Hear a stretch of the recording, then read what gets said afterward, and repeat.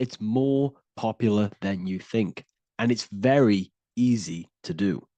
Selling your soul is not something that you can just go and meet the devil and do it. It doesn't work like that. But before I tell you exactly how you can sell your soul and how not to sell your soul, what is the soul? So, looking at Jesus, we always see two lights surrounding his head, one surrounding the heart. And as of course, if you've been watching my channel, you know Jesus represents you. He represents the divine essence of the universe made in human form.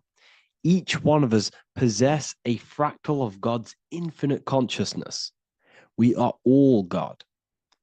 We are all God experiencing himself in a three-dimensional divided form, separated from his oneness. God wanted to experience himself. So he made this world. So each one of us possess a soul, and the soul is the spark of God's infinite loving consciousness, filled with God's loving moral law. So the reason why Jesus is always have a light above his head and a light on his heart is because this represents the brain and the heart. The brain is not the mind. The heart is not the soul. The brain is the physical manifestation of the mind. It is the physical mechanical computer for the spiritual mind. The heart is the physical manifestation of the soul. The heart is a brain. In fact, it contains 40,000 specialized cells, which are the exact same cells found in your cranial brain. Yes, your heart is an emotional brain. Your cranial brain is a thought brain. It's a computer. Okay? Everything that exists physically exists non-physically. This is what the ancients called spirit, just means invisible force. The mind, the thoughts are not made of atoms. You can't touch, you can't find tangible thoughts, imaginations. These things exist spiritually in metaphysical counterspace. It's the same with your emotions. The emotions are spiritual. They are not physical. You can't touch them. So thoughts are the language of the mind. Emotions are the language of the soul. Sometimes we can become eluded by thought and we can become eluded by emotion. If we are led purely by emotion, we can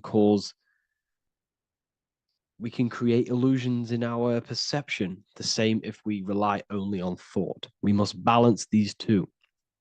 Okay? So the mind is the creator, the soul is the operator. Every thought we think is being judged by our soul. The soul is the judge. The soul tells you what is right, what is wrong.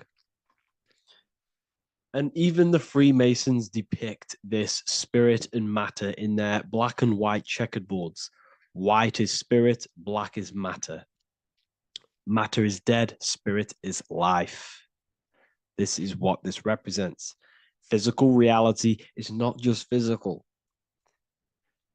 For every physical object, for every physical manifestation, there is a spiritual force bringing it into existence.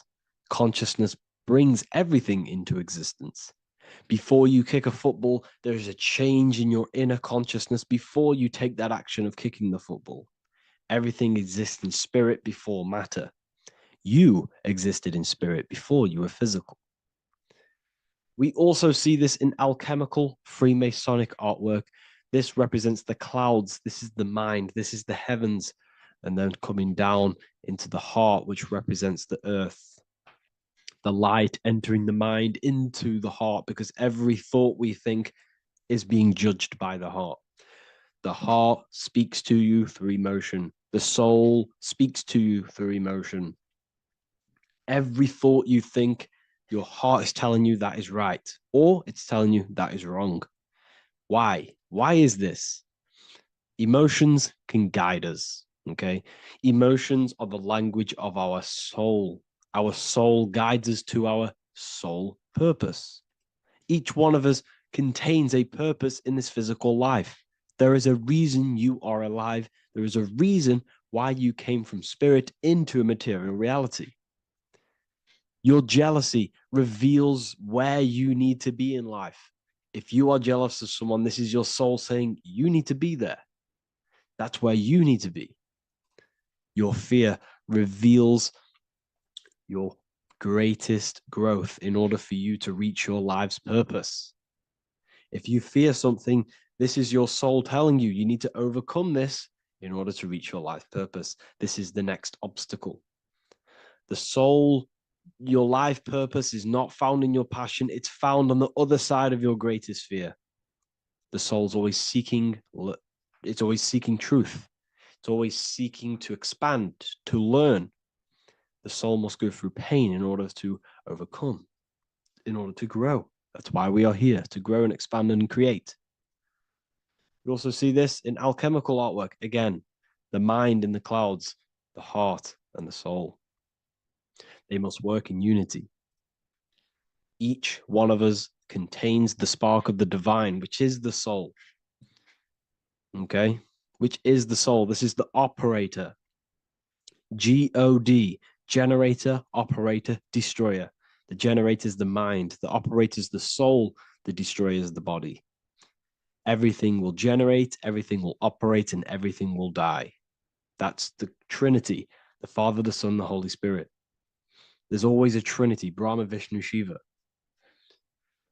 Okay, so each one of us contains God's law, and it's encoded within our consciousness, within our soul, within our heart. That is what's judging everything you do. Every time you hurt someone, you can feel it. If you've ever punched someone, you can feel it. You know it's wrong. If you've ever stole something from someone, it doesn't matter what you've learned in the past. If you steal something, you know deep down within your soul it's wrong. This is because each one of us are encoded with God's law of love and integrity. I don't care how tough you think you are and how hard you think you are and what you've done in your life. I don't care. You know what is right, what is wrong, because you are encoded with love. Does not matter how far your mind can take you away, how corrupt your mind can become. There is always a spark of love and empathy in your heart, in your soul. You know this when a child. When you're a child, you're not racist. You don't want to hurt anyone. You don't want to steal. As a child, you're pure love, you're pure awareness, you're pure. You would never think about being racist. It's the corruption of the mind that leads us to corruption. Our soul always wants to do good. So the soul is encoded with God's law. And when we go against this law, this destroys our body. Yes, because your body is electromagnetic, and that's being casted from your heart. So every time you go against the heart's guidance in moral law, we weaken our electromagnetic field, which weakens our body. If you've ever looked at someone who's very negative, you can see them. You can see that they are aging quicker. You look at Scrooge, for example. If you ever watched Scrooge, look at how corrupt he looks. That's his heart. You can see the people's hearts on their face. People who do negative things and have negative thoughts, negative emotions, you can see it in their eyes and their face. It's because it corrupts you. It corrupts the body. It ages the body. Goodness is life. Okay? So can you sell your soul? You cannot sell your soul physically. But what you can sell is your conscience. What you can go against is that moral law. And you can exchange physical material things such as money, fame, cars, houses, business, in order for you can exchange that to go against your inner dialogue. For example, these rappers, celebrities, What are they doing? They're not selling their soul. You can't sell your soul to some entity on the astral plane. But what you can do, you can take money to say, I'm going to go against my heart. I'm going to go against my inner moral law. I'm going to take that money and I'm going to do something wrong. It's basically going against your soul. It's selling your soul's guidance of moral law. That's what selling your soul is. And that's what these rappers are doing. That's why they're so sad. You know, this is why all these rappers are on drugs, doing all sorts of things to escape, to short-term escape what they've done. They're going against their inner guidance for money. And yes, short-term pleasure may be happy for now, but in the long run, it will leave you feeling voidless because nothing material can ever satisfy your soul. Nothing. You could gain £1 million tomorrow, guaranteed within 2 weeks, you'd be back to the exact same position mentally, emotionally as before, because nothing physical can ever satisfy you. Guaranteed, if you received $1 million in yes, if you received $1 million now, in a week's time, you'd be hunting for the next million because it does not satisfy you. There's a reason why these billionaires don't stop working, because they're so addicted to earning and earning and earning. It doesn't satisfy you. The only way you can satisfy yourself is through Christ consciousness, is through self-love, is through loving thyself, knowing thyself, and becoming balanced internally in consciousness instead of seeking external validation through material things, which end up leaving you feeling voidless, empty inside, and sad and depressed and anxiety. Everyone's looking outside of themselves for validation, when true validation comes from within. True satisfaction, true happiness comes from within, reaching Christ. Christ is a state of being, a state of consciousness that we must cultivate within ourselves so we can live a happy, balanced life. You can have all these material things when you're satisfied inside, but don't rely on them. Me, I enjoy material things, but I don't desire them. I don't chase them. I don't rely on them for happiness, for validation. You can have big cars. You could have your favorite watches. You could have Lamborghinis. Yes, it's fun, but don't let it give you your happiness. As long as you're happy on the inside, it's okay to have these things. You should seek balance with your inner world and outer world. Okay, so this is what they are doing. Rappers, celebrities, actors, Hollywood, this is what they've done. They've exchanged their inner integrity, their inner law, their inner moral compass for exchange for material wealth, fame, money, and cars. That's what they've done. And power. It corrupts you. They slowly corrupt you. So yes, you cannot sell your soul. And if you wish to learn more, I'll see you inside Ethereal University with my community, where we are learning every day to master ourselves, to expand our consciousness. If you want to lucid dream, astral project, master yourself, create the desired reality you want, learn about human consciousness and your full potential, then Ethereal University is for you, and I'll see you inside. The link will be in the description. Thank you for watching.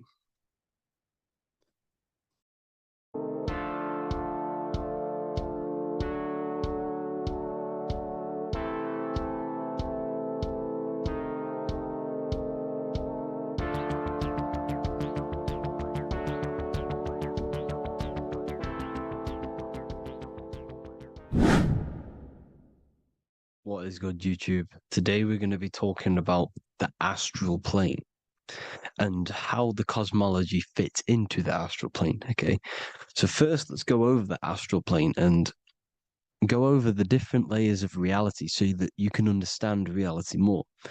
You are a multi-dimensional being. You are not in these, you are in all of these realities at the same time. They all interweave into one big reality. but there are different planes. They are different vibrational dimensions. There are different dimensions of reality. The mind is the root cause of reality. We're living in the mind of God. Everything is being thought into existence from the root cause, from the universal mind. This is why the ancient Egyptians said, all is mind. We're living in the mind of God.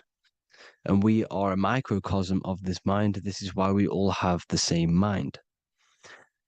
This mind is the world of thoughts.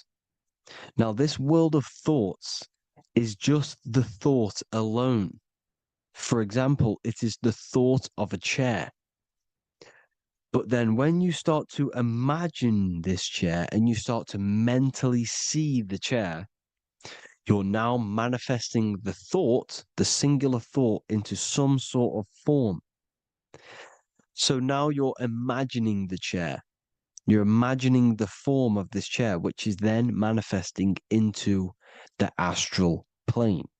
The astral plane is the world of thought forms manifesting. So when you are imagining something, you are seeing into the astral plane. Okay? Your third eye, it is an eye because it sees the astral plane. It is seeing the other side through imagination, through dreaming. Well, we'll go over dreaming later.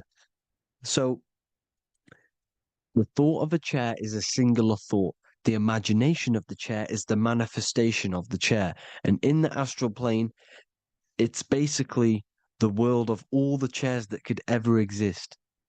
So you're thinking of the chair as a singular thought, which is the mental plane. The astral plane is the imagination of that chair, is the thought, the manifestation of it.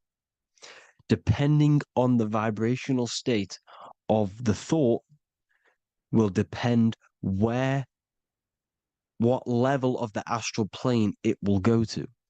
For example, if you're thinking about a chair to torture someone on it, it's going to go on the lower astral plane.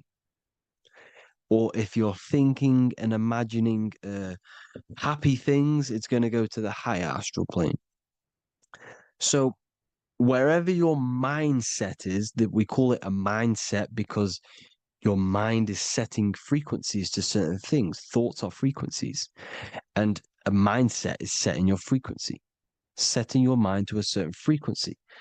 So when you set your mind to a certain frequency and you imagine something in that frequency, you're going to match everything in the astral plane that are on that similar frequency, just like you would in the physical world. Because we're all in these worlds right now as we speak, but we can't see them with the two physical eyes. We can feel it though. When you're around someone and you've just met a new person, for example, you can feel their vibration. And if you're not on a similar vibrational match, you will not get along with that person, or you just won't not get along, but you won't connect with that person because you're on two opposing frequencies, not matching. And this is something you can't see, you can only feel because it's the astral plane. It exists within the astral plane. Everything in the astral plane is made out of vibrations. So if you do astral project, and if you already know how to astral project, you will see beings and people and things that are on the same frequency as you. This is why before you astral project, you need to sort your vibration out before you astral project, because you are projecting your consciousness into this. It's the mind. The mind is the bridge. It can move between realities. You are a observer. You are a observing soul which observes different realities. And the mind is the bridge between all of these different realities. The mind can choose. If you want to project into the astral, you set your mind to it, you can. Okay? So let's not get off track. The lower astral plane is where demons are. The higher astral plane is where heavenly beings are. Heaven and hell are kind of a real thing. The etheric plane is a powerful substance, the ether, the fifth element that they don't tell us about. They if you type in on Google the 5 elements, they will try to remove it with wood or metal because they don't want you knowing about the ether. Ether is the energy double behind all physical objects. So the ether is very important. It is the 5th element. It is part of the physical world, but it's also part of the astral world. It is on either side. You see? You see how they're showing you the truth in the language? Ether and either are the same word. The ether has 1 foot in the astral and 1 foot in the physical world. It's a substance that connects the physical to the astral world. It is the either. It's on either side of reality. It's on the other side. Other, either, same word. Ether is connecting the physical to the astral plane. It's the world of frequency. Frequencies, EMFs, torus fields are in the etheric plane. It is the energy plane. It's where energy moves through the ether. Okay. So then you have the physical world, the world of effect. Everything you see in the physical world is the effect of the higher planes. Each plane is a product of the plane above. So, and it melts into each plane. The physical plane is the lowest plane, it's the most densest, and the highest is the most fluid. This is the most fluid, this is the most dense. This is where we get the saying, as above, so below from. As above, so below comes from the different planes of reality. And magicians understand this. This is why magicians always say as above, so below. Because they understand if you manipulate the higher planes of reality, you manipulate the lower planes. Because the astral plane is a direct copy of the physical world, but in the astral plane. It is mirrored. The physical world is mirrored in the astral plane. They are both the same world, but just different vibrational states of the world. Kind of. It's hard to put this in words, people. So just try and understand. The astral plane is the double. It is whatever happens in the astral plane happens in the physical plane. This is why magic works. This is why demons work. This is why spirit communication works. Because if you manipulate the higher planes, you manipulate the lower planes. As above in the astral, so below. Leonardo da Vinci showing you to look up, pointing up. You got to look up. He's telling you to change the mind, you change the physical world. You change your emotions, you're on the astral plane, you change the physical world. You change your reality by changing the higher planes. This is the Masonic 11, the 2 pillars. This is the 11, also symbolizing the 2 hemispheres of the brain here. But the 11 symbolizes the 2 mirrors. 11. 11. 9, 11. 9, 11 adds to 11. 9 plus 1 plus 1 equals 11. The Twin Towers were in 11. Flight 11 was hijacked because it's a mass ritual within the astral plane. Now, we're going to go deep into that later, and I'll show you these rituals they do in order to manipulate the astral plane. So, this is what the 11 is. It's the mirroring of reality. If you contact spirits and conjure spirits, you can either summon or attract demons and spirits. Summoning is creating a spirit. You create demons. Okay. Like I said here, the mind is the root cause of reality. If you think of if you think of a traumatic event that happened in your life over and over and over and over again for years and years and years, where attention goes, energy flows. The mind is the director of energy. If you are directing energy into the specific emotion, the specific thing that is torturing you in your mind, that will manifest as some sort of being in the astral plane, which is called an elemental. And this elemental being that you have created through your thought forms and emotions will latch onto you and feed off this energy. So it's important that you get your mind right. Okay. It's important you sort that you file the mind and you discipline the mind. Make sure it's only entertaining positive things, because you are quite literally creating your own demons. Creating the word demon has the word mon in it. And if you've watched my videos to know, mon means moon. The moon is your mind, the sun is your soul, the earth is your physical body. Demon is mon means mind, moon is mind. You create demons with your mind, summoning. Now, this is where the rituals come in. 9/11 was a ritual because everyone was thinking about this big fearing, the death of 9/11. Everyone was thinking about it. And all of their minds thinking about this horrific thing will manifest and summon a negative energy spirit elemental within the astral plane. That's how all of this works. This is why it was a mass ritual. Okay. Chris Brown, new album name 11/11. Release date on the 11/11. This will be my 11th album and contain 11 songs. All of these people know the occult. This is Hermes Trismegistus with the star of Saturn, the six-pointed star, as above, so below. The mirroring of reality, physical and astral, the two Masonic pillars. So as above, so below. What's above us? The stars. The stars are connected to the astral plane. This is why we call them stargates. When we dream, we are experiencing these different realities.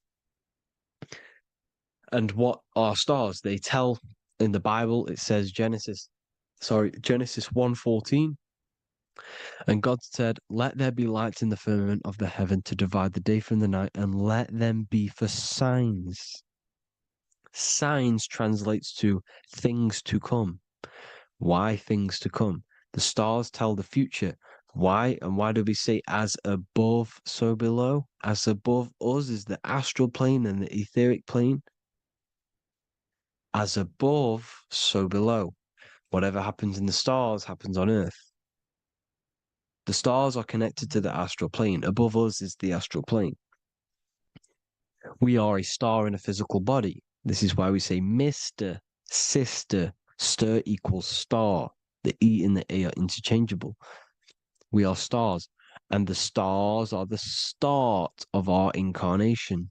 We start in the stars, same root word, and we descend through the seven energies, which are our seven chakras. Then we enter the heart of the soul system. The heart rearranged spells earth. And this is the true cosmology. Here's the Masonic cosmology. This is Masonic now. Here's the firmament.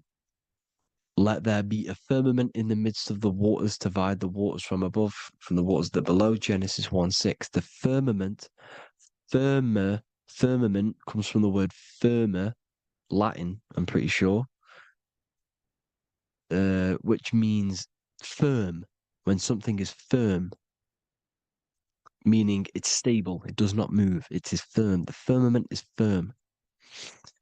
So, is the firmament Genesis 1:6. What does he say? Genesis 1:3, sorry. Let there be light. This is before the sun and the moon was created. Let there be light. Before the sun and the moon was created, light was appeared. So what's that tell you? This is a holographic projection from some sort of light being, some sort of projector. And that projector is the all-seeing eye you see in the Masonic cosmology. This is the all-seeing eye projecting the light beams. Let there be light. Everything is made out of light. The universe is created out of light waves. The torus field is one unit of light. The light projecting this reality is Polaris. Okay, the famous all-seeing eye. Now, what else? Then we have after let there be light in Genesis 1:16, And God made the two great lights. This is the sun and the moon, electric, magnetic, male and female. Then we have the Masonic checkerboard, the black and white symbolizing dualities within the dualistic reality we're in, spirit and matter, light and matter, rest and motion, positive and negative, good and evil. Everything's dualistic here. Okay? And it's a dance. The universe is a dance between flickering of white and black light, which is the torus field. We're not going to go over that, but this is all connected to the astral plane. This is the true cosmology. The astral plane cannot work on a spinning monkey ball in the middle of space. Does not work. Cannot work. It's impossible. Okay? Impossible. So even in the Quran, it says, Allah has made the earth for you as a carpet, flat. Quran 15:19. And the earth we have spread out like a carpet, set there on mountains, firm and immovable. It is immovable. In the Quran, it also says 65:12, it is Allah who has created the seven heavens of the earth. The seven heavens meaning the seven layers of heaven, the seven planets. And Psalms 104:5, he set the earth on its foundations and it can never be moved. Never. So here you see in Isaiah 40:22, he sits enthroned above the circle of the earth and its people are like grasshoppers. He stretches out the heavens like a canopy and spreads them out like a tent to live in. We live in a tent. This is the tent. The projection of light. Here you see an ancient picture here. Here you see the ethereal barrier, meaning the firmament, the etheric barrier. And here you see his head popping out. Why is his head popping out? Because your head is heaven. Your heel is hell. Your head has access to the astral plane. This is why your head is heaven. The pineal gland, when stimulated, has access to project itself, project consciousness into the astral plane. Here you see another ancient picture here with the Masonic Royal Arch, with the zodiac here, the zodiac on the top, arching because there's a firmament above us. Here's God in the brain. Consciousness is God. Here you see the Masonic Royal Arch, symbolizing the firmament. George Washington above the Masonic Royal Arch. These are the stars. This is Polaris projecting reality. Here's ancient churches with the dome. Polaris projecting reality with Jesus. Disney World is under the dome. The seven layers of heaven, ancient paintings, all depict if you go and look at the ancient paintings, they'll all depict the firmament, the arch above us. This is where we get interesting. The Masonic Royal Arch has the 6-9, which is Cancer. The constellation Cancer, which is 6-9 is associated with portals because CERN is the 6-9. Okay, CERN is opening portals. They're trying to create a portal to the other side. Cancer has the word CERN within it, so there is a link between Cancer and the opening, the firmament opening above us to ascension. Here you see the Masonic art with the Royal Arch and the light and the opening. Here you see the light and the opening. This is the opening of the firmament. Here's the Hebrew cosmology with Sheol, the underworld, and the opening. So Cancer is definitely some sort of portal in and out of this reality. I'm just connecting dots here. Now, we're going to go change a bit now. These celebrities that you are seeing they have not sold their soul to Satan, okay? They have not sold their soul to Satan. Satan is a demonic, low vibrational energy that has been summoned over the thousands and thousands and thousands of years of evil occult arts. So since Babylon was summoning this demonic energy, and this demonic energy in the astral plane will grow and grow and grow. It has no form. It has no physical form. Okay, but you can see it in the rappers. You can, if your third eye is open, you can see clearly that these people are demonic. You can sense the energy that they're manifesting. Selling your soul is not what you've been told. It is gaining, because your soul is pure love, okay? Your soul does not want to do anything bad. So when you sell your soul, you're gaining physical gain, you're gaining physical wealth, for example, like for these rappers, they will be given millions of pounds because the people in control of the music industry, which is the dark occultists trying to brainwash the masses, the people in charge, they're dark occultists. They understand Satan and the energy. They are satanic energy, which has been summoned in the astral plane. They see that they have influence over the masses, so they will go to them and say, "I will give you this amount of money forever if you manifest this satanic, demonic energy through the music and through social media to blind the masses, to brainwash the masses into this demonic energy." Because when you listen to music, music is frequency. Whatever you listen to, you become that frequency. So if you're listening to these people, they're throwing energy, this demonic, satanic energy that they sold out to. Sold, soul, same word. When you sold something, you've got your soul involved. They have exchanged money, physical gain, so that they manifest this satanic energy within the astral plane and through the music, through the videos, through social media to keep us in this vibrational frequency, in this low state of consciousness. This is what it actually is. It's not, you're not selling your soul to some sort of devil. This satanic energy has no physical form it is formless in the astral plane. It's a summoned energy. Now, the root chakra is red. This is why the devil is red, because it symbolizes the animal nature of man. When you are operating off your root chakra, you will kill, you will fight, you will do anything to survive, because it's all about survival mode in the root chakra.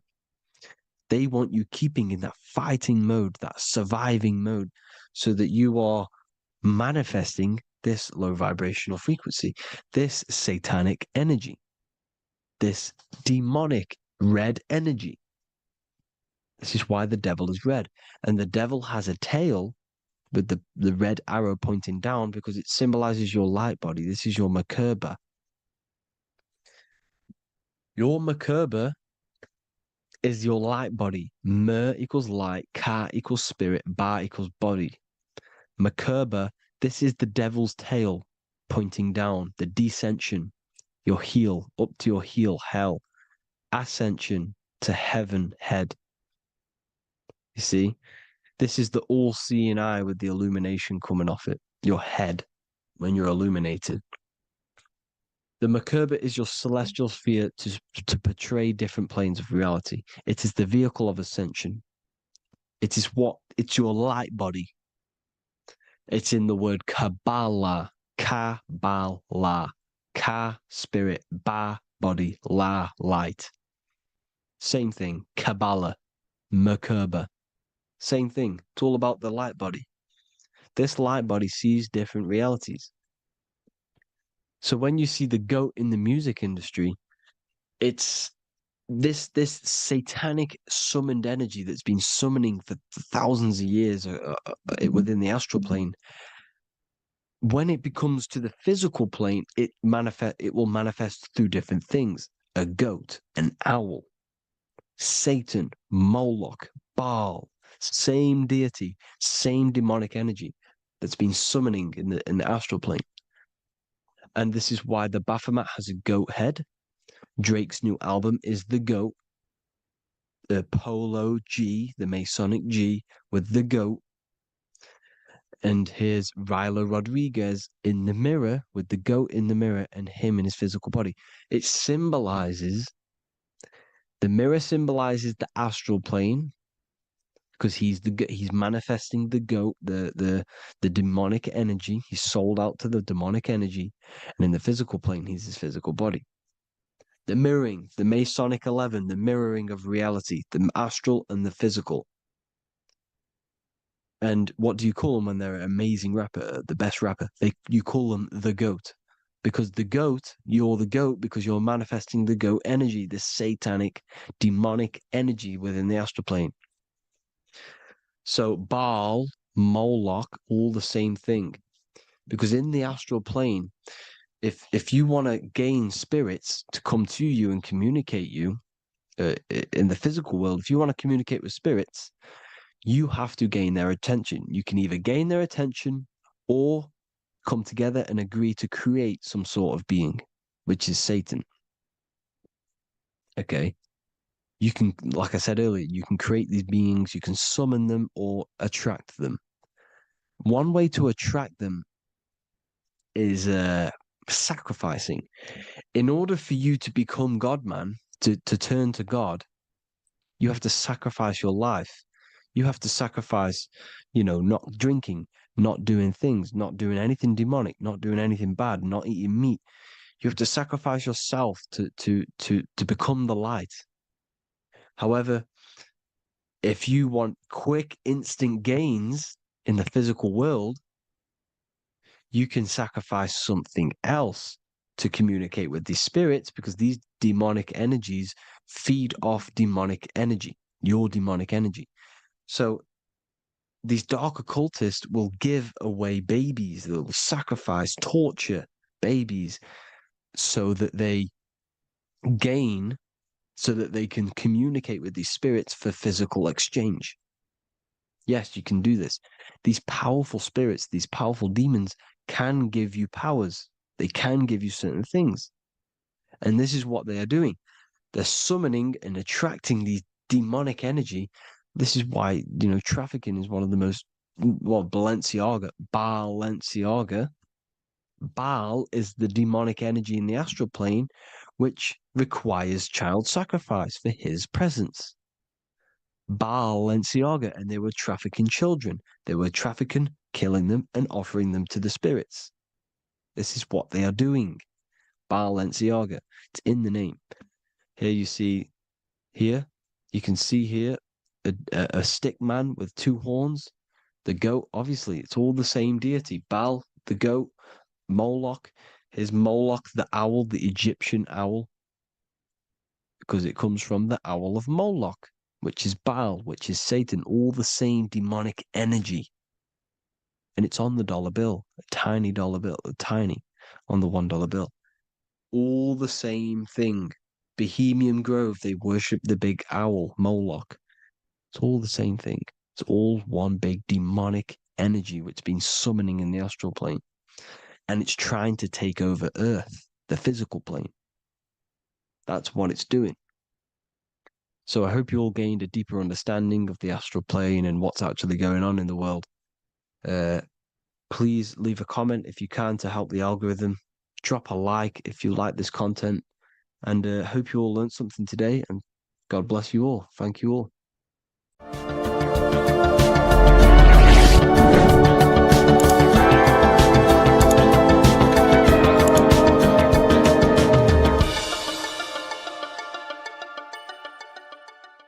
Welcome to Revival of Wisdom.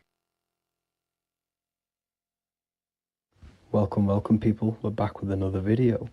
In this video, we're talking about how Jesus Christ and Christianity is all sun worship. The Holy Bible of Christianity is not meant to be taken literal for history. It is a story and has lots of metaphors.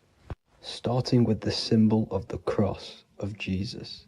This cross originates from this ancient cross of the sun.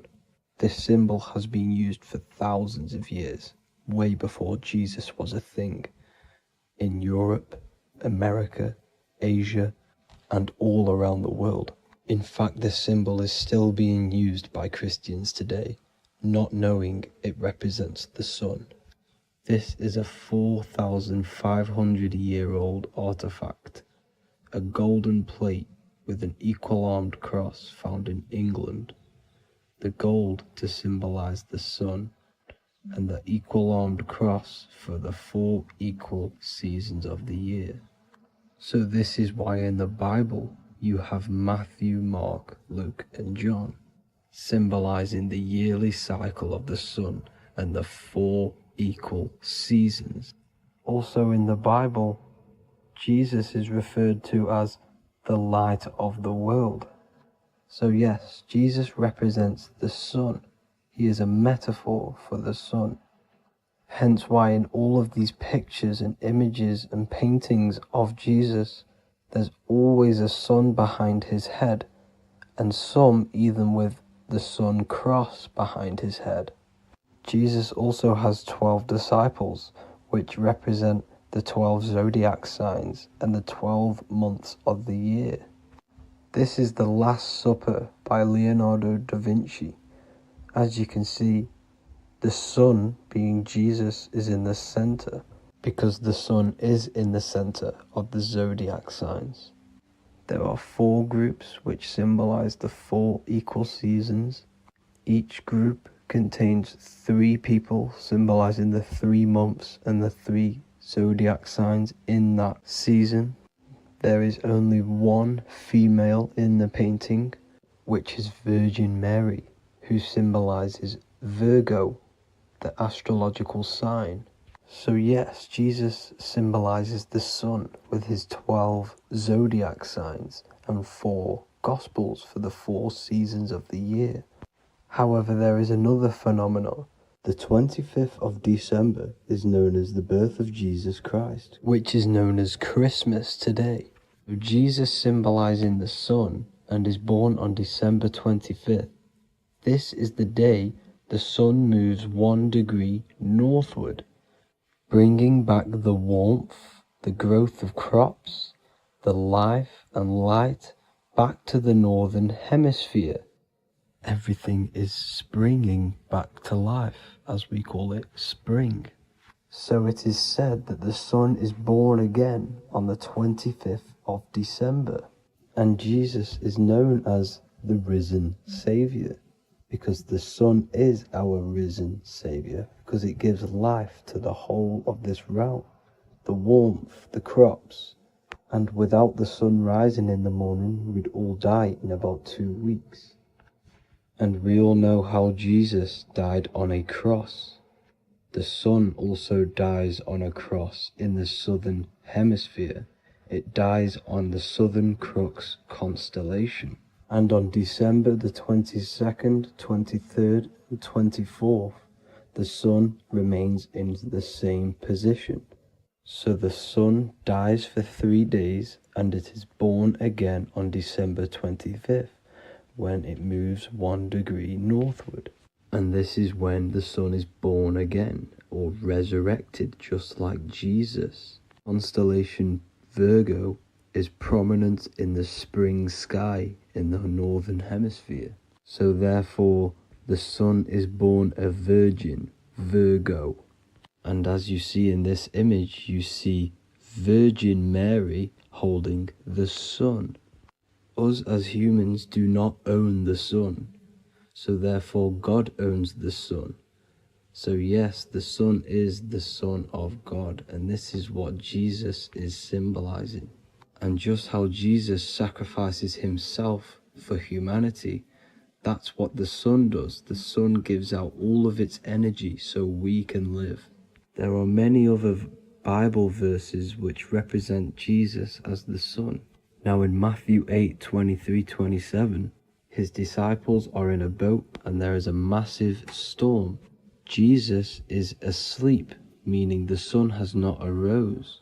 And the disciples say, "Save us, Lord, we are perishing." Quote, "Then he rose and rebuked the winds and the sea, and there was a great calm, end quote. Now this is a metaphor for the sun rising and calming the storm, because in the ocean, when the sun is down, that's when there are great storms. The worship of celestial bodies go back thousands of years, and it's called astrotheology, and it can pretty much be traced back to all ancient civilizations. Now going back to the ancient Egyptians, the god Horus, the god of war, and he symbolized the sun in the morning. Ancients used to say that he walked over the sky in 12 steps. Yes, this could symbolize the 12 zodiac signs. It also symbolizes the 12 hours of daylight. So we have 12 hours of Horus, but now they've rearranged the word to hours. Horus and hours. And when the sun rises, Horus rises, we say horizon, which is Horus is rising. That's the etymology of horizon. Another Egyptian god called Amun-Ra was known as the god of all creation. He was the first god of them all. Amun was also a sun god. Therefore, after every Christian's prayer, they say Amen, sending their prayer through the sun to God. So this all goes back to the worshipping of the sun. Sun worship was around way before the Romans. However, in the Roman times, their sun god was called Mithra. Mithraism was the main religion before Christianity came into play. Mithra was the son of God.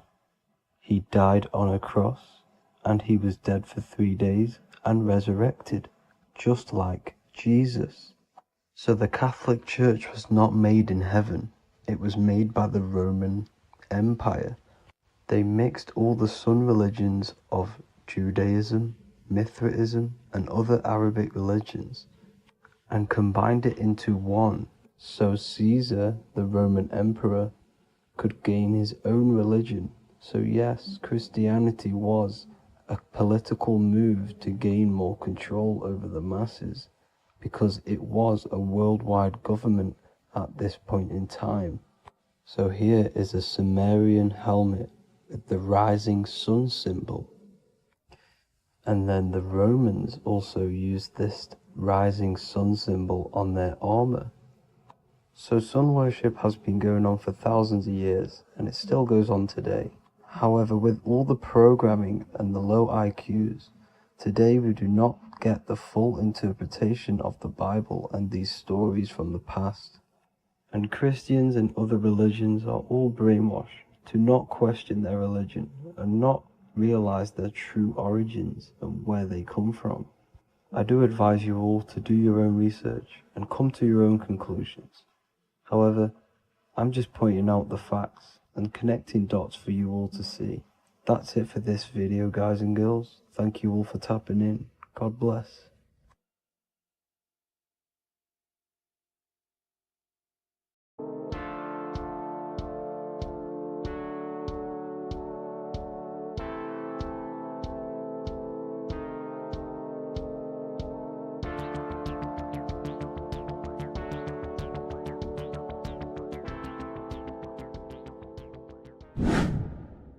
Hello and welcome to another video, people. Before we start, please like, comment, and subscribe if you wish to see more content. Today we're going to be talking about the mental universe and how everything is mental. This is the #1 law on the Kabbalion. If you've never read that book, it's called The Kabbalion. A very good book. It's the first law because this is the most important thing you need to understand. Is how everything exists within the mind. Behind every single one of these eyes is the same consciousness expressed in different bodies. The mind is what gives perception to what you're experiencing. Behind every single one of these eyes is the exact same consciousness, but the brain that they inhabit is giving them a different perception, a different being, a different body. Now, this is the difference between humans and animals. Humans possess a advanced consciousness, an advanced mind that gives us the ability to be aware of ourselves mentally, physically, and spiritually. We can reflect on ourselves. When a dog looks in the mirror or an animal looks in the mirror, it doesn't know what it's looking at. It doesn't realize it has a consciousness. It can't reflect on itself. It can't say, I want to improve in this area. It doesn't have that consciousness. We have a divine consciousness. Take away the N for divine, and you get with a D, put it with a D, you get divide, because we have a divided two-way consciousness. An animal only has one. However, it's still the same mind. We're all mind. We're all mental. We all exist within the mental plane. Look at this person walking. The body, the brain is sending electrical signals through the 12 cranial nerves, which the 12 disciples that spread the gospel of Jesus, right? You have 12 cranial nerves in your brain. There are 12 disciples which spread the gospel of Jesus. Jesus represents the mind, the intelligence, the invisible intelligence that we all are, the same intelligence, the same exact consciousness, which then sends a command into the brain. Then the brain sends these 12 electrical signals through the 12 cranial nerves to control the rest of the body through the nervous system. This person walking is not, the body is not walking. The mind is telling it to walk. And the brain is it's a supercomputer which is decoding these demands given to it by the mind. Because the pineal gland will have something to do with the ether, because the ether is physical and non-physical. The mind is sending the commands through the ether to the pineal gland, which is then getting broken down into electrical codes within the brain and sent throughout the nervous system to control the body. And this is why in the Sims simulation, because the body's the simulation, it's a false reality. It's the fake reality. It's not the real you. You are formless. There is no form. But the third dimension is a dimension within your mind. Matter, mind, light is all a product of your mind. It's all in the mind. Now, this is why The Sims has this green little diamond on top of the head. Because this is you. This is your invisible intelligence controlling the character. Okay? It's controlling the character. And this character is in the world. Your consciousness isn't in the world. The world exists within you, but the body is a vehicle for that realm that you land in. When you have a dream, your mind transcends this body into another body, duplicates your body into another universe, unite. Unite is one. We're all one. It's all one universe, expressed in many different ways, infinitely. And the vehicle that you land in is the body to operate in that realm. This is the all-seeing eye, as you see here. The eye, this is all the intelligence. This is the ball of consciousness, God, expressed in different bodies. We're all this same one in different bodies, as you can see here. And this intelligence is expressing infinitely throughout the universe, an infinite universe. There's no beginning, no end. There was no beginning of the universe. There is no end. It's infinite, always has and always will. But the mind is what gives you the ability to explore the universe, to make perception of it. We are God in disguise. We are God in disguise. We are God in flesh.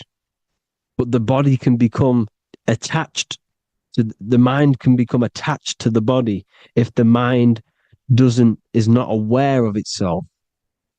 When the mind is that blinded by matter, and we lack knowledge and understanding of what we truly are, a formless, infinite being, a traveler. This is why Freemasons are called Freemasons. Mason means traveler. Free. You're a free traveler because your consciousness is a traveler of the universe. When we lack understanding, our mind bounds to the body because we don't separate the body with our different layers of consciousness. When we separate them and identify that we are mind, body, emotion, you then can apply this knowledge to when you want to astral travel and explore the different realms of your mind, because the mind is the universe. People, this is what we need to understand. The mind is the universe. I am you and you are me. This is the Egyptians showing you this. The Ankh is the symbol of life. This is the one ball of consciousness, mind, giving it the Ankh life to all the different life forms. The cows, the birds, the snakes, and the big Ankh given to the humans, because the humans are the most intelligent. We have the most advanced consciousness. We have the most advanced consciousness. This is why the one is giving a big Ankh to the humans here. Here you see again, this is not the sun. This is also showing Ankh giving out its life to all things infinitely. And this is the Most High. We are the Most High in disguise. When we strip off the body, we strip off the desires for the physical world, we strip off all of these fake identities that the mind gets attached to. That is God. The universe. You are the universe experiencing itself. I and I. The letter I and the number one is just one line. The letter I is the number one.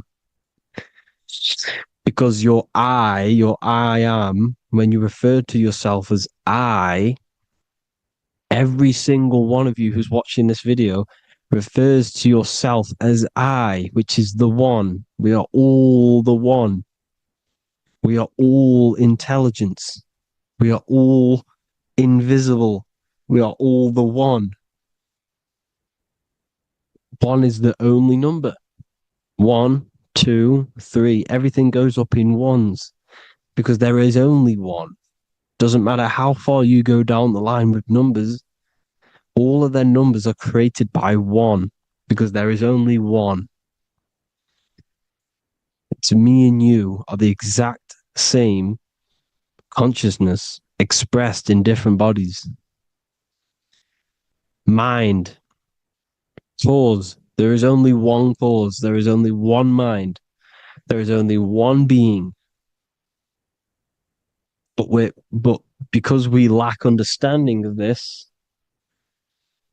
we think we are the bodies. And this causes division because the physical world's the most illusionary world. It's an illusion. It's all an illusion. Now you see with the two, you look with the two eyes, but you see with the inner eye, the mind. Okay. The mind is the mental plane is a shared plane, and it gives perception to what you're looking at. The mind. I'm affecting you when I speak because the mental plane is shared. We all share mind. We all express mind. When I'm speaking to you, I'm affecting you because we are mind. So the words that I'm saying, which are being manifested from my mind, are being manifested through my body into vibration, is affecting you. I'm affecting you with what I'm saying. And these words are having an effect on your mind because we're all mind.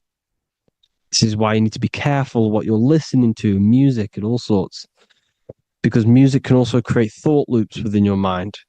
Because the chorus, we shouldn't be listening to choruses. Choruses are loops. And what they're saying in the chorus is being looped. And this can create thought loops within your mind. Go and listen to an old song that you used to listen to about 5 years ago, 10 years ago, 20 years ago. Go and listen to an old song, and you guess what? You will get nostalgia. Why will you get nostalgia? Because that song will trigger the thoughts that you were thinking in that time of listening to that song. So songs with choruses create thought loops, and they reprogram your subconscious mind. It's important why music is very powerful.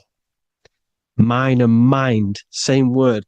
See, language is the truth, people. This is why I use language in all of my presentations, especially the English language. It's riddled with occult truth.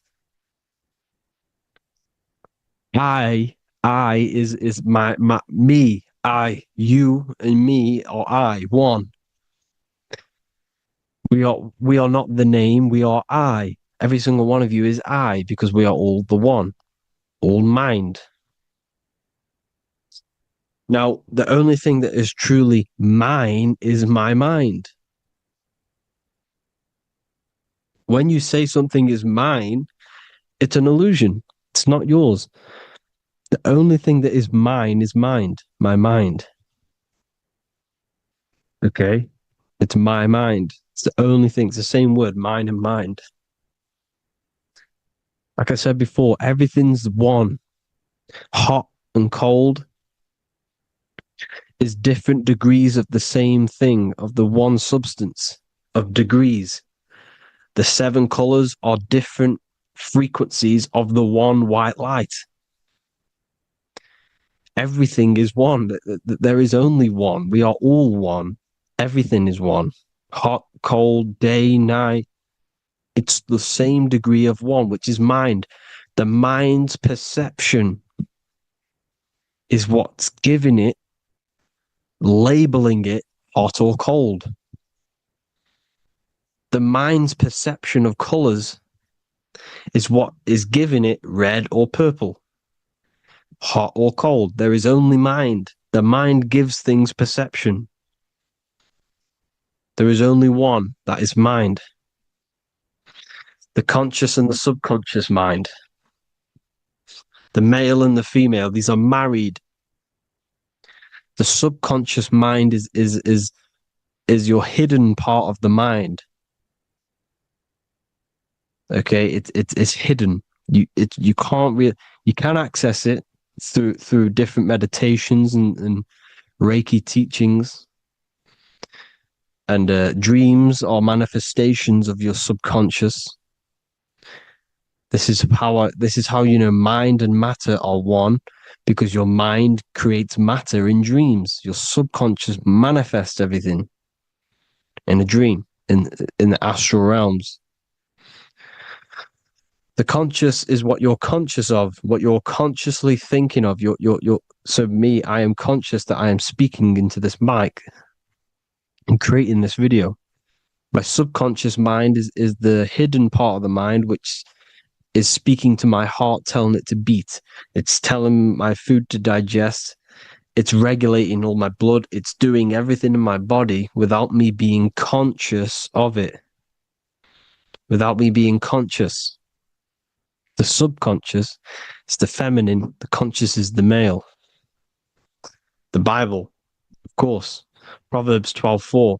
Helpful, not helpful, an excellent wife is the crown of her husband, but she who brings shame is like rottenness in his bones. In the same way, husbands should love their wives as their own bodies. He who loves his wife loves himself. You can take that physically, you can take that literally, or you can take it metaphysically. See, the Bible's written in such a way where you can take it as your level of realization. He who loves his wife loves himself.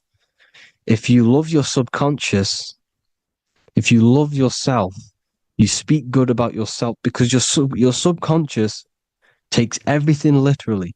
If you say, I hate you to someone, your subconscious does not know the difference between me and someone else. It only thinks me, me, me. Why? Because mind is the only thing that exists. You are mind, I am mind. If I say, I hate you, you're saying that to yourself. Your subconscious picks that up and says, I hate myself. And that's telling your subconscious that's what you want. Because your subconscious manifests 90% of your behavior. The programs within your subconscious. Tying your shoelace is a program. You don't need to be conscious of it. You can just do it because it's a program. It's deeply interwoven in the subconscious. Driving your car, texting on your phone. You don't have to think about what letter. You just do it because you know where the letters are. It's a program. Therefore, if you look after your subconscious, they are a married couple. It's your wife. Your subconscious is your wife. And it manifests 90% of your daily basis thought patterns, actions, behaviors, emotions, all the things that you all the trauma that you've experienced is stored within your subconscious, which is affecting you. So let's say you were in a car crash 10 years ago and you had a really traumatic event, you really hurt yourself, and you had a very, very, very strong emotion that you felt of pain. That will still affect you today. And why? Because it will manifest into your behavior. How? Well, you'll be cautious of what cars to go in and who. You'll be cautious because of that event that stored within your subconscious, because of that feeling you felt was so painful and so strong. It's still manifesting into your behavior today. For example, you won't go in certain cars, you won't go with certain drivers. The subconscious stores everything, all your memories, the programs, and everything. So if you trick your subconscious, that's how you manifest your life. If you trick the subconscious, you already have something. And therefore it will manifest into your life and into your behavior, thoughts, and actions. This is why the golden rule is to treat others like you want to be treated. Because I am you and you are me. We are all subconscious. We all have subconscious. Whatever I do to you, I do to me. Because my subconscious picks that up and thinks I'm speaking to me. Mind is very powerful. Whatever I do to you, I do to me. Treat others like you want to be treated. The golden rule. That is the only rule we need in this realm, in the universe. If everyone understood this rule and how the subconscious works and how karma works, we'd live in heaven on earth, the Garden of Eden, the golden age. As a man thinketh in his heart, so is he. Proverbs 23:7. Where your heart is, there will be your treasure. Your heart's the emotions. The storehouse of emotions is where you feel emotions. You have to let your emotions move through you, not become you. You can't let your emotions become you. But accept, be like the sky and let them pass through you. Be like the clouds and the stars passing over. Let them pass through you. Do not let them become you. And this is how emotions can take over your mind. We are driven by, when a man is driven by emotions, he has no self to control. You must control the mind, because the mind can be corrupted. Because your thoughts are electrical in the brain. Your thoughts come from the mental plane. So how the mind works is that you place your attentions on something in the mind, and infinite information just flows in. Think about it. When you think of a certain topic, as soon as you think of that topic, information comes flying into your mind. Different ideas, ping, ping, ping. It's all connected. It's why we call it a mindset, because your mind sets itself to frequencies. And when we think of something, we tap into that frequency, and just the universe, the mind, the mental plane just flows in information based on that frequency and that thought. The universe is just information. All of the information out there, nothing is new. It's all there. You just have to tap into it. You can tap into these different thoughts, and it's all there. Everything already exists within the mental plane. You don't think anything. You receive thoughts. We all share the mental plane. We affect each other. I'm affecting you. Speaking, listening to me is affecting your mental plane, your mind. The physical plane is the lowest plane. It's the world of effect. Everything you see in the physical plane is the effect of mind. Like I said, the person walking is the effect of their mind telling the body to walk. The physical plane is the lowest dimension of your mind. Mother Earth, we are in a mother. We're in the womb still. The Earth is feminine. It looks after you. It provides you with food for free. It grows on trees with water. It's Mother Earth. It's the womb. The dome above your head is your mother's belly. Okay? Is your mother's belly. You're in the womb still. You're forever in the womb because your mind's constantly expanding. Because when the baby's mind figures out that there is a reality outside of its mother, it starts to hear the people on outside of its mother, what does it do? It figures a way out of the mother, and it becomes born again in the water,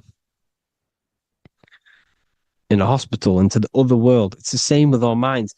When our minds figure out there is other worlds beyond this physical, we explore them. The astral plane, for example. You figure a way out of the body. Because when you're the firmament, look at the word firmament, meant at the end. Firm is firm, something strong, something like a rock is firm. If your mind is firm like a rock, you will be stuck under the firmament.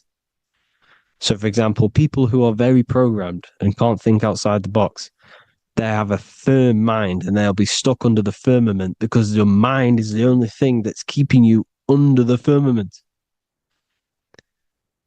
It's the only thing. When you're doomed, doom is dome. This is the dome, which is your head. Your head is the dome. Above your head, above the earth is the dome, the ethereal barrier. But that's just an external manifestation of your head. You don't leave the earth, you leave your body to leave the earth, because your body is the earth. It's a dimension within your mind. So when you're doomed, you're domed. Your reality is your level of realization. You realize something, or when you have an idea, the mind, and the EYE or I, same thing, mind, it's all mind. Reality is your level of realization. You realize there's other worlds. That's your reality. Your perception's your reality. Mind in Latin is mens. Jesus was known as the fisher of men, which is the fisher of minds. He was fishing minds worthy of knowing the higher truth, the deeper occult knowledge. Jesus figured out that we are all God. And he got killed for it because in that age they were trying to suppress this information. Jesus figured out he was God because we are all God, every single one of you, and they killed him because we're all mind. We are not the body. We're the invisible intelligence, which is God. But you are not God if your mind is attached to this physical world, to the worldly pleasures. If you master your mind and travel the depths of your mind, that is God. Mental and men. Look at the word mental. It has men in it. Men in the Bible means mind. Here you see the Masonic symbol with the eye, the mind. Looking over everything is the one. Everything comes from the one. All the lines coming off it, giving its life to all of the life forms. Down here on the bottom, you have duality, black and white. Up here, you have singularity. One and the two. Unification and division. The lower self is divided into the left and the right. So the Bible even says, I forgot what verse it is, but it says, it's better to go through life with one eye than to have two and be cast into the fiery abyss of hell. I'm not sure what verse it is, but you can research it yourself. It's better to go through life with one eye, to be unified consciousness, dimension. No brainer. The language tells you the truth, people. Dimension. The dimensions are in your mind. Entertainment. Entertain the mind. Disappointment. It's all in the mind. Environment. The environment that you are in is a product of your mind. Within, rearrange spells high twin. Within is your mind, and your external world is mirrored from the decisions you make in your mind. Advertisement, commitment, it's all meant, it's all mind. Everything is mind. Everything. So, this is important. The collective thoughts and collective beliefs. The collective, because we all share the mental plane.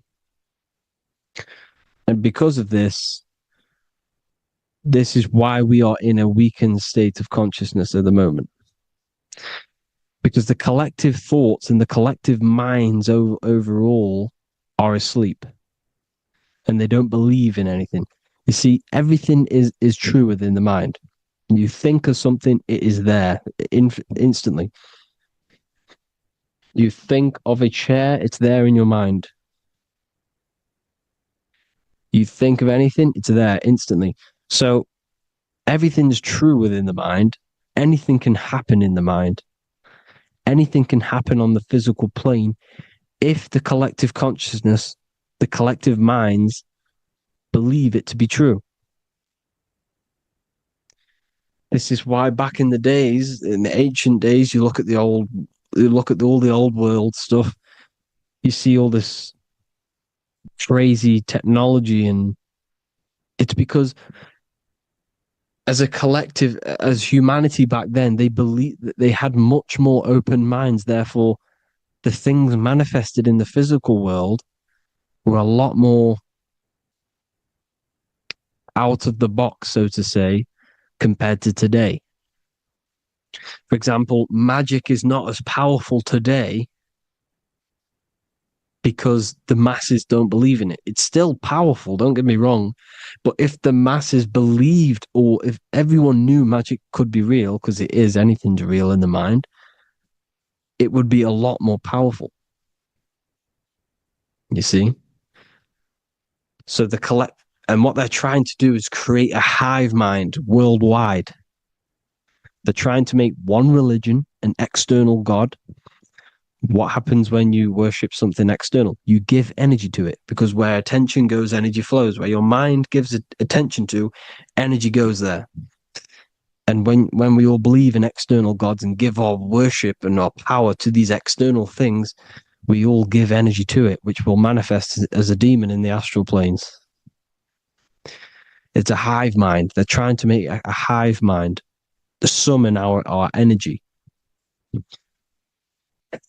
Trying to summon our energy.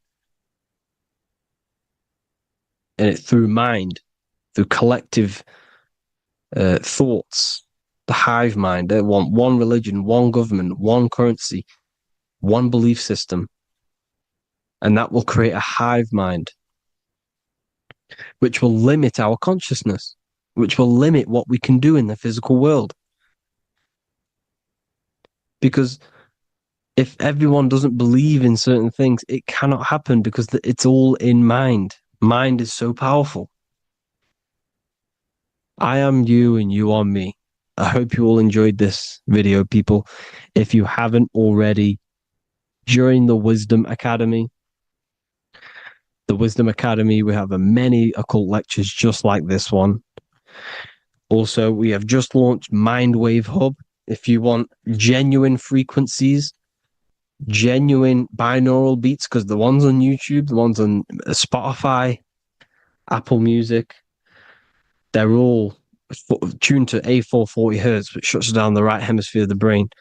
If you want to gain access to your true consciousness, your mind, you need to balance the two hemispheres and balance the chakras. You can do that externally by listening to binaural beats. If you want true frequencies, true binaural beats to hemisync the chakras, hemisync the brain, to gain access to the different dimensions of your mind, well, you can gain access anyway, but it's going to help you if you're trying to learn this. Join Mindwave Hub. The link will be in the description. Listen to the binaural beats, meditate to them, listen to when you go to sleep. They'll massively benefit you. Thank you all, people. Hope you had an amazing, lesson. Hope you learned a lot. And please subscribe. God bless you all.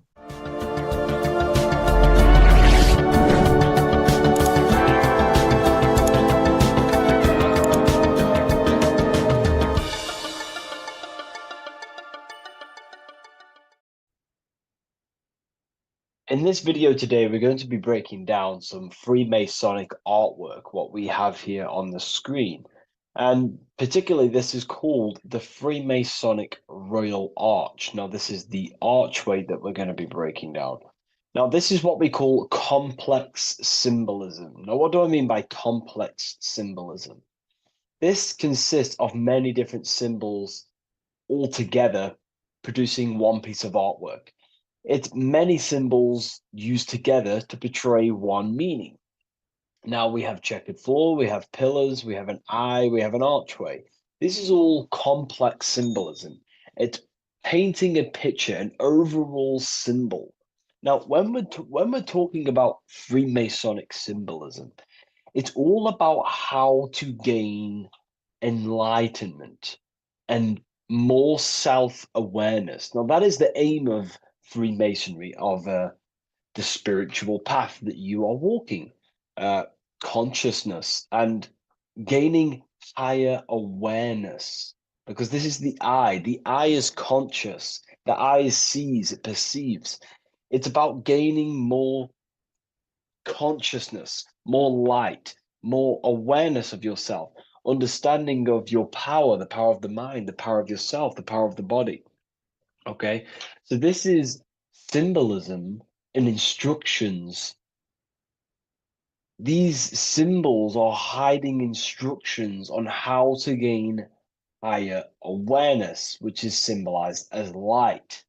Okay, so when we look at this image, the thing that stands out the most is that we have these two pillars. We have a left and right pillar. The left pillar represents masculine forces because normally we have like a sun here and a moon here in their different artwork. But in this one, we don't have a sun and moon. Okay. So everything in the universe has masculine qualities and feminine qualities, including consciousness. Okay, so remember, this is all about gaining more consciousness, gaining more understanding. We have masculine traits of consciousness and feminine forces of consciousness. Okay, so the left masculine force of consciousness would be direct action, the physical world, the physical body moving. That's a masculine force. Okay, and what else? We have action. We have the material world, the material body. This is what we can see with our two eyes, the material world. We can see our action. We can see physical reality. However, we have a right pillar, a feminine pillar, which represents what we cannot see. This is the feminine pillar. This is more of things that we can't see, the forces of consciousness that we can't see, such as thoughts, emotions, visualizations. These are internal qualities. Because remember, we don't have one world.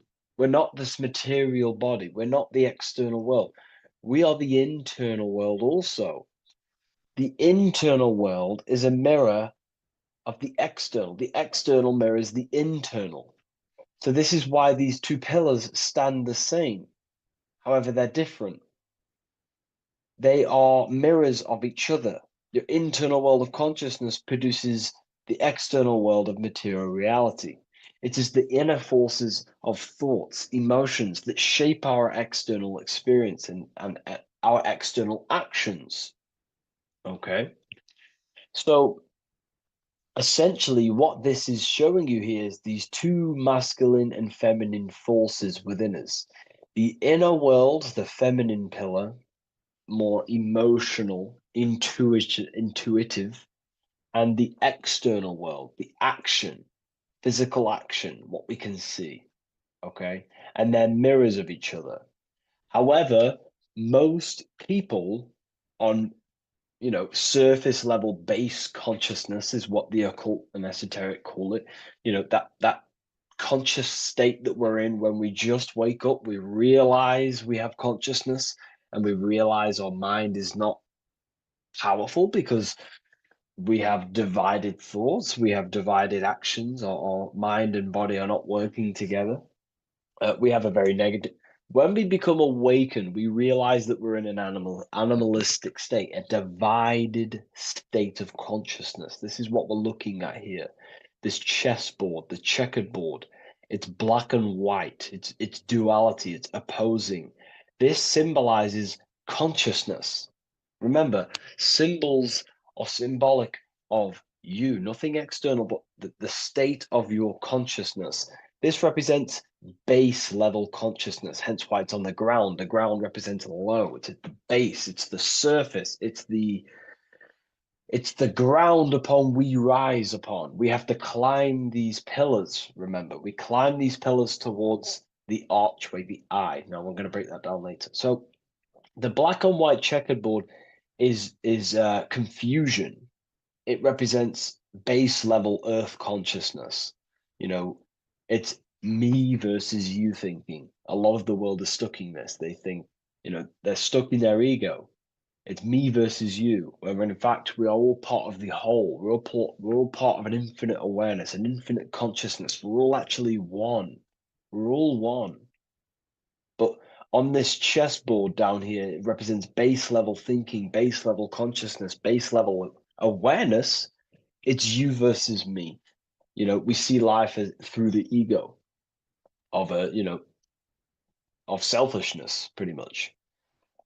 This is the internal division where our inner world is not aligned with our external world, where our mind or internal thoughts are not being acted upon. Now, and that's not to say,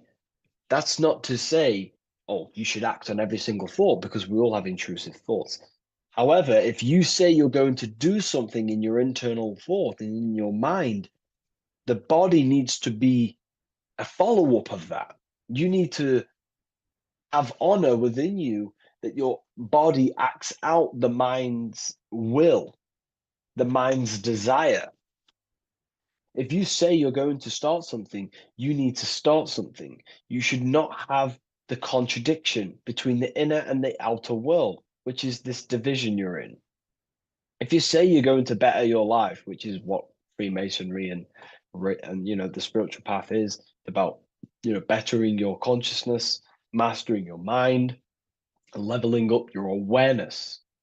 Okay, you have to do what your internal world is saying. You have to act out left pillar action, your internal world. You need to build a connection between the mind and the body. The mind is the monarch. It is the command center. It is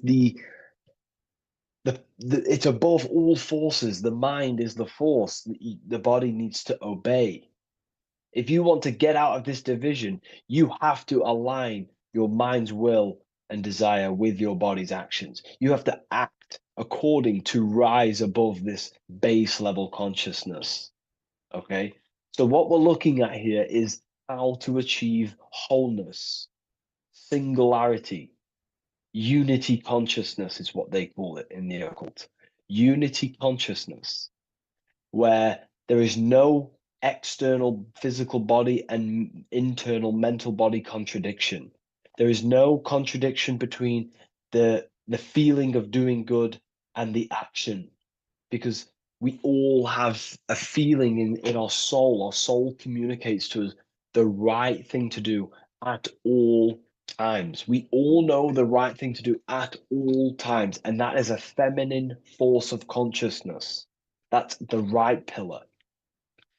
We must act on what we know and feel is good at all times in order to climb these pillars towards unity consciousness. Okay? We must,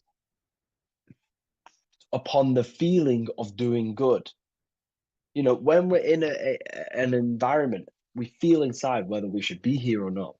Whether on your phone, you know intuitively whether you should be on your phone or doing something else, studying, reading, whatever it is.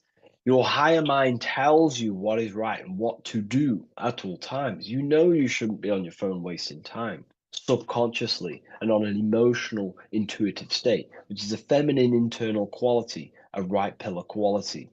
And the body's not acting out this. It's not acting it out. The body's on TikTok. The intuition is telling you to reach the higher mind. That's the division. That's base level consciousness. Okay. And in order to climb these pillars, we have to act according to our internal intuition to build these bridges between left and right. The inner world and the outer world need to be synced, not divided down here. This is the division. That's base level consciousness. If you want to gain higher awareness, you want to gain personal power, mental power, you have to become a strong force. You have to gain a strong connection between the inner and outer, the intuition and action, the mind, the higher mind, with the physical body. Most people live in this war, and we've all been there. I was in it too. We all begin here in this internal war. It's the same war between Jesus, Satan, Horus, Set, day, night, good, evil. That's the war between the mind, the body, the higher mind and the body, the intuition and the body. There needs to be bridges built between the two so that you align the left pillar with the right pillar to gain higher wisdom, higher awareness, higher powers. Because when the mind is contradicted, When your mind says it wants to do something, and you want to build the business, you want to study the occult, you want to reach your higher mind, the best version of yourself, but you don't act upon that, that is internal contradiction. The mind is not powerful in that state. The mind cannot direct its creative power, its forces, if it can't direct these forces into manifestation to create things in your life. As you are aware, if you've watched my videos, you are a creator, you are a co-creator, a spark of the mind of God, and you are here to create and expand. In order to use the power of your consciousness, the power of your mind, the forces of your mind correctly, and to direct it with force, direct it efficiently, you have to align the inner and outer world, building the bridges to gain higher awareness, to gain higher power, to find out more about yourself and why you are here. Because remember, we're all being guided by our intuition. That is the true spirit guide. I don't like saying spirit guide. Spirit guides are not real. There's no force outside of you guiding you. It's your own soul guiding you through intuition, through emotional communication, the feeling of goodness, the feeling of what is right. Down here in division, you don't understand right from wrong, light or dark. But when you awaken, you start to understand right from wrong. You gain higher awareness. And this is what you need to act upon to climb these pillars, to align the left with the right, the inner and the outer, the masculine with the feminine, the action with the emotion. Okay? And this is why we have this symbol here. Because remember, let me draw this for you. Upward triangle represents fire, which is masculine, left pillar. The downward triangle is water, which is feminine. And together they combine to create this symbol, which is, again, symbol of unity consciousness.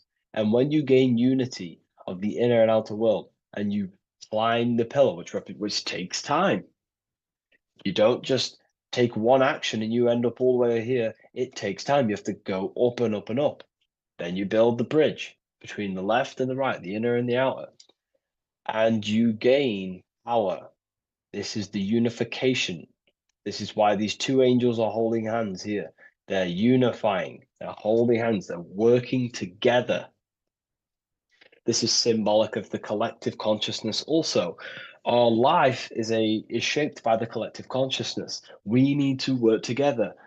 The elites are using this symbol as chaos. It's a symbol of chaos, internal division, chaos.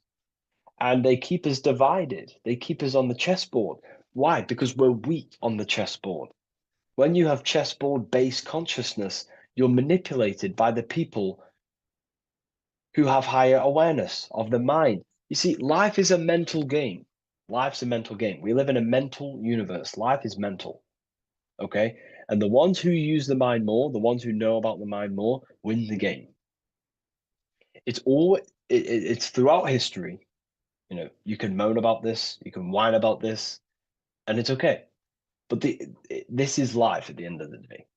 The ones who know the forces of consciousness, the ones who know the mind, always rule over the ones who do not. We can moan about it. I used to moan about it. However, it gets you nowhere. This is the game we're in. This is the situation we are in.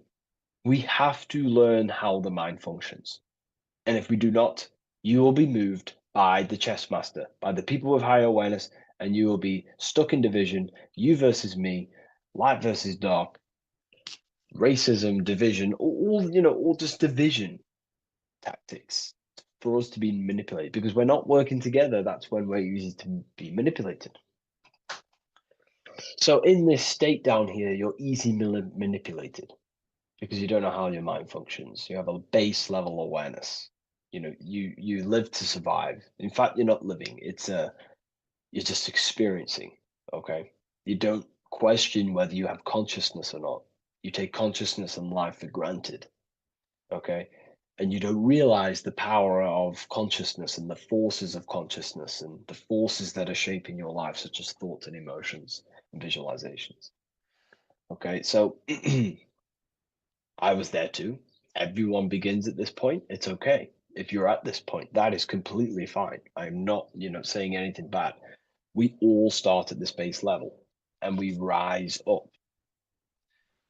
Okay, and we have to take action. So this is a massive misunderstanding in the spiritual community today is that, they just most people just focus on the left pillar, meditating, visualizing, trying to manifest things, or they sit around visualizing all day, hoping something's going to change.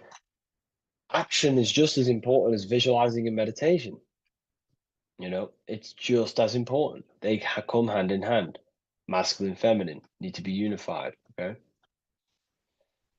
This is why we have these tools up here, right? We have the spade and a pickaxe. These are Masonic tools. The spade does what? It digs. It digs down because these are tools to lift ourselves out of this base level consciousness. We have to dig ourselves. We have to actively, masculine force, action, dig ourselves out of our lower mind. We have to shovel we have to destroy our old self. We use the pickaxe to destroy action, our old mind, our old thinking habits, our old actions, our old, emotional chaos. We have to actively destroy our old self. Okay. And the spade represents shoveling. Why is the spade on the right side? This is the feminine pillar. This represents our subconscious mind. We have to actively seek into our subconscious mind, dig deep into ourselves, and question, why am I taking certain actions? Why am I posting on social media? Am I seeking validation? Where are these actions coming from? Am I actively seeking a relationship with someone to actually love them? Or am I actually secretly, subconsciously fulfilling a childhood trauma of not of being alone?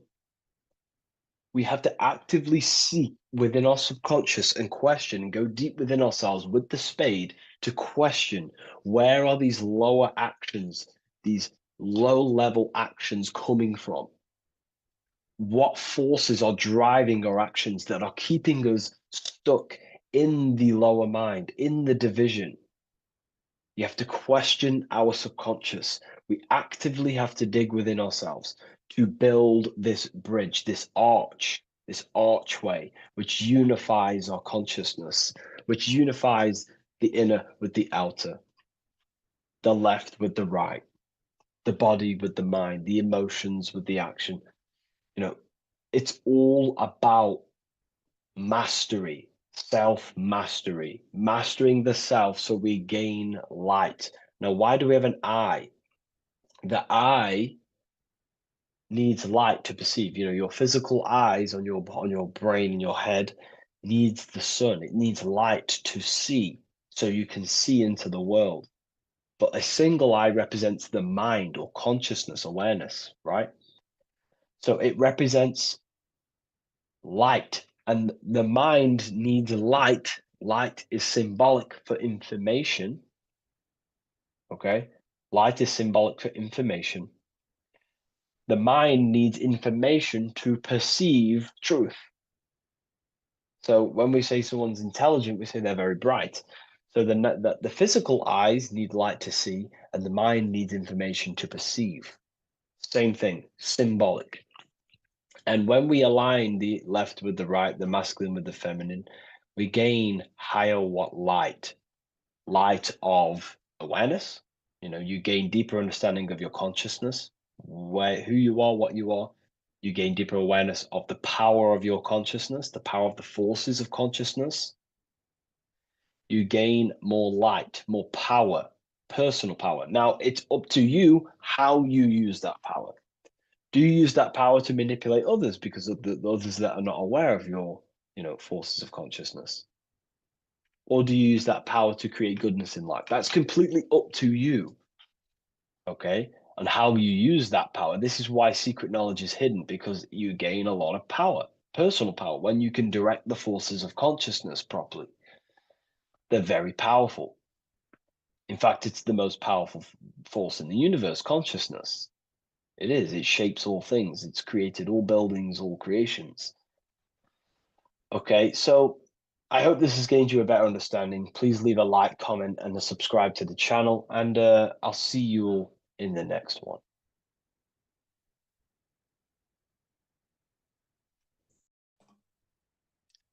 So this is known as the Bag of the Gods. This symbolism is widely known, but no one knows what it truly symbolizes. We see this in ancient Sumerian artwork. We see this in the Mayans' artwork. We always see this bag with the gods. What does this actually represent? Okay, so the bag itself represents carrying. Carrying what? It represents information, it represents knowledge. Your mind is the carrier of the information. So this is why in his left hand, he carries the bag, and the right hand has the pine cone. This represents carrying of information. Why is it a bag? A bag can be passed on to someone else. The information can be taught to someone else. This is the information of activation of the pineal gland or higher consciousness of humans. Because as humans, we all possess an animal nature, the nature that tells us to eat, to steal, to gain material wealth, to survive, to hate. This is our animal self. This is our animal behavior. But we also have a divine nature of consciousness, which we have access to, the higher planes of consciousness, the planes that manipulate this material world and create all things in this material world. The human mind has access to. The animal does not. The animal has no idea he exists. The animal has no inner dialogue, but humans have the inner dialogue. Humans can create infinitely. We can expand our minds infinitely into new realms of thought. So we have this higher divine nature and a lower nature. This bag of the gods is basically just representing the knowledge they possess of higher consciousness, of the higher aspect of life. Okay? Which is the activation of the pineal. The pine cone. The pine cone is in his right hand. The right represents wisdom. The left represents intellect, knowledge. Knowledge and wisdom are two separate things. Wisdom is applied knowledge. It's a feminine aspect. Knowledge is just gained information that you know, which is masculine. So in his right hand, he holds the pine cone. The pine cone can be opened and shut. The shut pine cone represents the asleep human being, the human being that exists in his lower nature, that just basically survives, lives on eating, consumption, material lust, living in chaos with his emotions, living in a place of hell. This is the animal nature. Then we have the awakened human, the one who has consciousness of himself, the one who looks within himself, the one who knows there is more to him when he looks in the mirror. He is far more than just the physical body. He is a divine spiritual being, a divine being who has limitless potential of creation into the material plane. So this represents the awakened. This represents the asleep. This is why he carries the pine cone in his right hand. It represents applied knowledge. This is the information. This is the intellect he possesses. And this is the applied knowledge of the awakening, of activation of the pineal gland. Because remember, the pineal gland is not your consciousness. The pine, pin, pineals, the same root word. Pine cones were always symbolizing the state of consciousness one was living in, whether he was asleep or awake. We see this at the Vatican. We see the pine cone over the two pillars. This is the two pillars of Freemasonry, and the dome. This is the Royal Arch of Freemasonry. This represents your head. This is the two pillars, the two hemispheres, and the pine cone in the middle, which is the pineal gland. What is the pineal gland? The pineal gland is not your consciousness. It is not the third eye, and it is not the mind. It's not the mind's eye. The pineal gland is a radio receiver. This is your body. Your body is an antenna. Most people think they are this body. This body is nothing but a receiver and a downloader of consciousness.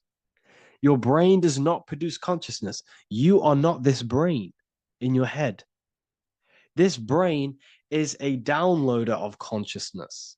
Consciousness comes from a way higher divine plane, which is what this image is showing here with the clouds. The mind is light. Consciousness is light. And this light is coming down into the material plane, and your body is basically a crystal antenna which is receiving and downloading this consciousness. So you can experience a three-dimensional reality. So God can experience himself in a divided, separate state. This is what this represents.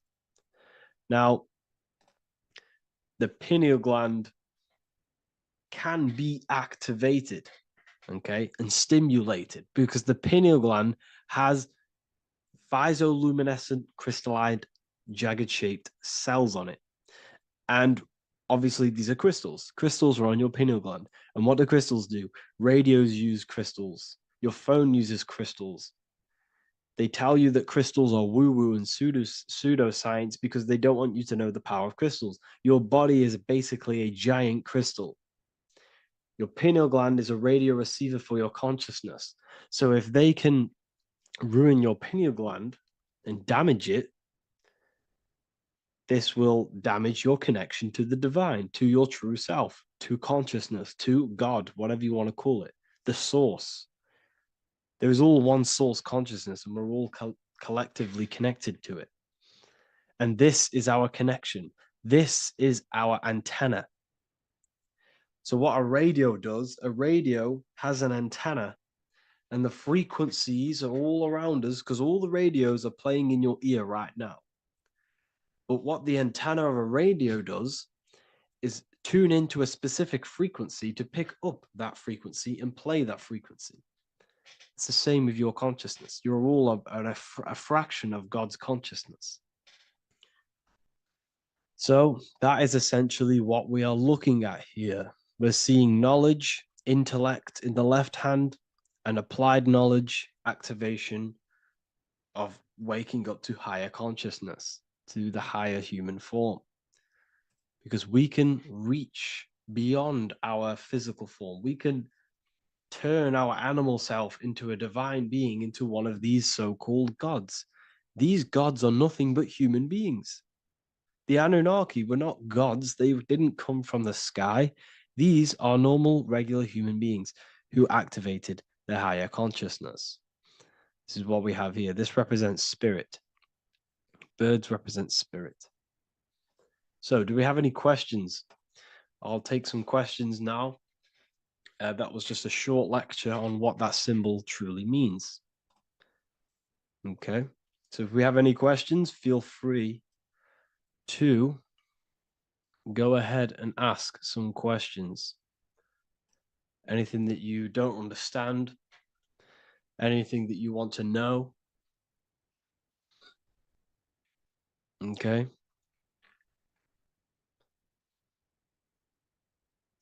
So base reality would be where source resides. Yes, the base reality is your consciousness.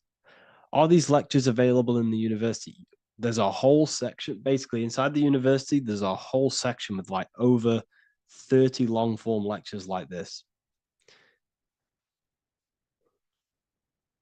So the base reality is where the source resides. Yes, the base reality is your inner world, your consciousness. That is the only thing that exists. Your outer world is just an effect of your consciousness. Your consciousness, everything that has gone on within the mind and emotion is pushed outwards into your reality. You have thought and felt your way into your external circumstances. Your life is a direct correlation of every thought you thought in the past. Therefore, your inner world of consciousness is creating and molding your outer world.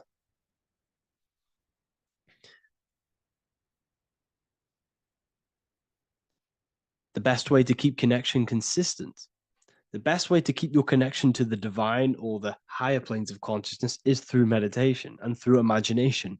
Imagination is the fourth dimension. It is the astral plane. That screen that you have in your mind is not a physical screen. That is the divine plane of the astral. And this is essentially where all objects of this material world comes from.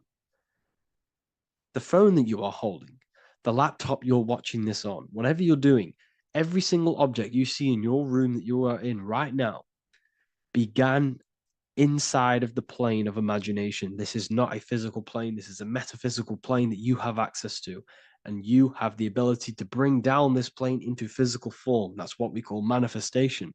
That's what the ancients called magic. This is what we now call in science metaphysics. It's all the same thing. So yes, you all have access to the divine planes. Unlike animals, this is why humans are so advanced.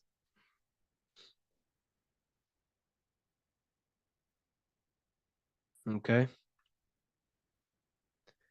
Is the pineal able to constantly activated, or is it just a temporary experience? I don't fully understand that question, unfortunately. Maybe you could word it in a different way. The real meditations on the university, legit, y'all, yes. In order to connect to consciousness, you need to sit in meditation and turn off your feelings, and the feeling of unity will come. Do I understand correctly? Yes, that is correct. So when you sit in silence and in stillness, I highlight the word stillness because stillness, when you are still, no information from your nervous system is being decoded by the brain. So when your body is still and does not move, your nervous system starts to relax and comes to a balanced state. Your brain starts to relax, it comes to a balanced state. The left and the right brain stop working, the nervous system stops working. Then, once the body, the material body is shut down, you then have access to consciousness. You can't access consciousness if the body's in such a busy state. If electricity is being fired every 2 seconds, your whole body's electrical. When you move your foot, that's electricity being fired from the brain to the foot instantly through the nervous system. Your brain, your whole body is a technological machine. So you must shut down the technological machine to access the divine that exists beyond the technological machine. Do you understand that? Did we create ourselves from the higher plane? When you say yes, you created yourself, you manifested yourself in this material form for a reason in this specific time and place. Wisdom books, are these available inside the university? Yes, they are. So anyone who joins the university, they all gain 50% off the store. So you can get anything off, anything you want inside the store for 50% off. Plus, you get the Book of Wisdom Volume 1 PDF for free. You get the Human Health Guide. Plus, you get all of the library books. There's a loads of different books on occultism, symbolism, esotericism. Do you need to place your attention somewhere specific during meditation? You can do. Okay, you can do. So if you struggle, when you first start to meditate and you struggle to turn off the thoughts, think of the back of the brain, the back of your head. Don't think of it, place your attention on it. Okay, so when you place your attention on the back of the brain, this now shuts off thought because the back of the brain doesn't have any activation to do with thought. The front brain does, the neocortex. That's all to do with activation of thinking. So place your attention on either the back of the brain or your breath. What's more important, creating yourself or finding yourself? It's balance of both. So in order for you to create fully, you must have awareness of self and awareness of thought and control over the mental dialogue, the inner voice inside of you. Okay. When you control that inner voice, that is when you gain power. That inner voice is what brings commands into physical reality. Before you kick a football, there is a change in consciousness. There's a decision made in consciousness before the body takes the action. Therefore, every physical manifestation is a change of inner consciousness before it's a physical reality. You can have the reality you want through consciousness before physically having it. That's the secret to creating. But you must believe it like you know the sun is going to rise in the morning. That's how much you should know that you have that reality in consciousness through feeling and thought and imagination. And that's how you can truly create in your reality. Shrooms help with consciousness or ego. I can't really talk about that because I'm maybe uploading this to YouTube, unfortunately. But we need to clean our pineal gland first from calcification. Yes, definitely. You should go on a detox the body. Because you can't really connect with consciousness if your body is in such a dirty state. Because the brain is, your nervous system is in a state of fight or flight, trying to fight off all these toxins. So when you meditate, you're probably going to be having thoughts all the time because your brain's firing, your nervous system's being attacked through toxins. So you must detox to have a true connection with the divine. Your diet plays a big role in your spirituality and mentality. What is the most optimal food for pure consciousness? Fruits and vegetables. They possess consciousness. So when you place them inside of you, they're syncing with your consciousness. How to check the cleanliness of your body, your skin, your teeth, your tongue, your mouth. If your skin has spots, different colors on it, you're not clean because your skin is a reflection of your inner organs. Coffee's not the best for you. Coffee gives you fake energy. Okay. So what coffee does, that buzz you get off coffee is actually the toxic effect of the chemicals reacting with your body. If I'm inside the university and wanted to buy your book, you said it would be 50% off because we are your student. Is that automatic or we need to have a code? You will have a code. Yes, I'm going to releasing a code for all the students after this. Caffeine equals neurotoxin. Yes, it fries your brain, it fries your nervous system, it fries your dopamine receptors. Will the Q&A last week about money symbolism be posted? Oh, I didn't post that.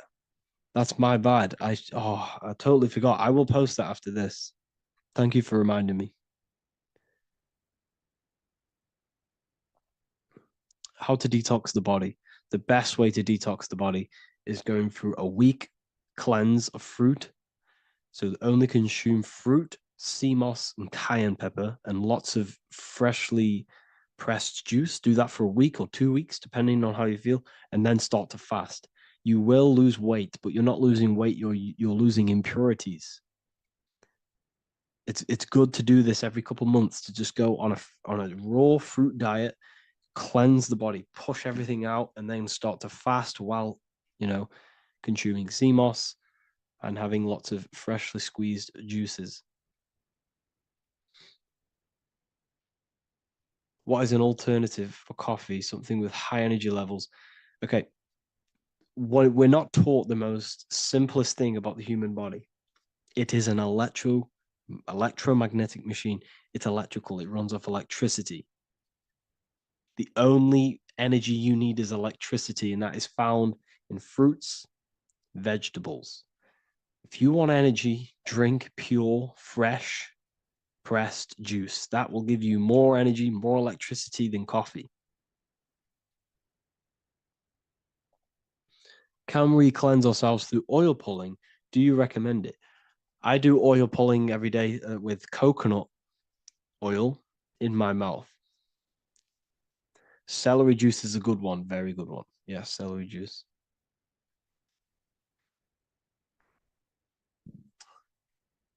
Any more questions? What kind of music do you listen to when lifting? For me, rap, hip hop push me work harder, but I know it's terrible for my subconscious. Yes, very. At least you're aware of it. You should be definitely try and stay away from the hip hop music. Try and stay away from anything that's talking about anything negative because this is all programming your subconscious. And your belief system is your reality, people. Your belief system is your reality. Okay. So look after your subconscious. That's what's controlling your actions. 90% of your actions on a daily basis are controlled through your subconscious beliefs. Okay. I listen to a lot of Pastel Ghost. I listen to a lot of let me get my playlist up. It's all like background music for TikTok. Do you know what I mean? Like Pastel Ghost. That's mainly what I listen to. That sort of music. I don't know what it's kind of called. I don't know what that genre is called. Does anyone know what that genre is actually called? Because there's not much words in it. The reason I listen to it is because there's not much words in it, and it helps the subconscious. And I just love that music.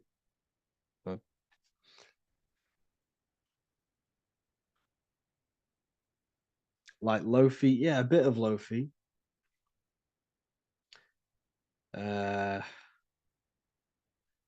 Most people won't even know this type of music.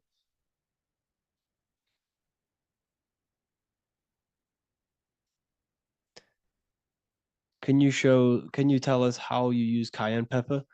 So I mix it with freshly squeezed orange juice every morning. So the first thing I have, empty stomach, I have a teaspoon of cayenne pepper, mix it in and just down it every morning. And sometimes at night. The feeling you get in your stomach after putting cayenne pepper on an empty stomach is absolutely amazing. It tingles in your stomach. It kills parasites. It kills all horrible organisms.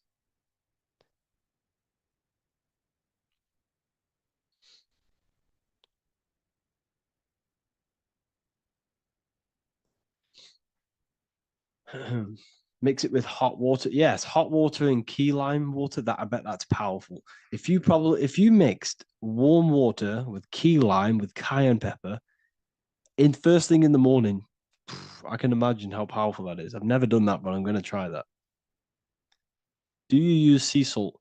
I don't know what to think about sea salt, to be honest. I try and stay away from it. I don't know whether it's good, don't know whether it's bad. I'm kind of mixed on it, mixed information. Uh, I've heard people have benefits. I've heard other people say stay away from it. So I don't know. I just stay away from it. Just I'm not too sure on it.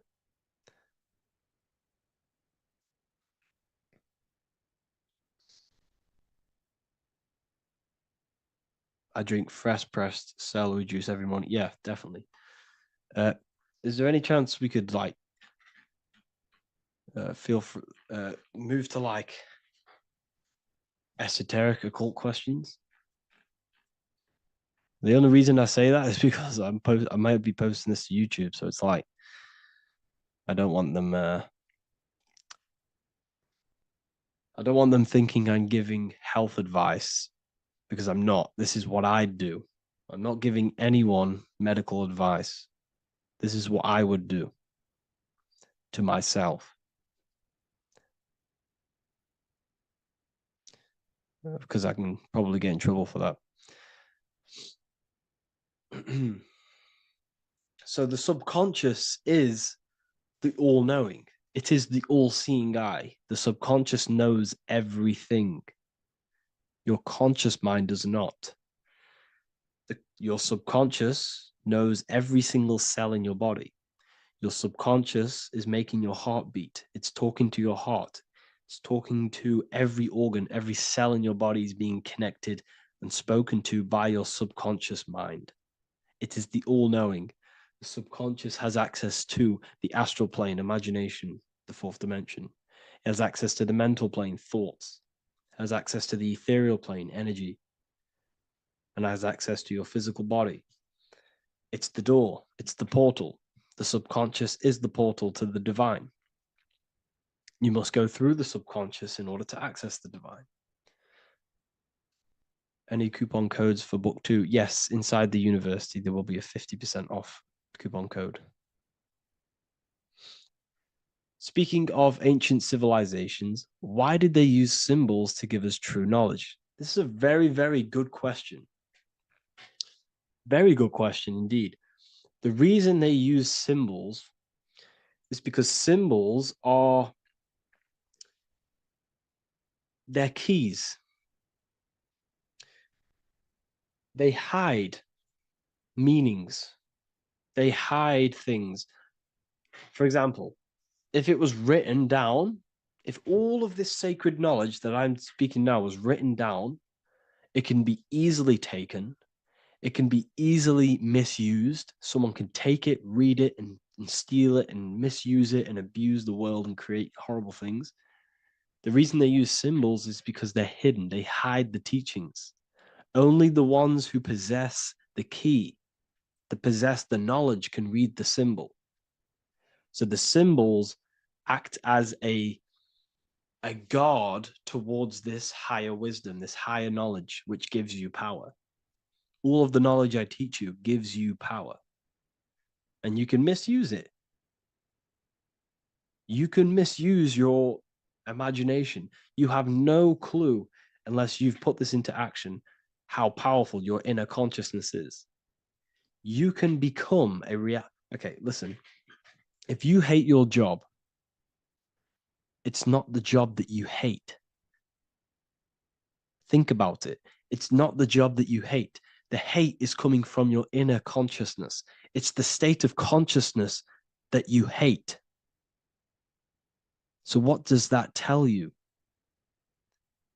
You can change that inner consciousness to another reality, the feeling of another reality. You can become that consciousness within before you actually externally have it. And by becoming and knowing that reality, that's what produces effect on shaping your outer world. When you really, truly know that reality inside of you, of being free, of being wealthy, of having abundance, your outer world has no other choice but to rearrange itself to your new inner state of consciousness. That's what magic is. It's manipulating your inner state of consciousness. It's convincing yourself that you already have it, not believing it, knowing it. Okay? Knowing is different than believing. Believing is a lie. You should know thyself. Okay? So we can say that human overpopulation is intentional.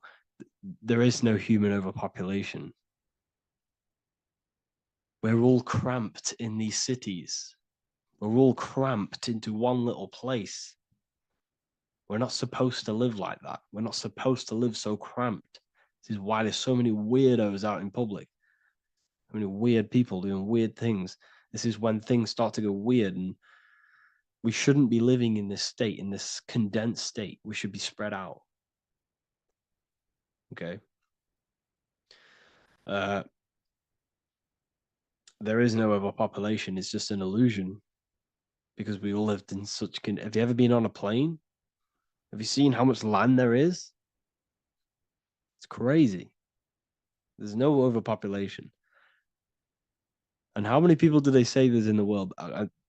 There's not that many people in the world that they say. I think it's like 8 billion. I think they say there's 8 billion people. There's not 8 billion people. There's probably more like 2 billion. And the reason I say that is because I have a friend who only has like 300K followers. That's a lot of followers, okay? And he gets recognized everywhere he goes. And he's into all this stuff. And he says, listen, the population is definitely not 8 billion or whatever they say. I think it's like a couple billion. It's probably more like a billion. How to properly manifest intentions. Thought, emotion, and imagination are the key. You must know that you have that reality. Don't believe it. Become that reality within your consciousness. All day long, as much as possible. Feel it. Imagine it. Say it. And have zero doubt. How to have zero doubt. You can't, well, okay, so the doubt, that little voice that will seep into your mind saying, you can't do that. You can't do this. That's your old voice of your subconscious program. Listen, the reason why most people fail in life is because they have trained their subconscious that they will fail. They have told and believed that they will fail. The reason I will succeed for the rest of my life is because I have trained my subconscious to say, I will win, I will succeed, I will solve any problem. That's my belief system. And if my belief system is that, then my external reality, my conscious mind will seek a way to fulfill that belief. It will seek to control and create that belief in my external world. It will seek to solve any problem. I've trained my subconscious mind to know that I already have the reality, to know that I'm abundant, to know that I have everything that I already need. Therefore, if any problem comes, I can sort it straight away. But most people have a different belief. It's not your fault. We've been kind of manipulated and told this, that they will fail, that they can't do anything, that it's too hard. And that basically casts a spell on the conscious mind, where your conscious mind is just like, no, I can't do that, because of this subconscious belief that you hold. So you must reprogram your subconscious that you can do it, that you will solve any problem, and that you are abundant. That's the reason why successful people succeed. It's because they have a complete different mind state, a complete different belief system in their subconscious.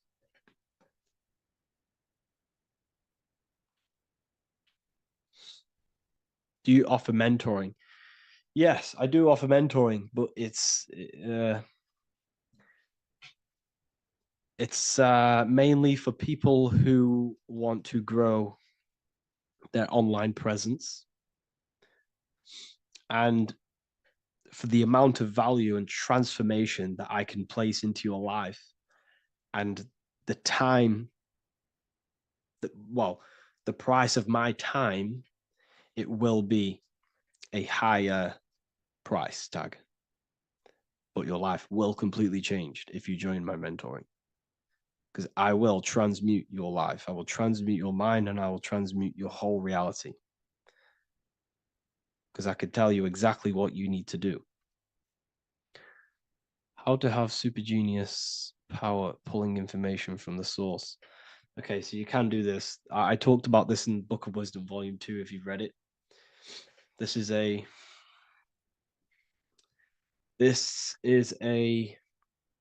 technique that Albert Einstein used. This is a technique that Thomas Edison used. This is a technique that all of the ancient geniuses have used. So you get on a chair, you place metal below you or plates, and you hold a metal ball in your hand, and you fall asleep.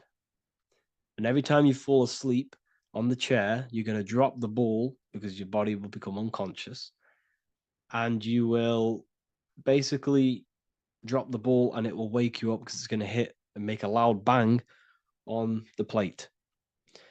And every time you go to sleep, basically what this is actually doing is shifting your consciousness from conscious into the subconscious. So from physical into the astral. Your consciousness is shifting between these two planes. And as you do this, you can bring down great ideas from these higher planes. So when you fall asleep, have an intention. And when you fall asleep, you'll drop the ball. And when you wake back up, you'll have an idea, and you just got to write it down.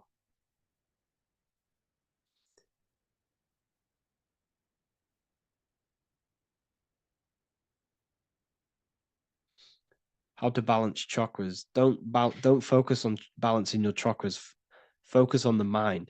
The mind is the cause of the chakras being blocked. If you have a blocked throat chakra, this is a problem in your mind, not the chakra. You see, the chakras are a result of the mind. You transmute the mind, you can transmute the chakras and cleanse them.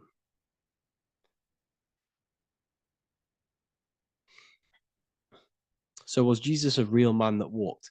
Okay, so I'm going to tell you something. Like, some of the things that I say in my reels, they are to catch attention.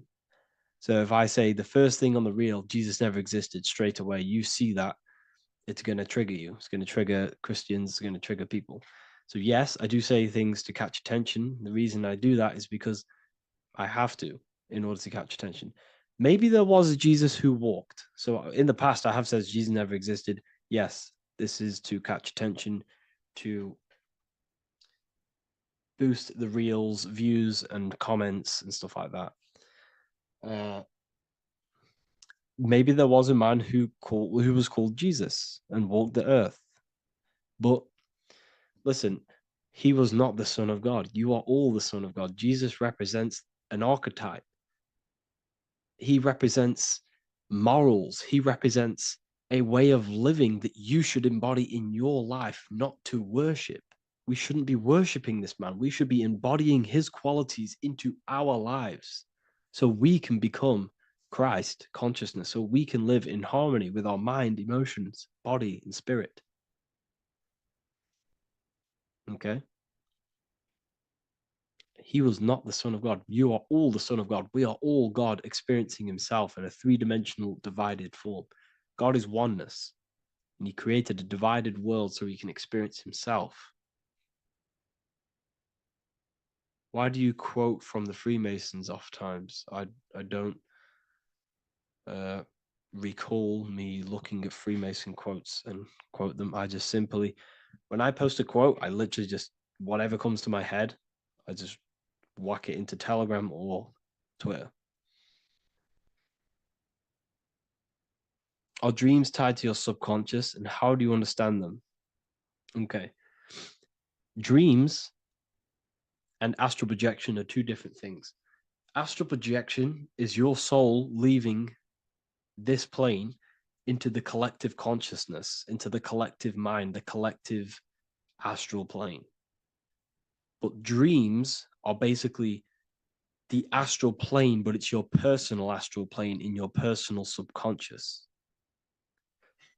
So when you dream, you're entering your own consciousness, you're entering your own subconscious.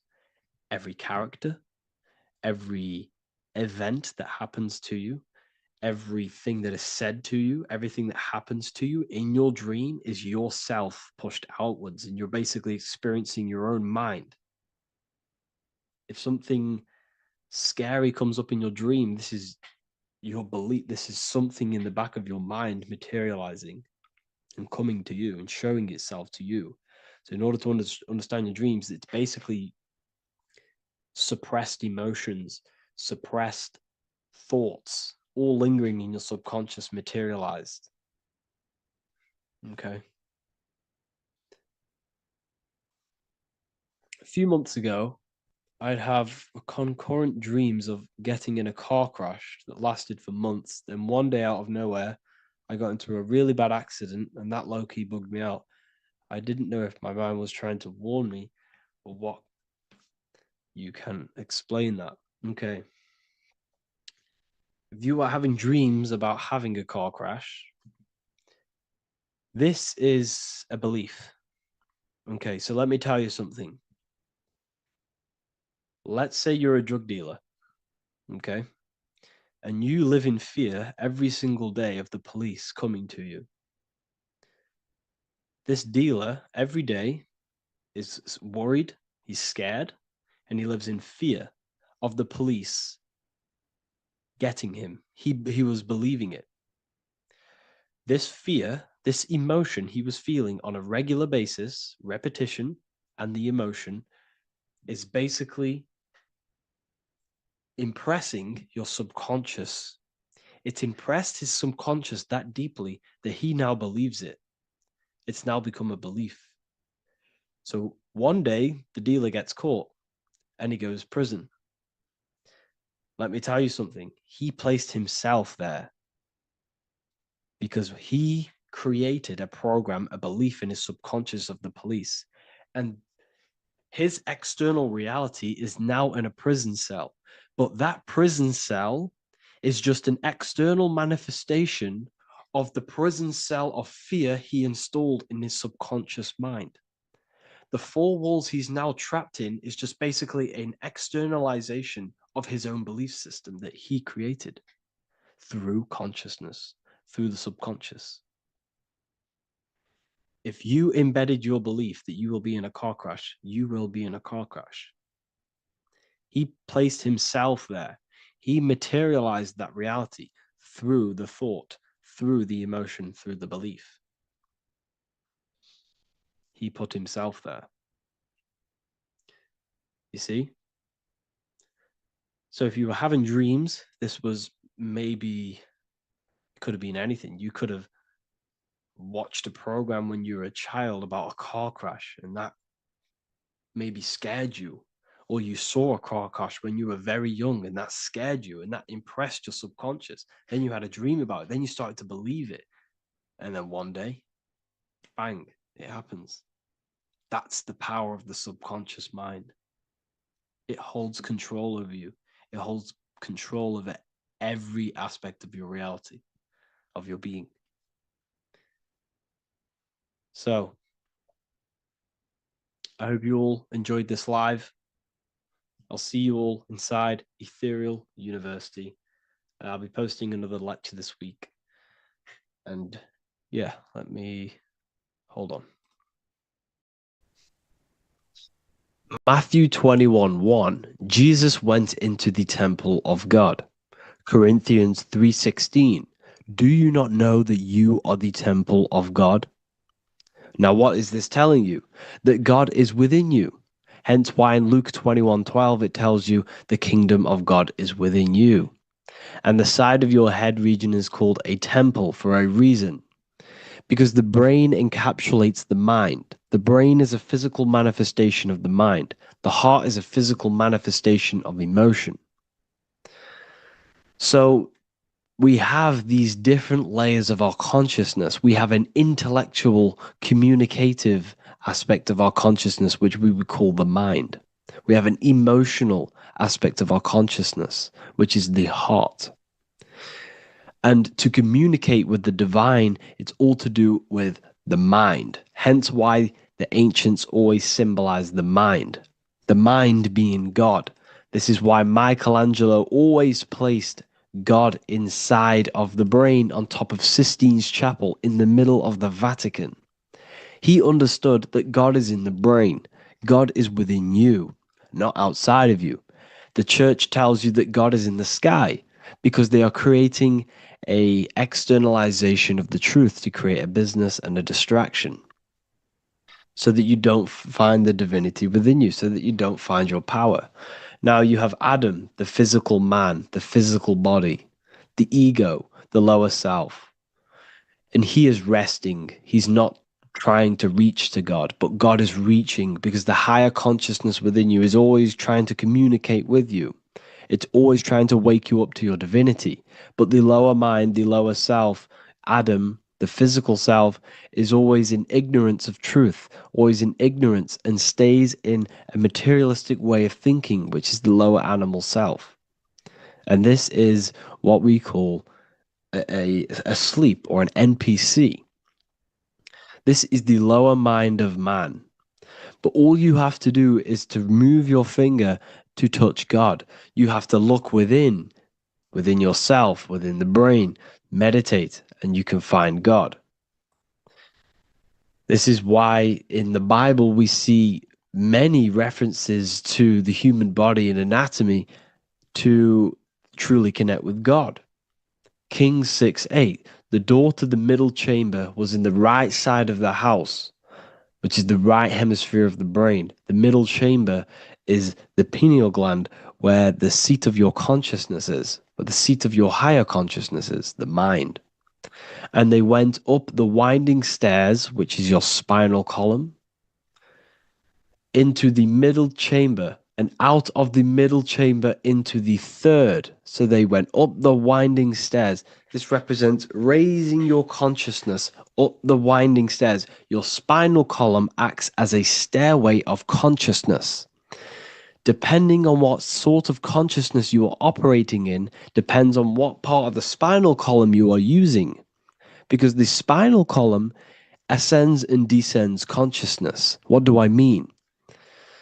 If you are in a reproductive way of thinking and you're always thinking about sex, you're jerking off all the time and you're always eating, all of your brain's power and your mind's power is being descended into the lower aspects of the spinal column, which represents hell, the physical state of man, Adam, the ignorant state.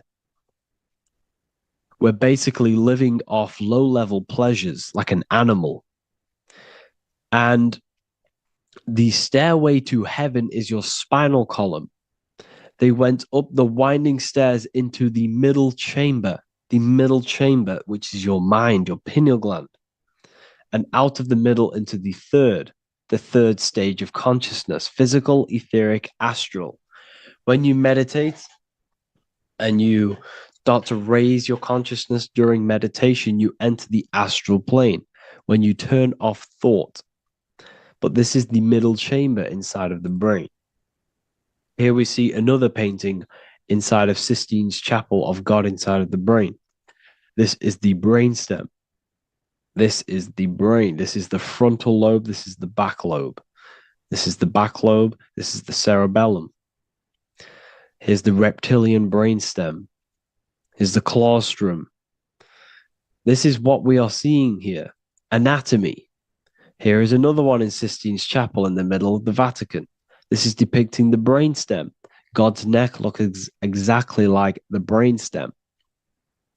Here we see a real brain compared to God's neck, because the neck is just below the brainstem. And this is what they are symbolizing, because they knew that God is within you. God is a part of the human body. God is inside of the body, because the body is a vessel for consciousness, for universal consciousness. Inside of you, inside of me, is the same spark of consciousness. And this same consciousness is spread out into every living essence, because everything comes from the one source, the one God, the one consciousness. Matthew 6:22-23. The light of the body is the eye.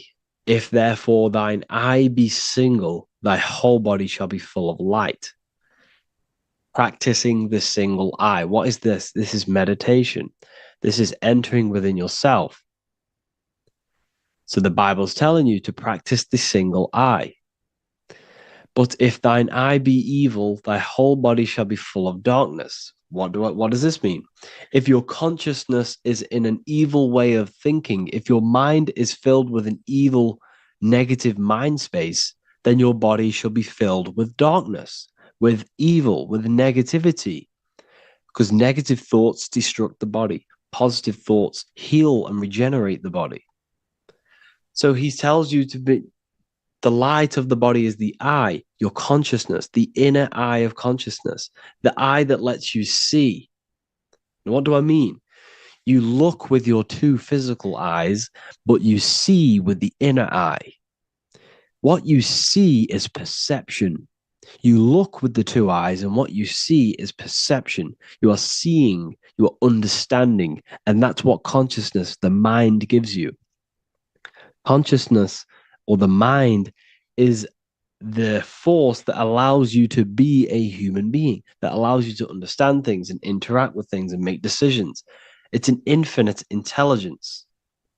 See, the mind is not the brain. This is a big confusion with people. Hence why the eye on top of the pyramid is separate from the bottom half of the pyramid, because the consciousness is separate from the body, the eye, the all-seeing eye. It represents the observer, the eye that sees into this body, into this world, into this. You are the perceiver. You are the invisible spirit within the body. Theologians 4:17. After that, we are still alive, and our left will be caught up together with them in the clouds to meet the Lord in the air. You don't meet the Lord in the physical air. Okay? This symbolism of the ancient Christian artwork is showing you this is symbolic. These things never happened. There's no man in the sky. Moses didn't go on a mountain to meet with God. The air represents the mind. This is why you say you're an airhead when someone's very stupid. Earth is your body. Water is your emotions. Fire is your spirit. Air is your mind, the invisible mind. So Anton Mengs, an ancient Christian art worker, is showing you anatomy of God in the clouds. But this is anatomy of the human body, raising yourself to the mind and turning the mind inwards on itself during meditation. And that's how you meet the Lord in the air. You meet the Lord in an elevated state of consciousness. The air represents an elevated state of consciousness because the air is up. You have to raise your consciousness to meet the Lord in the air. This is why Moses went on a mountain to meet with God. The mountain represents elevation of consciousness, raising the mind up the spinal column, taking all of the mind's attention away from the reproduction and the physical aspects of self and raising it to the brain and turning off the brain and going inward into the air. It's talking about raising consciousness. It's allegorical. It's a spiritual, metaphorical text. The side of your head's called a temple because inside that where that temple is, right in the middle of where you call the temple, is the inner chamber, the open room, the holies of holies in the Bible, or the land flowing with milk and honey, or Mount Zion. There's so many different names for the brain, or the upper room where Jesus meets his 12 disciples, the 12 cranial nerves in your brain. This is the temple of God. Your body is a temple of consciousness. It encapsulates the consciousness. It encapsulates the mind and soul. John 10:30, Jesus states, I and the Father are one. Psalms 46:10, be still and know that I am God. He's talking about the I am within you, not within Jesus. Everyone refers to ourselves as I. I am God. When you say I, you're referring to the highest aspect of yourself, the aspect that is above all thought, above all emotion, and above all things. When you say I, you're referring to your pure awareness, your pure consciousness, the highest aspect of yourself. And anything after I is egotistical. I is God. The letter I is the Roman numerals for one because there is one God, one consciousness. The letter I is one line, just like the number one. Matthew 6:3-4, take no thought. Therefore, take no thought. Take no thought. He says this 5 times because you must turn off the 5 senses and take no thought to connect with God. Be still. This is telling you to meditate and know that I am God. The I am within you. I and the Father are one. I and God are one. You, who you think you are, is a completely wrong. The body is matter. Your name isn't you. Your job isn't you. Your reputation, your trauma, your memories, your friends, family, worries, bills, interests, dislikes, goals, passions. Anything to do with the thinking mind is not you. Who you think you are is a part of your thinking aspect of consciousness.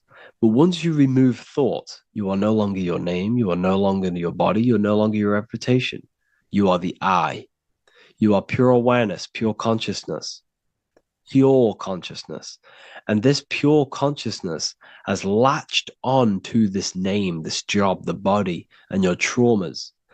Your pure consciousness has attached itself to this character who you're playing in the physical world. And this is essentially who you think you are, but you are not. You are the I, you are the self. You are pure awareness.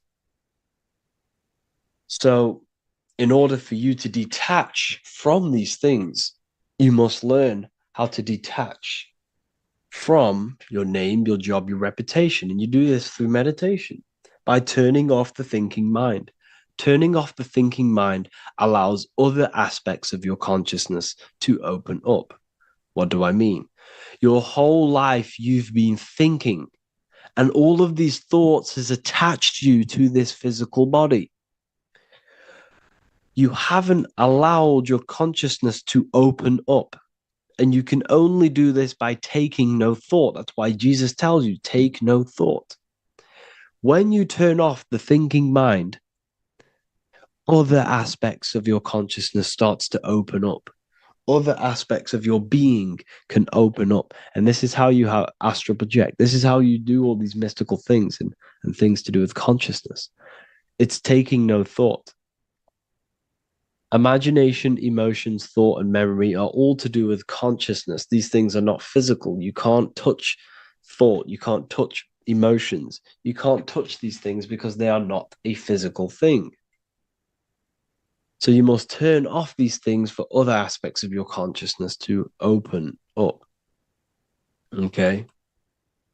So essentially, the Bible is a metaphorical, astrological, numerological, metaphysical, spiritual, encoded text that talks about human anatomy, spirituality, and the true nature of the human experience.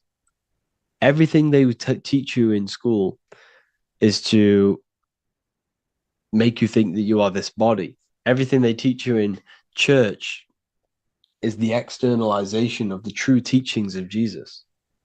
Jesus was telling you to meditate. Jesus was telling you to practice the single eye. Jesus was telling you to look within yourself and find God. He wasn't telling you to pray to him. Mark 16:19, he was taken up to heaven and sat at the right hand of God, the right hemisphere of your brain. John 21:6, cast the net onto the right hand side of the boat and you shall find fish. Fish is understanding.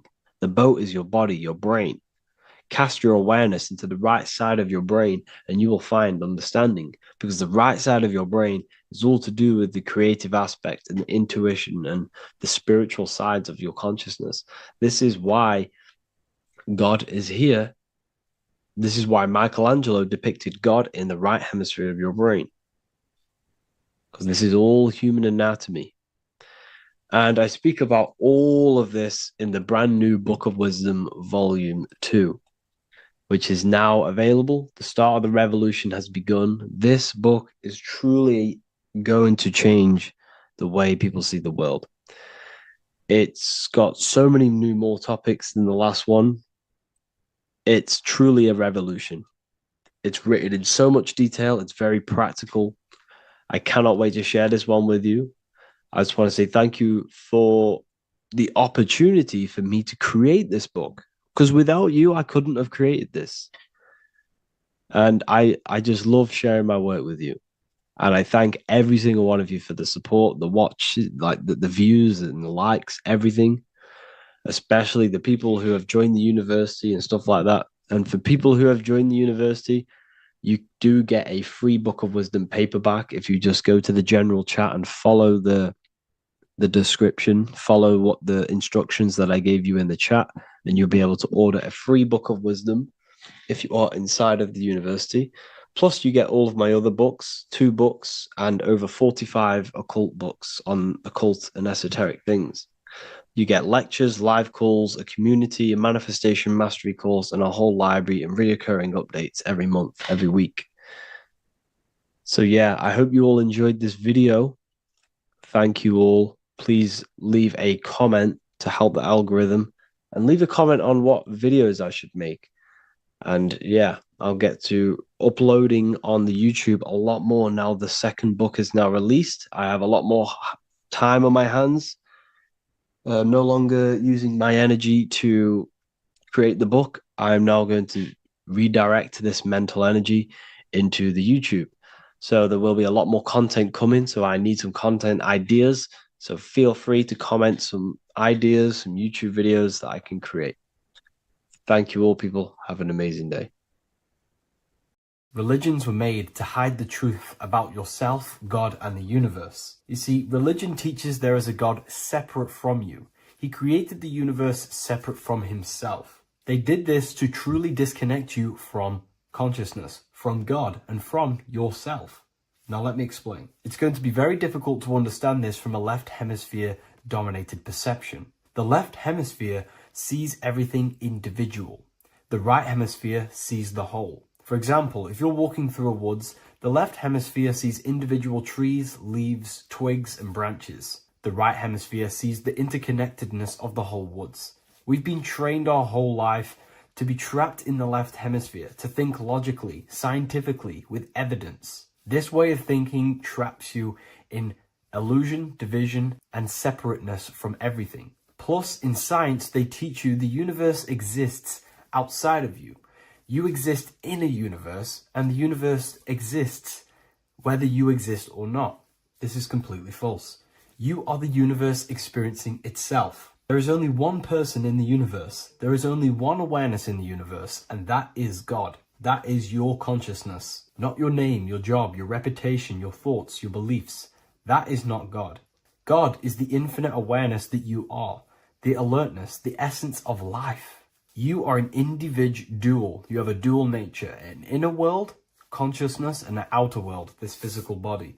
The inner world is the immortal, consciousness, awareness. This physical reality is for the immortal within us to experience and enjoy. And the immortal consciousness, the immortal self, the individualized expression of the only thing that is truly real, which is God, consciousness, is seeking a way to understand itself through infinite vantage points. The same consciousness inside of you, inside of the dog, the squirrel, the plants, the stars, the same awareness is in absolutely everything. Only the right hemisphere can see this connection.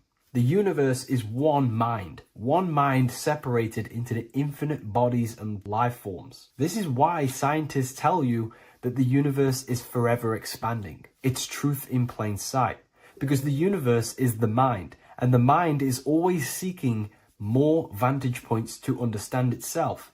And the mind is always expanding into new realms of thought. The mind cannot be filled up. It does not exist in space. However, human awareness, human consciousness is very sacred. And the reason why I say that is because humans possess a two-way consciousness, unlike a dog, an animal, or a squirrel, for example. The dog looks in the mirror.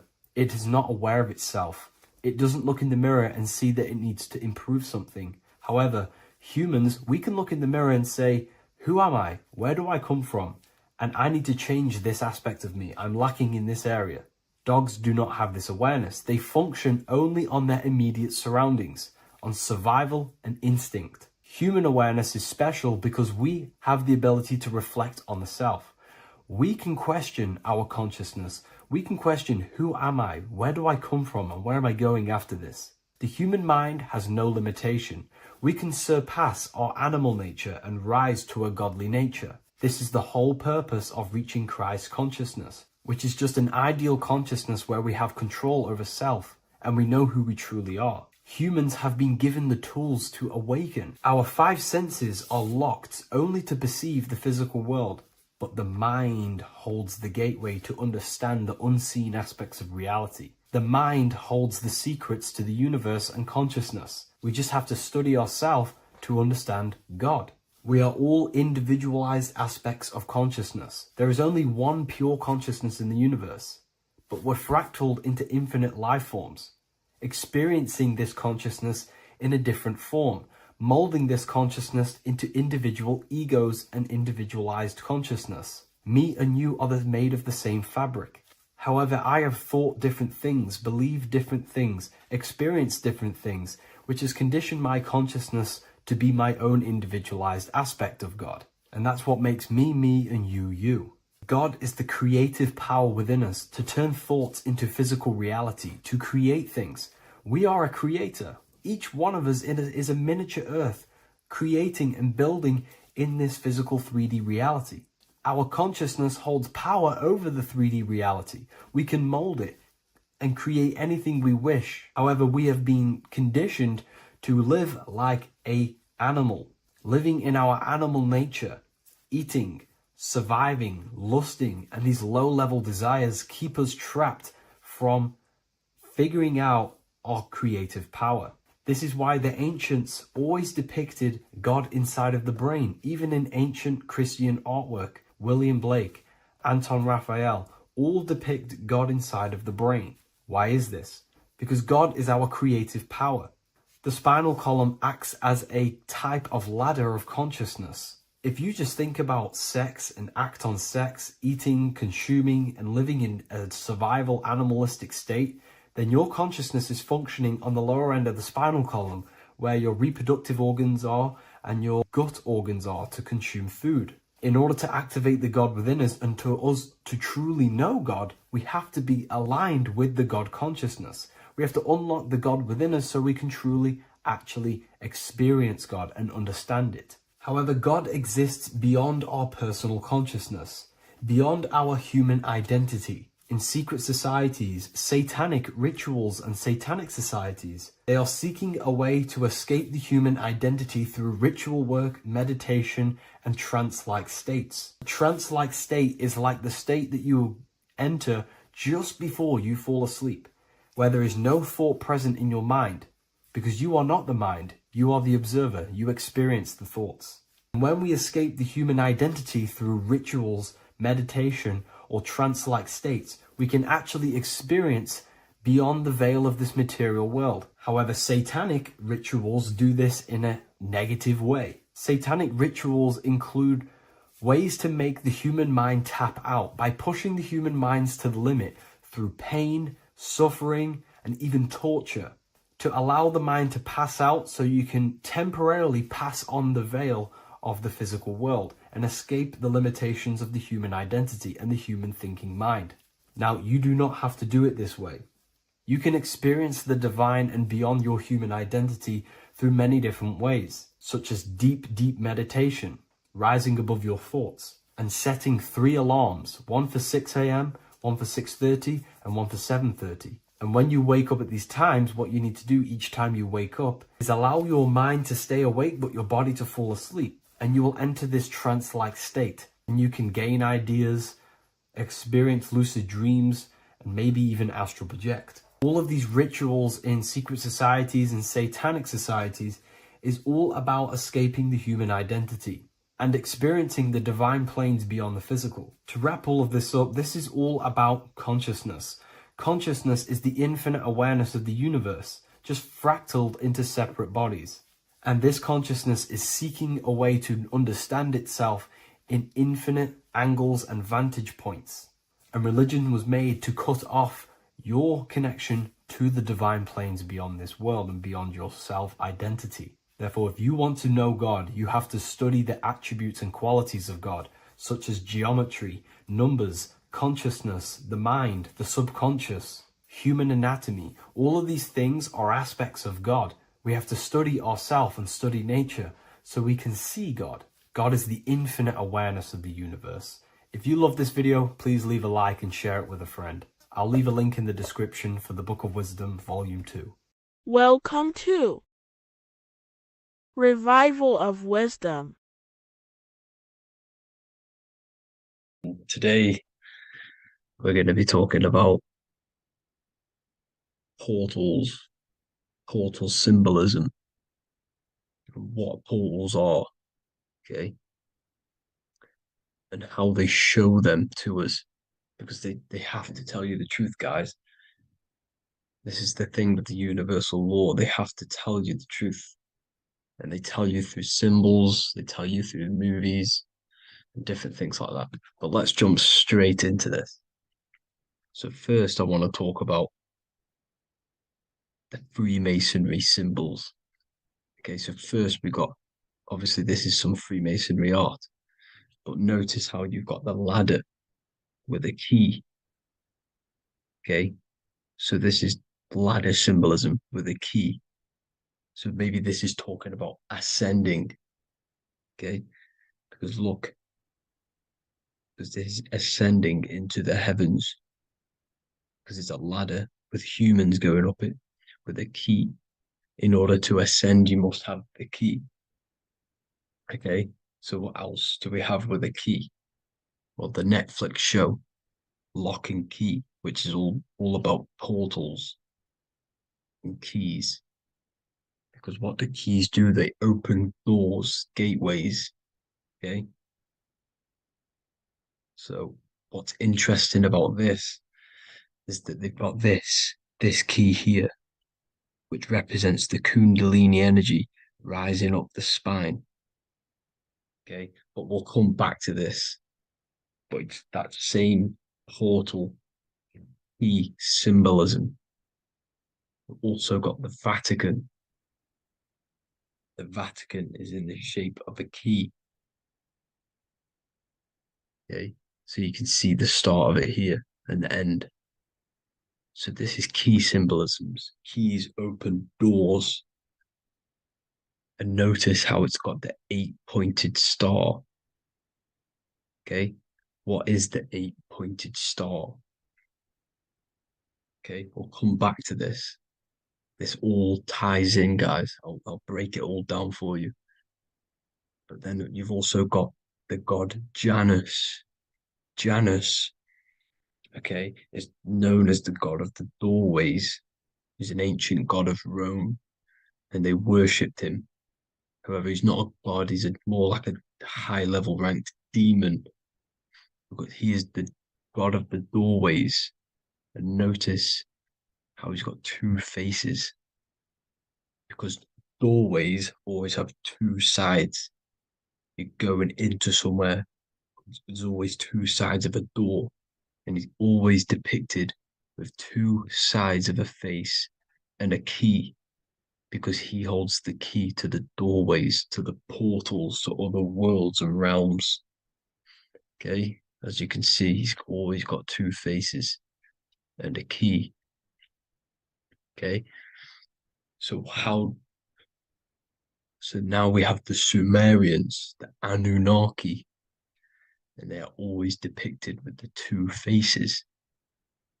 Why do they have the two faces? Because they're symbolizing doorways, and the Anunnaki come to Earth through doorways and portals. So these are what these gods are symbolizing in their artwork.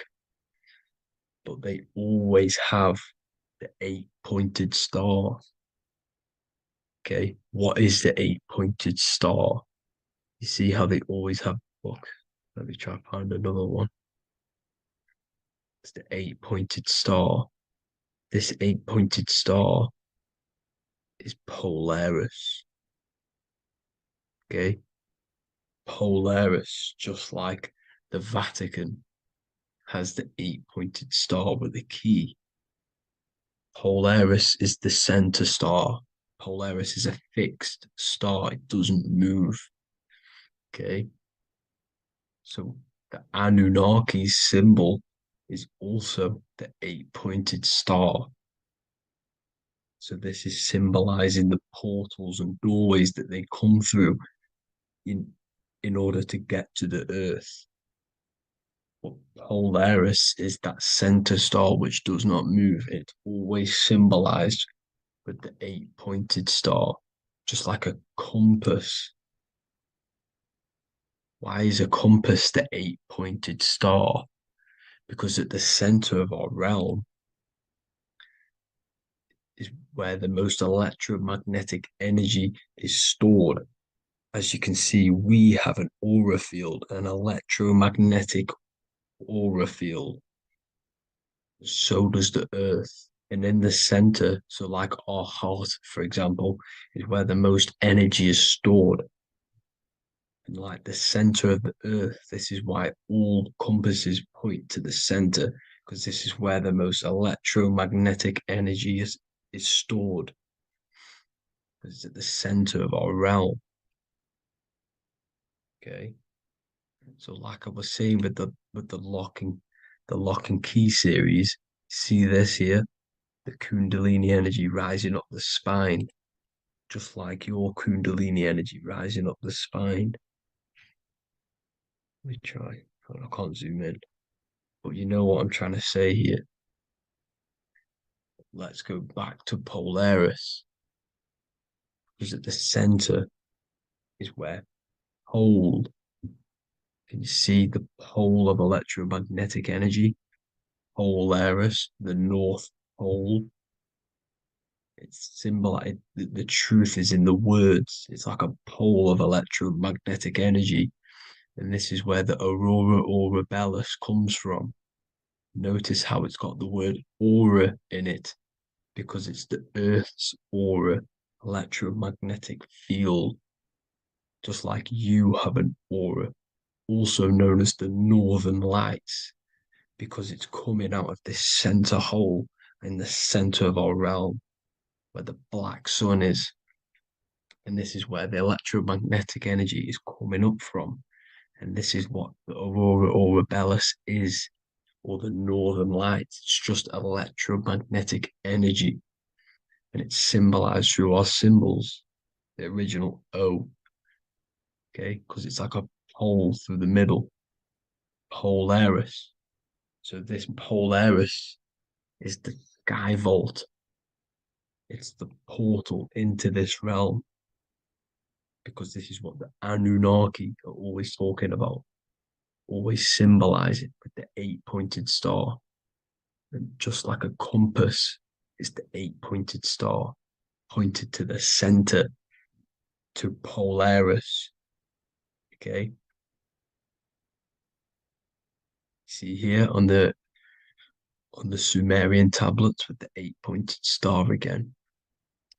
And how we know it's talking about portals with this 8-pointed star is because CERN 666 are opening up portals to the underworld, letting in demonic entities into this realm. How do we know it's a portal? Because their Hydro Collider has 8 points, just like the 8-pointed star. So they are creating synthetic portals to the underworld to let these demonic entities into our realm. What is the key? Because if we're talking about ascending through Polaris, notice how here on the masonry art, this luminary here, so this is the sun, that's the moon, this is Polaris because it's a luminary with what? 1, 2, 3, 4, 5, 6, 7, 8 beams coming off the luminary, just like the 8-pointed star. So you see the ladder with the key going up to Polaris. It's symbolizing ascending out of Earth. So what is this key that they're keeping from us? Because it's a human holding a key going up the ladder to Polaris. Well, chakras. We have 7 chakras. Okay, so this is what they are telling us in the lock and key symbolism. The Kundalini energy rising up the spine. Okay, just like they have 33 vertebrae on the back of your spine. Okay, this represents the Kundalini energy going up your 33 vertebrae, just like in Masonry has 33rd degrees. Okay, so what is the key? Your chakras. Your chakras have to be unlocked. Okay, you have to unlock your chakras. And you can't unlock this one without going through this one. You have to go through them all. It's like a ladder, just like Jacob's ladder. You can't go from the bottom to the top. You have to unlock each one. Okay, just like you have 7 chakras, you have 7 layers of your aura. Okay, you have to unlock your chakras to the highest point in order to reach Christ consciousness. And this is the key that they're talking about. They're symbolizing the organic portal within each and every one of us to ascend out of this realm. Okay, So this is the key that they're talking about. And they're holding back this knowledge to keep us trapped in this 3D realm. Okay. So like I was saying with the 33 vertebrae and the Kundalini energy coming up the spine, 33 vertebrae, you can see this sort of symbolism going up to the light, because it's the light. You see here, your crown chakra turns on and becomes enlightened, just like the Illuminati symbol. Can you see it? But also, Jesus also died at 33. So this is symbolizing, okay?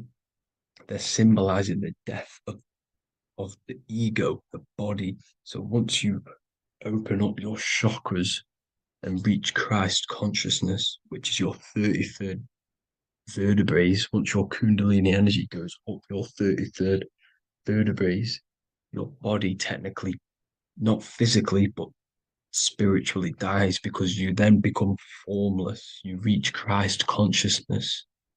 So then you can travel other worlds. Okay. This is what they're talking about with Vatican, 8-pointed star, and the key. Janus with the key. The Sumerians with the 8-pointed star. Anunnaki, the 8-pointed star. Polaris, 8-pointed star. So Polaris is the way out of this realm, which is at the center. Pole, North Pole. Okay. So the key is that they're hiding from us is the knowledge to unlock our chakras. Okay. And without this knowledge that they keep from us, is trapping our souls in this reality to keep reincarnating. Okay. Well, thank you all for tuning in. I'm going to leave you all there. Make sure to leave a like and a comment in the comment section. Let me know some topics to talk about so I can break it down for you. God bless you all.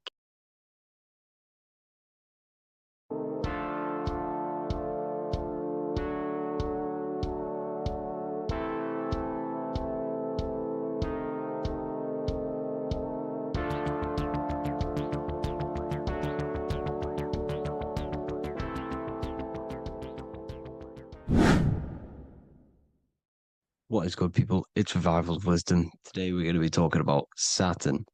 I've done this video in the past. However, this video is going to contain a lot more in-depth explanation of Saturn. So the 33rd degree Mason, Manly P. Hall, said, Saturn is the key to crystallization, physical matter. Light is matter, matter is light. They are interchangeable. Low vibrating light turns into matter, high vibrating matter turns into light. And Saturn is the god of this world, this physical world. He crystallizes light into matter. This is symbolized as the Masonic checkerboard, matter and spirit, matter and light, light and matter. He's also the god of time, destruction, justice. He creates and destroys, because all things in time die. He creates and destroys you. So, because we live in this physical world, which is the electric world, this is why we say electricity, because it comes from the root word of El, Saturn. They used to call Saturn El, E-L. This is why we used to say Elohim is God. The real God of this world is Saturn, but it's being hid. This is being hid. Jesus is Saturn. All of this is Saturn. It's all Saturn worship. It's the real God of this world, So, physical matter is a result of two opposing forces equalized on the plane of inertia, because everything is created out of electromagnetic toroidal fields. And these two poles equalize on the plane of inertia, which gives you planet Earth, plane of inertia. The plane of inertia is what Saturn is. It's the ring around the center of the plane of inertia. Thank you to Walter Russell saying, physical matter is a result of two opposing forces on the plane of inertia. This is what Walter Russell says, so please check out his work. He's got many books, many books on light and electromagnetism and stuff like that. So I advise you to check him out. So the torus field gives you the binary code 0 and 1, the female vagina, and the male phallus. This is the code for this world. Saturn crystallizes physical matter. Now Saturn is the most outermost layer of the 7 layers of heaven, where it says in the Quran, it says, Allah, it is He who created the 7 layers of heaven. Saturn is the outermost layer. He's the top. He's the most high. So when we say the most high, we're referring to Saturn. He's the most high before the firmament, before the stars. So Saturn is the god of this world. He's the Lord of the Rings. He wears the crown. The crown is the rings. Crown, Kronos. So the planets are luminaries. They are lights. They are beings. They are energy, conscious energy. And we're in the heart of the solar system. Saturn is the outermost layer. He is the one of this world. He's the god of this world. Now, on the North Pole of Saturn, you have the hexagon. Add up all the sides. It creates the 6-pointed star. Or it can be created as a cube. The cube is very important. The 6-pointed star is very important. 6 points, 6 triangles, 6 side, 6, 6, 6. Black cube adds up to 6 in gematria. Now, what did I say in the beginning? Saturn crystallizes the physical world. He creates physical things out of light. You are a light being. This is why we say human. Hue means the light spectrum. Hue, man, we are light manifested into physical forms. Human. And we are incarnated through Saturn. Satan, same thing. The number of the beast is 666, and the 666 comes from the 6.6 triangle, 6 sides of Saturn, 666. We are all known as carbon-based life forms. Carbon, the atomic structure of carbon, is 666, 6 protons, 6 electrons, 6 neutrons. We are materialized into our physical bodies through Saturn, through the number of the beast. These bodies are the beast, it's the animal. The divine, the Christ, is the consciousness within, because you are a physical, spiritual being combined into one, hexed into one. Hexagram. This is a hexagram. You're hexed into physical matter, spirit and matter, light and dark, combined into one. Now you contain of the mark of the beast, the mark of your body. Your body's the beast. It says in the Bible, Satan, who is the god of this world. This world. There are many different worlds, but this world is run by Saturn, and it says that in the Bible. Saturn is Satan. It's the same thing. And look at the crown of thorns wrapped around the heart. The soul is in the heart. The mind is in the brain. The soul is wrapped around the rings of Saturn. You're wrapped in physical matter. This is what it's showing you. This is symbolizing the rings of Saturn wrapping you. And the cross on top is the cross of the cube. The cube, the black cube of Saturn, unfolds into a cross.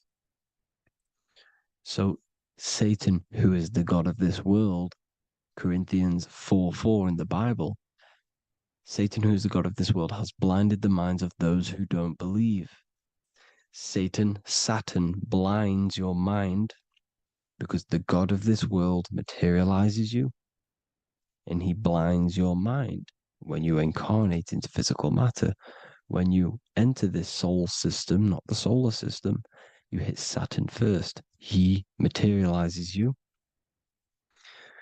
And look at the symbol for Saturn. This is the symbol for Saturn. All of the planet symbols are created out of the Holy Trinity. The Earth, Moon, and Sun. Body, mind, and soul. The sun is your soul, the moon is your mind, the earth is your body. Your body's made out of the 5 elements. The sun is your soul because the sun is life force, gives life to everything. Your sun is a soul. Your soul is the sun of your body. The moon is the mind. The moon is the moon of your body, the mind of your body. Intelligence. So all of the symbol of the planets are created out of these. The Saturn symbol is created out of the Earth cross, matter, and the moon crescent, moon, mind, matter over mind. This is why Satan, who is the god of this world, has blinded the minds of those who don't believe. He blinds your mind. Look at the symbol, it's showing you. The Saturn symbol is matter over mind when it should be mind over matter. So we descend into a soul system, into our 666 Saturn carbon suit bodies, and we are matter over mind. Then we have to move up the spine to go back up to spirit, to mind over matter, where you manipulate your own reality. Now look at this. It creates the number 5. 5 is the number of change. You're moving from this side of the number sequence over to the right side. You're moving from the spiritual into the physical world. You're incarnating into the 5 elements, the 5 senses. So the cube, the black cube of Saturn, is another major symbol. Very important symbol. Here you see the cube, and the color black is associated with Saturn because Saturn's associated with death. He creates and destroys, light and dark. Death is associated with black, spirit, because you can't see spirit, which is blackness. So the black cube is black because Saturn rules the nighttime, which is dark, blackness, and he rules the winter, which is death, blackness. So Saturn is the black cube. Cubes have 6 sides: up, down, right, left, back, and forward. Cubes are 6-sided. Everything is 6-sided inside of this creation because you're incarnating, you're materializing, crystallizing into the cube, the world of the cube. Everything's a cube. Everything's got 6 sides. Here's Leonardo da Vinci showing you that you're in the cube. Leonardo da Vinci did this famous painting. You're in the cube, you're hexed into physical matter, or you're incarnated into the 3rd dimension, the 3-dimensional world, which is a cube, 3D. And black cube adds up to 6 sides of the black cube. The Kabbalah means cube god in Arabic. And look at what they do. They worship the cube, the black cube, and they stand in rings like the rings of Saturn. Australia, Denmark, Manhattan, Santana all have these black cubes. You go to New York, you will see the black cube there as well. These black cubes are everywhere because it is the real God of this world, So look at the cross. The cross unfolds into the cube.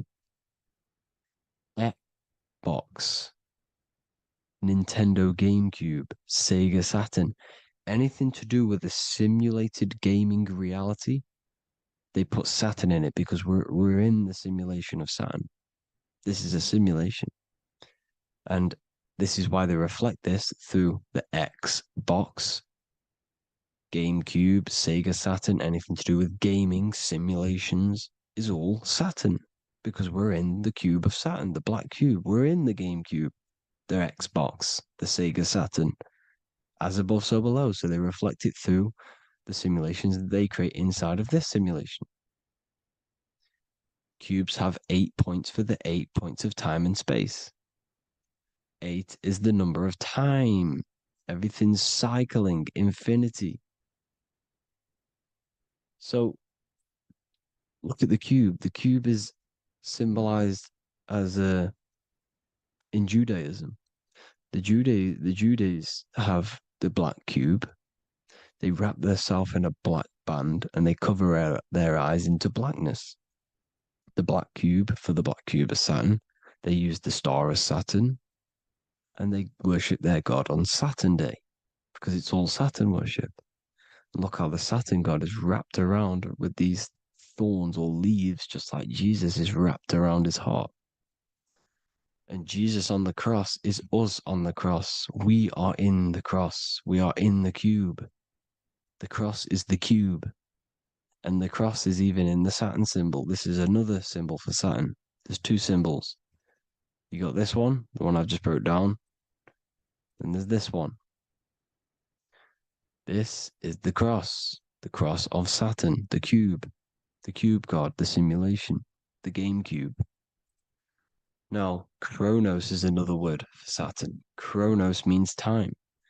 When you clock into work, you go to the Chronos machine. Well, I did anyway. And I tap my card on the Chronos because Chronos is time. Anything to do with time is Saturn. He creates and destroys. Look at the artwork of Saturn with the sand, the time. Look at this, how he's cutting off the baby's wings. He's crystallizing the spirit into matter. He's cutting off your wings. Satan, in the Bible, he falls from heaven into earth and he loses his wings. He becomes a serpent. You see, it's all symbolic for us. We are the fallen angels, fallen angles of light. We're fallen angles of light. We are light beings. Now we're fallen into physical matter. Saturn's chopped off our wings. He's chopped off our spirit wings because when you astral project, you can fly. You will fly around. He's got the Reaper staff here, always depicted with the Reaper staff. Now look at the clock. Saturn Day is the 6th day. The number of the beast, 666. Look at the clock. 6 take away 12. 12 take away 6 equals 6. 7 take away 1 equals 6. 8 take away 2 equals 6. 60 seconds in a minute, 60 minutes in an hour, 24 hours in a day, 2 plus 4 equals 6. That's 666. Everything's 666 because it's time. Saturn. All goes to Saturn. He's the god of time. We're in time now. We're in time. We're in the time, which is God, the god of this world, the god of time. Now look at this. The Reaper is also depicted as the Reaper with the staff, the black cloak, black symbolizing death, spirit. Judges wear black because Saturn is the law. He's the god of this world. He's the law. This is why they wear black cloaks. When you graduate from university, you wear a black cloak and a black cube on your head. You've been hexed. Funerals, you wear black because it's all to do with Saturn, Father Time, Father Crystallization. Now, Saturn, here's another one of him cutting off the wings of a child because he cuts off the wings. He creates and destroys your body. We're in the electrical world. Everything that is electrical vibrates. All vibrations have to come back to a standstill point, which is death. This is why your body dies. Your atoms stop vibrating. Herona. Look at the crown. The crown is the corona. Corona means crown. And look at this is an alcohol brand for beer. You can see the staff of Saturn in the symbol with the moon crescent. Corona, which is the crown, Saturn, the crown on Saturn, the rings. And then you've got the staff. It's all Saturn worship.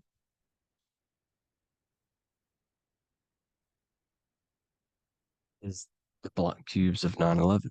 2 black cubes. This was a ritual for Saturn. It's all ritualistic. And look at the Star of David, the Star of Saturn. It's not the Star of David. Creates IXXI, the sigil of Saturn. IXXI means 9/11 in Roman numerals. 9/11. It's all a ritual for Saturn, and they have the 2 black cubes of Saturn. Now look, XX, there's more symbolism of Saturn now. We're going deeper. XX is more symbolism for Saturn. The sigil of Saturn is XX, as above, so below. Same with the Star of David. You split it in the middle, as above, so below, as above, so below. XX, this is a Knights Templar Cross of Lorraine. XX, Knights Templar, High Order of Masonry. They all worship Saturn. Well, Saturn's the real god of this world. X Eon with the XX. XXL magazines, which is all to do with famous rappers and stuff like that. When you die, you put XX on the eyes because it's Saturn. He's the Reaper. Is Jesus with the XX crown with the thorns around his heart, around his soul, with the cube on the top, the cross cube. Le Lucifer with the XX Cross of Lorraine. Jay-Z with his alcohol brand, XX Cross of Lorraine. The X Factor with the rings of Saturn. All Saturn worship. The seal of Melchizedek is also Saturn. This is the cube. This symbolizes the cube with the 8 points for the 8 points of space and time. And this is the cube. It's another ancient symbol for Saturn. Here you see the star of Saturn with the Melchizedek symbol around it, which is all to do with Saturn. Here you see an altar, the Holy Grail, the Melchizedek symbol on it, and they're worshipping it. This is why we wear rings, wedding rings for the rings of Saturn. It all goes back to Saturn. Earrings. The 8-pointed star of the ancient Sumerians is all Saturn. It's all Saturn. So the ancients, the symbols of Saturn goes on forever. It's in all of the major corporations. You can see it everywhere, the rings of Saturn. Toyota is an obvious one. Internet, Nike, Target, Sega, Saturn. All Saturn worship. All Saturn worship. Because he is the real god of this world. Here's Kanye West's album with a Saturn here. Here's Michael Jackson's album saying escape. There's the X again. The escape. You have to escape this reality. Maybe that's what he's pointing at. Here you see it on the dollar bill. The star of Saturn. Here you see it again on the dollar bill. So that is it for today's people. I hope you all gain some insight on Saturn. Please like, comment, and share if you can. Subscribe if you like the channel. Please have an amazing day. God bless.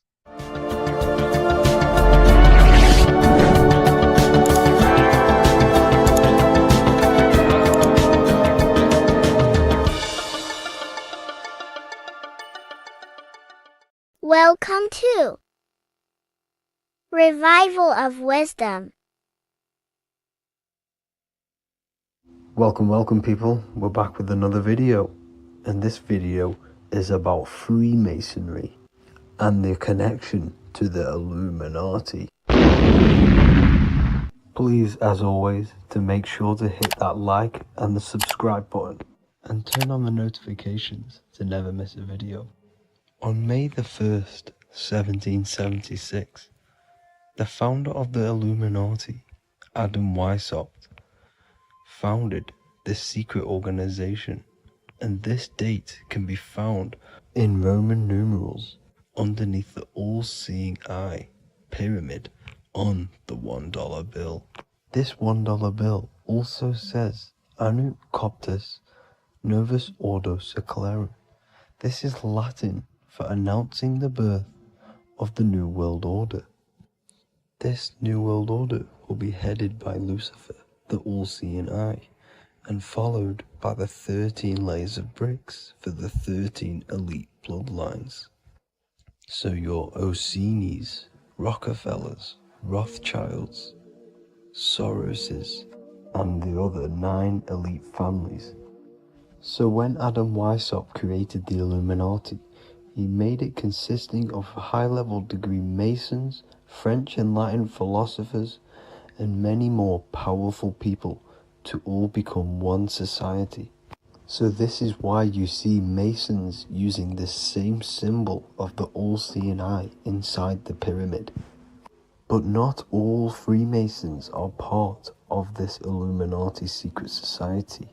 As the 33rd degree Freemason Manly P. Hall said in his book The Secret Teachings of All Ages, Freemasonry is a fraternity within a fraternity, an outer organization concealing an inner brotherhood of the elect.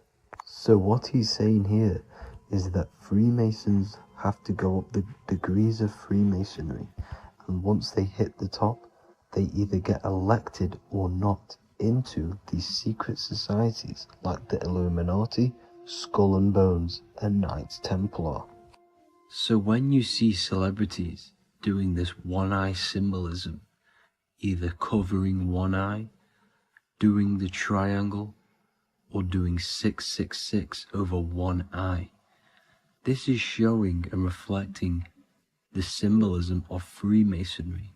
They have taken the oath to never speak on anything they learn about Freemasonry. Duncan's Ritual of Freemasonry book states the oath they have to take. Quote, I ... of my own free will and accord, that I will hail, ever conceal, and never reveal any of the secrets, arts, points of Master Mason's degree to any person whomsoever.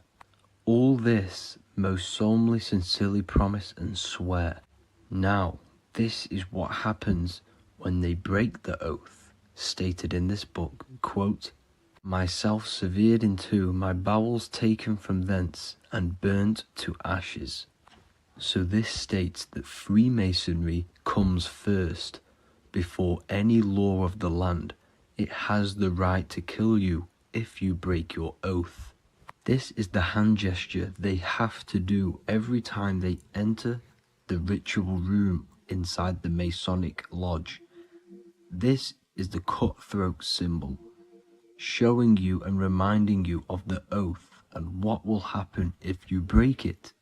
Now in this book, Richardson's Monitor of Freemasonry, it states, if you break your oath, binding myself under no less penalty than to have my throat cut across, my tongue torn out by the roots, and my body buried in the rough sands of the sea.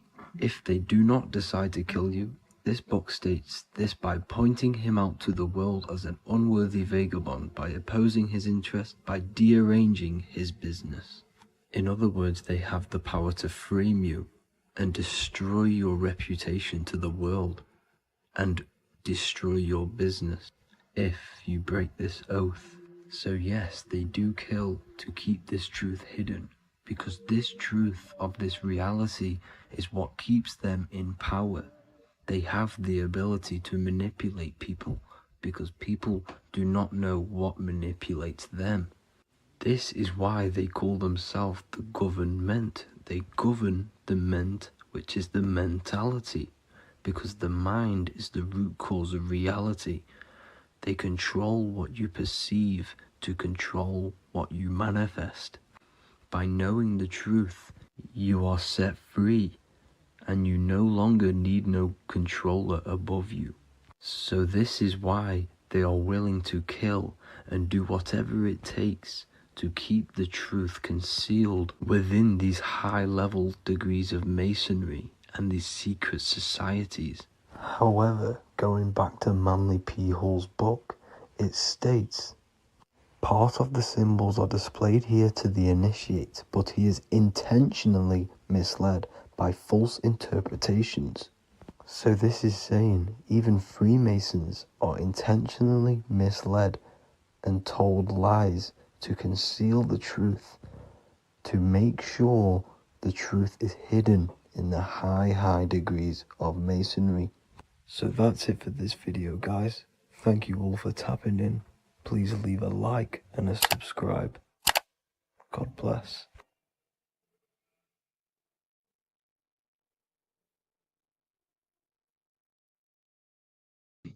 This one secret that is hidden and guarded within secret societies grants you profound power, which can fully transform your life and perspective on reality. Today, I'm going to reveal this one secret, which you probably already know, but never realized how deep it truly is. This has the power to change your life. It is the key to your potential.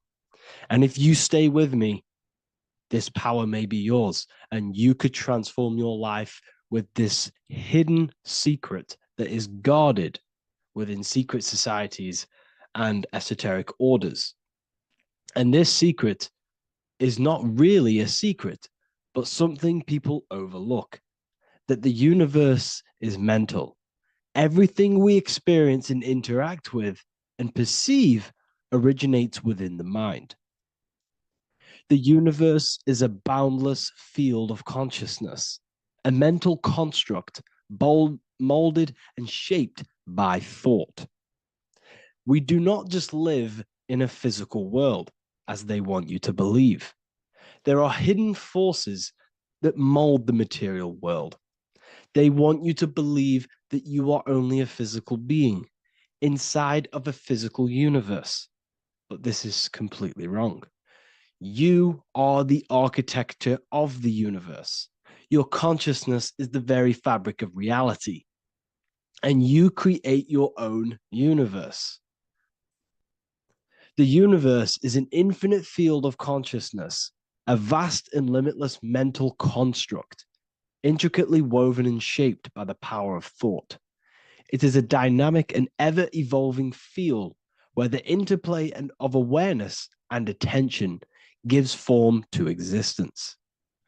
Within the boundless realm, every idea, perception, and belief contributes to the creation and transformation of reality itself. Each thought holds the power to transform reality. Your consciousness is the very fabric of reality. And this is shown in the symbol of the flower of life.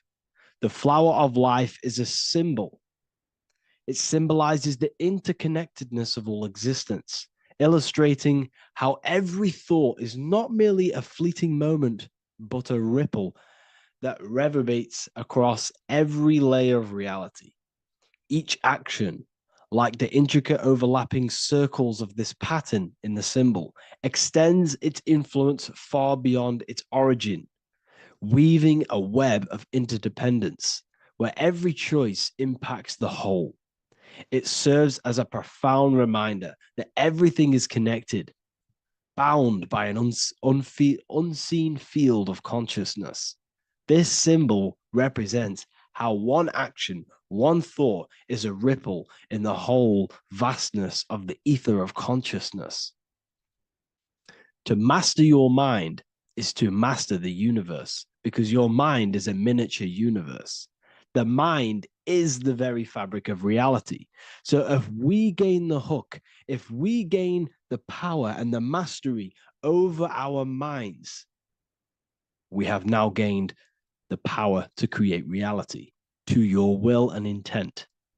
You see, most people live in a cycle, and this cycle is the outer world manipulating how they feel on the inner world. People's external circumstances are creating their thoughts and emotion in the inner world of consciousness, which is producing a constant cycle of negative manifestation. For example, let's say something negative happens to me in my external world. Then I start to think negative and feel negative. What that is actually doing is manifesting and projecting more negativity, because our thoughts hold the power to control and weave our own life. Your life is a direct correlation of every thought you thought in the past. What we need to do is stop and not let the mind control you in your reality. You need to control the mind so you can control reality. So what does this actually mean? Reality is an externalization of consciousness. Consciousness and matter are one. They're not separate. They are inseparable and interconnected. Everything we see, experience, and observe is a manifestation of thought, beliefs, and consciousness, shaping the world around us. Now, this ties in with the secret fifth element that they have hid from you. They've hid from you this sacred and very important symbol and pillar to reality. And this pillar, this sacred thing they've missed, is called the ether. And they've held this from you for a reason, a specific reason. This is the true fifth element. Why do they hide the ether? Because the ether has the power to shape and manifest whatever we imprint upon it. Every thought is a vibration interacting with the ether and actively shaping our reality. The ether, you could see it as the codes to physical reality. It's like an energetic blueprint which surrounds all physical objects. It is the life force that gives life to all things. All energy comes out of the ether and returns back to the ether. Energy, it's 0 point energy, and it is an infinite source of energy. So this is why they hide the ether, because whatever our mind can imprint onto the ether, we can create into a reality. And we imprint the ether through thought and imagination. The mind holds the power. The mind is the very source of reality. The material realm is not separate from the mental realm. Rather, it is intricately shaped and influenced by it through the ether. This subtle, all-pervasive medium bridges thought and matter, allowing consciousness to mold and manifest the physical reality. To transform our lives, we must first transform our minds.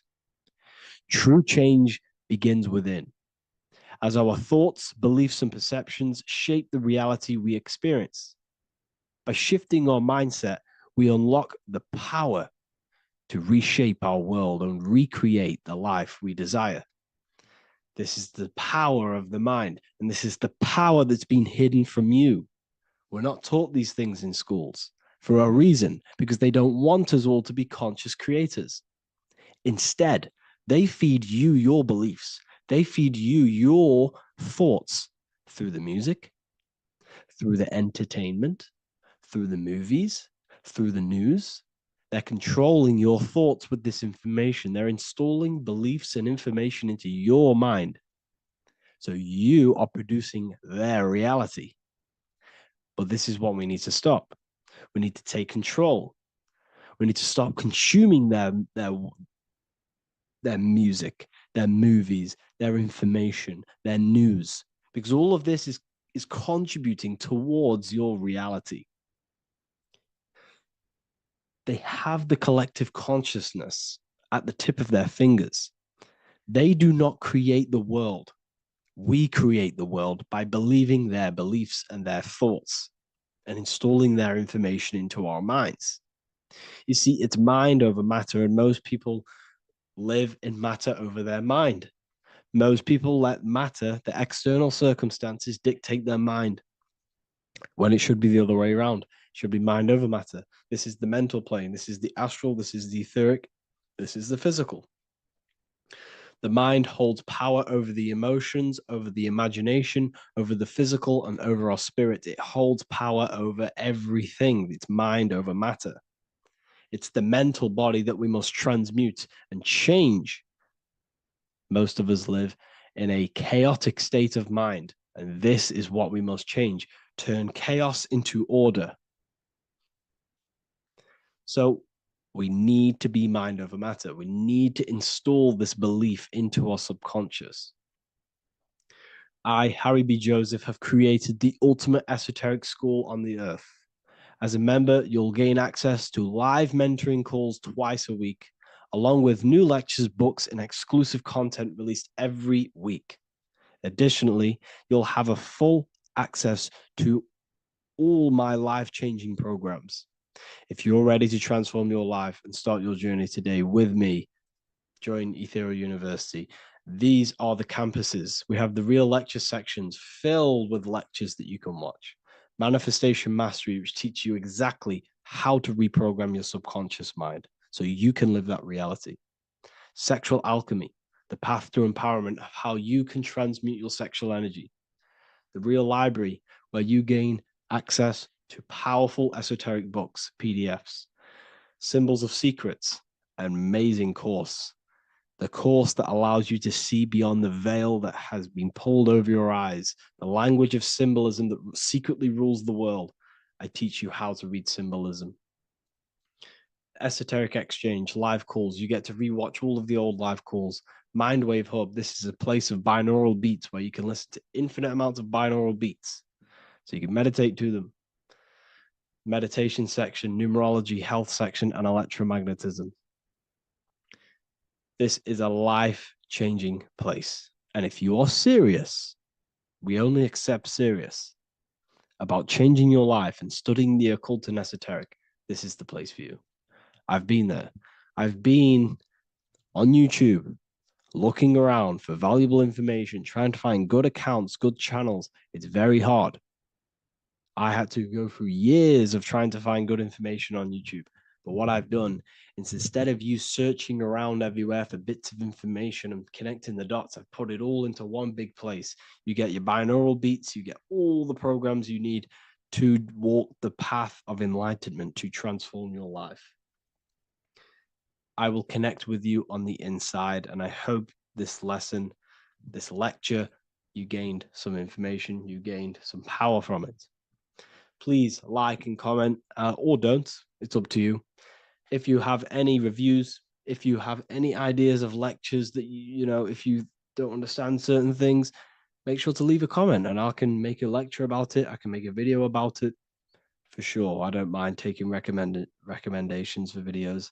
So I thank you all, people. Have an amazing day.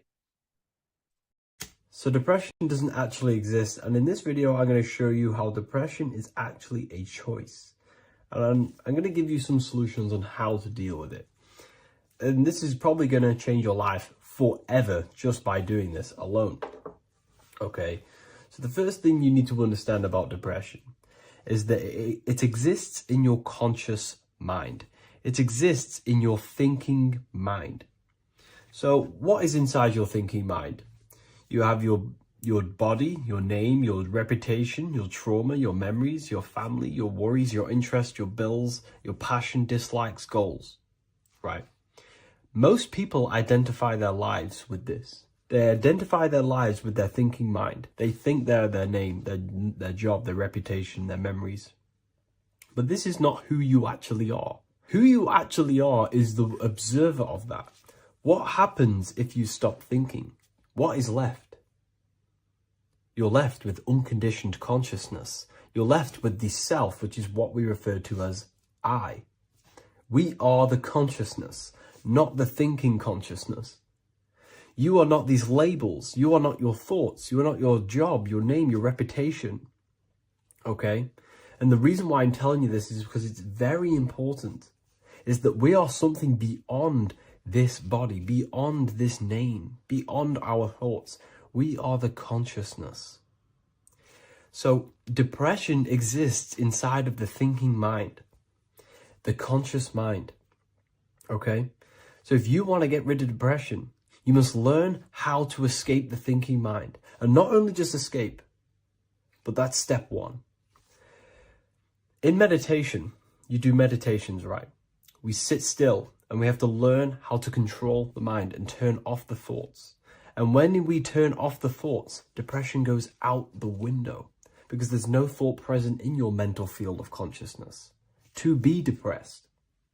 Okay? You must understand, who is the one suffering from the negative thoughts?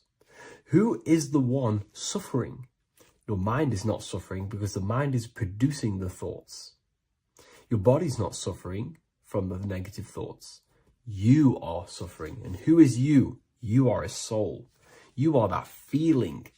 You are that person beyond the thoughts, beyond the feelings, beyond that. You are the one experiencing. You are that. Meditation gives us the ability to turn off the thinking mind. This allows us to escape our thoughts, okay? And it gives us, over a long period of time after meditation, you'll be able to turn this switch, and this switch will be able to turn off your thoughts. And by doing this, we will be able to control our conscious mind directly by the hand. So when you notice yourself gaining them negative thoughts, we can then turn off the switch of turning off the conscious mind and rising to our authentic self and knowing the thoughts are just illusions. Now, let me tell you something that's very powerful. Most of your thoughts are coming from beliefs. Most of your feelings are coming from beliefs. So if you have a feeling of lack, this is coming from a belief that you don't have much. If you are feeling alone, this is coming from a belief that you are alone. So what we must do is restructure ourselves. We must restructure the subconscious mind, and we do this in many different ways. We can do this with meditation. We can do this with visualization, visualizing our desired reality as if we are living it. We can do this with affirmation. Now, a lot of people think, oh, I'm trying to speak something into existence with affirmation. No. You're not using vibration to try and change reality with what a lot of these new age people will teach you. Vibration, your words will not have much an impact on reality. That's the truth. But what they do have an impact on is reprogramming and recrafting and refining your mind. If you repeat, I am wealthy all day long, your subconscious mind, that word will be lingering inside your subconscious, and you will start to mold that into your conscious. You'll start to be consciously thinking about this. Most of your thoughts are coming from your subconscious. So if you want to get rid of depression, you got to figure out the trigger. What are you depressed about? What are you feeling? What are the beliefs that are making you feeling and thinking this way? And that's what you must restructure. You must restructure your subconscious mind through visualization, meditation, and affirmation. You do these all the time. You do these every single day, and you will slowly, if not surely, restructure your subconscious mind. While by doing the practice of meditation, you'll gain the off switch as well. Sometimes depression comes from not living in your authentic self. You're not doing the things that your soul is telling you to do. We all know what we should be doing at all times. I don't care what you have on. We all know we should be doing something. We all know that we have there's a higher aspect of our mind that tells us, oh, we need to be doing this, but I'm actually sat here on my phone. Oh, I shouldn't be eating this, but I'm doing it anyway. There's always that higher voice. And that is the voice that has to be connected to. And when your body's not acting out the voice of the soul, then the soul becomes sadder, and suffers more and more and more.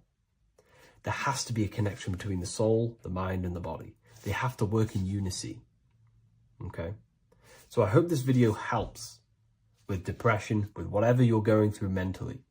What if I told you the devil is closer than you think, and it's not actually a real person, force, or spiritual entity outside of you, but a being and an aspect of your own mind and psyche? In this video, you will learn exactly what the devil is and the true esoteric meaning of the devil. The first thing we need to understand is that the universe is a mental universe. Look around you. Every action, every building, everything you see around you was begun first as thought in the mind, then manifested. We use the mind to build and shape our reality. The universe, the world, only exists inside of our mind. Therefore, God and the devil exist inside of our own psyche. So first of all, the devil is not a literal being, but a symbol of the lower self. It represents the unmastered, ego-driven part of the human mind, a symbol of destructive thoughts, emotions, behaviors, lives in realms of chaos, fear, hatred, lust, and ignorance. This is why we see the devil as red, because red is the lowest vibrational color on the color spectrum. It also corresponds with the root chakra, which is all to do with survival instincts. Red represents chaotic and intense emotions like hatred and anger. When we are angry, our face turns red. The devil represents our animalistic fundamental needs, our instinctual needs, our survival state of consciousness. We have a survival state of consciousness and a godly state of consciousness. Our godly state of consciousness is creating, not just experiencing in the animal state, but consciously creating reality. This is why we see the devil with a goat head, an animalistic head, and the head is where the brain is. The animal head represents living off instinct, the part of our mind that lives on urges, impulses, and instincts. Eating, sex, power, ego-driven actions, and ego-driven thoughts. Animals are only aware of themselves. Animals live on instinct. They have no ability to consciously create like humans. This is our lower desires for the material world. That's not to say the material world is evil. However, when our consciousness is only seeking material things, this leads us down a path of self-destruction, because nothing material can ever satisfy our soul. Everything material is temporary. Therefore, the devil represents the part of us that seeks only material desires, only material fulfillment, the ways of thinking where we only think about ourselves and ego-driven thoughts. It also represents the unchecked, unconscious self, where we have no mastery over our thoughts, over our emotional impulses, and no mastery over our actions. We're living in instinct and impulsive states, which causes chaos, selflessness, destruction, and keeps us bound to our lower material 3D state of consciousness. It's important to recognize that the word devil was never present in the earliest Gospels. Instead, what was mentioned was a spirit of evil. This distinction is crucial because it underscores that the idea of the devil, as popularly conceived, does not actually exist as an independent entity. Rather, it is a personification of the lower aspects of the human mind, a facet of our own consciousness. The term spirit of evil was not meant to denote a specific deity or being, but rather any force of negativity, whether it manifests as a destructive thought, emotion, or action. A spirit is a force, an energy, and we have three forces that create our reality: thoughts, emotions, and actions. We have full control over these three aspects, which transform and mold reality. A destructive thought, a destructive emotion, a destructive action is a spirit of evil, and it originates from the darker aspects of the human psyche. So now, because we're on the topic of the devil, we have to look at the pentagram, which is obviously connected to the devil heavily. The upright pentagram represents spirit, air, water, earth, fire. Upright, which represents spirit, the most important element on top of the earthly elements, showing spiritual principles over material principles. As spiritual beings as we are, we have to put our spirit first, our higher self first, and material things second. Why? Because material things never satisfy us long term. Seeking material fulfillment will leave us feeling unfulfilled in the long run and very unhappy, and we can lose ourselves in illusions. We have to put our spiritual principles first. Seeking wisdom, knowledge, connection to the divine, and connection to our higher self is what gives us true fulfillment in our hearts and souls. But when we see this pentagram inverted, we now have spirit on the very bottom, which now represents earthly principles on top of the spiritual principles. We're putting our earthly elements on top of our spiritual element, which this inverted pentagram represents no longer caring about spirit, no longer caring about our invisible internal world, and only caring about this external body, food, sex, material things, cars, money, and all the things outside of us, the world outside of our mind. This is what true Satanism is. Satanism is not worshipping an external deity, but it is worshipping the self, only fulfilling the ego's desires. This is what true Satanism is, and we have all been conditioned to live in this state. Satanists want us to believe that there is an external deity called Satan or the devil, and the reason they do this is because they trick us, making making us believe that we are not Satanists, while they are actually conditioning us to be self-seeking, ego-driven people, where we only care about sex, food, material things, and money, which is actually conditioning us to be Satanists. 80% of the population today are unknowingly involving themselves in Satanism, which is ego-driven thoughts, actions, and emotions, dwelling and living in this state, where we only care about ourselves. When we are spiritual, we realize we are all one. We are all one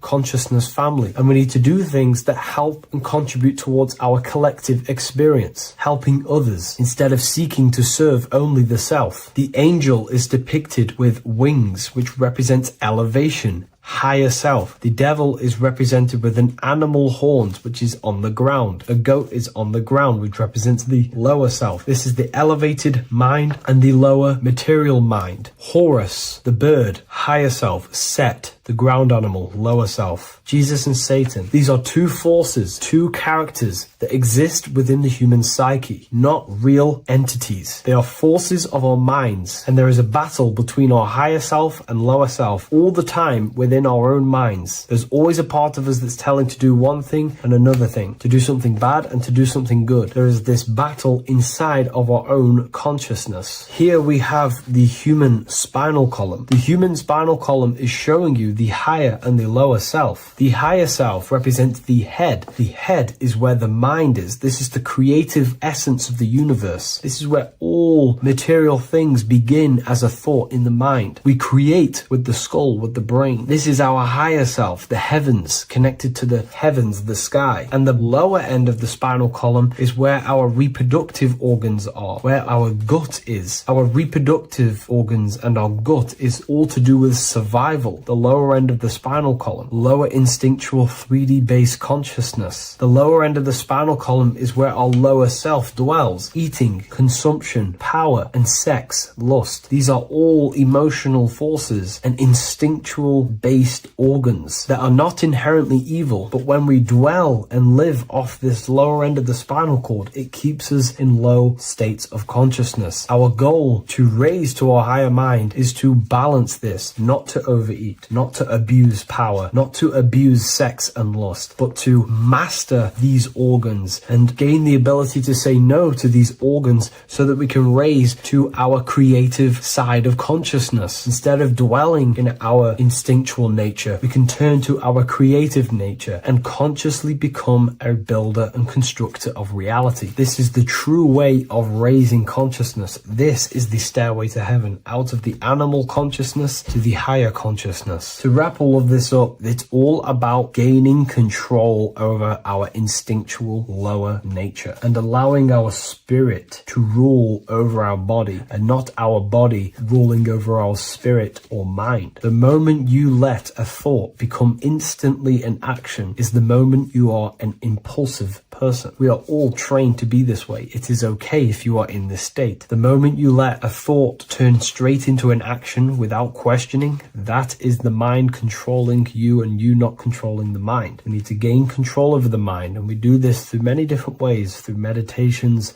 affirmations, and discipline. We slowly gain control over our minds, and once we gain control over our minds, we gain control over our thoughts, and we gain control over the attention that we give certain thoughts. We can then start to uplift our mind, our thoughts, out of our instinctual state to the higher mind. If you wish to learn more about consciousness, I'll leave a link in the description for the Book of Wisdom, Volume 2.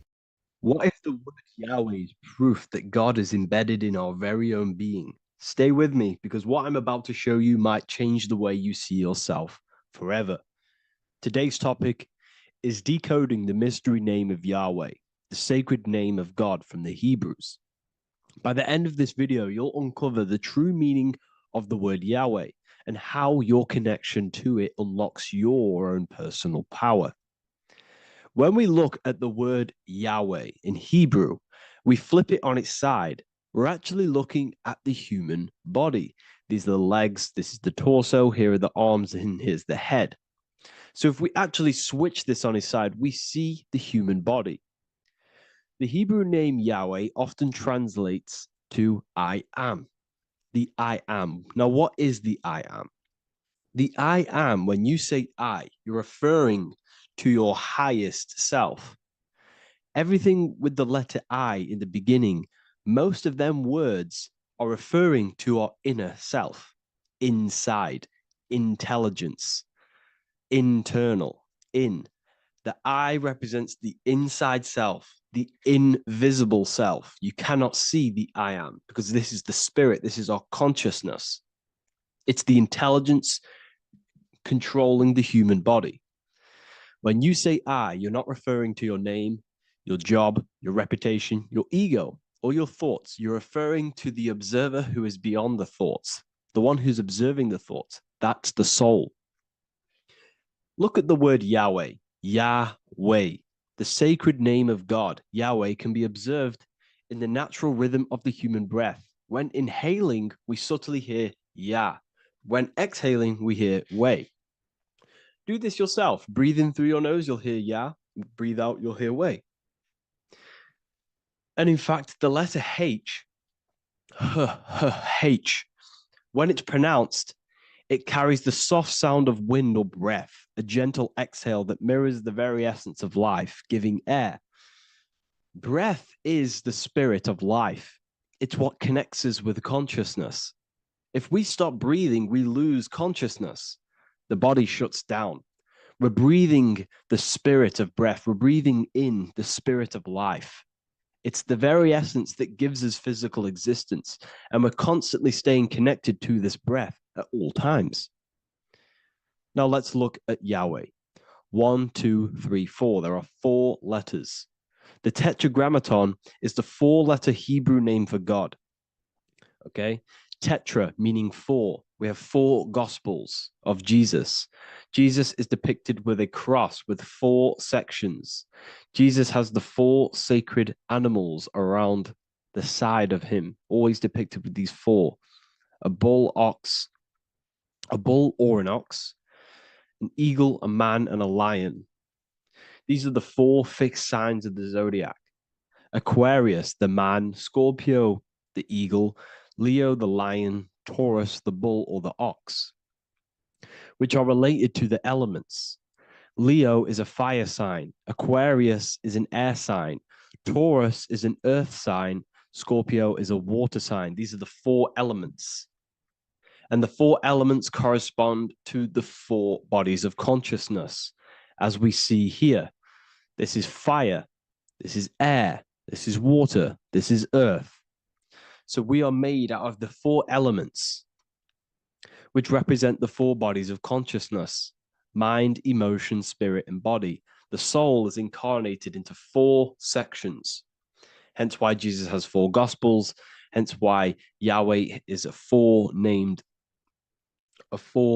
word, because we are tetraform. We have 4 bodies of consciousness. There are 4 pillars to reality: the mind, emotion, spirit, and the body. So what we're actually looking at here is the name of the very essence of the self.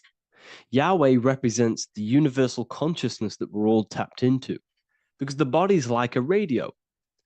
The body is basically a radio antenna, which is picking up the stream of consciousness, and we're all the same consciousness, just experiencing it in a different body. And Yahweh is the name for this intelligence that we're all acting out, that we're all manifestations of.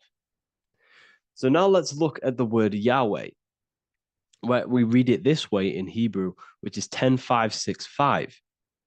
10,565 in the Hebrew letters and the numerical values. And the DNA is made up of 4 bases. These 4 things which create the DNA. This basis is the genetic code for all living things. Each DNA strand is held together by sulfur bridges that appear in a repeating pattern of 10,565. This pattern matches the numerical value of the Hebrew letters of Yahweh, Yod, He, Vah, He, which are 10,565. This means the structure of DNA, the code of life, follows the same number sequence as the sacred name of God, Yahweh. This is a factual observation. So we're looking at 10,565. So let's look over this one more time. Yahweh represents the breath. Yahweh, inhale, exhale. It translates to I am. It's written in our DNA. The word Yahweh on its side looks like the human body. Now, this is where things get a little bit deeper. 10, 5, 6, 5 adds up to 26. The number God, well, the word God adds up to 26. Allah adds up to 26. There are 206 bones in the human body. 26.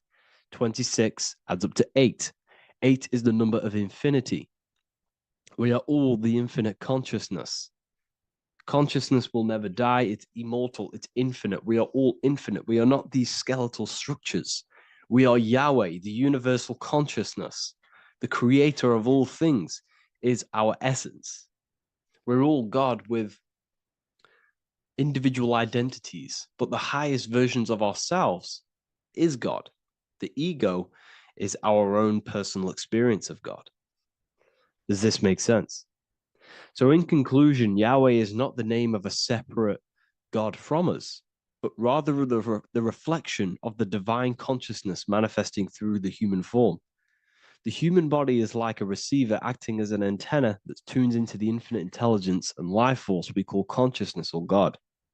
This means that rather than being external, the divine presence is within us, expressed through our very existence.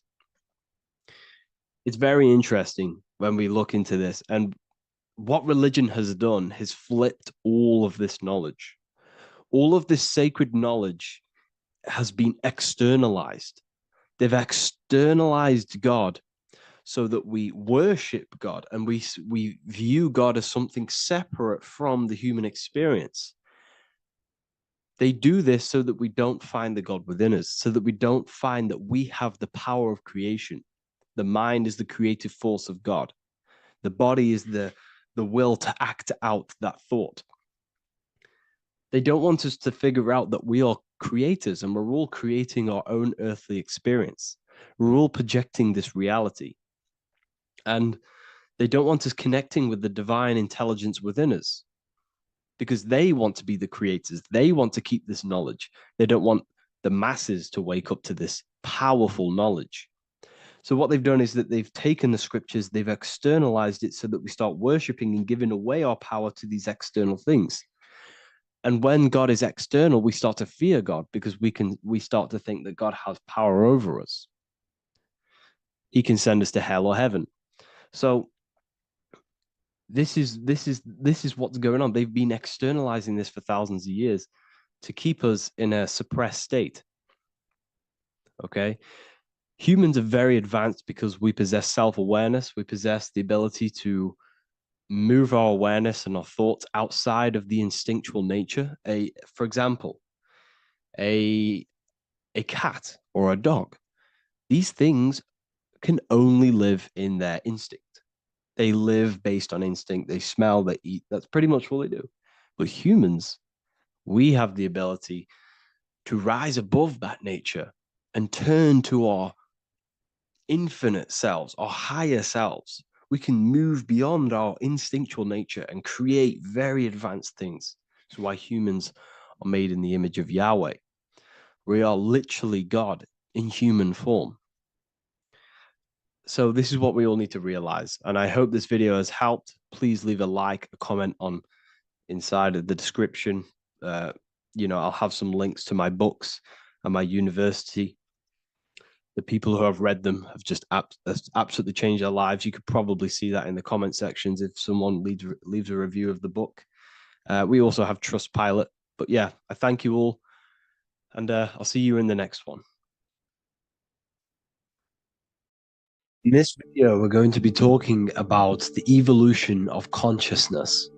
You are born human. However, you possess consciousness, which is the awareness behind your being, the awareness behind your thoughts, the experiencer behind your five senses, the experiencer, the observer behind your thought, emotions, and senses. You are an eye, an invisible consciousness looking through a lens, which is your body. Your body produces this physical world that you experience. Your brain produces this world. Your brain and body is a technological computer. However, you are an infinite, ever-expanding consciousness behind this physical body. And there is an evolution of consciousness, a cosmic journey of expansion. And this is why we see so much pyramid symbolism in the occult and esoteric world, and especially within Freemasonry. Because the pyramid represents climbing, an evolution, a raising state of consciousness, a journey. Steps symbolize a journey upwards. This is the raising and the evolution of consciousness, our inner world, the transmutation of our inner selves, of our souls and consciousness and our minds. So when we see this pyramid, we're seeing a evolution, a way up to source consciousness. And the eye in the pyramid represents your source consciousness. It represents illumination. It represents divine guidance through this evolution of consciousness. This is why we see the ladder. Consciousness is ever expanding on an infinite journey of evolution. Each individual is a part of this cosmic process, contributing towards the ongoing expansion of both mind and awareness. As we evolve, we collectively explore deeper levels of existence, expanding the boundaries of thought and consciousness. The mind has the ability to expand infinitely into new realms of thought, into new dimensions of mind. The mind cannot be filled up. It is not a physical substance. The body can be filled up because it is a physical thing, but you cannot fill the mind. Therefore, the mind is constantly expanding, ever expanding into new fields of thought. So what we see in Freemasonry, the ladder, is again a journey, an elevation of consciousness. When we are born with an infant consciousness, and as we gain older, we gain an adult consciousness. Our inner world, our inner mind, and our emotional intellect changes and evolves. We are significantly different from when we were very young as an infant. It's because our consciousness evolutes, it changes, it alters like water. So just like this evolution of your own consciousness as growing up, there is consciousness of beings existing in cycles beyond our own. And their consciousness is unimaginably different from ours. They operate on a higher level of understanding and knowing, experiencing reality in ways that transcend our current comprehension. Our minds right now cannot comprehend the highest states of consciousness. There are entities, there are beings beyond our own, existing in higher dimensions of consciousness that we cannot comprehend because they have expanded. They are on a further way up the ladder of consciousness. However, we are all on the same journey. None of us can take the same journey. There is one ultimate goal, reaching source consciousness. However, this is always ever expanding. However, we are all on a different journey. There is one truth, one source, one goal. However, there are billions in different ways of reaching it, and we are all on these different paths to source consciousness, to this ladder, this evolution of universal evolution. Okay? Their awareness is attuned to new dimensions of existence, reflecting a more advanced stage in the cosmic journey of consciousness evolution. So when you take DMT, you are shot into these higher realms of consciousness where you meet these beings who look similar to these images. They are not speaking to you physically. They don't speak to you three-dimensionally through vibration and words. They speak to you mentally. If you have done DMT, then you know this. And if you have met these beings, then you know this. You might have even met some of these types of beings on mushrooms or any psychedelic drugs. Because ultimately, when you take these mind-altering substances, it's altering your consciousness. It's merging your consciousness with the spirit of that substance. And you are essentially attuning your mind to higher dimensions of consciousness. That's why we say we're getting high when we take these substances.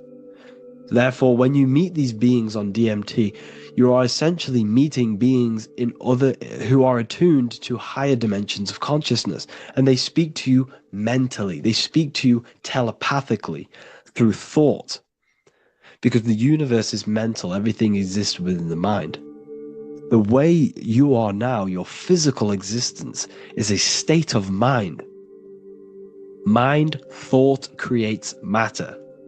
Spirit and matter are two opposing ways of thinking. If we have a very spiritual mind, we have an expanded mind, we are a spiritual person through the mind. However, if we have a very low state of consciousness where we think about food, sex, lust, and all physical things, then we have a physical consciousness. Matter and spirit are two opposing forces, two ways of thinking. The mind attunes itself to different levels of understanding in different dimensions. So, essentially, this is what we're looking at. The body is a vessel for the fluidic, formless consciousness, a temple that houses the essence of our awareness.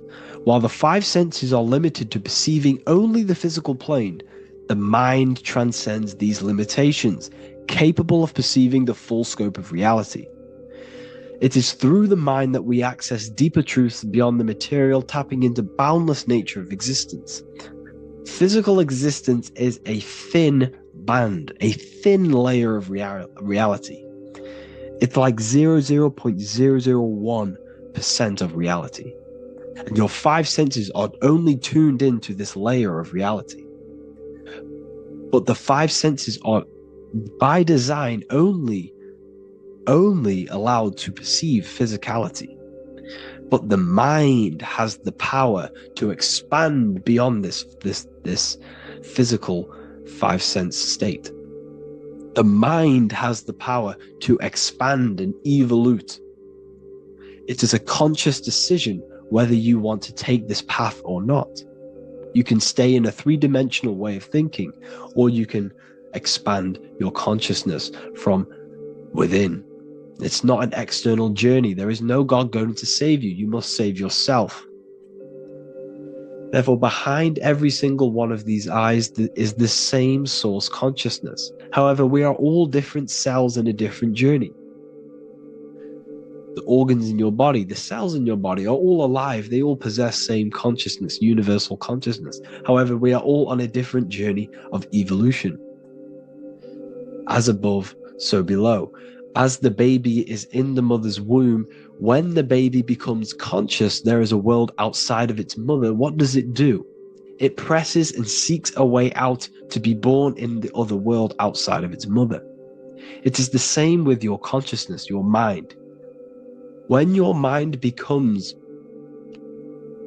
aware that there is realities beyond the immediate surroundings, it seeks a way out. And this is exactly what I'm doing to you now. I am now expanding your mind and telling you there is other ways of reality. There is other dimensions of consciousness which you can access through inner transmutation, through different ways of thinking, spiritualism and meditating and connecting with yourself and detaching from external things. We can upgrade our consciousness. Your body is a womb. Why Jesus says you must be born again to see the kingdom of God, because you are born physically and then you must be born again spiritually, awakening your inner consciousness. So like I said, as the baby is in the womb, it's the same principle. As above, so below. You were a baby, you were in your mother's womb, and you figured out there is a world outside of your mother, so you seek to way out your mother to be born in another world. It's the same now. You must do this now. This is your spiritual evolution. This is the evolution of consciousness. It's ever expanding. When you die, this is a transition. You must learn to not fear death. This is another part of your spiritual journey. You must master death. Therefore, Like I said before, the mind has limitless capacity to expand into new realms of thought, continuously exploring uncharted ideas and concepts without boundaries. The mind can ever expand, it can never be filled, it can never ever know everything. There is infinite fields of knowledge, infinite fields of thought. Your current state is just one stage on an infinite pathway. You won't remain human forever. The human experience is a crucial phase where we learn to balance polarities, master the fundamental laws of the cosmos. It is a period of growth and transformation, preparing us for the next stages in our cosmic evolution. The goal is to strive for perfection, yet the true perfection is unattainable. It's like a tunnel, and there is a light at the end of the tunnel. And as you walk through this tunnel, the light is ever moving backwards. You should forever seek to meet that light, but you will never meet that light because consciousness is ever expanding. You should strive for perfection, yet knowing that perfection is forever unattainable. The journey is endless, with each step revealing deeper layers of understanding and experience. The pursuit of growth and expansion is itself the essence of our evolution. You can find all of this knowledge in the amazing book that I have read for years. I have read this book, The Emerald Tablets of Thoth, the Atlantean, by M. Dorial, translated by M. Dorial. I'm telling you now, this book, now that I've told you this, you have some context on the book. The whole book is about evolution of consciousness. He's talking about higher dimensions beings. He's talking about how you can transcend this physical plane. It is truly the most amazing book you will probably read. One of the best spiritual texts you'll see. It's hard to understand, so you must read it over and over again. And the more your mind progresses, like for me, I read this every couple months. And the more I learn about consciousness, the more I expand my own consciousness. And every time I read this book, I pick out something new that just completely blows my mind. Because you can only understand this book to your level of consciousness, to your level of understanding. So now that I've told you all this information, go and read this book and it will absolutely blow your mind. And so will the Book of Wisdom Volume 2, which is now available. I released it the other day. I'm just going to read a page out now. This page is called Spirit and Matter. The Earth is not merely a dense, lifeless rock drifting through space. It possesses spirit, a living essence that animates its form. But what do we mean by spirit? Spirit in esoteric terms refers to the energy, the life force, animating the principles infused in matter. So essentially, what this page is talking about is how everything has spirit, consciousness within it. You are the middle, you are spirit and matter. You have the ability to expand your mind to the God self and raise above our animal instinct, our material self, and know the divine and expand. Animals cannot do this. Animals are not self-aware. Humans possess self-awareness. We can observe our consciousness. We can say, why do I exist? We can look in the mirror and know that we need growth. And this is what Anunnaki means. Anu means above. Anu was the supreme god of the sky, which is a metaphor. He represents spirit above, heaven. Anu came down to earth and married Ki, the goddess of the earth, which represents matter. It's a myth, it's an allegory. Anu married Ki and gave birth to the Anunnaki.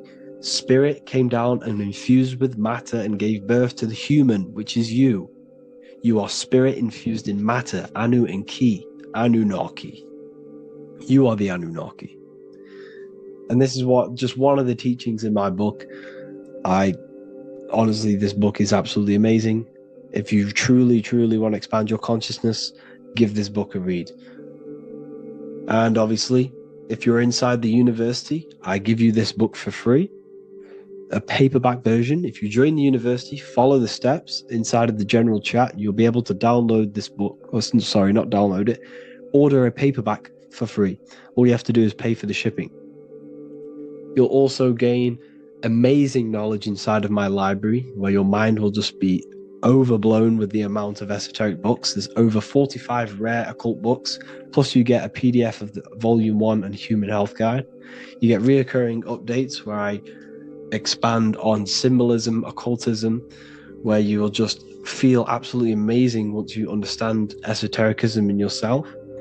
You'll also learn how to create the dream reality that you want with the Manifestation Mastery course, where I teach you how your consciousness creates reality. You'll have a real lectures where I post lectures on symbolism, occultism, esotericism.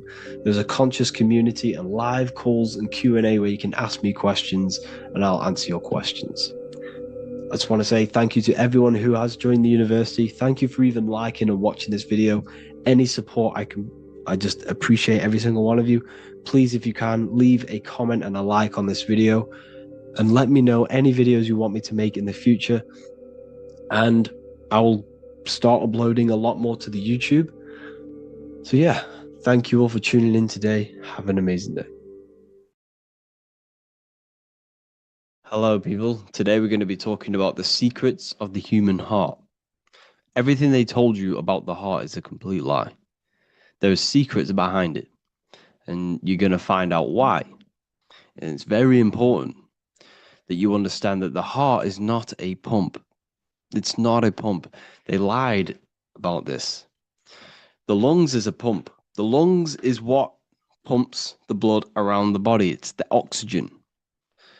Oxygen is reacting on the blood. Now, what do you use to use a pump? You use air to pump things up. That's what your lungs are. They use air, oxygen. Now, oxygen carries magnetism. If you pour liquid oxygen between two magnetic magnets, you find an attraction, as you can see here. So this attraction proves that there is magnetic principles within oxygen, liquid oxygen. So when we breathe, we are essentially breathing in magnetism. Magnetism is the force driving this world. So your heart is a chestahedron. It's a seven-sided shape in geometry, and each side is pretty much equal. It's a chestahedron. Look at the word chestahedron, chest, where your heart is. And it looks very, very similar. So this is the sacred geometry of the heart. And when a chestahedron is placed in an angle, when it's placed in a box, a cube, it sits at an angle of 36 degrees off center. This is the same angle which the heart sits within the chest. That's why it's called a chestahedron, because that's what the heart is. It's a chestahedron. And when you place a chestahedron into water, it causes a spiral. It causes a vortex motion, because your heart is essentially a vortex generator. So the heart is not a pump, it is a valve. This is where blood goes into. And when the blood goes into the heart, this is what causes it to vortex, because the heart is in a shape of a vortex. Look at the tissues, everything's wrapped around. Everything's spiraled. See this here? This is the spiral of magnetism. So all of the valves and the cords and the fibers are all wrapped around each other. It's a vortex. And if you take off the tissue of the heart, you would see this. It kind of looks like the Holy Grail. And this is essentially the vortex spiraling of the heart tissues. And if you unraveled the heart, because your heart is one tissue, it's one muscle. Look at it here. This is a heart unfolded. And it's just spiraled together to create this. That's what the heart is. So the heart's tissues is spiraled here, and the heart itself is all wrapped around each other in a vortex, in a spiral. Because all spiraling is all to do with magnetism. So the heart is a vortex generator. The heart takes blood, so blood enters the heart. The heart charges this blood. It reacts with the heart. The blood is turned into the heart moves through the blood moves through a vortex motion within the heart and then goes back out of the heart. So there is something going on inside of the heart which is very, very crucial that we might be missing. So the heart is spiraling blood, and there's a reason why it's doing this. When you spiral something, it gives it more energy. It gives it more frequency, more energy, more force behind it. So by spiraling the blood, it's turning blood into plasma. That's what the heart is doing. It reacts with the heart, it turns it into a vortex and turns the blood into the fourth state of liquid or fourth state of matter, which is plasma. Okay? Plasma is proved to be in the blood.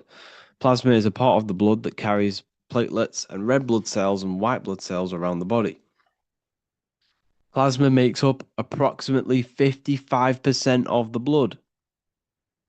So plasma is a state of matter, which they'll never tell you about because they try and hide plasma as much as possible. It's ionized gas.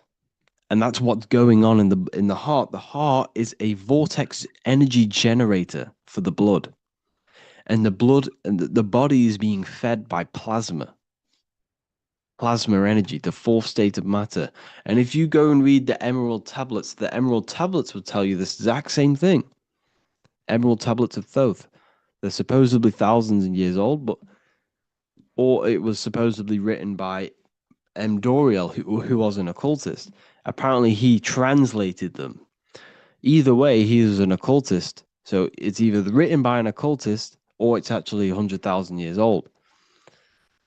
In the physical are these channels, the blood which moves through the vortical motion, reacting on the heart to continue its beating. So what is that telling you?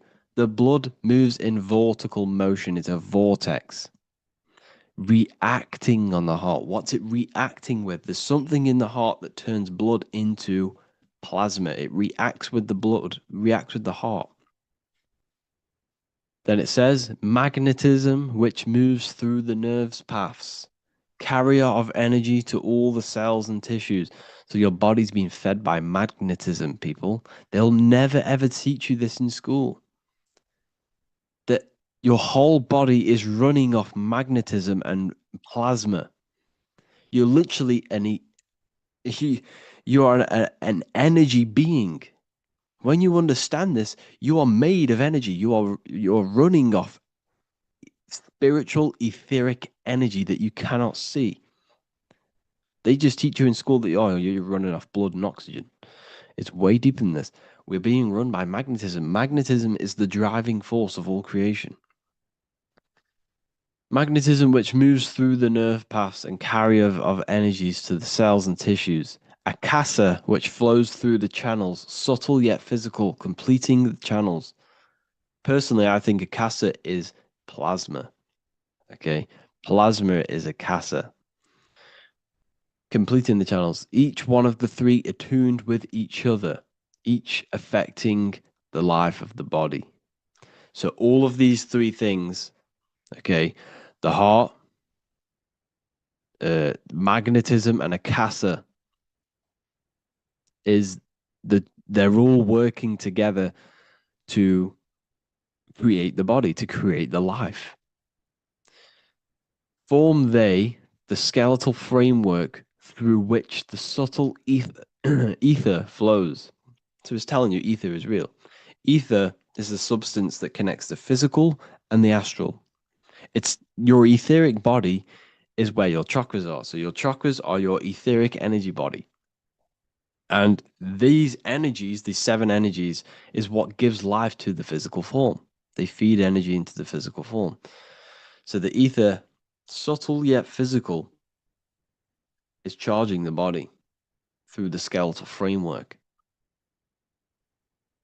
So it's telling you this, and even the word heart has ether within it if you just rearranged A and the E. Put the H on the beginning of, put the H on the end of heart and you get earth. Because what the heart is actually doing, it's taking the energy of the electromagnetic field around us, which is everywhere, that everything is filled with magnetism and electromagnetism. The Earth is a giant electromagnetic torus field, and all of this energy from the center is feeding directly into your heart. Because the center of this Earth is the heart of the Earth. The center of you is your heart. And the center of the aurora borealis, whatever you want to call it, this energy that's emitted from the center of this Earth is feeding directly into you, and your heart is transmuting this energy from the Earth to react with your blood, and your blood is then feeding your physical body through plasma. That's what's going on. You yourself and your heart is directly connected to the Earth. That's why your heart rearranged its Earth. You're directly connected to the cosmos. Everything they do to poison you and give you all this stuff is to keep you disconnected from the universe. You yourself are the universe. Your body is directly in correlation electromagnetically with the Earth.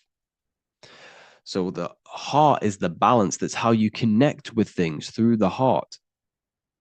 Okay. Here you see Jesus with the Sacred Heart, always pointing at the heart. Matthew 6:21, for where your treasure is, there your heart will be also. What's that telling you? What's your treasure, your goal, what you're doing in life? There your heart will be also, because your heart is a guide through this lifetime. Your heart has an intelligence. Every single organ in your body has consciousness, and you think with it. You can think with these different organs. You can think with the brain, you can think with the heart, you can think with, the reproductive area. That's why, everyone always says you're thinking with your penis. For if you're a man, you know about this. People say that. That's just a saying, but it's true. You think with these body parts, people, and your heart is a guide. It knows everything that's right. It knows the things that you need to do. So that's why your heart is called a chest, because your treasure chest is in the chest. Sorry, your treasure is in the chest. And what's the treasure? Your heart. All of the wisdom, all of the understanding, all of the guidance is inside of that heart. And you need to follow your heart. That's why we say follow your heart, to find your treasure in this life. Find your purpose. That's what your treasure is, your purpose in this life. So the heart is also producing your electromagnetic field around your body. And the heart is all to do with emotion. So thought happens in the mind, which is not the brain. Then the thought in the mind produces brain activity, electrical signals, and then these electrical signals are sent to the heart, which produces an emotion. So essentially, the brain and the heart are directly connected. You need to sync them. You need to sync the brain and the heart. Why? Because you need to be thinking with emotion behind it. If you think with lack of the heart thinking, also, if you think without the heart, you are only thinking for yourself and not for the empathy of others.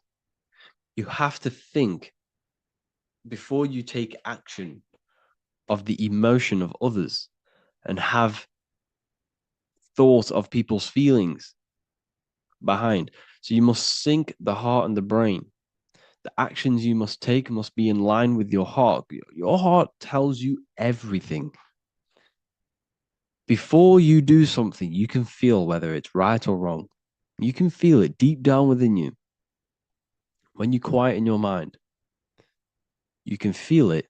Where when you're doing something wrong, especially when you're a child, because as you get older and you constantly do negative things, then yes, you can block out the heart completely. But deep down within people, they know what they're doing and they know whether it's right or wrong. You feel horrible when you do something bad. You feel it inside of you.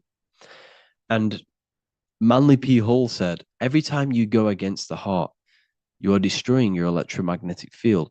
It kills the magnetism of your body. every time you go against it. Obviously, I don't know if this is true, but I agree with this. Manly P. Hall was an enlightened individual who understand the anatomy of the body, understand all of the occult things. And essentially, every time you go against your heart, you are killing the magnetism of your body, your cells, and everything about you. Because your whole body is magnetic. You have magnetic attraction all over you. So there's a saying, well, obviously in Christianity, what happens in heaven happens on earth. Well, what happens in the brain happens in your heart. Heaven is the head, earth is the heart. Every thought you think produces an emotion in the heart. Every single thought triggers an emotion. You know, when people say they got a broken heart, because all of that emotion is in the heart. Not in the heart, but in the invisible intelligence behind the heart. You must understand there's a consciousness, an invisible spiritual consciousness behind every physical thing. So your brain is dual, your heart is single. Your brain consists of two hemispheres. So when it comes to decision making in the brain, there can be confusion between the left and right hemispheres. This is why when people are confused. But the heart is a singular organ. And if you go onto Google and type in brain cells found in the heart, there are 40,000 neuron cells in the heart, the exact same cells which are found in the brain, in the cranial brain. This means that your heart is essentially a brain for your emotions, what it is. And your emotions tell you what is right and what is wrong. So every thought you think produces an emotion, and whether that emotion is good or bad will tell you whether something is right or wrong. So the heart is the guidance through this life, and your higher self resides in the heart. You have to follow the heart. You have to do what the heart tells you all the time. So I hope you enjoyed this video, people. Please feel free to contact me if you have any video ideas or anything like this. And welcome to the university. I look forward to connecting with you all. As above, so below. This is one of the most crucial teachings within esotericism, occultism, or what we like to call it today, spirituality. I don't like calling it spirituality because it's not spirituality. I teach human consciousness. I teach the science of you and your consciousness alone and your being. And in order to fully understand you and this world around you, you must understand this number one principle of as above, so below. There is many misconceptions of this, and there is many simple teachings of this, but I'm going to break it down today from the most simplest to the most complex, and you will see the connections between all things. This is the most important lesson you could ever learn, and I'm going to teach it you today. So what you must understand is with the term as above, so below, it applies with everything you see in this world and about yourself. We have something called the macro, which means the bigger scale. On the bigger scale, we have the whole earth. If we look down from the sky on top of rivers, this is what we see. We see this tree pattern. Then on a smaller scale, we see trees have the same pattern. Then we look even closer. We're going smaller and smaller into the leaves of the tree. We see the same pattern. Then we go even more micro into the human brain and look at the human brain cells, and we see the same pattern. This is proof this is a fractal universe, and everything is in the micro is reflected in the macro. As above, so below. As within, so without. On the macro is a reflection of the micro. So now that you understand this, we can go a bit further. A yearly cycle of spring, summer, fall, winter is a macro. A micro is a daily cycle. So a day is a mini year. The summer is the midday. Autumn is the evening. Night is the winter, and spring is the morning. This is a macro, a reflection. We have a miniature cycle of the zodiac every single day. And this cycle is also reflecting the cycle of life and death. We live, we are born, which is the spring. We live, which is the summer. We then age, which is the autumn. And then we die, which is the winter. And then we are reborn again. This is the cycle of life and death. And you do this every single day.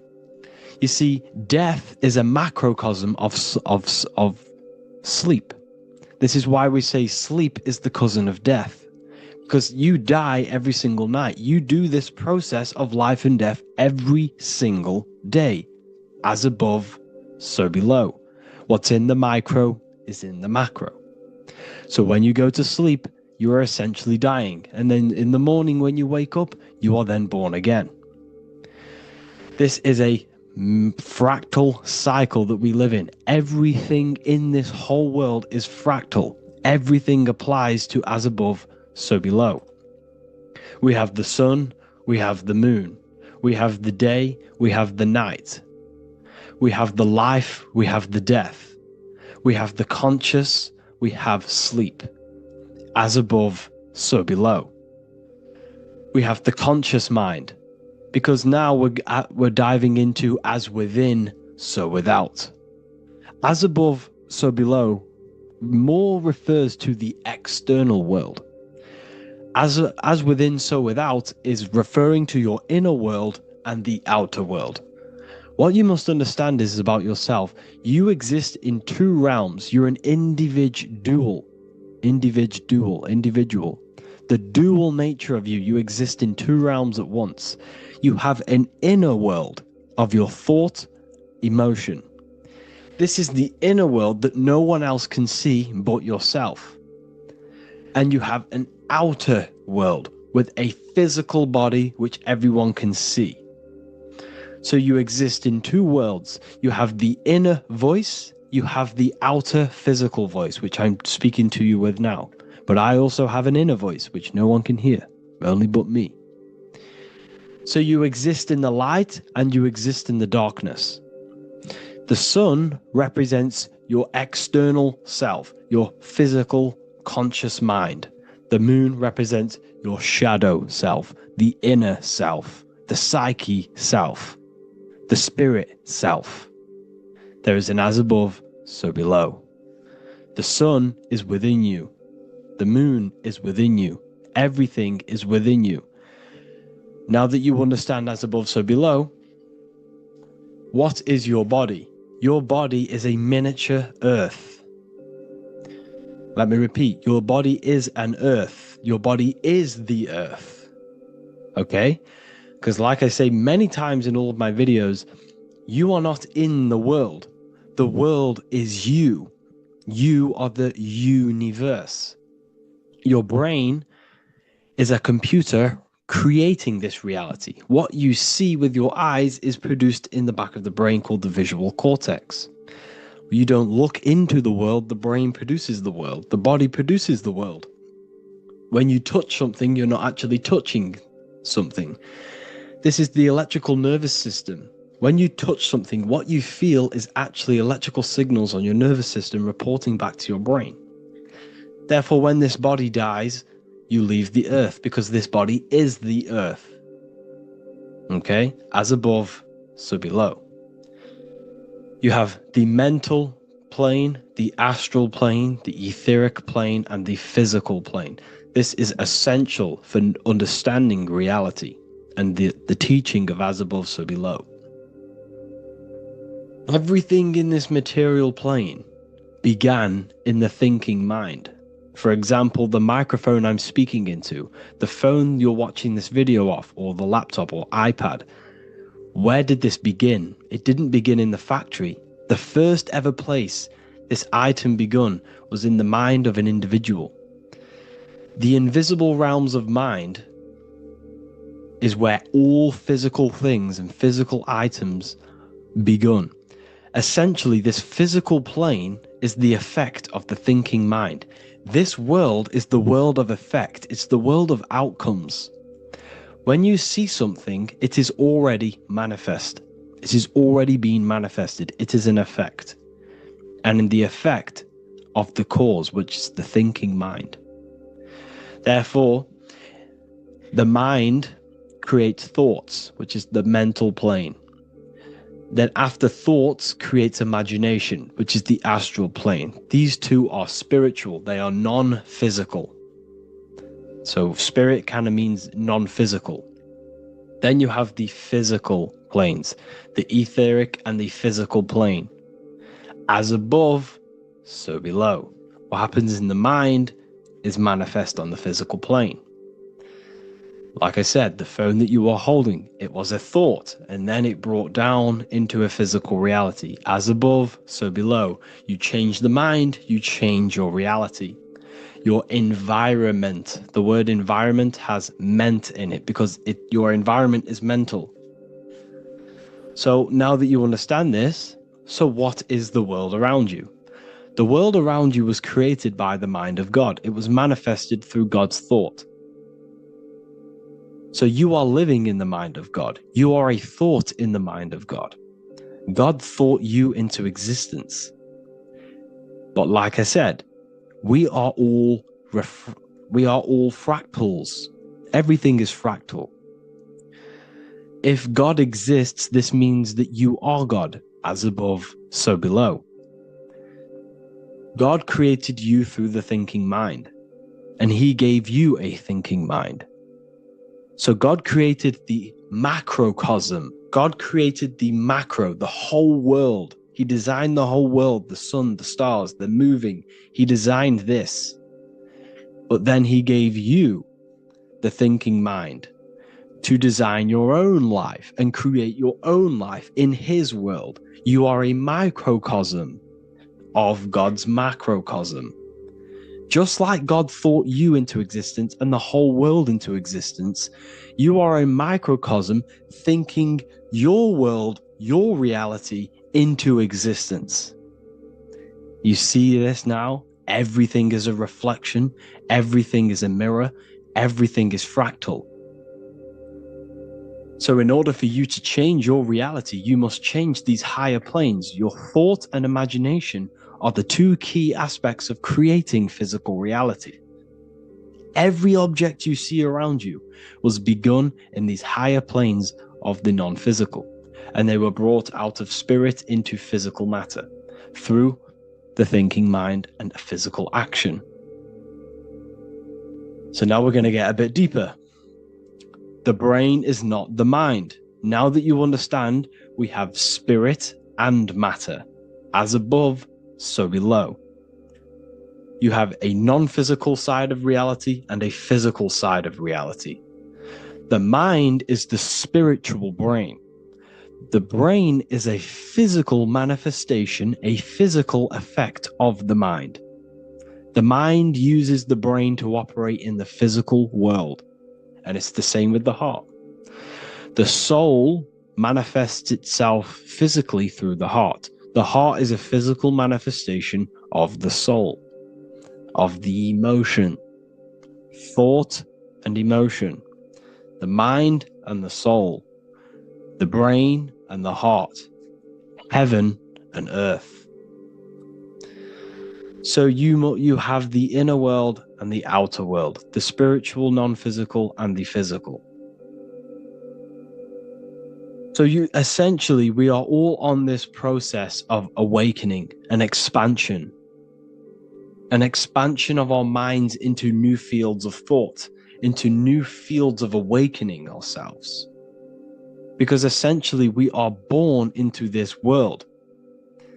But you are born many, many times. You can be born physically and you can be born spiritually. Like I said, everything is fractal. So just like when the baby finds out that there is a world outside of its mother, what does the baby do? The baby seeks a way out of its mother, and then the baby is now born into a new world, a world outside of its mother's womb. It's the same with you and your spiritual process. As your mind becomes aware that there are other realities beyond your physical body, it then seeks a way out. And this is why you are probably watching my YouTube, because you are now on the path. Something within you has guided you to this path of knowledge, truth, enlightenment, and expanding your consciousness. And it is your soul who brought you here. Your soul speaks through emotion, a guidance.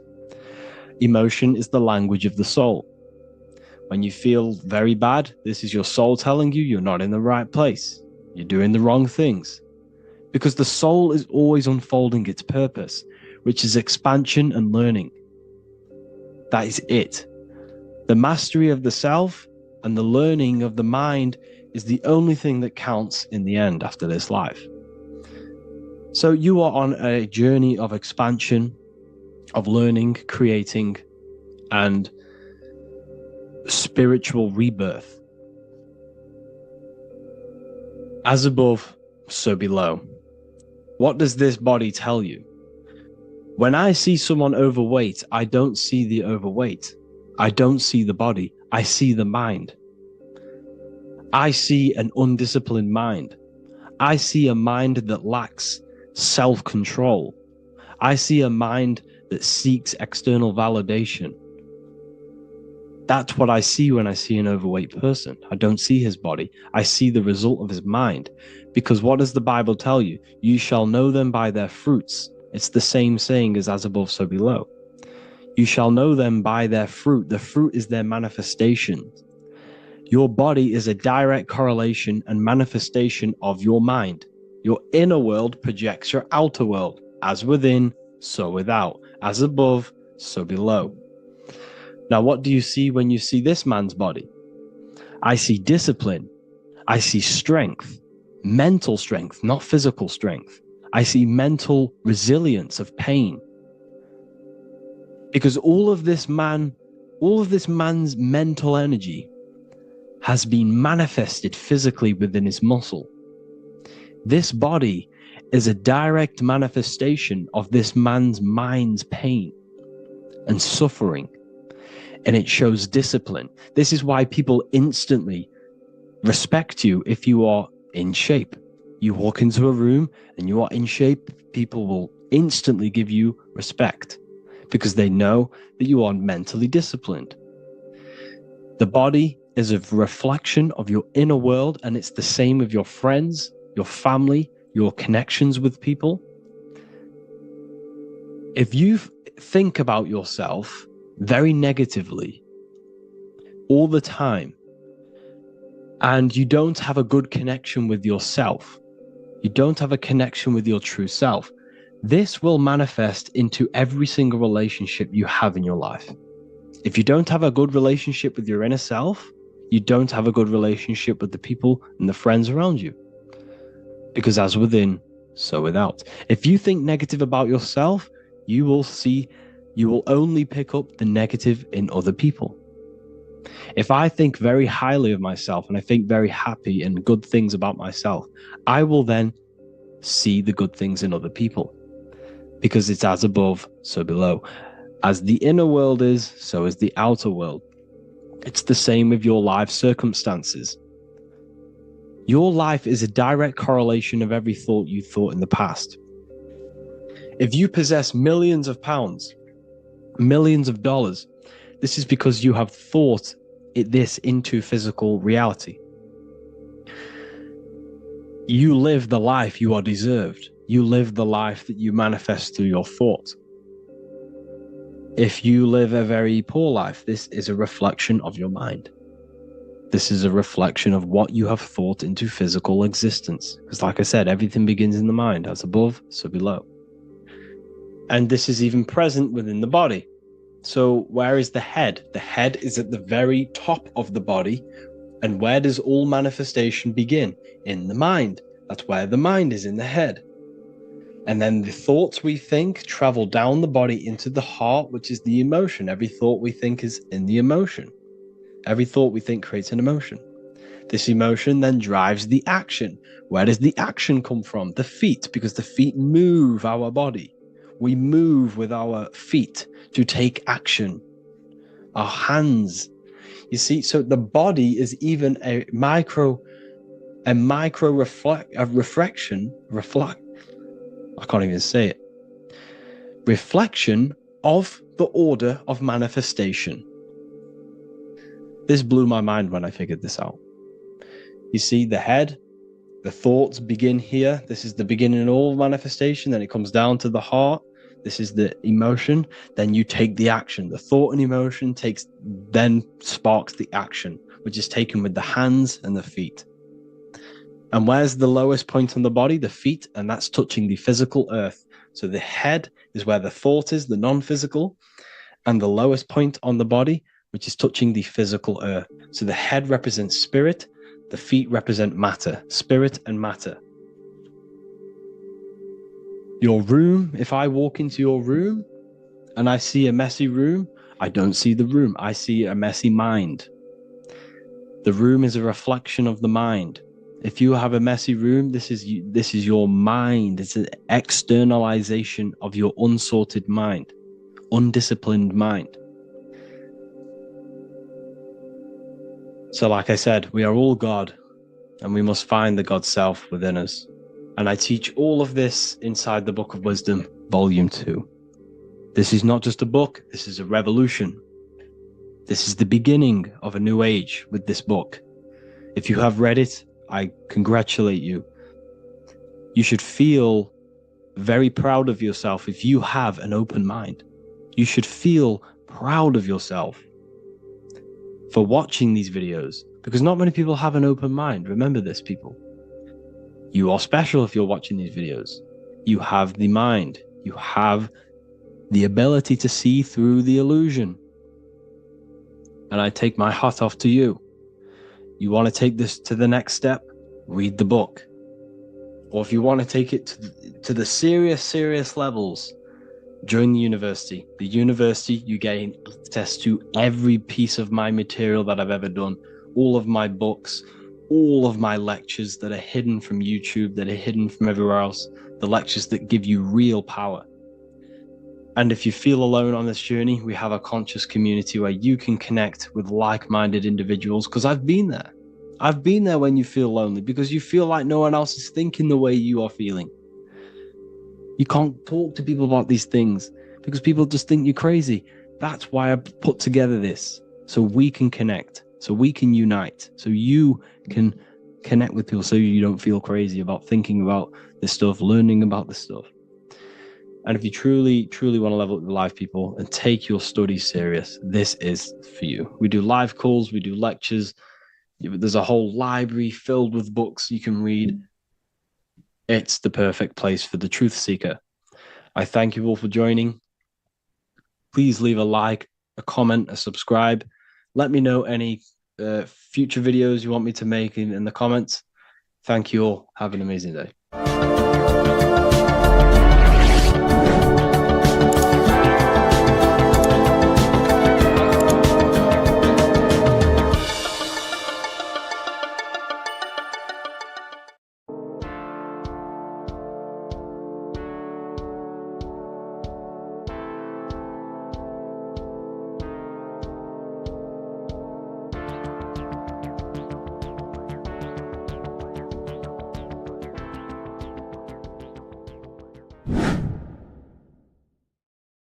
How are we doing, people? It's Revival of Wisdom. We're back today talking about sun worship. Okay? And please enjoy. Sit back and enjoy the video. First thing we need to understand is that the sun is the risen savior. It's the light of the world. Without the sun, we have nothing. Now, the sun is the Son of God. We didn't make the sun. No one owns the sun. But who created the sun? Obviously, the Creator created the sun. Therefore, it is the Son of God. And that is what Jesus is symbolizing in the Bible. The Bible is a metaphorical story. That's why it's called the greatest story ever told, because it is a story about the sun, the zodiac. It's about you, the systems in the body. It's about everything that is sacred in this creation. Now you can see the suns behind Jesus' head in all of the ancient portraits, even the ones that are more modern. You still see a sun on the back of his head, because he is the sun. He's the light of the world, our risen savior. And this is what Christians are lost, because they don't realize it's a symbolic story and they think Jesus was a historical person. He's not a historical person. Okay, this is what we need to get out of our mind. This wasn't a historical person. It's the Son, our risen Savior. The Son is the soul. It's the soul of this creation. Because what is a soul? A soul is pure life force, pure energy. Whatever a soul inhabits, it gives life to. Like our soul feeds our body. The sun feeds the earth because the sun is a soul, and that's why the ancients called it Sol, because it's the soul and it's in you, and it's the light of the world. It's the light of everything. It gives life to all things. Here's Jesus and his 12 disciples. The 12 disciples symbolize the 12 zodiac signs. Aries, it rules the head region because the 12 zodiac constellations rule specific regions of your body. Aries, the ram, you have a cerebrum in your head. This is Aries on the head of the table. His Gemini rules the arms and the lungs. The two twins, Gemini. He's holding up two hands for the two hands and arms. The twins. Cancer has a knife in his hand. It's not so clear, but he has a knife in his hand. Cancer is the crab. Crabs have claws. And he's pointing at Virgo's Adam's apple, saying there's no Adam's apple there. It's a woman. Who's the sixth sign? The sixth sign is Virgo, the virgin, the only woman in the painting. Now notice how there are 3 people in 4 groups for the 4 seasons and for the 3 months and 3 zodiac signs in each season: spring, summer, fall, winter. Matthew, Mark, Luke, and John with the suns on the back of their heads, because it's the 4 states of the sun. The 4 states of the sun. Now, 6th sign, Virgo, the virgin, the only woman in the painting with no Adam's apple. Then we have the sun, Jesus, red and blue, red shift, blue shift. Electromagnetism. The ancients knew this. He's got one hand open, one hand down, because the sun gives and retrieves. The sun rises and it falls.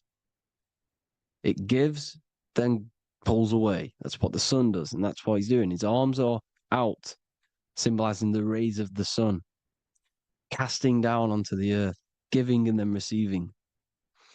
Libra, his 2 hands are equal, holding his arms out equally, because Libra is the 2 balanced scales. Libra is when the sun is balanced between the summer and the winter. It's being judged. The sun isn't balanced. That's what Libra is, the 2 scales. Capricorn is the goat. Goats have 2 horns, and you can see the 2 horns on his head here. See? So this is astrology. This what Leonardo da Vinci is depicting here. It's astrology. He knew the story of the Bible is all astrology. It's all based on astrology. The Son of God, the real Son. Now here are some Bible verses. I am the light of the world. Obviously, that's the sun. What other light is there that lights up the world? The moon can't do it. It's the sun, the one and only Son, our risen Savior. Because if the sun didn't rise, we'd all be dead. So it's our risen Savior. And it dies for our sins every night and then gets reborn every day. Now, Jesus calms the storm. Mark 4:35-41. The disciples are all on a boat and there's a heavy storm. But Jesus is asleep. The disciple says, Jesus is asleep. We need to awake him. They wake up Jesus, and Jesus got up and rebuked the wind and said to the waves, quiet, be still. Then the wind died down and it was completely calm. Well, when Jesus was asleep, this is the sun not being risen. It's not risen yet. Because in the night times, that's when the storms happen on the sea and the ocean. And when they awake Jesus, Jesus rises because he's the sun. He rises and everything calms. Because when the sun comes, the storms go. You see? So it's the sun. It's all about the sun. Here's another, Luke 22:10. A disciple asked Jesus, when will we know it's the end times? And Jesus says, as you enter the city, a man carrying a jar of water will meet you. Follow him to the house that he enters. Well, this is clearly talking about astrology, the topic that Christians think is satanic, when they don't realize the whole thing's based on astrology.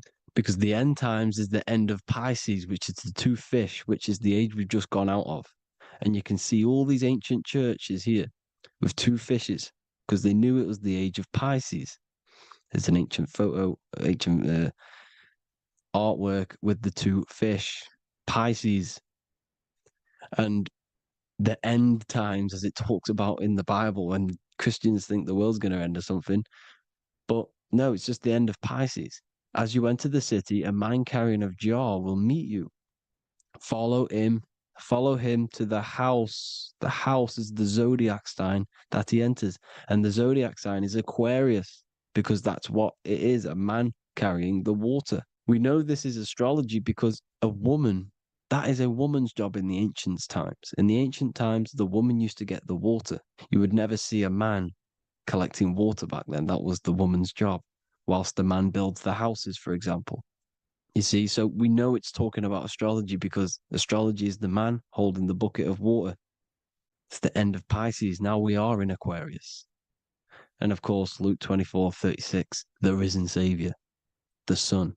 Now, the Son is also born on the 25th of December, a virgin, just like Horus, Mithra, Buddha, Krishna, Hermes, and thousands of other gods, all born on the 25th of December. Well, it's because the sun moves 1 degree northward on the 25th of December. And on the 22nd to the 24th, it stays in the same degree because it's moving south. But then on the 22nd, it stays in the same degree on the Southern Crux constellation. And the ancients called this the sun dies on a cross, because the cross is the Crux constellation, the Southern Cross. And it stays on that same degree for 3 days on the cross. The sun dies on a cross, and then on the 25th, moves 1 degree northward, bringing back the summer, the light, the warmth, the growth of crops. And this is the sun being reborn again, a virgin, because it's pure. And here's Mithra, another sun god before Jesus was around, before Christianity. It was Mithraism, and Mithra, Ra is Ra, the sun god, Egypt. It's all about Ra, the sun. You can see the crown of thorns on Jesus' head, symbolizing the rays of the sun. And here are the rays of the sun on the back of Mithra's head. Krishna, the sun. Buddha, the sun. Horus, horizon. All born virgins, all did miracles, all resurrected. Dead for 3 days. Well, here he is, dead for 3 days on the cross. And resurrected, because it's the most ancient religion ever been on the face of the earth, the worship of the sun. And we should worship the sun, because without the sun we are nothing. The sun feeds us, feeds the earth, feeds everything. Without the sun we are nothing. It's been reversed, and now we're worshipping man. When we're worshipping a man called Jesus, was never real.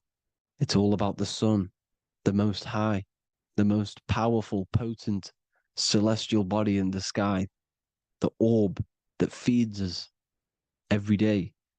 It dies for our sins and rises every day. It's the sun. Now on the Holy Communion Day, it's the worship of the sun. They give out many suns. Here's Jesus holding a sun. And they raise the sun on Sunday, because they go to worship their sun god on Sunday. Not Saturn Day, not Moon Day, Monday, but on Sunday when the sun is exalting. And they hold suns up above their heads because the sun rises. They're symbolizing the sun rising above their heads as Savior. It's the sun. It's the Holy Communion Day. And here's Jesus giving a piece of himself to the children. It's the sun, the light. Judas was known as a backbiter, a backstabber, because he stabbed Jesus in the back. He betrayed Jesus. Well, this is just another astrological story about the constellation Scorpio, because the Scorpio is the J, looks like a J. J for Judas, the scorpion, the backbiter. Scorpions backbite, they bite with their back. And what does Judas do? He betrays Jesus by kissing him to let the warriors know who they need to get. So he kisses Jesus and Jesus gets stabbed in the back. Well, when you get stung or bit by a scorpion, they leave like a kiss. So Judas kisses him and gets betrayed. Well, this is because the sun, when it hits Libra, it's balanced. The sun is balanced because it comes through summer. Now the sun's starting to die. The sun's starting to die. It hits Libra. And then as soon as it hits the scorpion, the Scorpio, it gets betrayed because now the sun has to fall to winter and Saturn is there waiting to take over the darkness of the winter. So he gets stabbed in the back by Scorpio, Judas, the scorpion, the backstabber. You see, it's an astrological story. Here's Mary. Mary means marry, which means pure. The sun is pure. No one gave birth to the sun but the God. And it's born every day. It's born every day on every year. It's born pure. There was no controversy. There was no, activity for the sun to be born. It's pure. Now, the 7 metals come from the 7 planets. The sun gives you gold, and this is why the sun is golden. It looks gold. And this is why the banks are backed by gold, because gold is the most valuable metal, because it's the sun, the most valuable celestial orb in the sky, in the heavens. Well, here's Jesus, another ancient symbol of him being crucified on the cross with the big sun, the Southern Cross constellation. The sun dies on the cross constellation. And if you go to the old etymology dictionaries, you will see sun and son is the same word. They come from the same etymology roots. You can use them for no matter what, but they've been confused today. But if you go back to the old dictionaries of etymology, they are interchangeable. You can use them. Son, sun, sol, it's all the same thing. The 12 disciples, 12 brothers of Joseph, 12 tribes of Israel, 12 breastplates on the stones, because it's all the 12 astrological signs. They could have used any other number, but there's 12. Because 12 is the mind, which is God. 7 is the number of matter, which is man. 7 energy centers in the body. 12 cranial nerves in the brain, because it's the mind. 12 is the 12ness. The zodiac is literally the mind of God, the signs of God. Now here we see here, Job 38, 31 to 33. Can you lead forth a constellation in the season? He's asking you, can you read the sky? Can you read the heavens? Canst thou bring forth the Mazzaroth in its season? Mazzaroth means 12 signs, the zodiac. Why did they translated every single Hebrew word in the Bible into English, but they decided to leave out Mazzaroth? Why? It's because if that said zodiac, Christians would have a different view on the Bible, but they leave that out. But Mazzaroth actually means the 12 signs, the zodiac, and the stars means sign. The word stars means sign because the stars are signs, things to come, which is off in Hebrew, which means sign, things to come. You see a sign on the road, it's something coming. But God is saying, no, what does he say? To qualify as a director, a judge of man's life on earth, one must be able to govern the heavenly bodies that rule the earth. It's telling you to read the heavens. We need to read the heavens. Astrology, the 12 zodiac signs, the mind of God. It's telling you, read the Mazzaroth, read the zodiac, because they are things to come in your life. They are signs. It's not satanic, it's made by God. God said, let there be lights in the firmament of the heavens to divide the day from the night, and let them be for signs. Signs are things to come. The 12 zodiac signs. It's all about astrology. Here's Mary holding the sun. His son, her son. It's the sun in the sky. The one and only, the most high. The soul, the solo because it's on its own. The most powerful, Ra, radiance. Here's the Pope holding the sun. All 3 popes holding the sun because they're sun worshippers and they know the true meaning and origins behind Christianity. Sun worship. Is the Vatican is a sundial. Yes, this is literally a clock. Your clock, your watch is a sundial. It's got 12 sections on it for the 12 zodiac signs. 12 hours, 12 Horuses. Now here you see Jesus walking on water. Well, it's the sun, and here's the beard of the sun. Here's the pyramid of the sun, the illuminated one, the all-seeing eye, the sun. Here's the Ankh. The sun creates these symbols. The ancients knew this.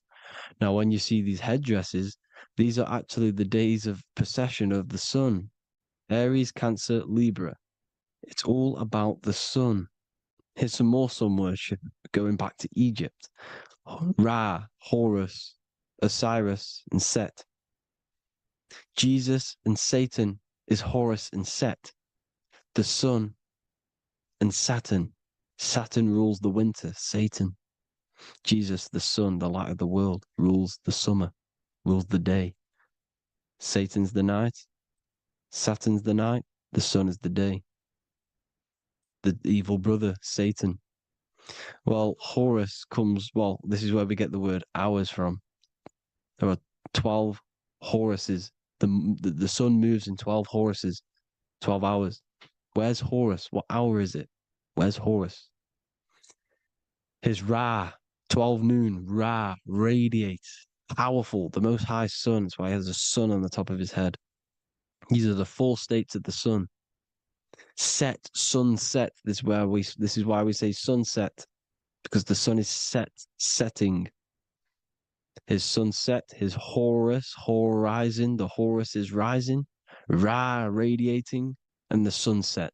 Then midnight is Osiris. Here's another ancient symbol for the sun, the scarab. Ra, the sun, scarab. It's got the word Ra in it because it's the sun. And here's the sun on top of the scarab with the wings. Because scarabs roll dung up hills, and then they'll let it fall down the hill to gain more matter. To gain more bigger, like a snowball effect. And this is, the ancients saw this as a process of the sun, because the sun climbs up the hill and then it falls. So they used the scarab to symbolize the process of the sun. The sun climbs and falls. Here's an ancient Egyptian cat cutting off the head of the serpent. Well, the cat is cutting off the head of the serpent, symbolizes the sun cutting off the nighttime. When the sun rises, it cuts off the nighttime. It cuts off the serpent. The serpents represent darkness or evil. Oh, there's some more symbology of the sun and the heavens, the arch, the royal arch, the firmament, the sun inside the firmament. These are all ancient churches, and they all depict the firmament with the sun inside. Is the ancient cosmology, you see, because it's all about the sun.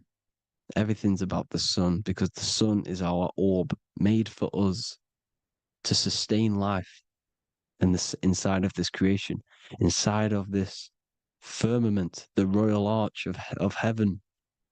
Here's the Freemasons depicting it. Here's the Masonic royal arch, but you can even see the zodiac signs. Here's Cancer, the checkered board. It's the royal arch of the firmament.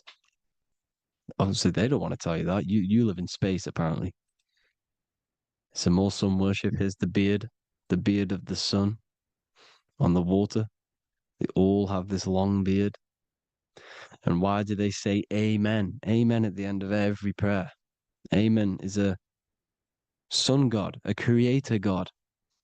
It's all about the sun. So thank you all, people. Hope you all enjoyed. Hope you all gained some knowledge and insight. Please give me a follow, drop a comment, drop a like. Have a good day. Love you all.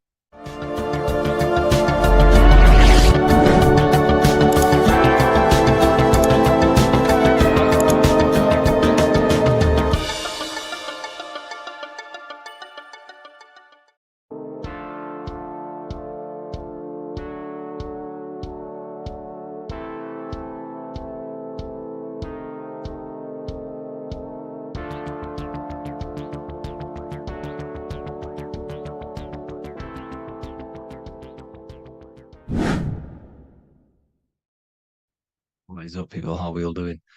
Today, we're talking about the flat Earth cosmology. So let's jump straight into this. Please drop a follow and leave a like to help the algorithm. So we live in a torus field. Everything's made out of torus fields. And every torus field has motion. It's what it is. It's the motion of energy. And every torus field has a center, which is the black hole. It's a womb of creation. It's counter space. Now, this is why the North Pole is magnetic, because the center of this torus field is the most magnetic part, the strongest part of the field. So this is why all compasses will point you to the center. And the Earth's magnetic field is spread across the whole of the Earth. And it's spinning, as you can see here, it's like a tornado at the center. And this tornado is the force which is spinning the sun and the moon around us. You got the sun, the moon, Polaris, just like in the Masonic cosmos here. The sun, the moon, Polaris, the all-seeing eye. Now we'll get into Polaris a bit later, but the sun is the magnetic force. Sorry, is the electric force, because every field is electromagnetic. Now, the sun is electric. It's positively charged. It's gonna give you energy. It's feeding energy. The moon is more magnetic energy, which is taking your energy away from you. And this is why you become sleepy when the moon comes out, because it's taking away your energy. So these two forces is the balance. It's the yin and yang. It's the balance. Everything in this creation is balanced, because the torus field is the Earth is the plane of inertia, the 0 point within the field, because physical matter is a result of two opposing forces equalized on the plane of inertia. And that is where matter crystallizes into physical results. And this physical plane is the plane of inertia, planet Earth. And at the center of this plane is the black hole, the womb of creation. And outside of this black hole gives birth to light. So the torus field is constantly rotating, going into counter space, the black hole, and then out of counter space gives birth to the white hole, white light. You see? So it's going around, black hole, birth again, black hole, birth again. And it just keeps going around. It's an infinite cycle of energy. And this is where the infinity sign comes from. This is the motion, this is the force which is creating everything to spin inside of this circle. Okay? And it's making the stars spin. It's making the sun and moon spin around us, around this center point. Now here you see Horus and Set. Horus and Set putting their feet inside of this dome. This is the royal arch, the arch of the dome above us, which is like you see in the Masonic cosmos, the royal arch of Freemasonry. This is the dome above us, the firmament that the Bible talks about. You see, they're putting their feet in because Set symbolizes the moon and Horus is the sun. Horizon, Horus. Horus is rising, the sun. So they're both putting their feet around this center magnetic pole, which is the pole, North Pole. And above the North Pole, you have Polaris, the pole of electromagnetic energy. You see? And this is how we get the sun and the seasons. Because the sun, for us, when it becomes summer, it's on the Tropic of Cancer. Then it spirals outwards, going out and out and out, then goes to the Tropic of Capricorn. That's winter for us. Then it comes back in and creates summer again. So it's constantly spiraling around this center magnetic North Pole. You see? So this roof above our heads is the firmament, and this is what they've taken off of us. They haven't physically taken it, but mentally they have taken this away from you. It's a female energy, and this is what the Egyptians called Nut, the sky god Nut. And this is the womb. We are inside God's creation, God's womb. And the woman's womb, when she has a baby, is a microcosm of this, because everything inside of this creation is macro. It's a reflection of the bigger things, as above, so below. So the dome above our heads is the dome we are in when we are a baby. And you can see the sacred geometry of it is the exact same. It's the dome.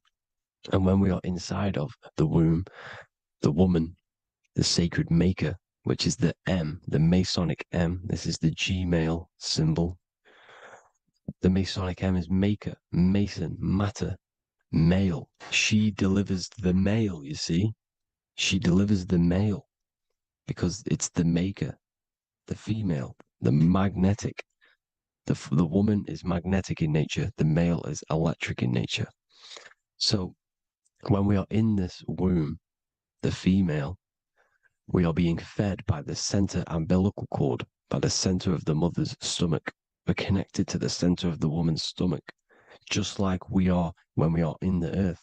The center is where the aurora borealis is being emitted from, the electromagnetic aurora borealis, the northern lights. This is our spiritual umbilical cord connecting us to counter space, connecting us to the realms beyond this world. Because at the center of every torus field is counter space. And at the center of the earth is our spiritual umbilical cord. And this is the earth's belly button, as you see. As above, so below. We had a physical umbilical cord. We have a spiritual umbilical cord. And this gets cut when we die, when we're cut away from the physical reality. You see, here's the ancient Egyptian tablet showing this female. You can see the hair, it's a female above us because the female energy is nurturing, helping, looking after. And that's exactly what the dome is. It's protecting us. It's the Ark of the Covenant, the Ark covering us, you see? And this is what they've taken away from us. By you believing in space, it completely destroys the idea of this being a sacred creation. They've taken the roof off your head, whether if you believe in space, you believe that there's chaos, there's planets, there's asteroids that could kill us at any moment. But this isn't true. They've made you fear your own creation that you're inside of. They've made you fear what's above you. You see, and it's to hide the power of astrology, the power of the lights in the firmament, which are constantly flowing through the ether. These powers which are above us are sending rays down to the earth, which are influencing our psychology and how we behave. And this is what astrology is. It affects human consciousness. It interacts with our consciousness. And there's a different energy every day because the planets are in different houses, different alignments. And this is, we'll go into this a bit deeper later on. So the world tree, this magnetic north pole, the pole of electromagnetic energy, was symbolized as a tree, the great tree at the center of the earth. You see? And this tree is symbolized everywhere. You can see here how the center person, this Egyptian person, is holding up the sky. This is the North Pole, the hyperboloid, at the center of every torus field. And this tree was in the Mayan cosmology. This is an ancient depiction. This is the torus field. There's the plane of inertia. Here's the center tree. Here's the tree in the center, the magnetic North Pole, the woman holding the stars. Here's the Hindu with the two birds symbolizing the sun and the moon revolving around this center tree. The Mayan tree, his Horus and Set around the North Pole. They all knew this flat earth cosmology. They knew these secrets. It's so sacred you understand the creation that you're inside of. Because if you don't, you'll be led astray. You don't know where you are. You're lost. You see? And here's the Masonic art with the rays of the stars coming down with the tree in the center. So it was personified as a tree. And we are in Asgard, Midgard, the middle garden, where there's good and evil. So the 7 layers of heaven, which is talked about in the Quran. Each planet has a different layer of the firmament, and this is the 7 layers of heaven, and these are our 7 layers of the energy centers in our body. So we start in the stars, so we are stars in a physical body. And this is why we say Mr., sister, fraudster, sinister. Stir is star, and we are in the stars, and our star descends into the soul system, not solar system. And as we descend into the soul system, We enter Satan's kingdom, Satan's world. As it says in the Bible, Satan is the god of this world. Well, if you've been into my research for a while, you know Satan is Saturn. Saturn's world, because Saturn's the outermost ring. He's the Lord of the Rings. And you enter his kingdom, the kingdom of time. And this is why Saturn's the time god. As soon as you go past the rings of Saturn, you're now in the soul system. You're now in time. You're now bound by space and time. And you're bound to the earth plane, the heart. Earth is heart. It's a rearrangement, it's an anagram for heart. And the heart of the electromagnetic color spectrum is green, and that's why the earth is green. And above green is blue, and this is why the sky is blue. In order to go to heaven on the macro scale, you have to go through the blue sky, through the 7 layers of heaven. In order to reach heaven in your body, whilst you're here, you have to go through the blue chakra to your head, which is heaven. It's micro, macro. Everything is micro, macro inside of this creation.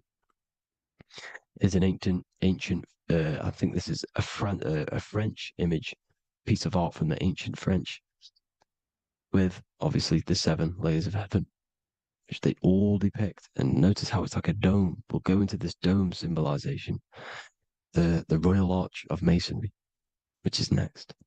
But these 7 layers of heaven give us the 7 metals, the 7 days of the week, the 7 diatonic tones, the 7 chakras, the 7 everything. It's God's favorite number. And this is why the Masons use the G inside of the compass, because the G is the 7th letter and God starts with G. You see? So it's 7. God is 7. Here's another depiction of the heart, the soul system, the 7 layers of heaven. La fermente. You see, la firmament, with the stars on the outermost layer. Here are the 7 planets: Jupiter, Mars, la Sophie, the sun, la Luna, the moon. So Saturn. So we are in the heart of this soul system. In order to ascend, we need to ascend up our chakra system, reach 144,000 hertz, God consciousness, the God man. You have to unfold God man, master of the mind, mastery of the mind. So what are the stars? The stars make everything unique. The stars are constantly rotating around the center, magnetic North Pole, the tornado at the center, which is stirring everything. It's stirring the ether. The center is the ether, and the 4 elements are born out of this ether. There's 5 elements: ether, spirit, water, air, and earth. The ether gives birth to the 4 other physical elements, which the whole of creation are made out of. About them 4 elements. 4 is the number of stability.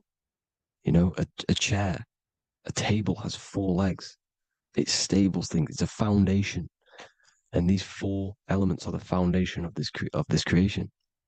You see, and this magnetic North Pole is stirring this, and the 4 vibrational states of the ether are the 4 elements. Now let me get back to the stars. I just wanted to give you that. The stars are being stirred around this center point. Center.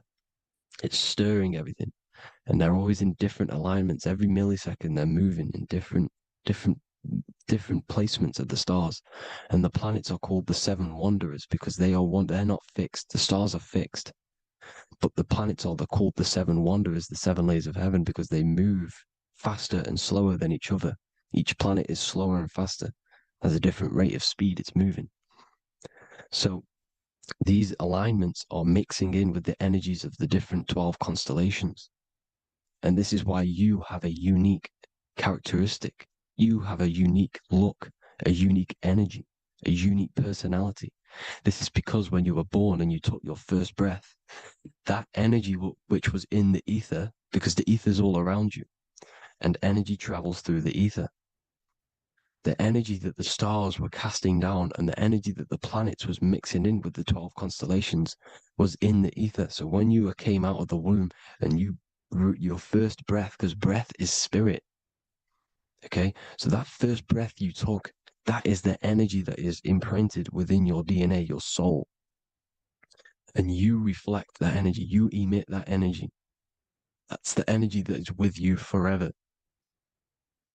until you die, till this physical body dies off.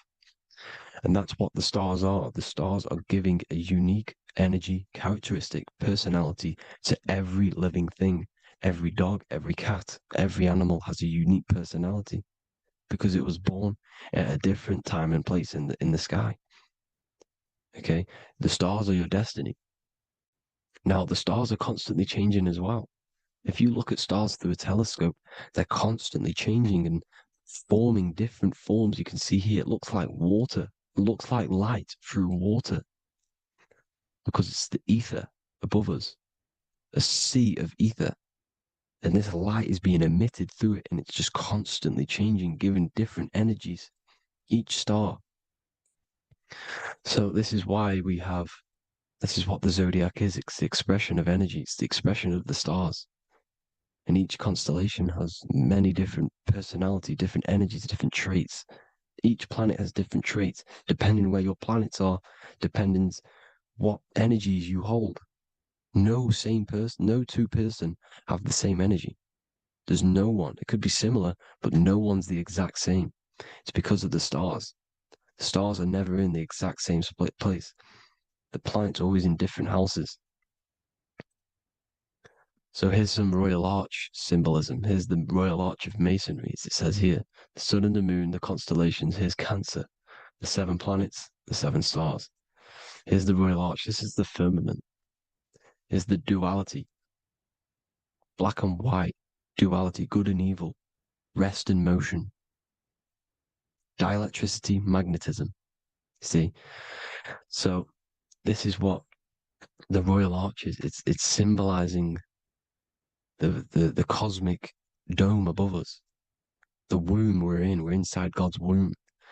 And here's George Washington, the Freemason, inside of the Royal Arch. You see? With the G, the Masonic G, God, 7. Here you see another depiction of George Washington with the stars in the dome above his head, his Polaris, the sky vault, Polaris. We'll get into that later. Go inside of all of your ancient churches, you will see the dome. Go to the Vatican, you'll see the dome. All of your ancient churches have this dome because it's the dome above your head. The ancients knew this. This was known. We did not live in space. It was known back then. They all knew.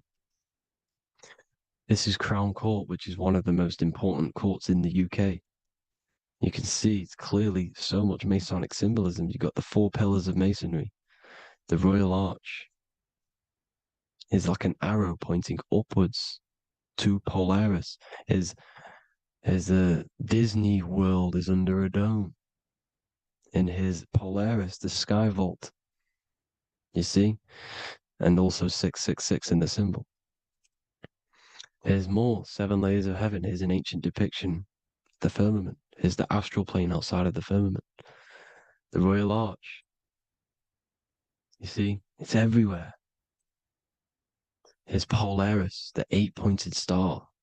Polaris is in between the sun and the moon. It's at the center of the Taurus field. And Polaris corresponds with the pineal gland as well because it's the all-seeing eye. See? So, is Polaris, the 8-pointed star, which is at the very top. It's the very center. It's on top of the North Pole. And it's an 8-pointed star that's always symbolized as an 8-pointed star. Here you see the Vatican. The Vatican is a giant key with an 8-pointed star. See, it's a key. Here's the dome. Here's the Space Delta, the USA Space Delta logos. Here you see the Egyptian god looking from the center of the North Pole, looking upward to an 8-pointed star, Polaris. An arrow pointing up to Polaris. Here's another, the bear holding a key with an arrow up to Polaris, 7. Holds the key to Polaris. Here's an eagle holding a key above the North Pole to Polaris. Polaris, and here's another one. There's another bird, like a dragon, holding a key to Polaris. Because Polaris is definitely something to do with leaving this creation. Okay, maybe, I can't say for sure, but maybe it's to do with ascension, and this is why the Vatican hold the key to the 8-pointed star. And this is why the space, well, we all know space is a lie, but they're showing Polaris and it's sacred symbology. Maybe it's to do with something leaving this creation, going to another. It's some North Pole symbolism. As above, so below. You see the four seasons of the Big Dipper constellation going around Polaris. This is Polaris, this is the Big Dipper constellation, and this is the swastika. This image gives us the swastika, because all the symbols we use are created in nature. They're created somehow in nature. This is how we get them. As above, so below. This is the map of the North Pole with the 4 rivers, looking like the Big Dipper constellation. It's the Masonic, here's the ancient cosmology with the 4, you see the 4 islands, Mayan cosmology, 4 islands. This is the alchemical symbol for Earth, 4 sections. The windows, because the center at the North Pole is a window to another dimension. The 4 lucky 4-leaf clover, which is supposed to be lucky. It's truth in plain sight. And here's Hitler looking at 2 flat Earth maps. So this swastika has been used for thousands of years, thousands and thousands of years. And it's symbolic for the most sacred land on this plane, the North Pole. Shambhala. Do some research on Shambhala, people. It's a it's a Hindu mythology about the sacred lands at the center of the earth. And it's known to be full of enlightened beings. And it's all symbolized at the center. You can see their paintings of Shambhala. It's all at the center, the North Pole. And it's known to be the most godly place ever, because it takes you to a portal to the higher places. And maybe this is something to do with Polaris, connecting you to this sacred land at the very center. But anyways, people, thank you all for tapping in. Hope you all learned something. Have an amazing day. Please follow, subscribe, like, all the links in the description for the courses, the PDF. Please have an amazing day. God bless.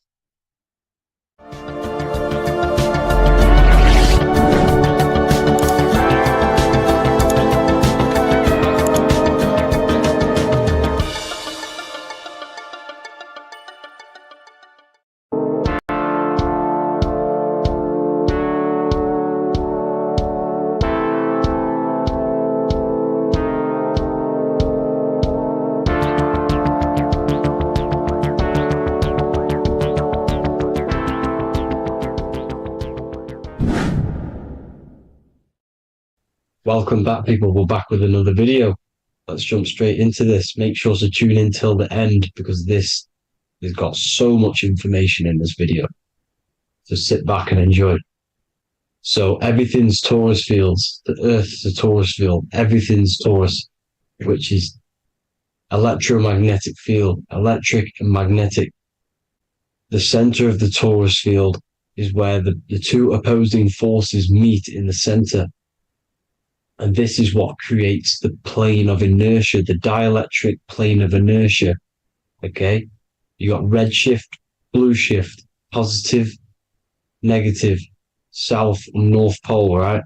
This is what the ancients were showing with the tree of life. As you can see here, this is the plane of inertia, and this is the torus field.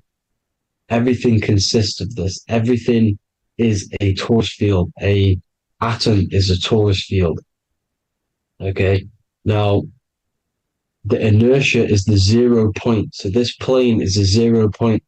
It's the balance between 2 poles. Okay, now this creates matter, because matter is 2 opposing forces in motion equalized. So these 2 forces coming together is what creates matter on this physical plane. And this is why we can't see the electromagnetic field, because it consists of one of the elements, which is either electric or magnetic. But when they combine together, it's what creates this physical plane, which is physical matter, which is light in motion. Now, everything is one. Don't get confused by duality. Duality is 2 opposing forces, but them 2 opposing forces are created by the same substance. It's two aspects of the same substance. So, for example, water and ice are the same thing, you know what I'm trying to say, but it's two aspects of the same substance because all is one. The whole universe is one. All goes back to the one, which is God, the creator, or magnetism, whatever you want to call it, because magnetism pulsates. Electricity has two poles, redshift, blue shift. Okay, so redshift, blue shift is electricity, and electricity vibrates, and all vibration always comes back to a standstill point. But magnetism is what pulsates. This is why your heart pulses. You breathe, which is a pulse. This is the breath of the universe, magnetism. Now, this is why the earth is green, okay? Earth can be spelt heart. If you just move the H to the beginning, it spells heart, okay? Because the heart is the center of the torus field, which is the heart chakra for us humans, okay? We consist of the same field, as you already know. Heart being the center, which is green, which is the center of the seven colors. The center of the seven colors. This is the most powerful chakra in your body. People think it's the crown chakra, but it's the heart chakra because it's the center of the torus field. You must align them all and combine them all into one, which is the heart chakra. Now, earth is green. Nature's green. Okay, this is because we live on heart chakra, the plane of inertia. It's the center of the torus field. Okay, and this is what the Egyptians called Isis, which is nature. Nature is balanced, and nature is female, Mother Nature, because it looks after us with the fruit it grows with abundance and the water. It's a female energy, Mother Nature, and this is the symbolism of an equal balanced arms. This is the scales, it's balanced. Mother Nature is balanced. This is why the sky is blue, because what comes after the heart chakra? Blue. Sky is blue. We live in Midgard. This is what the ancients called Midgard. You don't have to take this tree literally. It's a metaphor. We live in Midgard, where both positive and negative duality here. Now, Mount Meru. Mount Meru was known as the center of the earth, okay, or known as Hyperborea. And this is the North Pole, the electromagnetic North Pole. But when I say Mount Meru, it's not an actual mountain. They weren't saying there was a real mountain in the center of the earth, a magnetic rock. No. The plane of inertia, okay, there's something called a hyperboloid. That's what it's called, a hyperboloid. And this is the center of the torus field. And this hyperboloid is what is in the shape of a mountain, you see? So if I go to this next one, they say Hyperborea on this map. Why did they call it Hyperborea? Because this is the hyperboloid in the center of the torus field. And this is the electromagnetic mountain, a metaphor. Mountain, what they're metaphorically saying, this is the electromagnetic mountain at the center. The double vortex, the center of the torus field, which is the North Pole. Pole of electromagnetic energy. So this is why they call it Hyperborea. It comes from the word hyperboloid. And the center of the earth is so sacred. And they symbolize this with, obviously, the North Star, which is Polaris. And this is where the swastika comes from, because it's the four seasons moving around the North Star. This is the Big Dipper constellation moving around the North Star, which is Polaris. There's that pole again. Pole. Magnetic pole of the torus field. And this is where the green, emerald green, aurora borealis comes from. It comes from this center hyperboloid at the center of the earth, where the most electromagnetic energy is stored. The center of the plane of inertia. The center of a plane of inertia. This is the all-seeing eye as well. As you can see, they got the sun, the moon, This is the Masonic cosmos, the sun, the moon, and the all-seeing eye, because the eye is Polaris, the eye of the stars. It's all the big eye. Now, the eye means a lot more as well. It's not just that. There's different ways you can interpret symbols. Now, this is the emerald tablets. Deep in Earth's heart lies the flower, the source of the spirit that binds all in its form. Okay? The flower of life is thine own place of thine spirit, and stream through the earth as thine flows through thy form, giving off life to the earth and its children, renewing the spirit from form unto form. This is the North Pole. This is what he's talking about. He's talking about the aura borealis. Aura borealis. It's the earth's aura. Emerald green. Heart chakra. Plane of inertia. Green. Earth. Heart. You see? All related. Now, there's many symbolism of this. So much symbolism of the ancients. The 7 layers of heaven. 7 layers of heaven, which are the 7 planets. Okay? These planets are the solar system. It's the solar system because we are the soul. We are the sun, the soul. And we're inside of a solar system, which is the 7 planets. That's why there's 7 layers of heaven. Okay? The rings of Saturn, the rings of the planets are moving around us. Okay? So, this is what the ancients were depicting in their cosmology. Now, this is the Hebrew cosmology of the earth.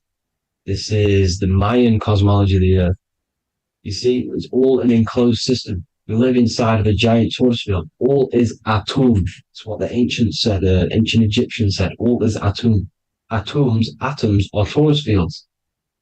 Don't be tricked by the modern science today with the current model of an atom. It's completely wrong. They're hiding the torus field. They're hiding the electromagnetic field, which is in everything. Absolutely everything is in motion, and motion comes from this field. And you see, this is upside down, but this is I think it's pretty sure it's candles, but the 7 candles, the 7 planets, the 7 Elohim. You see? It all goes back to the stars and the heavens. Now, this is how the earth really works, with the stars on the outside of the cosmic egg, and then the torus field spinning around the sun and the moon, the positive and the negative charge. The sun gives you energy, the moon takes your energy. The moon controls monthly cycles. Moon is mon. This is etymology. Mon, month, money, demon, monster. Stir is star, moon star. We are all stars. Youngster, minister, superstar, Hollywood star. We're all stars. We come from the stars, which is heaven. Our soul comes from the stars. You see? We are the universe, the image of man is made in the universe. We are a microcosm of the universe. The universe is a macro, we are micro. We consist of everything. The body, mind, and spirit. The sun, the soul. Moon, the mind. Earth, the body, mind, and spirit. We have 12 systems in the body, which are governed by the 12 zodiac signs. Starting at the Aries, which is the ram of God, all the way down to Pisces. And Capricorn, kneecap. It all goes back to the stars. We are the stars. We are the universe. Everything is inside of us. Everything. Like I say, the Temple of Solomon, the Temple of the Soul, and man, the soul. The temple is the body. The soul is the soul, and the man is the mind. The temple of the soul and the mind. Body, mind, and spirit. We consist of the 5 elements. Air, spirit, water, earth, and fire. We consist of everything. We are the universe. We're made in God's image, which is the universe. You see? Now, everything goes back to the stars. The ancients worshiped the stars because the stars govern everything. They govern the systems in the body. They govern your life. This is why your zodiac is so important, your sign. Each zodiac has a specific element associated with it as well. Aries, which is the first sign, the Ram of God, the Lamb of God, which is a fire sign. Fire, first. Fire, first. F-I-R, this is etymology. The cerebrum, ram, which is in the brain. Aries, the ram, control the head, the face, and the nose upwards. So it controls the cerebrum, the Torah, which is, I'm pretty sure it's the Hebrew Bible, which is the Taurus. Tornado comes from the Taurus field. You see? Everything's inside of you. It all goes back to the Taurus field, and the Taurus field is everything. Now, like I said, 12 zodiac signs, 12 systems, 12 cranial nerves in the brain, the 12 disciples of the Bible. All symbolic. Have to read the Bible properly. Now, this center, at the center of the earth, right? This is what's stirring the ether. And the ether consists of the four elements. Because there's 5 elements. Spirit can be called ether. People call it spirit or ether. Ether is pure potential, pure energy. It's what connects the astral to the physical. It's the dimension between the physical realm, which we're on, and the astral. So it has pure potential. It's pure energy. This is why we say either. I either want to go there or there. It's connecting 2 scenarios. That's what the ether is. It's connecting the 2 worlds, the astral and the physical. The center is like the cosmic womb. There's a black hole in the center. This is the center of the Taurus field. This is the womb of creation. This is the womb of creation. And inside of this black womb are the 5 elements, and everything's being stirred around. Everything's in motion. Light is motion. Everything's motion. Now, like I said earlier, light crystallizes into physical matter.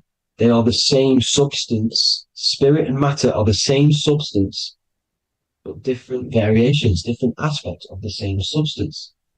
Low vibrational spirit turns into matter. High vibrational matter turns into spirit. Or light, whatever you want to call it. Matter is light crystallized. This is where we get the 7 metals from. The planets. The planets are light. Specific frequencies and vibrations of light. When these lights, or the planets, materialize, material metals, materialize, they turn into the 7 metals. Saturn turns into lead. That's why lead is red. Saturn is red. The sun turns into gold. That's why the gold is yellow and the sun is yellow. You see, Saturn is the time god. What happens in autumn? The leaves turn red and they die. This is why Satan, time god, the reaper, everything is crystallized till it's death and then reborn again. You see, rust. When things rust, it turns to red. Because it's Saturn. Saturn crystallizes everything. He's the reaper who comes around in winter. You see? He's Satan. Jesus and Satan, the sun and Saturn. They say we live in a solar system. The solar system. I think I've already just broke this down. The 7 planets are the 7 chakras. Everyone already knows this. But I'm going through it anyway. But this is where we get the 7 planets from. And the 7 metals. You see, all the ancients knew it was an enclosed electromagnetic system. It's not a spinning ball in the middle of space, people. They want you to believe this so you get stuck in this material world. Because if you believe everything's material, you can never affect this plane effectively. You can never create your life effectively if you don't understand the planes of existence. Because the mental plane is a higher plane. And it breaks down and it controls the planes below it. The mental plane, hold on, I've got it here for you. The mental, the astral, etheric, and physical. Etheric connects the physical to the astral, but the mental is what's above them all. You see? Now, it's important to understand this. It's important. However, the ancients always talked about the enclosed system. Only NASA, which is introduced around the Roman times, not NASA, but the globe Earth was introduced around the Roman times. Okay, by these Masons. These Masons introduced this because they wanted to take over the minds of the masses and control them. These people worship the physical realm. They know how it works. They know the ins and outs of it. They know how to do the magic. They know how to do it all. They understand it all. That's why Masonry, you have to take the oath. The oath of not speaking. You're not allowed to speak about anything you learn about in Masonry because they're discovering the truth about your mind and how it creates reality and stuff like that. So this is the Masonic cosmology, the five-pointed star, the five elements, the checkerboard for duality, positive and negative, the two aspects of every substance.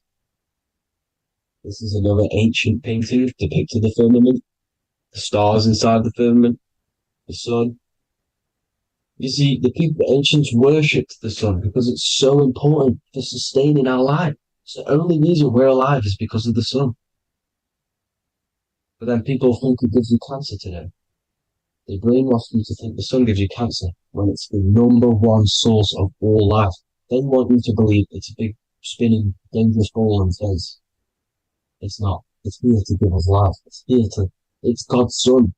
That's why Jesus is known as God's son. It is the Son of God. God created that to sustain us. You see? So it's important you understand the true cosmology of where you are, because if you don't know where you are depleted of all of your morals. You're depleted. You're demoralized. You're lost. You don't know where you are. You don't know where you exist. Okay? Once you accept the globe model, the heliocentric model, you will subconsciously think that you come from nothing. This is why they implemented the evolution theory just after the globe model was introduced by Charles Darwin. Charles Darwin came in after the globe model. He's a Mason. He was another Freemason, and implemented evolution where we came from monkeys because they want you thinking less of yourself so they can manipulate your mind. You see? They want to manipulate your mind, and they have done since you got here. Since you came through that portal, you were manipulated from that day to believe this, believe that. The true cosmology, the truth will set you free. You'll understand things better. You will feel better in yourself when you know the sun is here for you. You'll feel better in yourself that you know that you didn't come from a monkey. You were created as a human man, a manifester, a creator. You're so intelligent. Your mind is amazing. It can manipulate matter, mind over matter. See? Thank you all people for tuning in. Tap in with yourself. Love yourself. Find the truth. Spread the truth. Nothing dies. Nothing in this creation dies. Everything's energy. Everything's light. Light can never die. You're a light being. That's why it says Hugh. Hugh man. Hugh is light in Hebrew. Or Latin. Either one of the two.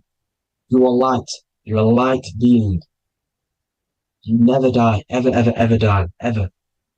Stop thinking you're going to die. This body will die because it contains electricity. And electricity always goes back to a standstill point because of vibration. Electricity vibrates. You are pure light. You will never ever die. Thank you all people. God bless. Make sure to like, subscribe and share.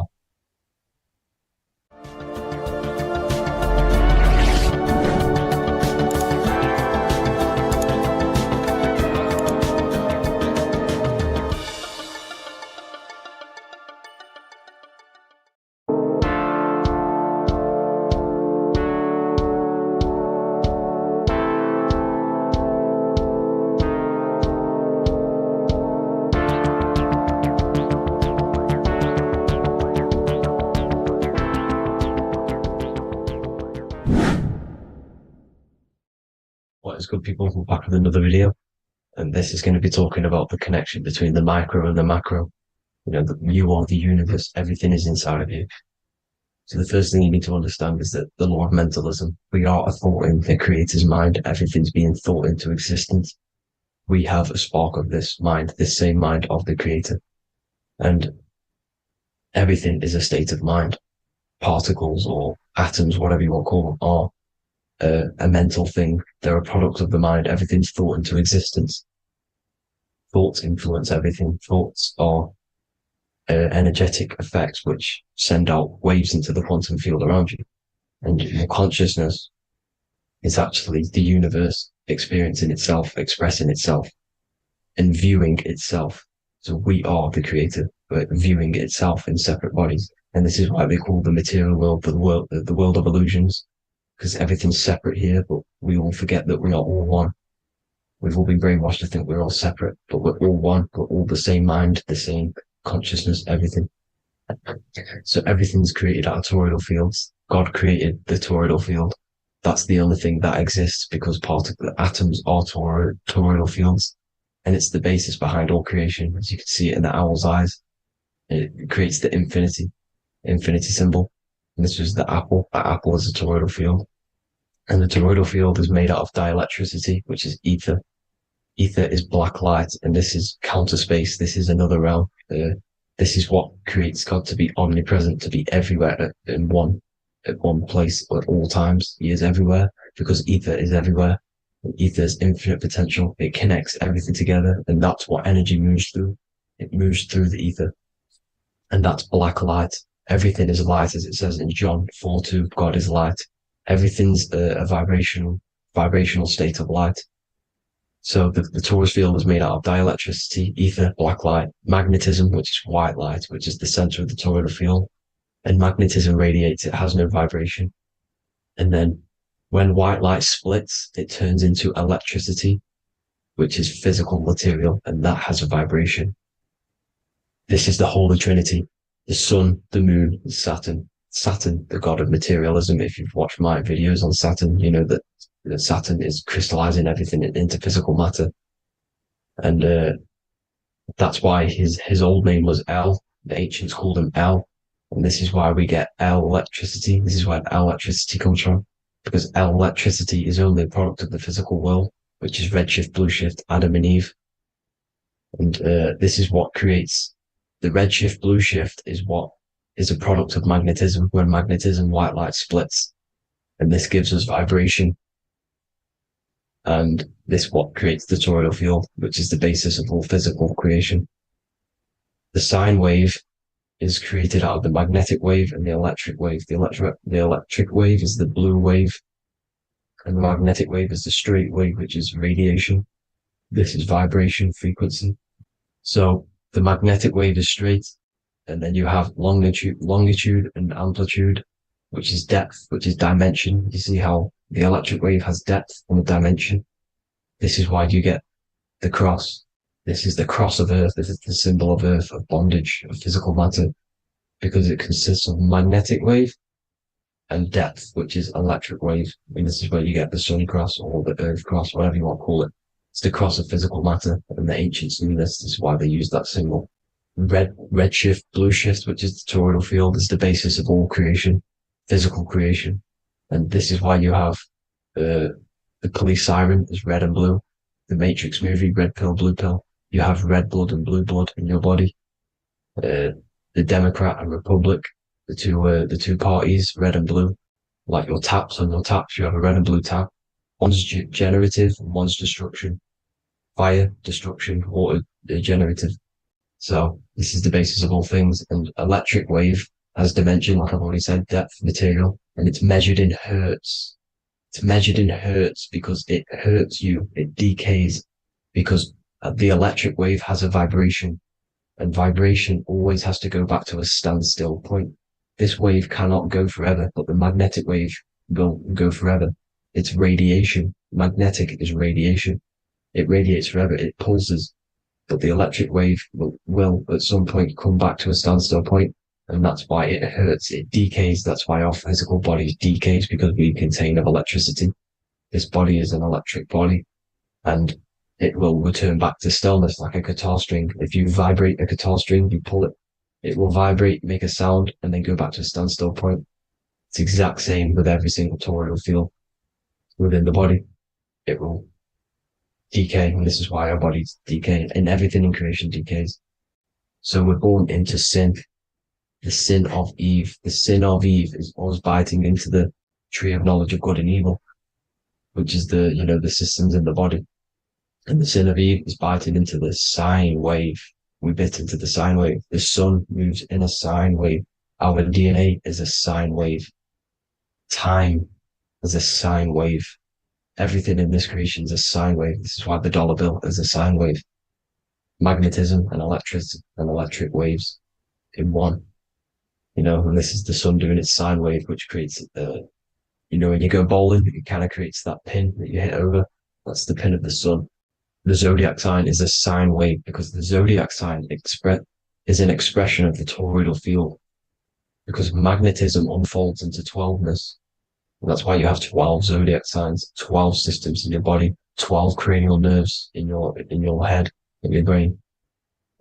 So if you can imagine this, see where my pointer is. Always starts with Aries. Aries is the head. It's the first thing that's created in the womb. And this is Aries, the ram. And this is why it's called a cerebrum in your brain, which is the first thing that creates when you're in the womb. And what's the element of Aries is fire. Fire is the first element. Fire, first, because it's the first thing on the wheel, the first expression of energy. As you can see here, my pointer, this is the center of the toroidal field. It would go Aries, Virgo, Capricorn, Pisces, Scorpio, Cancer. Then we go back to Libra. Libra would be center. But you see how the toroidal field is the expression of the 12 energies. That's what the constellations are, the energy expressions of the toroidal field. So it would go outwards, starting from Aries here, all the way back to Pisces, which is beyond the bottom half. But Libra would be the center. That's why Libra is the equinox. It's the equinox. Libra is when it goes from summer over to autumn. It's the equal. It starts to transition into the winter side. Equinox, equal, which is Libra. And that's why Libra has the two scales. It's symbolized with the two scales. That's because of, the sun moving over. It's being judged. It's equal now, but then it's going to tip over into the winter. That's why Libra is here, the center of the sine wave. Like I said before, magnetic energy unfolds into 12ness. Magnesium is number 12 on the periodic table. It's the sacred number. And this is why the scientists are NASA is trying to bring in another constellation to destroy the holy science of astrology. So Aries rules the head, which is Mars. Taurus rules the neck, the lower head. Gemini, the two twins, which is your lungs, your two twins, your arms, two twins. Cancer, the breasts, the chest area. Leo, the heart, which is the sun, which is fire, the center of the toroidal field. Virgo, the belly, which is the intestines. Libra, the kidneys, the two scales, the kidneys, balancing out everything. Scorpio, the sex organs. Sagittarius, hips and thighs. Capricorn, I've missed that out, which is the kneecaps. Capricorn, kneecap. Aries, which is the ram, which is the cerebrum in your brain. And then Aquarius, the calves and the ankles. And the Pisces, the two fish, the 2 feet.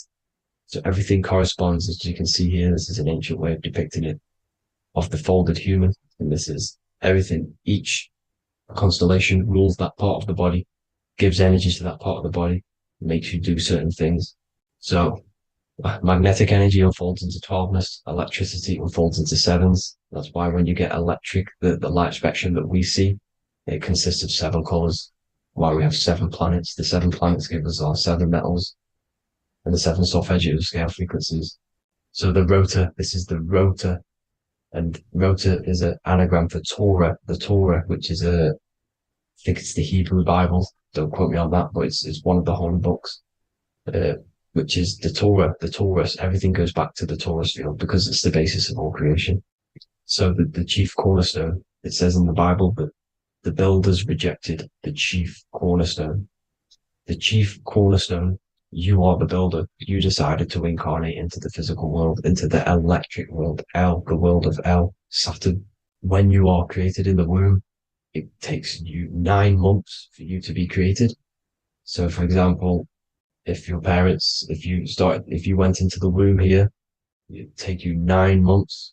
So let's say you're born in Scorpio. So you'd go back 9 months. 1, 2, 3, 4, 5, 6, 7, 8, 9. You consist of all of these 9 energies because it takes 9 months or however long you took to be born. Some people are born earlier.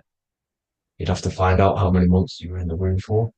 But you consist of these 9 energies, and each constellation has a cell salt associated with it. And these cell salts are vital for your health, and your cells and the optimal health of your body. So the chief cornerstone that you rejected is these 3 cell salts, these 3 constellations. So you're mineral deficient in these 3 constellations. For example, fluoride, magnesium, phosphate, and potassium sulfate. So that's the chief cornerstone. And a cornerstone, people always get it rejected with the cornerstone. The cornerstone is not, it doesn't say the cornerstone in the Bible, it says the chief cornerstone. The cornerstone is a cornerstone of a building, but a chief cornerstone is the top of the pyramid. This is where we get the pyramid of the wheel. So you're mineral deficient in whatever 3 zodiac signs you're not. You were not in the womb for. This is the chief cornerstone you rejected. So the human body is the micro. It is the universe in a physical form. It consists of everything in the universe. Just like your consciousness is the universe watching itself, experiencing itself. Your body is the whole universe. 12 systems in the body, 12 zodiac signs, 7 chakras are the 7 planets. The Holy Trinity of you is your Temple of Solomon, the soul and the mind, the sun and the moon. You know, everything is in you. You consist of everything, all the energies, everything. Heaven and hell. Heaven and hell is a mind state. It's a state of the mind. Head, H-E-A, which is heaven, and the heel, the bottom of your foot, is hell. And the bottom of your foot is the soul. So they're basically saying, well, it's wordplay. They're saying that your soul is in hell because, you know, with the elites being in control. So they call the bottom of your foot the soul, trying to say that you're in hell. The Christ is in you. And this Christ is Greek for Christos. And Christos is Greek for the oil. And this oil is produced in the cerebrum, the Aries, the ram, the cerebrum. It goes down the pineal. Well, the pineal and the pituitary are underneath the cerebrum. Goes down the pingala and the ida. The pingala being the positive charge connected to the pineal gland, pin, and the ida connected to the pituitary. And this is the 2 serpents going down the spinal column. And this is why Jesus goes from Nazareth to Bethlehem, and then Joseph and Mary are waiting for Jesus in Nazareth. Joseph and Mary are the pineal and the pituitary gland waiting for Jesus to come back up the River Jordan, or spinal column. So this is the oil. This is the story of Santa as well. Santa comes from the North Pole. Why? Because the North Pole of the Earth is the center of the toroidal field, and the North Pole of you is your spinal column, which is the North Pole of the toroidal field. The North Pole, he comes from the North Pole. This is the North Pole. This is the South Pole of the toroidal field. Comes from the North Pole, which is your mind. And he goes down the chimney and then back up the chimney. This is the chimney. And he drops off the present, which is the Christos, the oil. And this is why Jesus is crucified at 33, because he crosses over the vagus nerve at the top of your spine. When this oil comes back up the 33 vertebrae, these are your vertebrae here. When it goes up the 33 vertebrae, it gets crucified at 33 because it crosses the vagus nerve, and he's crucified on a cross at 33. This is the story behind Jesus and Santa. The Ark of the Covenant in the Bible is the 2 hemispheres which cover the vital parts of your mind, the brain side, which is the cerebrum, the pineal, the pituitary, etc. So the 2 hemispheres are the 2 angels, the Ark of the Covenant. This is the Ark of the Covenant covering the 2 vital parts of your brain. So these are the optic thalamus is another part, and it protects the Christ oil, which is inside at the center of the brain. See, the Bible is all a massive metaphor about yourself because you are the universe. You are a microcosm of the universe. Your consciousness is experiencing itself, and the universe experiencing, and your body is the whole universe. Your head's heaven. So Moses crosses the Red Sea. These are the 2 hemispheres of your brain. This is the corpus callosum, the Red Sea. So he's pretty much saying that he's uniting the two hemispheres of your brain, because most people in this generation are stuck in the left brain, which is just logic, reasoning, science and maths, writing. And this is what school teaches you to do. It keeps you stuck in your left brain. And you want to cross over to you want to cross the Red Sea, which is the corpus callosum, to the right brain, which is awareness, art awareness, creativity, imagination, intuition, insight, using the higher mind, creativity, imagination. If you don't have intuition, then you can't read energy, you can't pick up on bad things. This is what Moses is symbolizing by crossing the Red Sea. And it's also the upper room where Jesus met the 12 disciples. 12 disciples are the 12 cranial nerves in your brain.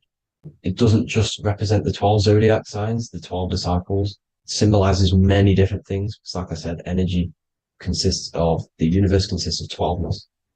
So you have 12 cranial nerves in your brain, and that's the 12 disciples as well. And they want you stuck in your left brain, which is the five senses, materialism. So they say in the Bible that Satan blinds the mind. Satan is Saturn. If you've watched my videos, Satan is Saturn. And you consist of the Holy Trinity, which is the sun, moon, and earth. The soul, moon, the soul being your sun, the solar, the moon being your mind, the earth, your physical body. And Satan blinds the mind. Why? Because we enter a soul system. This is a soul system, not a solar system. And Saturn is the Lord of the Rings, which is the outer ring. When your soul enters the soul system, your soul starts to materialize. It hits Saturn. Why? Because Saturn starts to materialize you. You take on the 7 virtues, which are the 7 planets, which are your 7 chakras.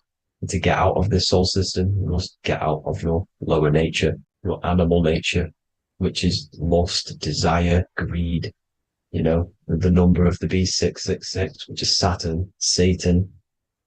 So you enter the soul system, you take on the 7 energies, which you turn into physical matter.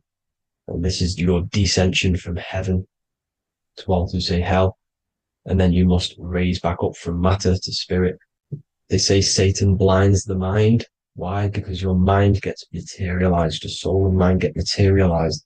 And when you get materialized, it's an intense experience. You lose the divinity within you. You forget the divinity. So Satan, which is the first planet, the first energy you take on, the material body, he blinds the mind. He makes you forget everything, your divinity. Then you must remember, ascend up Jacob's ladder, the 33 vertebrae, to heaven. And this is a microcosm of the macro, because you will ascend back up to heaven if you do this, when you leave your physical body, when your body decays. So when it talks about in the Bible, completely destroy them, the Hittites, the Amorites, the Canaanites, all the ites, this is what God says to the Israelites. It says completely destroy them. It's basically symbolizing saying destroy your lower nature. The Canaanites, cannibals. We're under a Canaanite system now, which is cannibalism. And this is flesh eating, lust, greed, all the demonic stuff, all the lower vibrational stuff. The lower nature, eating, sex, and survival, the lower 3 chakras. You must get out of these lower 3 chakras and return back to spirit, which is heaven, which is spirit, love, being holy, being truthful, being passionate. Going back to Satan blinding the mind, all of the planets are made out of these 3 symbols. Satan blinds the mind, and that's why Satan's symbol, this is the symbol for Saturn, Satan, this symbol of Saturn, is the cross, which is physical matter, the earth, over the moon. The moon is your mind. So the Saturn symbol saying matter over mind. He blinds the mind. Satan blinds the mind once you enter the soul system. And you must remember, in the Bible, it talks about the Genesis, which is Eve, the sin of Eve, which is biting of the tree of knowledge, with the serpent, which wraps around the tree. It says the serpent placed himself on the tree. Well, the serpent is the spinal column. It's the serpent telling you eat from the tree of knowledge of good and evil, which is your nervous system. And eating from the tree of knowledge of good and evil is doing bad things. For example, over-sexualized, overeating, eating the wrong food. That's eating from your nervous system. It's decaying you. and it's preventing you from achieving the God self, the God consciousness. This is the symbolism of, the tree on the serpent, telling you to eat from the left brain, with the left brain being the sinister. Sinister is Latin for left. That's sin. Sin is left. And left is lefty Lucy, Lucifer, right, righteousness, right, God, godly. The tree of knowledge of good and evil, which is your nervous system, because it determines good or bad. That's the only thing you experience in this world is your nervous system. And then the tree of life is the cardiovascular system, and the Garden of Eden is your body. So that's it for this video, people. I hope you've got a greater understanding of how you are the universe and everything is inside of you. Just keep in mind you are the universe experience in itself, and your body is a reflection of everything. The 12 constellations, the 7 planets, everything's inside of you. This world is an expression from the inside outwards. You can't affect the outside world to manipulate reality. Everything's inside of you. I hope you got a greater understanding of this. God bless.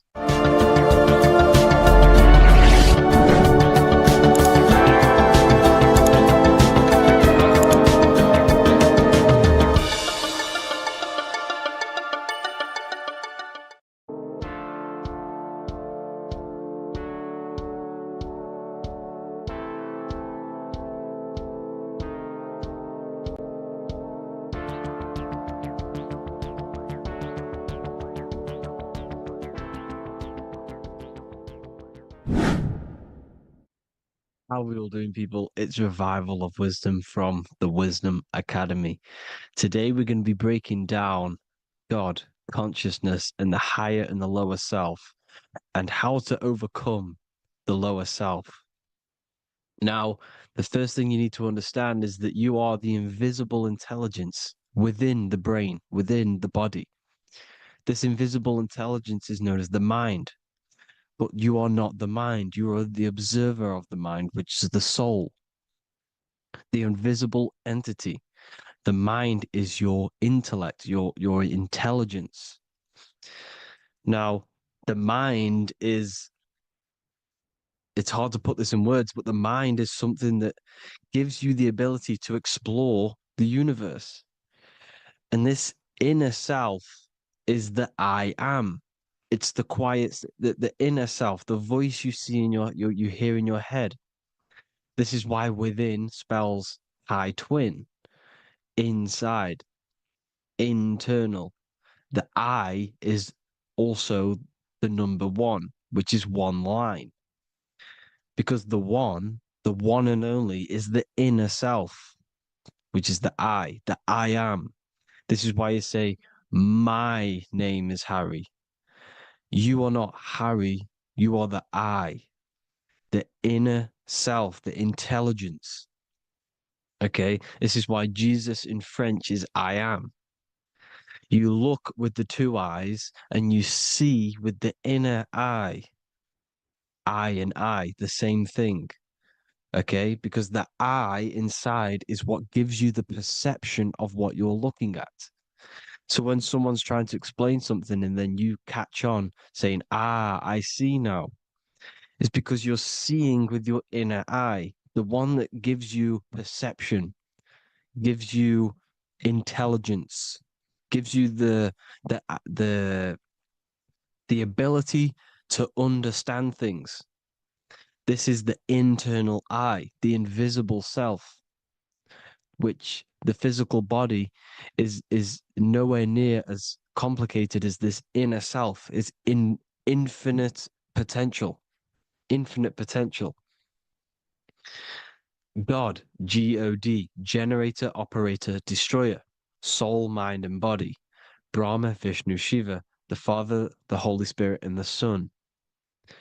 They're all, the reason why you see God is always a triad is because it represents yourself. Your invisible intelligence is God. Me and you are the same invisible intelligence. We are the invisible intelligence experiencing the program being ran by the central nervous system and the brain. I always say this in my videos, but I have to, in order for you to understand the things that I'm going to say later on in the video, you need to understand this concept, is that you are the consciousness experiencing the nervous system, the tree of knowledge of good and evil, which is you here. You would be in this invisible intelligence right here in the center of the brain. Now, this is why the ancient Christians show God is in the brain. This is the brain stem. This is the brain. This is also the brain stem and the brain. The brain stem and the brain. It's all depictions of the brain because the brain's the computer, the electromagnetic computer, which decodes the demands created by the invisible intelligence, the I, the inner self, you, your true self. The person moving, if you observe what someone moving, this is going to sound, but if you observe someone walking, it's not the body. The body is moving, but the thing telling it to move is the invisible intelligence. Before you kick a football, a decision is made within your invisible intelligence, your mind. And this consciousness, this invisible intelligence, is either stuck between the lower self and the higher self. Okay? When the invisible intelligence, meaning the true self, identifies itself with the physical body, it will trap its mind within physicality. This consciousness that we have is either operating in the lower self or the higher self. It's either feeding the material body or it's feeding the spirit. Okay? But because we are physical and spiritual, we need to be even. We don't want to be meditating all day long because we do have a physical body as well whilst we are here. We are playing a game in physical matter. Okay? Now, the reason that you incarnated here is to learn a lesson because the mind can manifest anything it wants within the astral planes, within the world of imagination. It can manifest anything it likes, but it incarnates into matter, into this game, so we can understand labor, because anything in matter, you have to labor to manifest. But in the astral, you can manifest at the click of a finger. You come here to learn the knowledge of good and evil. And your consciousness, I came out a bit off topic there, but your consciousness is experiencing the lower or higher self. The lower self is manifested in the lower parts of the body. Sex, food, and power, the lower three energy centers. These centers are like mini brains. You are literally thinking with these centers. And when your mind is stuck within these lower centers, you'll think, have you ever heard the term of thinking with your penis or thinking with your, you know what, as a man? Even females maybe, but mainly this is a boy saying, you're thinking with your penis. This is a truth, it's truth in plain sight. You think with these energy centers. When you're living off the lower three centers, all you care about is sex, food, and power. Eating, sleeping, and greed. Power's kind of like greed. Now, when we move up to the higher parts of the body, when we live our life within the higher parts of the body, this is considered heaven, love, expression, intuition, and wisdom. This is what we need to be aiming to do, moving out of the lower half of the body and living our life within the higher self, the higher parts of the body, thinking with the higher energy centers, thinking with love, expression, intuition, and wisdom, spreading love, expression, intuition, and wisdom to others. Heaven is even. This is why Jesus is pointing at the heart chakra, always pointing at the heart. Earth rearranged his heart because in earth you're manifested as a physical being. You're in the heart, good and bad. You need to be balanced between the good and bad. Because love can be a demon too. That's a whole nother video, but love can be a demon. Now, the seven chakras are known as the seven seals in the Bible. When the Lamb opened the seventh seal, there was silence in the heaven for about half an hour. This is a verse from the Bible. The Lamb is Aries, which is the higher brain, the cerebrum, the cerebram. Ram, Aries. Because when the ram opens the 7 seals, you enter the kingdom of heaven.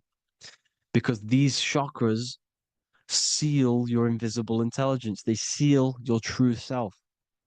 You are behind these 7 seals, your true invisible self, your true consciousness. Because behind these 7 seals, you do not think about anything materialistic. Your intelligence is not material. It's not physical. It's not from the physical world. It does not desire the physical world. The body is the beast. The body's the animal, the lower self, which can corrupt our intelligence. It can corrupt the intelligence. Okay? Now, we need to balance these chakras so that we gain a deeper connection between this intelligence and the brain.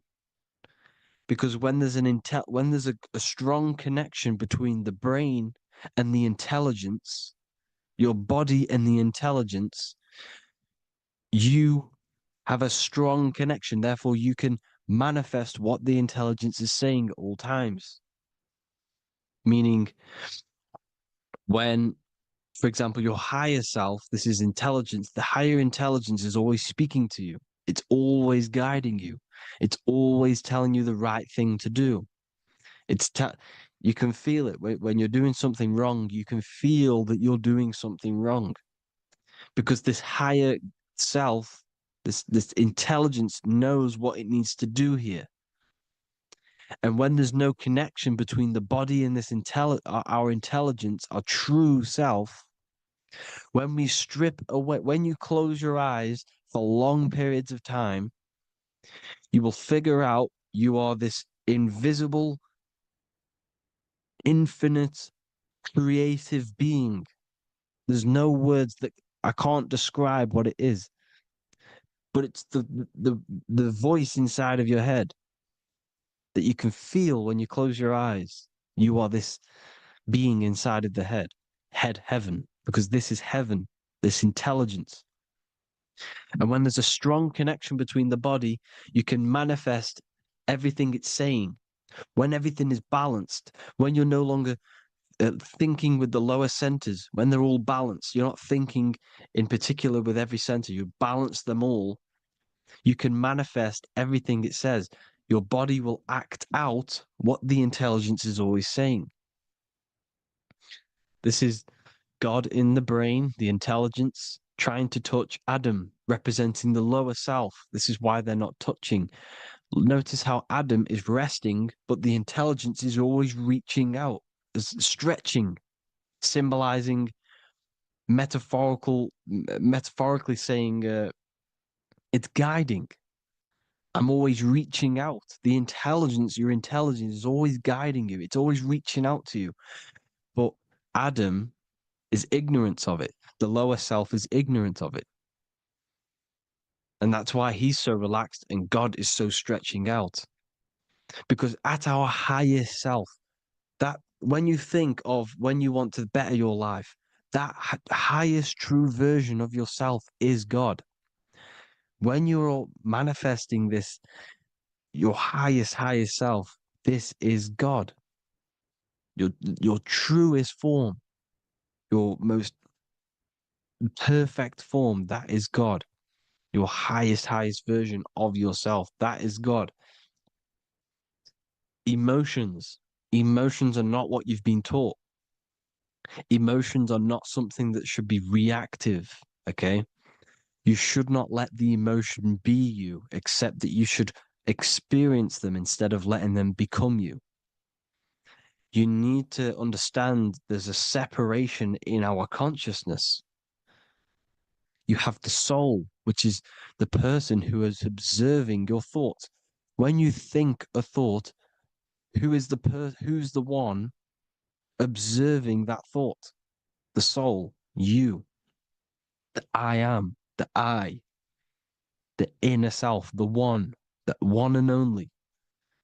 And inside of every single body, inside of me, inside of you watching this video, there is this same intelligence that is inside of me, inside of you. And it's the exact same intelligence experiencing a different body. And this is what we mean by the universe is mental.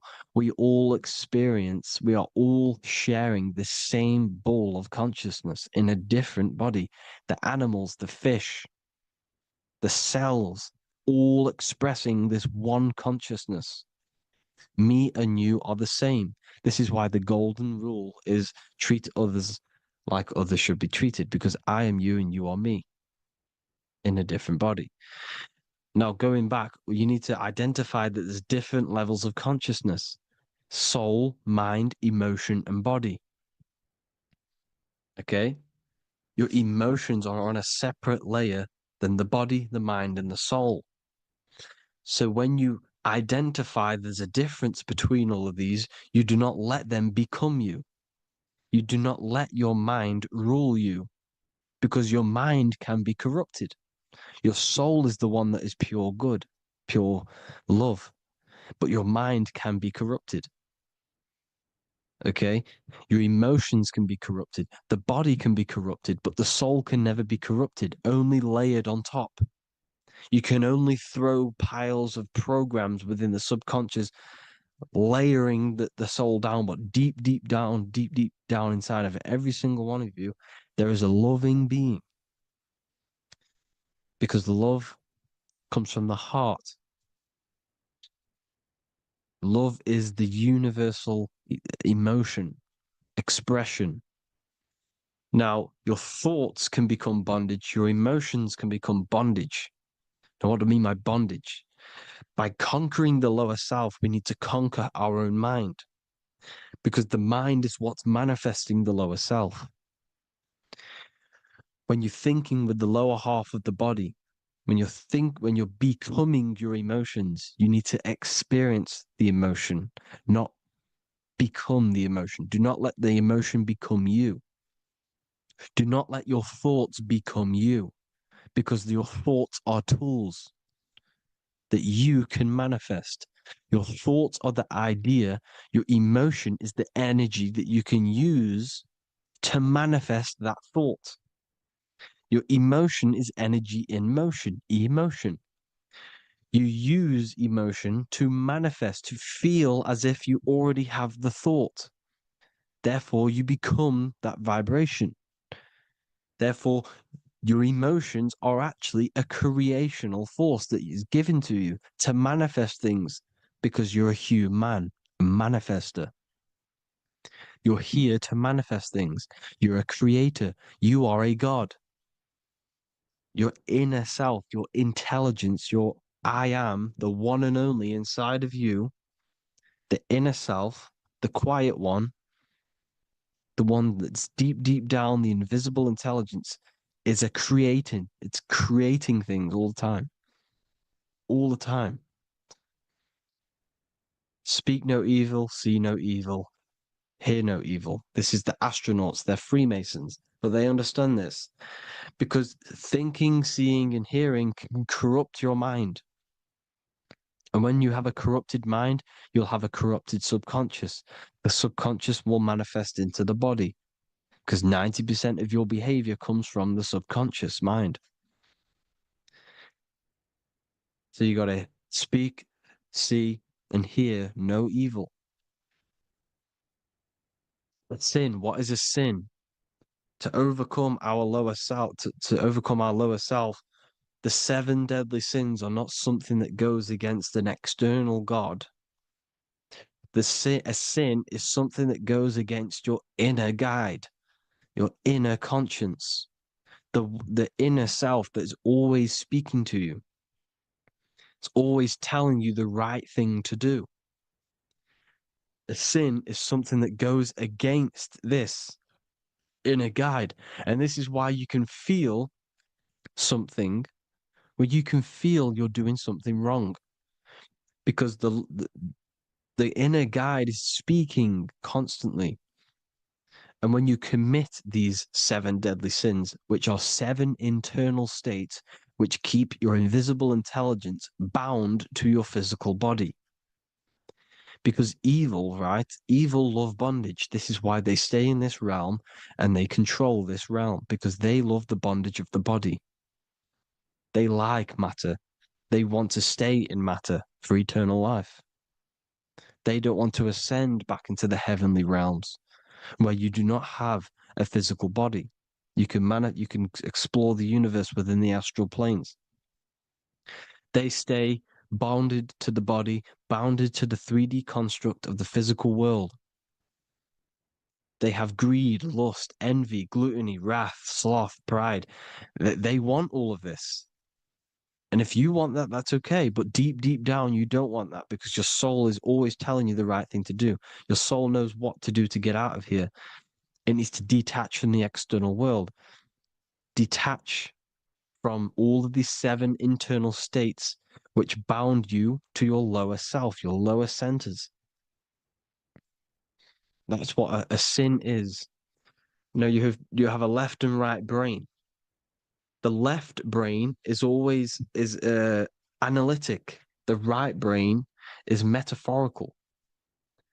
So the right brain is producing a holistic view of reality. Now, what do I mean? And not view, perception.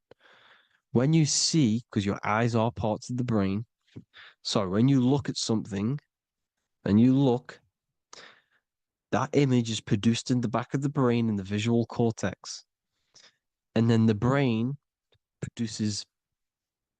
right brain produces a perception, a holistic, it breaks down what you're seeing into a holistic image, a holistic perception. So, for example, if you're in a woods, the right brain sees the whole woods as one big woods. The left brain is breaking that perception down into individual trees, branches, and leaves. So the left brain's to do with duality, the right brain's to do with wholeness, unified. The left brain's dualistic, analytic. This is necessary so that we can pick things up and manipulate them and break things down. We need the left brain, we need the right brain. I'm not saying any of them's bad, but the left brain, sinister in Latin, means left. Because when you're left-brained, you see everything in dualistic. You see everything is dual, when everything's actually one. We need to be focusing and strengthening our right hemisphere. I'm not saying sit in the right hemisphere all the time, but we need to be strengthening our right hemisphere. And this is why left is sin and right is right. Because when you focus on the right hemisphere, you see the holistic perception of creation. The right hemisphere sees humanity as one unified consciousness. The left hemisphere sees everyone as individual persons and egos. Because the left hemisphere is dualistic. And this is why the Bible says, cast the net onto the right side of the ship and ye shall find. John 21:6. What does that mean? Cast your energy, cast your perception into the right hemisphere of the brain, and ye shall find unified consciousness. You shall find your higher self, the one and only. If then you have been raised with Christ, seek the things that are above, where Christ is seated at the right hand of God. Wow. Powerful. What does this mean? Seek the things that are above, where the Christ is seated at the right hand of God. God is your consciousness, your invisible intelligence between the 2 hemispheres. The right hand of God is the right hemisphere. Seek the things that are above the heart. Love, intuition, expression, and wisdom. Seek the things that are above the heart, the higher self, the higher part of the body. Because when you seek the things of love, expression, intuition, and wisdom, you create a strong aura. You attract the same frequency. And this frequency is heaven, God. This is the Sumerian artwork showing the lamb This is a step symbolizing stepping upwards, raising up. He's stepping over the lamb up to the bird. His hand is going to the bird. The lamb symbolizes the lower self. Okay. The bird with the wings is in the sky. It represents the higher self. This is why angels always have wings, because it represents the higher self in the sky.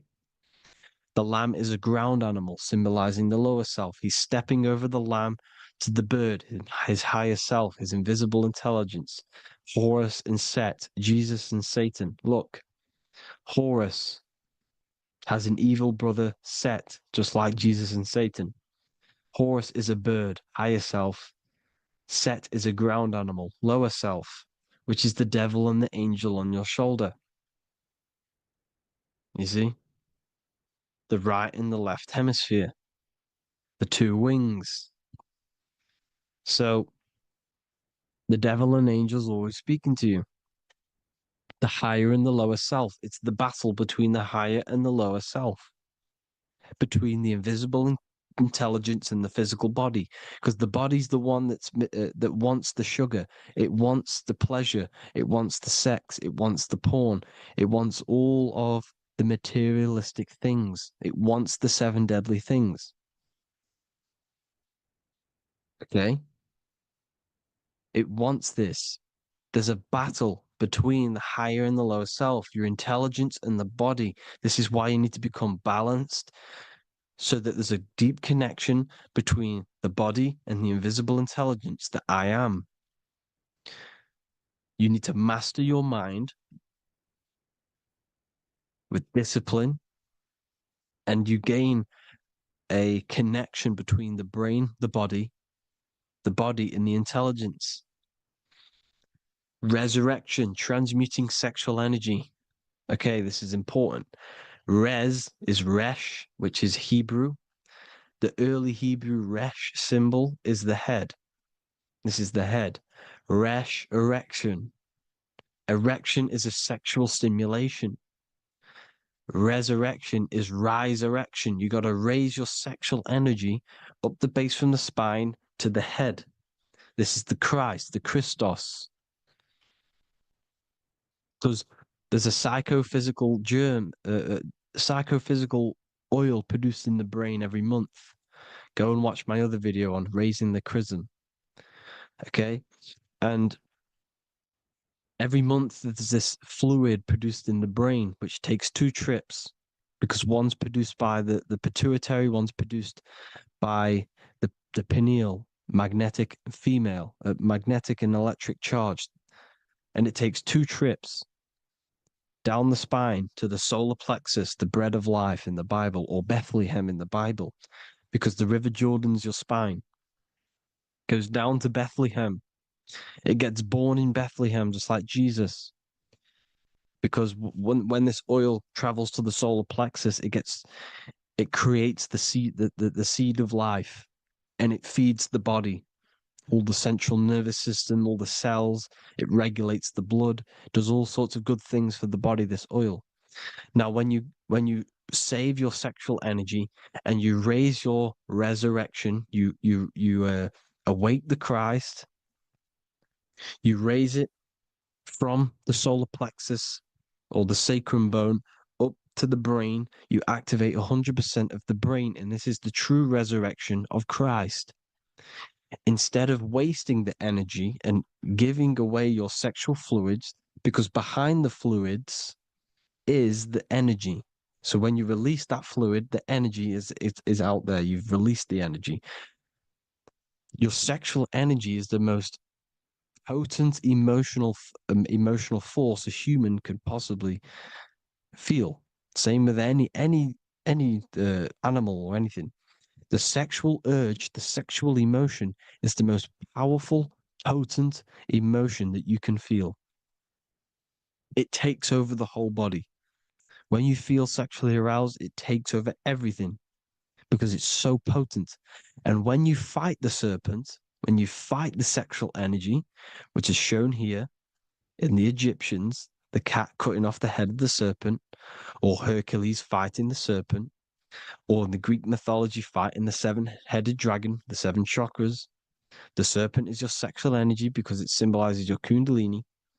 When you fight it and you transmute this energy, instead of releasing it, instead of acting sexually on it, you can transmute the energy, transfer it from the solar plexus up to the brain.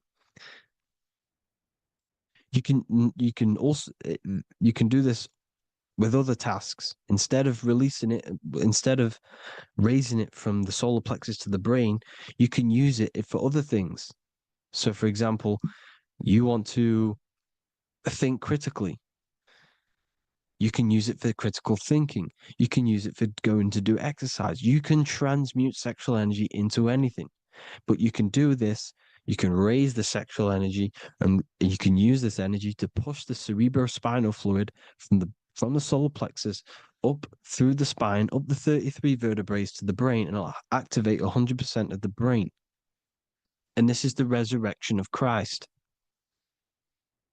Jesus was never dead. Jesus was never rose from the dead. It symbolizes the Christ, Jesus Christ. Christ is Christos, which means oil in Greek. The resurrection of the Christ, the Christos, the oil. When it activates 100% of the brain when it's raised, and it can regulate all the systems, it can regulate all the blood, it can regenerate the body. And this is the true Antichrist. They don't want us doing this process. The Antichrist is not against Jesus. It's against the fluid in our body that makes us live hundreds and hundreds of years and makes us live as gods. This is the true resurrection. And when you fight the serpent, you fight your sexual urges, your sexual emotion, the most strong emotion that you could ever feel. You can do this process. And this is the true secret of transmuting sexual energy. Because when you transmute the sexual energy, you can become a god. And this is why Hercules is fighting the serpent. Notice how the serpent is low. He's reaching down to it. It represents the lower self. Because the lower self wants the lust. It desires sex. The body desires sex. There's a fight between the higher and the lower self. But when there's balance, there's even. Heaven is even. When there's evenness between these, this is the kingdom of heaven. This is when heaven is on earth. So at our highest levels of ourselves, the highest level of our intelligence, this is God. God is something that we manifest. We need to achieve Christ consciousness by battling the body. There is no battle outside of the physical body. It's an internal battle. Jesus and Satan have been externalized.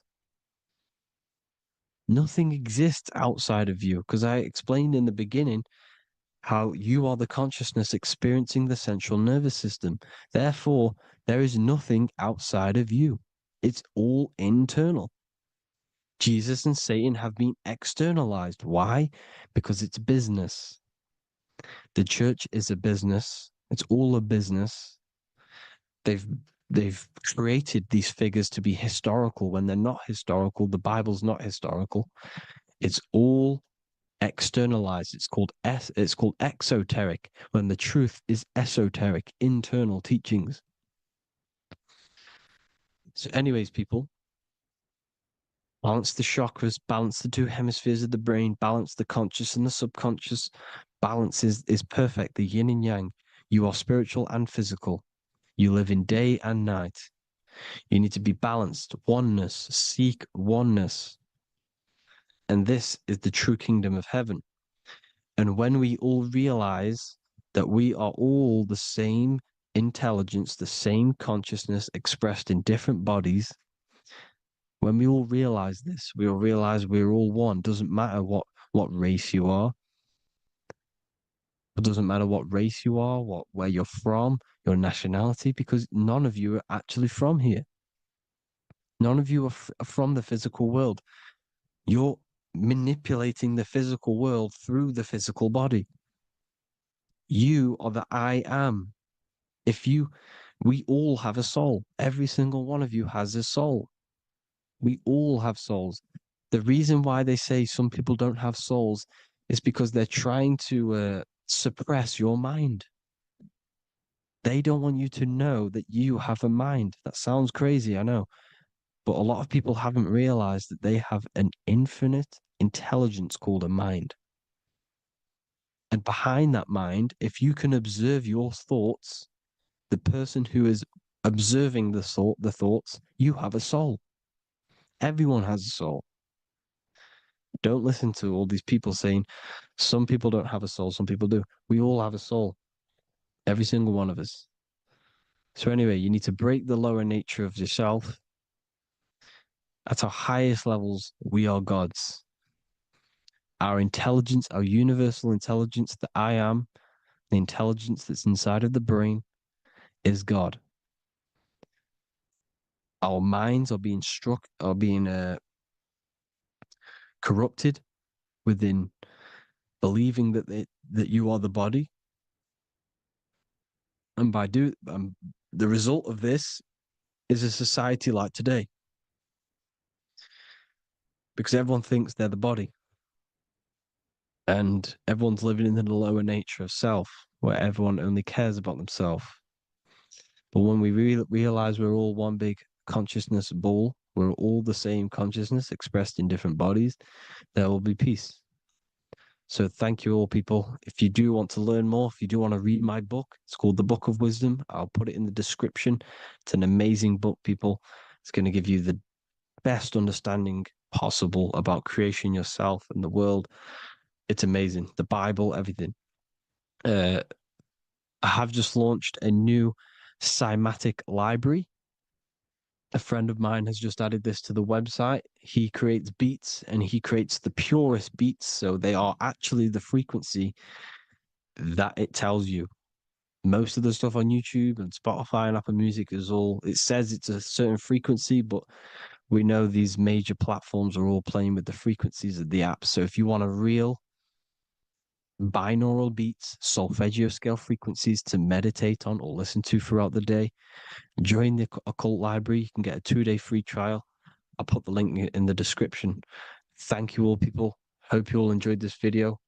God bless you all.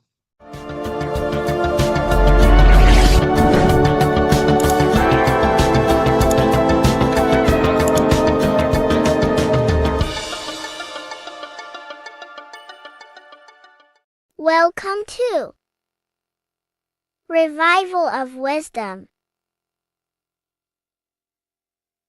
Welcome people, we're back with another video. Please make sure to hit that like button, subscribe, and turn on notifications to never miss a video. The Earth is a giant torus field consisting of a positive and a negative pole. The Sun being the cathode with a positive charge and the Moon being the anode with a negative charge. This is why the Sun rules over the day, giving you lots of energy, and the Moon taking your energy from you, making you go to sleep. Now, the plane that we live on is called the plane of inertia, and at the center of this plane of inertia is the North Pole. This is where the two electromagnetical energies meet. Now, this is where the most electromagnetic energy is stored. This is why all compasses will point north, because it's the most magnetic place in this reality. So the Sun and the Moon is spinning around this center point, which is stirring the ether of this reality and making everything move in circles, meaning this is a cycle. Everything's recycling itself. It's an organic simulation. The ancients also knew about this sacred land at the center of this reality, known as the North Pole. As you can see on this map from the 1500s of the North Pole, you can see 4 islands around this center black rock. Ancient civilizations like the Mayans, the Buddhists, and ancient Chinese also depict these 4 islands. The endless symbology of these sacred lands at the center has been going on for thousands of years. These sort of secrets are now kept by the elites, but as always they have to show the truth in plain sight, and this is what they are doing with the Windows symbol and also the Wizard of Oz. Now in the Wizard of Oz, as you can see, there's something called Munchkin Land. Munchkins are these unusually short people. Then on the ancient 1500s map it says Pygmy, and then the Pygmy people in mythology are also these unusually short people. Just like Santa and his elves, they come from the North Pole, and elves are these unusually short people. These stories that we are told about Santa and Munchkins are putting truth in plain sight about this sacred land. This sacred land at the center of the earth is where the aurora borealis comes from and is being emitted from this black hole in the center, also known as the black sun. The aurora borealis is the earth's aura, hence why it has the word aura inside of it. It is the life-giving essence to all life within this realm. As this dualistic reality we live in consists of both physical and spiritual, the black sun is like our sun for the spirit. It's our spiritual umbilical cord, connecting us to the spirit realm. And the rising sun is the opposite. It's our sun for our physical 666 carbon suits, known as our human body, our physical aspect. As it states in the 40,000-year-old emerald tablets, deep in Earth's heart lies the flower, the source of the spirit. The flower of life is as thine own place of spirit, and streams through the earth as thine flows through thy form, giving off life to the earth and its children. So the North Pole is the core of this spiritual reality, and the closer you get to it, the more spiritual and lucid it becomes. So the elites have covered this up in order for us to forget the true nature of this reality. And they did this cover up by introducing the globe model. Nicholas Copernicus was around in the 1400s, and he introduced the globe model. As you can see, he is a Freemason. He depicts himself with a globe and a Masonic compass in all of his paintings and portraits. Galileo was also a Freemason, as you could see in all of his portraits with a globe and a Masonic compass. He was also a massive part of introducing the globe model after Nicholas Copernicus. So yes, the globe model was a spiritual and political move to gain more control over the masses. After the globe model was then introduced, they introduced the theory of evolution by another Freemason, Charles Darwin. See how these two theories go hand in hand? They both degrade humanity, and they make you confused of where we actually came from. By hiding the true form of this divine creation and hiding the true power of each and every one of us, they maintain control over the masses. Now this is order out of chaos, known to be the 33rd degree slogan of Freemasonry.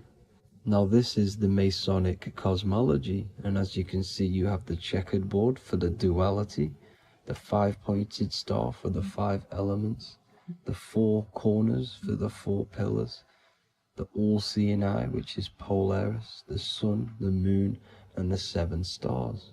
So even Freemasons are taught the flat earth cosmology and the true form of this reality. Now the true nature of the sun, the moon, and the earth is shown and reflected through the Masonic compass. The Masonic compass is the sun, the moon, Polaris at the top, and the black sun at the bottom. It makes sense why all the scientists who introduced the globe model all used the compass and the globe together, because it's truth in plain sight. As I explained in my other video, all Freemasons have to take the oath, so it goes to show, why are we all learning these theories from Freemasons who can't talk about certain topics that they learn about? Why should we believe their theories when they're holding back the real truth about this reality? Now going on to NASA. NASA means to deceive in Hebrew, and they are also funded by the government. They are not a private company. The old owner of NASA, Werner von Braun, on his grave has the Bible verse Psalms 91, The heavens declare the glory of God, and the firmament showeth his handiwork. Now why would the owner of NASA put this on his grave? Seems a bit suspicious to me, alongside with the NASA astronauts are all Freemasons. And not to mention the countless mistakes they've made on their live videos in space stations, the moon landing, and the CGI footage of the Earth, which is obviously photoshopped. Just by tricking the masses that they live on a spinning ball, the elites gain the perception of the masses. Not only does it hide the divine creation we're inside of, it hides the divine spark within you. It hides the creator, the source. And by believing in space and we live on a spinning ball, it makes people come to the interpretation of that we are a coincidence and we do not have any purpose. And of course this is false. When you come to realization that we are all a divine creation and we can create our own divine life in this reality, life becomes more sacred and you start to enjoy little things. The elites want you to believe everything exists only in the five senses. They want you constantly looking outside of yourself because they know that will keep you on lower states of consciousness. Now this brings me to our next point. By tricking the masses into the heliocentric model, the elites started to advertise aliens in the movies, in cartoons and magazines in the late 1940s. Now this is subconsciously programming us about aliens and extraterrestrial threats, which then they can use to their advantage. And this is something called Project Bluebeam. They are more than likely going to fake an alien invasion to push this 2040 agenda, which is for one government and one ruling currency. That's it for this video, guys and girls. Hope you all enjoyed. Please make sure to leave a like and a comment. God bless you all. Neo is plugged in on the back of the neck, which is the reptilian brainstem. The reptilian brain is all to do with survival mode, survival state. It's always scanning the environment for safety, whether that's physically, emotionally, or mentally.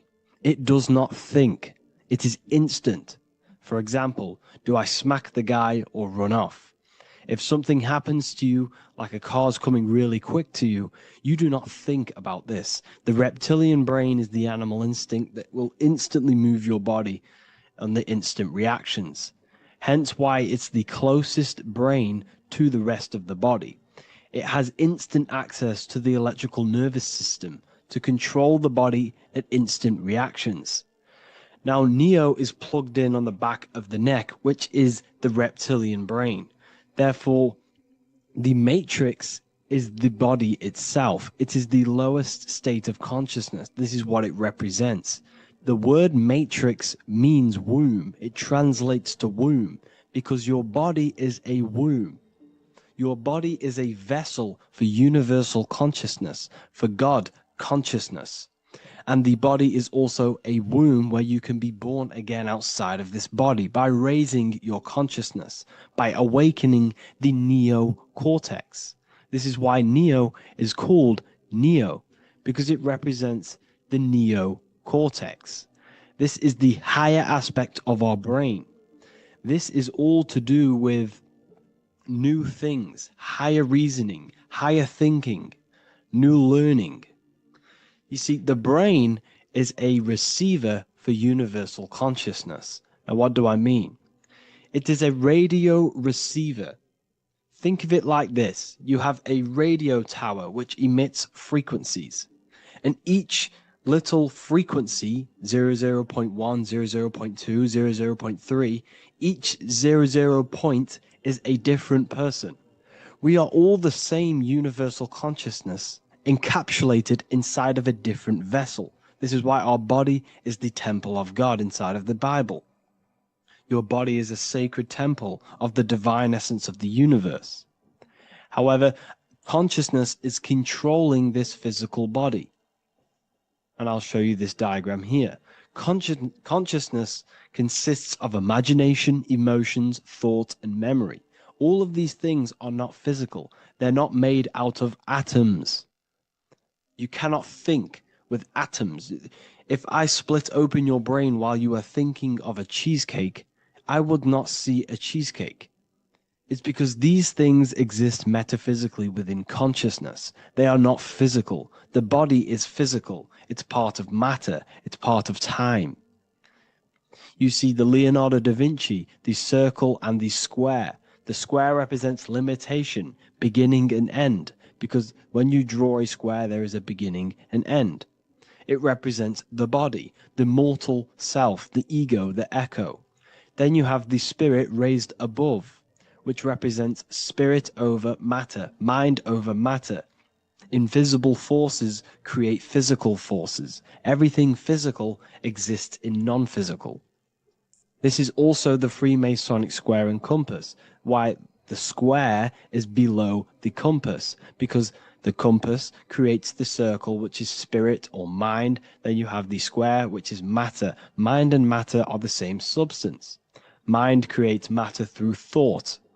Everything in this physical universe manifested through thought. Everything began as thought. So you are spirit and matter. You have a material body and a spiritual body. And you are right in the middle. This is why humans are very, very important. Because we have an animal nature, the reptilian brain, and a higher consciousness, the neocortex. And we must awaken out of the matrix, which means womb, which is the body. And neo is waken up from the lower self, the reptilian brain, and moves into the neocortex. Because the brain is a radio receiver for consciousness. Now, what do I mean? I went over this before. Your consciousness is controlling the brain. The brain is a computer. And when our consciousness, our imagination, our emotion, our thoughts, and our memories are all contributing towards just survival things, food, safety, fear, all of these things, and our consciousness is locked into a survival state, we are using the reptilian brain. We're no longer thinking. You don't think with the brain, but the consciousness is thinking, which activates the different parts of the brain. When we think for higher reasoning, we use the neocortex. It stimulates the neocortex.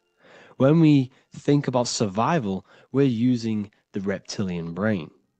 So therefore, when Neo wakes up, he wakes up to the higher aspects of consciousness, which is only utilized by the neocortex, by learning new things and expansion of the mind and expansions of consciousness. Okay? So the whole matrix is to keep you designed, well, the whole matrix is designed to keep you in a survival state, in the three-dimensional awareness. They want you constantly scanning for safety, scanning for food, scanning for emotional safety in relationships and other people. You see, they do not want you to think.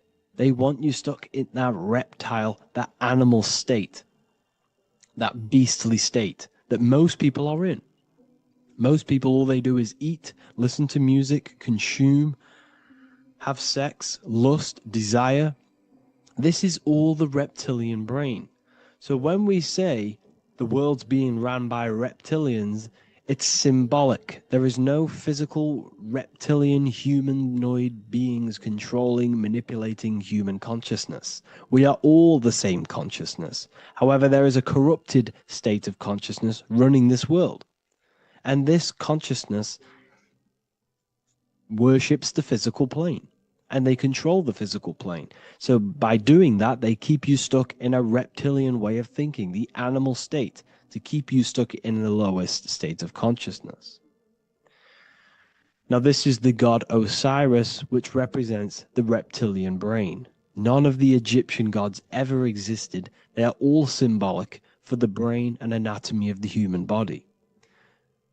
Osiris represents the reptilian brain. As you can see, this anatomy compare to the brain stem and Osiris statue found in Egypt. And we also see an ancient artwork of Osiris with green skin and two reptile crocodile alligators next to him, which also symbolizes the reptilian survival state of human consciousness and the activation of the reptilian brain. This is what it symbolizes. Now, this is what the Matrix is all talking about. It's talking about the awakening, the expansion of consciousness. The word divine is dive in because you connect with the divine by diving inward. There is no man in the sky going to save you. You must connect with the self. Know thyself. Truth comes from within. All of these things I'm telling you comes from within you. I'm just pointing it out. All of this is self-realization. A lot of people say, well, what are my sources? My sources is knowing thyself, observing thyself, using the neocortex of critically thinking, sitting down and thinking about yourself and having deep realization of yourself. You can realize that your thoughts are not of this physical world. It's quite simple. The brain does not think. The brain does not imagine. The brain does not hold memory. All of these things exist in consciousness, the one consciousness, but we are all fractal, infinite parts of. This is the eye on the triangle, consciousness being given down to the rest. This is separate. Consciousness is separate from the rest of the pyramid. The pyramid is your body. Neo is the one consciousness. This is the Egyptians symbolizing the one consciousness giving Ankh, which is life, to all the different life forms. However, you can see that the central sphere is giving a big Ankh to the humans, because humans, like I said, possess the advanced consciousness, an advanced brain that allows us to turn above our reptilian animal self. For example, we can go against our reptilian lower animal nature and turn to our godly nature. Animals cannot do that. They are stuck in instinct. They are stuck in a reptilian animal way of thinking and operating. Everything they create is to survive. We can turn against our lower nature and create for amazing things like buildings, architecture, technology. We can use our creative consciousness for anything we wish, not just survival needs. And it's the same with your spiritual journey. You can raise your consciousness beyond this animal state that they try to keep you in through fear, consumption, food, and the reptilian brain. We must awaken, start to think critically, and awaken to our divinity, because the mind, the consciousness within you has infinite potential to expand. There are infinite fields of knowledge that you can explore. The mind can never be filled. It can never ever be full of knowledge. It always expands, and that's why you are alive. That's why you are part of this universe. That's why the science always says the universe is always expanding, because the universe exists in your mind, and the mind is always expanding into new fields of thought, new fields of knowledge and information. And that is your whole sole purpose, of expansion of mind and expansion of consciousness, and the exploration of the mind of God. We are living in the mind of God. You are a thought in the mind of God. You must awaken out of this body. This is why Jesus says you must be born again to see the kingdom of God. You must be born again. You must raise your consciousness beyond physical limitation and awaken to your divinity. And this is pretty much it for this video. I hope you all understand this, that this is all symbolic for consciousness.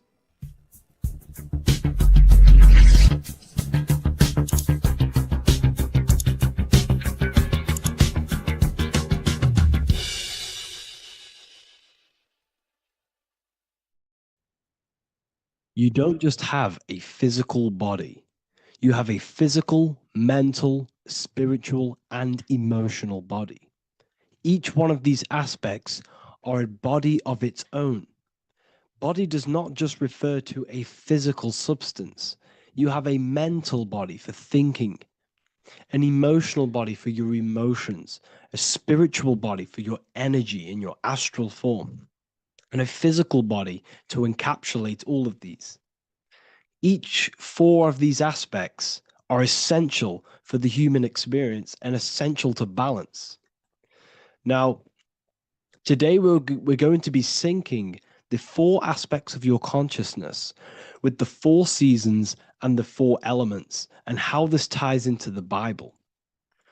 So we have four physical elements. We have five elements in total, spirit being the most important, but spirit is pure invisible. We have four physical elements. We have air, fire, earth, water. Air and earth, earth and water are feminine. Air and fire are masculine. Air and fire are active. Water and earth are passive. The air corresponds with the mental body of consciousness. This is where your intellect, this is where your communication, this is where your thoughts, intuition all comes from. This is the mental body of consciousness that allows you to think, allows you to process, figure things out, and have intellect and gain knowledge. This is your intellectual aspect of your consciousness, located in the head region. We have a fire nature, a spiritual nature. This is our astral body. Our astral body is all to do with the subconscious realms, the higher realms of consciousness. This is the body that allows us to be free from the physical body. Our spirit is more of our energy. Water is our emotional body. This is what allows us to feel things, that allows us to gain intuitive feelings of conscience. So emotion allows us to understand what is right and what is wrong. When we feel something bad, we know that this is wrong. When we feel something good, we know that we are doing good. Emotions are a creational force that allows us to feel certain things to bring them into existence. Our emotional body is a creational force and should not be reactive, and it should be controlled. Most actions are stemmed from emotions. Actions bring thought into physical existence. Emotions are the driving power. They are what drives your actions. The thought, then the emotion, then the action. Earth is your physical body. This is your physical state that allows you to take mind and emotion into action, into fruition, into physical matter. This is what your physical body allows your consciousness, your soul, to interact with the physical world and bring things into physical existence. The physical body, the physical world, is an outcome and an effect of the thinking mind. All physical substance comes from the thinking mind. The pen, the phone you're holding, the microphone I'm speaking into, all began as a thought in the thinking mind, then it was brought into physical reality. Earth is the most dense. So it goes in this order: body, emotions, spirit, mind. The higher you go up, the more lucid and fluidic it becomes. The lower you go down, the more dense and dull it becomes. Air is the mind, fire is the spirit, water is the emotion, earth is the physical body. So this is why you are a microcosm. You have these four things within you. You contain of these four elements, which correspond to the four bodies of your consciousness, the four bodies of the soul. You are the soul. You are the spirit. So this is why in Theologians 4:17 it says, "Caught up together with them in the clouds to meet the Lord in the air." You don't meet God or the Lord in the physical air, in the clouds. This is clearly a parable. A human being cannot go up to the clouds and meet a mystical man in the clouds. This is obviously a parable, a metaphor. The air is your mind. You must raise your consciousness beyond the body, beyond the emotions, beyond the spirit, and enter in the mind during meditation, turning the mind inward to connect with the Lord. The Lord is the highest aspect of your consciousness, the one that exists beyond the physical body, beyond your emotions, beyond the thought. So you meet the Lord in the air, in the mind. The mind represents the air. This is why in America there's a saying called an airhead. You're an airhead. This means that you are stupid, or you don't think, or you have nothing in your mind. You have nothing in your head. When someone's very stupid, you call them an airhead, because air represents the mind. The air is elevated. The air is invisible. The mind is totally invisible to the human eyes. It is a metaphysical substance. In fact, it's not a substance at all. It's so fluidic, it's everywhere. The mind can be everywhere at all times. It can be anything. Nothing is impossible within the mind. Now, this is synced with the 4 seasons. The 4 seasons represent the 4 aspects of human consciousness, the 4 bodies of your consciousness, the 4 bodies of your soul. The sun is your soul. Okay, and the sun travels around 4 seasons. Summer, when the sun is the most hottest point. Autumn, when the sun starts to move away from the hottest point. Things start to die. Then it goes to winter. This is when everything dies. This is when things enter in within itself. This is when darkness occurs. Then spring. This is the reignition of the sun. This is when the sun starts to bring back the warmth back to the summer. You have 4 seasons which correspond to the 4 bodies of consciousness. Fire is the spirit. This is when you are passionate. This is when you are taking action. This is when you are fiery. The sun is blazing. You're taking action. You're very passionate. You're very spirit. You're in the spirit. Autumn is water, emotion. This is when you start to become very reflecting. This is when you start to feel emotional, because in autumn there's lots of water. This represents the emotional body of consciousness. Winter is the mind. This is air. Winter, what happens in winter? Everything enters within itself. The leaves die, the trees die, everything dies and goes within. This is the mind. The mind is the darkness, remember. You close your eyes to enter within the mind. The winter represents meditation. In the winter, what do people do? They stay inside of their house. They research more. They read more books. They become more intellectual. They think more in the winter because we are so we're stuck inside. So we're more reflective. We're thinking more. We're more communicative. We're more intellectual. In the spring, this represents the earth, the body. This is when we start to come out of the mind and we awaken to the body, and things start to grow again. The plants start to grow. The earth is growing again and reborn again. This is the body. This is when you become more active in the spring. And then the summer, back to the summer, we then take action on these thoughts and these thoughts that we gained over the winter. Essentially, this is just a massive cycle. And this is a daily cycle also. The nighttime is the winter. The morning is the spring. The midday is the summer. And the evening time is the autumn. This is a microcosm. We have 4 bodies of consciousness. You are the sun. You are the soul. And the soul has 4 bodies: summer, autumn, winter, spring. Emotion, air, body, spirit. Sorry, emotion, mind, body, spirit. So you are the soul. You are the pure essence of consciousness. The sun is your soul in the heart. And the seasons are inside of you because you are a microcosm. Okay? You are a microcosm. The word sun is son. The Latin word for sun is sol, which is soul or solo, because the sun is solo. It's on its own. You are the soul, and the soul has the 4 different bodies of consciousness. So before we move on any further, if I've blown your mind, please, if you can, leave a like, a comment, a share, and a subscribe.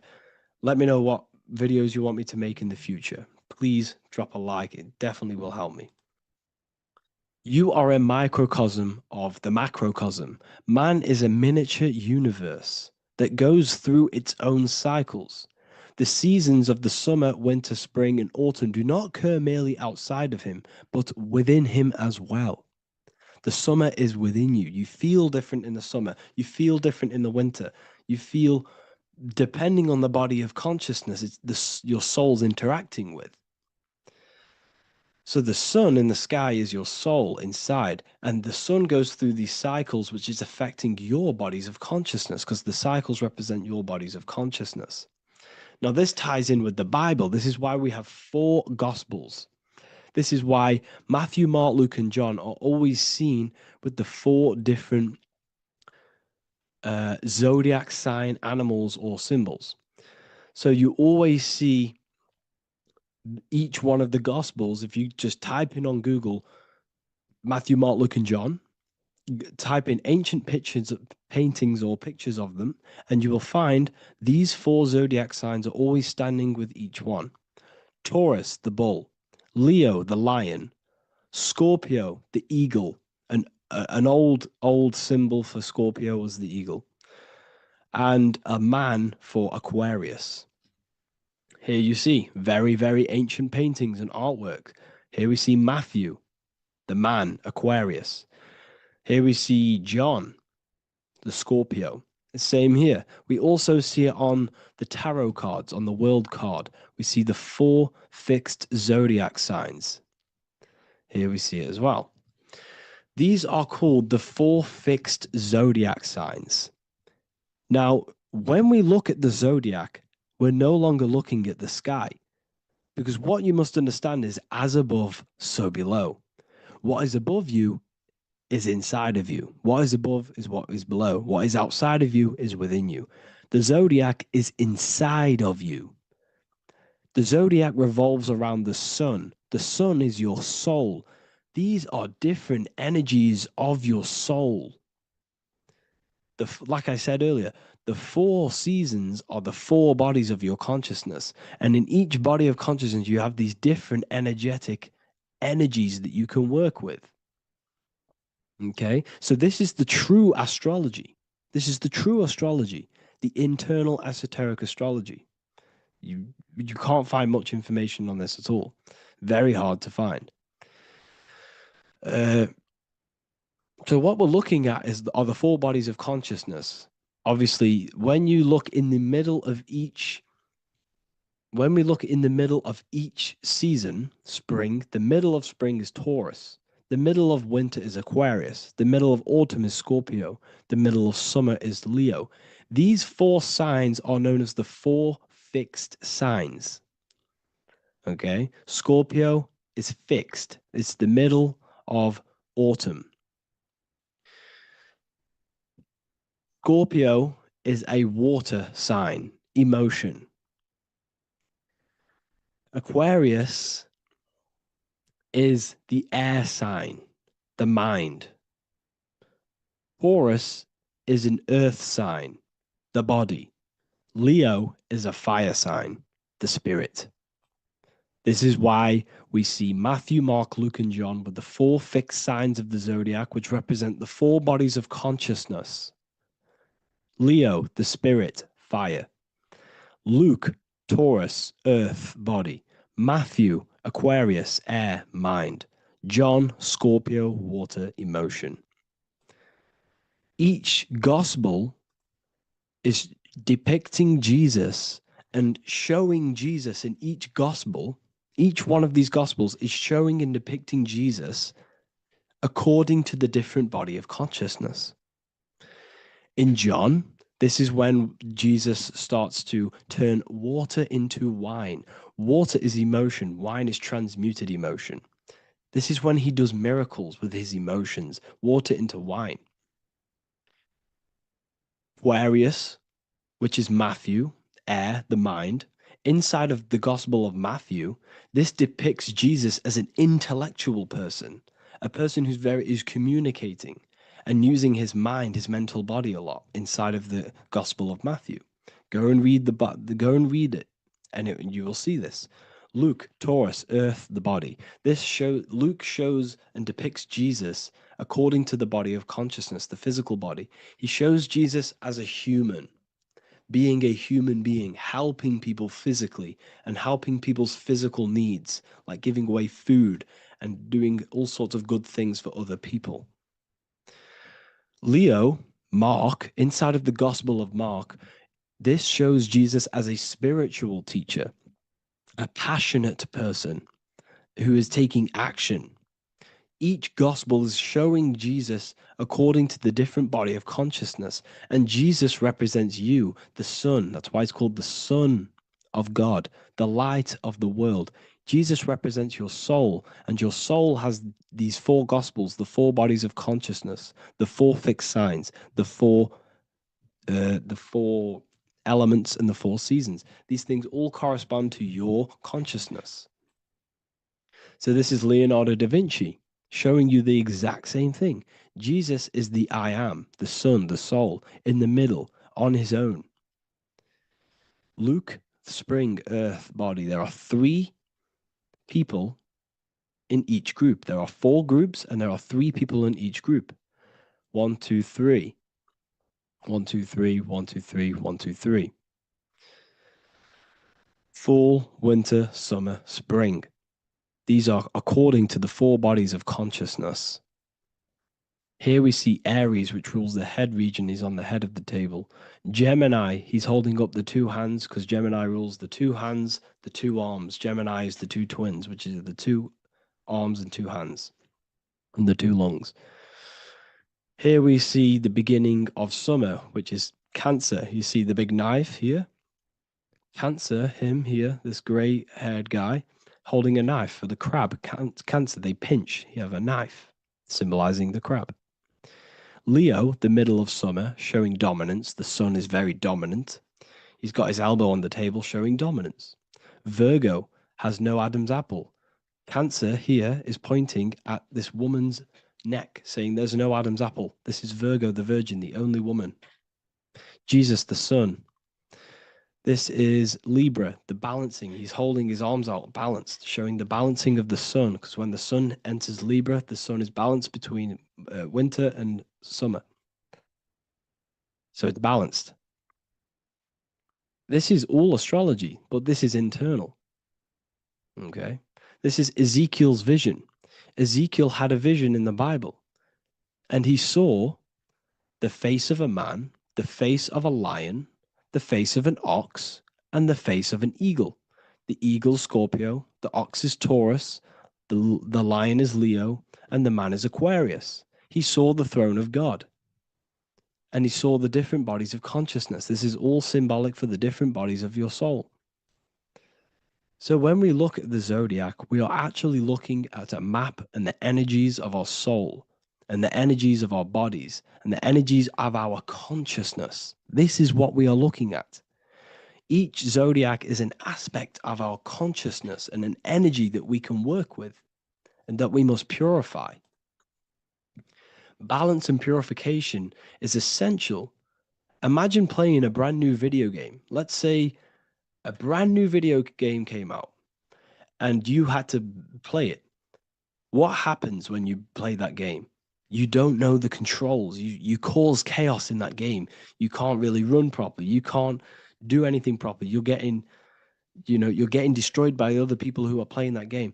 It's the same with your physical body. When you are born, you must learn how to play the game. You must learn how to balance the mind, learn how to balance the spirit, the emotions, and the physical body. We must balance and purify each body of our consciousness, which we must look after our physical body with our physical health by eating physical, electrical food like fruits and veg. We must look after our minds by being conscious of what enters our eyes, enters our ears, enters everything. Whatever enters our five senses is affecting our mind, our mental health, our environment, mental. We need to look after our thoughts. control our thoughts by purifying our thoughts, only positive thoughts. Then we must purify our emotions, feeling only gratitude and love and not feeling these negative, dull emotions. Then we must look after our spiritual body through meditation and looking after our spirit. But remember, when we look after our mind, it all begins in the mind. Each body of consciousness is interlocked with the other. If you have a negative, if you have an unhealthy body, you have an unhealthy mind, spirit, and emotions. If you have an unhealthy mind, you have an unhealthy body, spirit, and emotions. If you have an unhealthy emotions, you have an unhealthy spirit, mind, and physical body. They're all interlocked. You must balance each one of them. Look after your physical body, look after your thoughts, look after your emotions, look after your spirit. But remember, the mind is the most powerful one. It's mind over matter. Once we look after the mind, because once we start to control our minds and control every thought we think, this will then turn into discipline in our physical body. Because once we learn how to discipline the mind, we learn how to discipline what we eat, we learn how to discipline what we feel, we learn how to discipline our spirit. This is all interlocked, but work on the mind first. Work on the mind first. All of this knowledge is inside of the brand new Book of Wisdom, Volume 2. This is a revolution in human consciousness. If you've read it, please leave a review down below. If you've read Volume 1, leave a review down below. This is the next revolution. I don't see this information anywhere. This is the next revolution of human consciousness. And of course, if you are serious about this and you truly want to gain enlightenment and join an amazing community where you can connect with me on live calls, lectures, the Manifestation Mastery course, you can gain access to my library of over 45 PDFs plus my books. And if you do join the university, you can order a Volume 2 free of charge. All you have to do is to pay for shipping. If you truly take your knowledge serious and you want to take advantage of life, join the university. This is where truth seekers belong. Just want to say thank you all. Please leave a comment. Please leave a like. It's going to help me a lot spread this knowledge to the world. And yeah, share this with a friend and subscribe. Thank you all. Geometry. This is the study of nature, of the codes, the mathematical codes behind physical reality. So today we're going to be going deep into geometry and the true esoteric internal geometry, the geometry that no one really talks about, and how geometry relates to human consciousness. So essentially, what we must understand when it comes to geometry, the basics of geometry is everything is vibration. And this vibration is vibrating on a certain frequency. And this certain frequency creates a geometric shape, which is why in nature we see all of these different geometric shapes. All matter takes form in shapes. So if we put sand on a plate and we vibrate the plate on a specific frequency, we see that the sand goes into specific geometric shapes and patterns. So essentially, matter is energy condensed. It's energy vibrating on a low frequency, vibrating at a certain frequency. So matter is condensed energy. And each geometric shape is manifesting and showing a specific energy. Some shapes carry more energies than others. For example, the cube is what traps energy. A square is what traps energy. So geometry and the flowers are basically how energy manifests itself into physical matter. We are in a world made out of energy or light. Light is energy. So everything is vibration, everything is frequency, and everything is energy. Even the words, each atom in our body, everything. So everything in nature has these mathematical energetic codes. So geometry is basically the study of nature and the shapes that are in nature and their energetic principles. Because like I said, matter is energy. So this is what we call cymatics, when we place water in a petri dish and we shine light on top and we vibrate the water. And we can capture, this creates certain patterns. Each frequency, like you see here, has its own pattern. So what we are seeing here in the physical plane is essentially energy condensed into physical reality. We see it in the turtle. We see it in every single form in nature. Now, external geometry and normal geometry, we normally get taught that this is God's way of creating physical reality, which is essentially true. However, it's far more deeper than that. Far, far, far more deeper. Okay, so what geometry truly is, it's not God's codes to reality. What we must understand is what the brain truly is. And what we must understand is that we are not in the world. We are not in the universe. The universe is us ourselves, and the world is produced by our brain itself. Okay? So the way you must understand how the brain works, so what you visually see, so geometry is to do with what we visually see. And what we visually see is heavily connected with our eyes, which are an extension of the brain. The eyes are the brain. And essentially how we see is energy enters the eyes, and each eye goes to the optic nerve. And this energy is transferred into electricity, which travels to the back of the brain, to the visual cortex of our brain. And this is where the image is produced, what we see. Therefore, the world outside of us is truly inside of us. It's a projection from within the brain.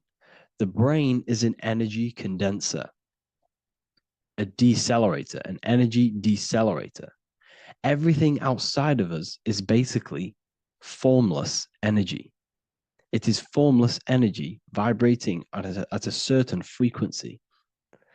So what the brain is, it's sucking in this energy, this light, and turning that frequency, that code, that light code, into a physical reality. It's condensing the energy and turning it into a visual image inside of the brain. Therefore, everything outside of you is not what it looks like. Everything outside of you is basically energy, infinite energy.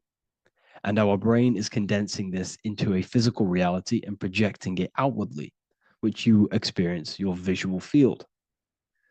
Okay? And the ancients knew this. So this is basically called the sigil of Lucifer. Lucifer is known as the light bringer. Lucifer in Latin means to bring the light.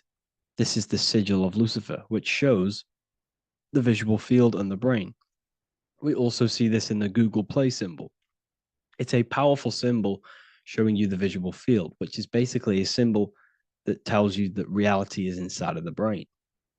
The brain is what produces reality, but consciousness is not produced in the brain. The brain is essentially a consciousness downloader. It's a computer, and it's a reality simulator. The body is a simulation of physical reality. You are inside of the body experiencing the body simulation. The body produces this reality. It's a piece of technology. So Lucifer is to bring the light. Lucifer is the light being produced in our brains. Okay? So this is why they say Lucifer can tempt you. Lucifer can be the devil, because it represents physicality.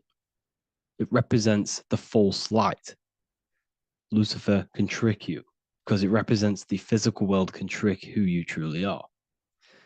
So now that you understand how the brain is basically an energy decelerator and it creates and simulates a reality to your consciousness, you are no longer a person in a universe. You are the universe itself experiencing itself. Therefore, geometry is heavily linked in with the brain. Geometry is essentially how your brain and how your eyes decode energy. So what you are seeing is the mathematical codes of your brain creating reality. So what they teach you is the external is that geometry is God's way of creating this world, and these are the mathematical codes God's created. But now I'm telling you the internal. This is the truth. Geometry is how your brain mathematically condenses energy and light into a physical reality. So therefore, your brain is a computer program. So now geometry is nothing outside of you. Geometry is not something created by something else. It's created by your brain. Your brain produces these patterns through mathematical codes by breaking down energy into physical reality. And this is why you see geometry in everything around you. This completely changes your view on geometry. It's in your ear, it's in your face, it's in everything. Geometry is everything. Okay? So now that you understand this, now, as we were talking about the visual field earlier, the ancients knew about this. The ancient Egyptians knew about this. We can see this symbolism inside of the casket, the Egyptian casket. See, this crossover represents the visual field. This represents the back of the brain. This is the left hemisphere, the right hemisphere. And now some of the most simplest teachings in geometry is that straight lines are masculine and curved lines are feminine. And we even see this in the human body. The feminine human body is curvy and the masculine human body is liney.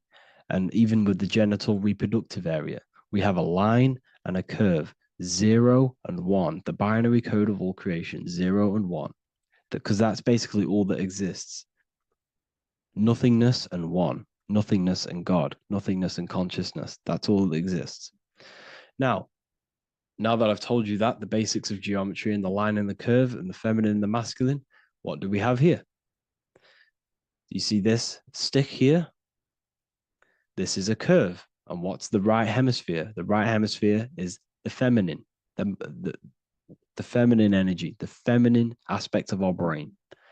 Then we have a straight line. This is straight lines. Now this represents the left brain.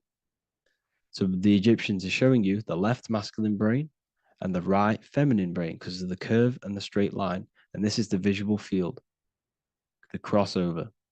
So there's a crossover in the brain. The left eye is connected to the right brain. The right eye is connected to the left brain. Okay, so the left eye is connected to the right brain. The right eye is connected to the left brain. The solar and the lunar. So, like I said, everything outside of you is basically energy. Your body is basically a holographic avatar, condensed energy produced by your brain. There's nothing actually outside of you. Your 5 senses are electrical threads of light. And when you touch something, this is basically electrical signals in your nervous system, which are reporting back to the brain.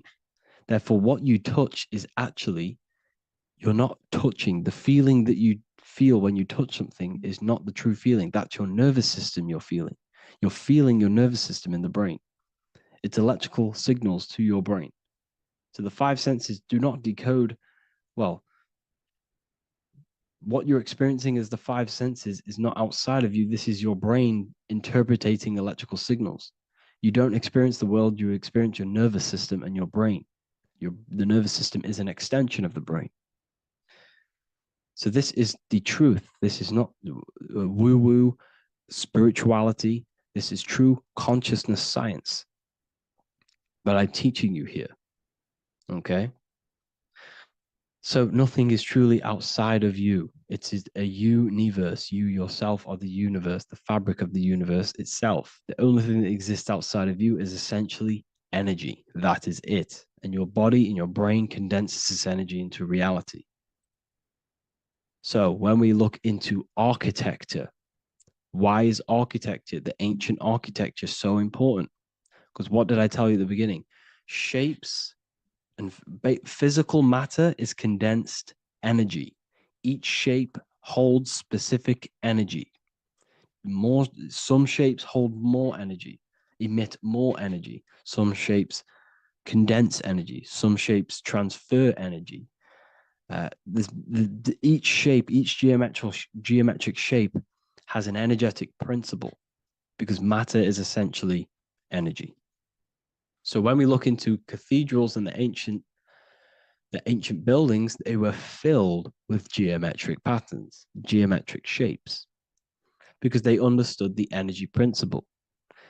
Architecture is basically solid energy. It's physical energy.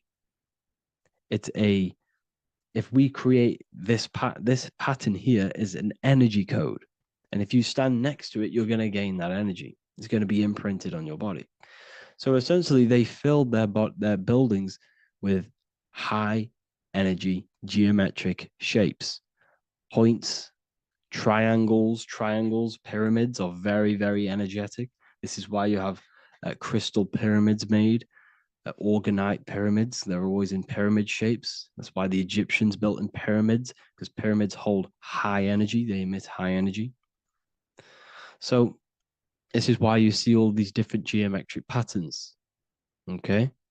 So in the real reality, in the energetic plane, this building would basically look like this: lines and grids of energy. Okay, this is what it would look like in the energetic plane, a blueprint of the energy body. So as you see here, these are the different frequencies in a petri dish, of water in a petri dish. And you can see they are specifically aligned up with these specific patterns. You can see geometry even within geometry. It's fractal. So essentially, when you would stand inside of these buildings, they would imprint the energy of the building in your body, because your body is healed through energy. You have an electromagnetic field around your body. So by creating buildings with geometric patterns, we are essentially increasing the energy of the building, because the building itself is energy. Okay. So when we fill it with geometric patterns, we're increasing the energy. We're giving it a certain energetic imprint. So when you stand inside of that building, you're being imprinted with that energy. Okay. So especially with these windows, these stained glass windows. Well, why are they stained glass? Well, color is frequency. So when you have all of these different colors, and not only were they just painted, some of these colors are specific gemstones, crystals, natural stones, which all hold energetic principles. Each crystal is vibrating on a certain frequency. Wood has its own frequency. Metal has its own frequency. What you must understand is that everything in nature is not just a piece of matter. It's vibrating. The atoms of wood are vibrating on a certain level, which give it a certain energetic principle. Each crystal is vibrating. The atoms of the crystal are vibrating on a certain frequency, which give it a certain energetic principle, quality. So each thing, this is why the ancients were obsessed with natural stones, natural things, crystals, natural metals, and they wore different metals, different things like copper on their bodies, because they understood the atoms of these natural things are vibrating, which give certain qualities to you if you wear them. So you're not wearing it, you're basically putting that frequency onto your body, because they understood this is energy. If I put copper on my body, I'm not putting copper on the body. I'm putting the frequency and the energy of the atoms onto my skin. And that frequency of them atoms are going to vibrate my skin, that frequency, and heal my body. So this is why this is so important. So each building is an energetic code. Okay. So when you stand in these buildings, it can heal your body. This is why when people walk into these ancient churches, they feel like they've met God. They feel a certain way. They feel so amazing when they enter these churches. They feel holy, for example. It's not because God's there. It's not because these man in the sky dwells in these holy places. It's because the energy of these buildings affect our consciousness. They increase your energy. They raise your vibration. They heal your body. They heal your cells. They imprint the water in your body, especially with these stained glass windows. Like I went a bit on a tangent there, but these stained glass windows were encoded. Well, they use different gemstones, different lights, different colors. And when the sun would shine through this window, well, what's the sun? The sun is light. Light is energy. The sun's light would go through this filter of the window, of the crystals and the different gemstones and the different colors, and the sun's light would be encoded, imprinted with these crystals, with these colors and these natural glasses, which have healing energetic principles. And when you are inside that building, the sun's encoded energy of the window would be imprinted into your body, into your energy field, and it will heal your energy field, and it would heal your body, your cells on a cellular level. Because your body is what? 60 to 70 to 80, some people say 80% water. And water is encoded with vibration. If you say certain things into water, it gives it a specific geometric pattern, like I broke down in the beginning. If you say love to a water and then freeze it, it will go to this. If you say hate, it will go to a distorted pattern. So when you are in these buildings, you're being imprinted by the energetic codes of these buildings, the energetic principles of the windows, of the structure itself. The ancients never used to build in squares. Their buildings, their insides were never square rooms because they understood squares trap energy. They always had pointed roofs so energy can escape. So there's many little things that we need to look into geometry.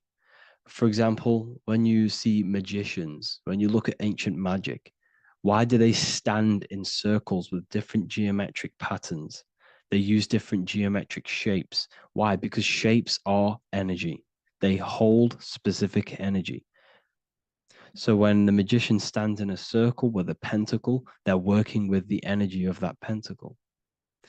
You can work with different energies based upon the different geometric shapes that you draw. And you can use this in your structure, in your architecture, in your work, and it can influence everything. So this is the true geometry. I hope you gained a deeper understanding on geometry and how it relates with you and your consciousness. Like I said earlier, your brain produces geometry. It's basically how your brain decodes energy. It's not God, how God creates this reality. And no, you're in this reality. You are the reality itself. Your body produces the reality. Therefore, geometry is one with you. So therefore, if I play with the geometry of the buildings, for example, like the government have, everything's in squares. If you look outside, everything's a square, everything's a rectangle. You go to a city, every window is a rectangle, every building is a rectangle. You live in a box room, everything is boxed and squared off in this reality, in this modern society. Why? Because they're trapping energy. The box is the cube is the most simple geometric shape, which basically condenses energy and it traps energy. And if you subconsciously see squares all the time, your phone's a square, your TV screen, everything's a square, your keyboard, your desk. Go and look at the ancients. They never used to build in squares and cubes. And if you go into nature, you'll never see squares and cubes. Nature doesn't create squares and cubes. Everything in the modern society is squares and cubes to simple your consciousness down, to dumb your brain down. So the ancients built very, very complex structures. Why? Because they understood what we see affects our brains, because our brains decodes reality and creates reality. If you see a sophisticated building, this is going to give you a sophisticated mind and raise your IQ levels over time, subconsciously. I'm not saying if you look at this building, you're going to become smart. I'm saying if every single building in your environment, ment is mind, mental, every single building in your environment was this complex and complicated, it would increase your IQ on a subconscious level. It'd make you more complex, make you more intelligent. So they've dumbed everything down. They've dulled everything down. Look at everything. Everything is being dulled down. So anyways, I hope you all gained a better understanding on this. If you want to gain more occult knowledge and esoteric knowledge, make sure to read the Book of Wisdom Volume 2. If you're inside the university, you can get this book for free. Go to the general chat area and follow the instructions, and you can order yours for free. Truly life-changing stuff. Because the issue is with the world is that no one really understands who they are, what they are, and why we are here. That is the issue for people's depression, for people's wrongdoings. They don't understand who they are, what their emotions are, what their mind is, what their body is, what reality is. This book gives you that. This book gives you the sense of understanding, the sense of well-being that will give you a better life because you understand life and what life is. And if you truly want to take your studies to the next level, we have the Ethereal University. This is the place for truth seekers where you can connect with like-minded people so you don't have to feel insane, because not many people think this way. I've been there when you wake up and not many people around you are thinking the same way, and you start to feel a bit insane and you can't really talk to people about these things. That's why I created this, so you can connect with people and learn at the same time and become the best version of yourself by understanding truth and knowledge. If you join, you'll gain access to free live calls every single week, every single Saturday morning. We do live calls. You can ask me questions and all sorts. So make sure to leave a like and a comment. And thank you all for tapping in.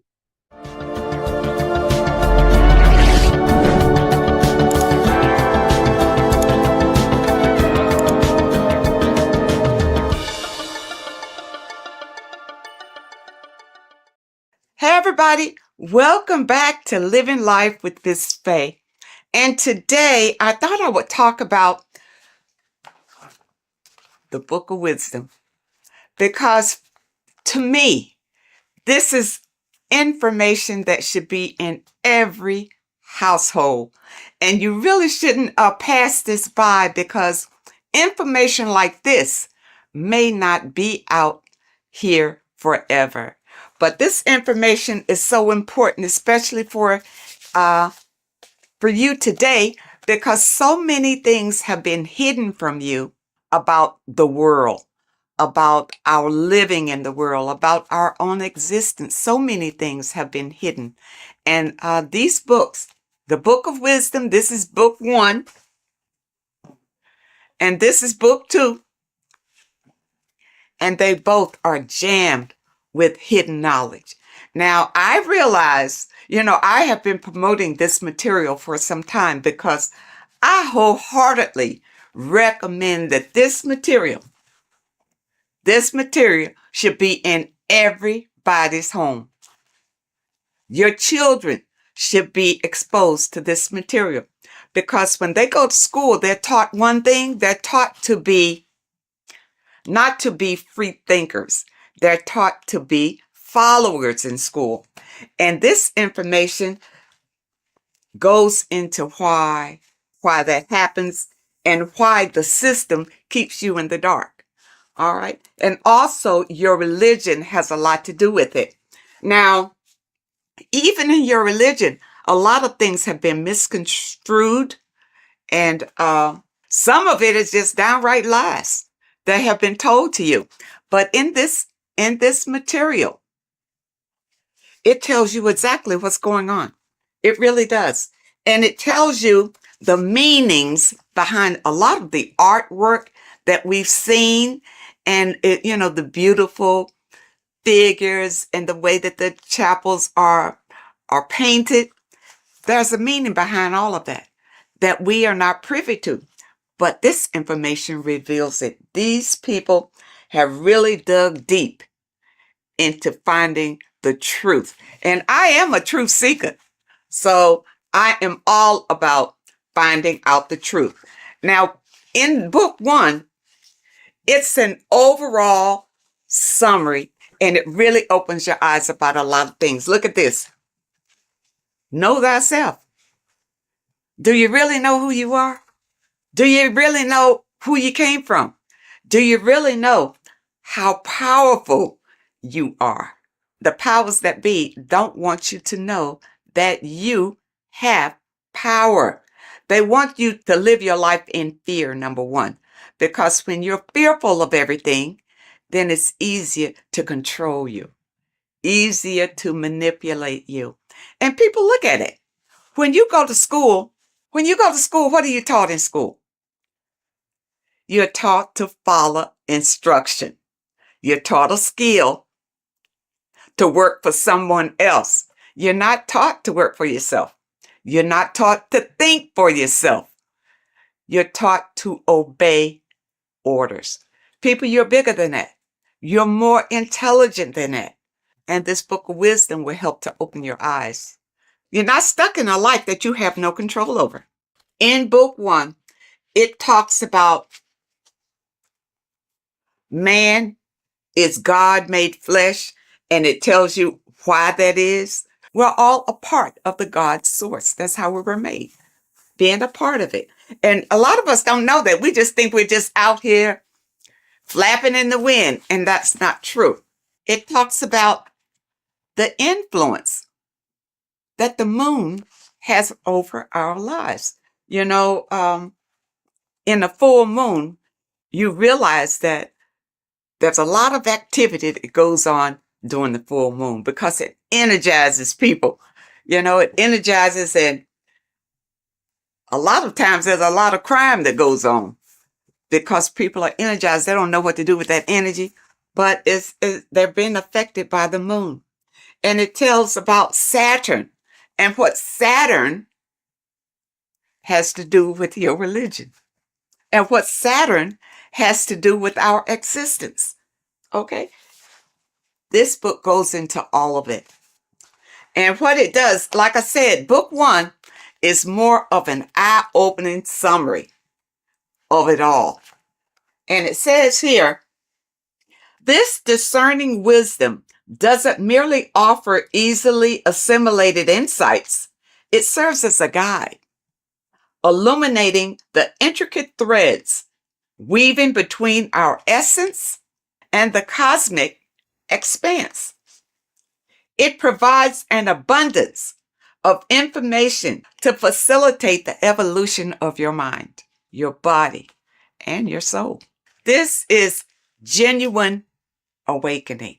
The author is Harry B. Joseph, and I know a lot of you, if you're on social media a lot or whatever, you've probably seen where he'll tell you some inserts from these books. And volume 2 is a more in-depth look at it. So if you want to go really deep, then you want volume 2. Now, one thing in volume 2 that I thought was interesting, of course, everything in here is eye-opening.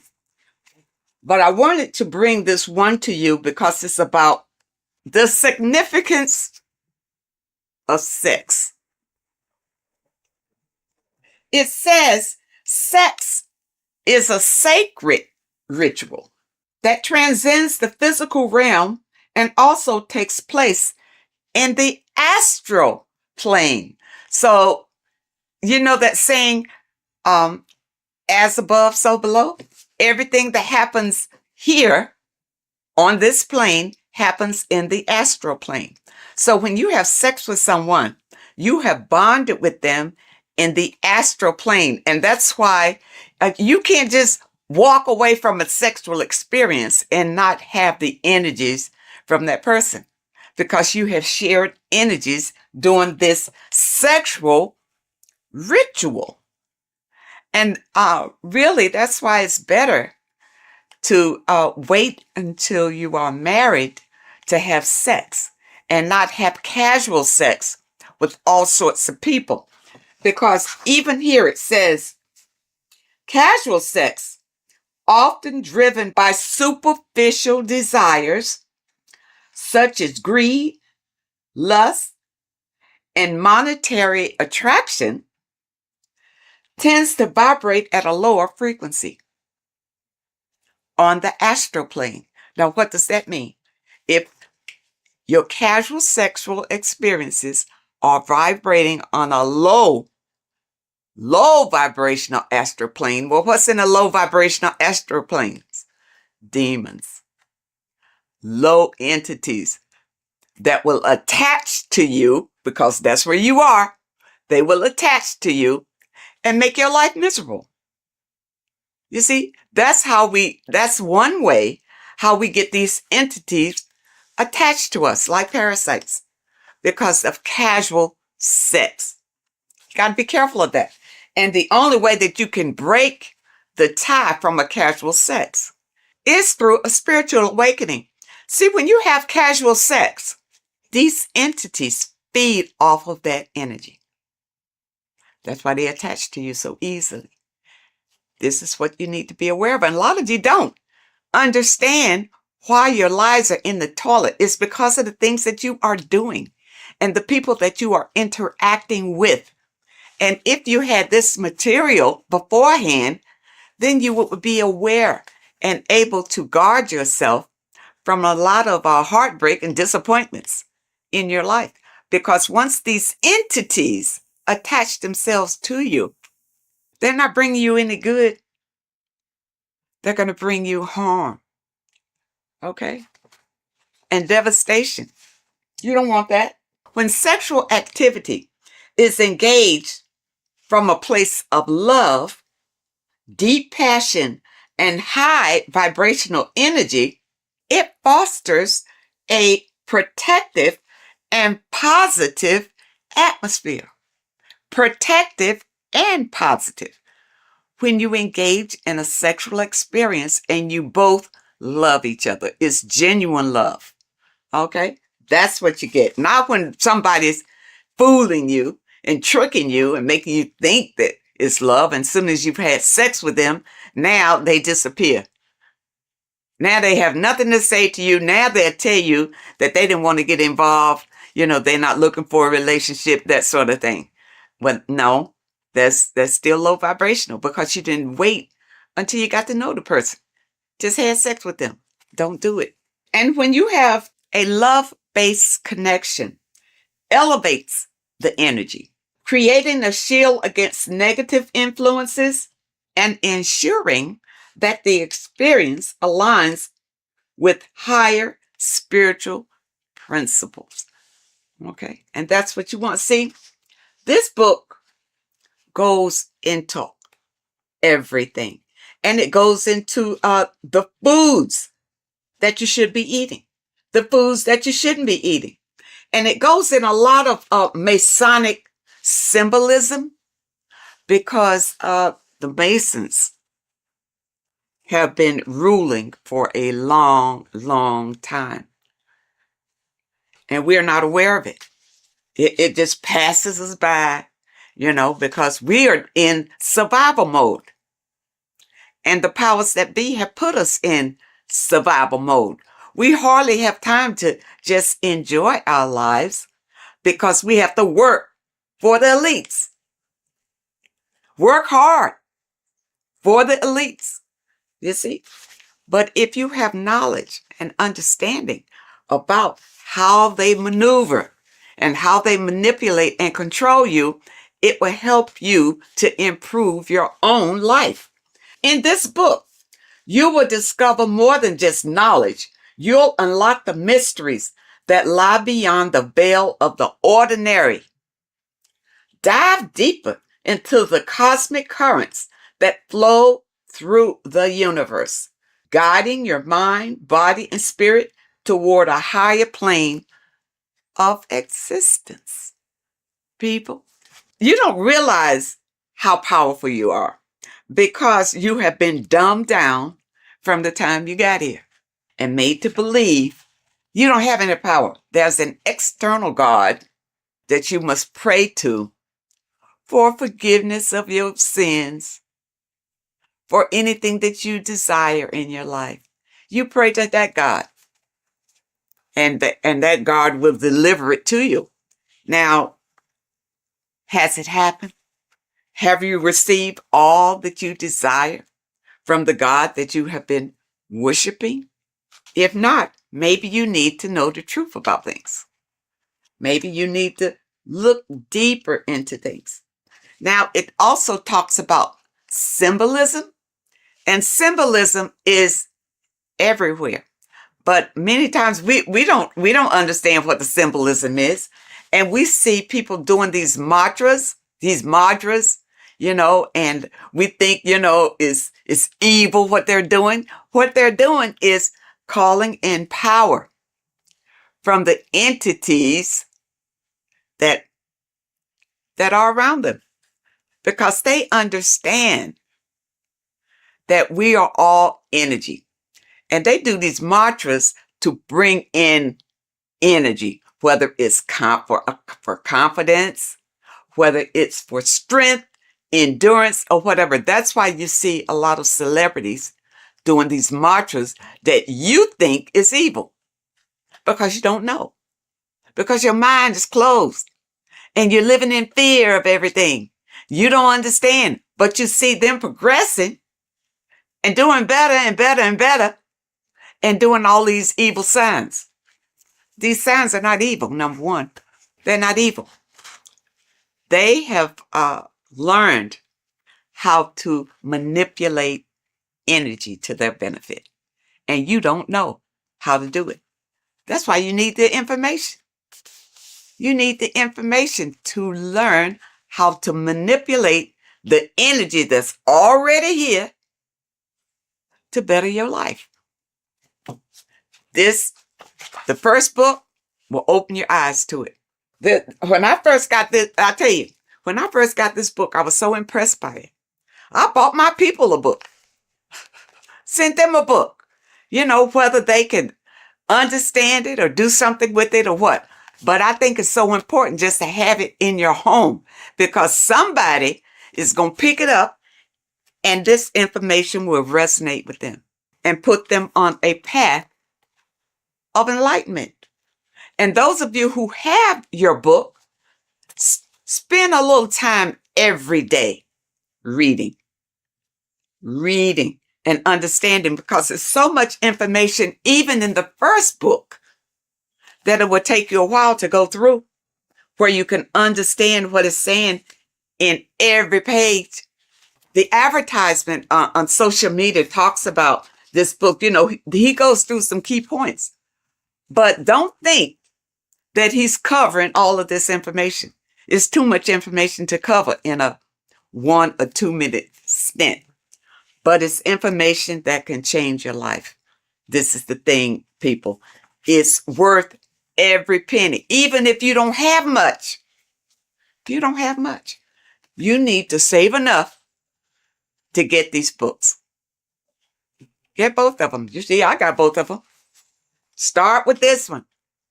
If you never dug into this kind of information before, start with this one. This tells about the black cube.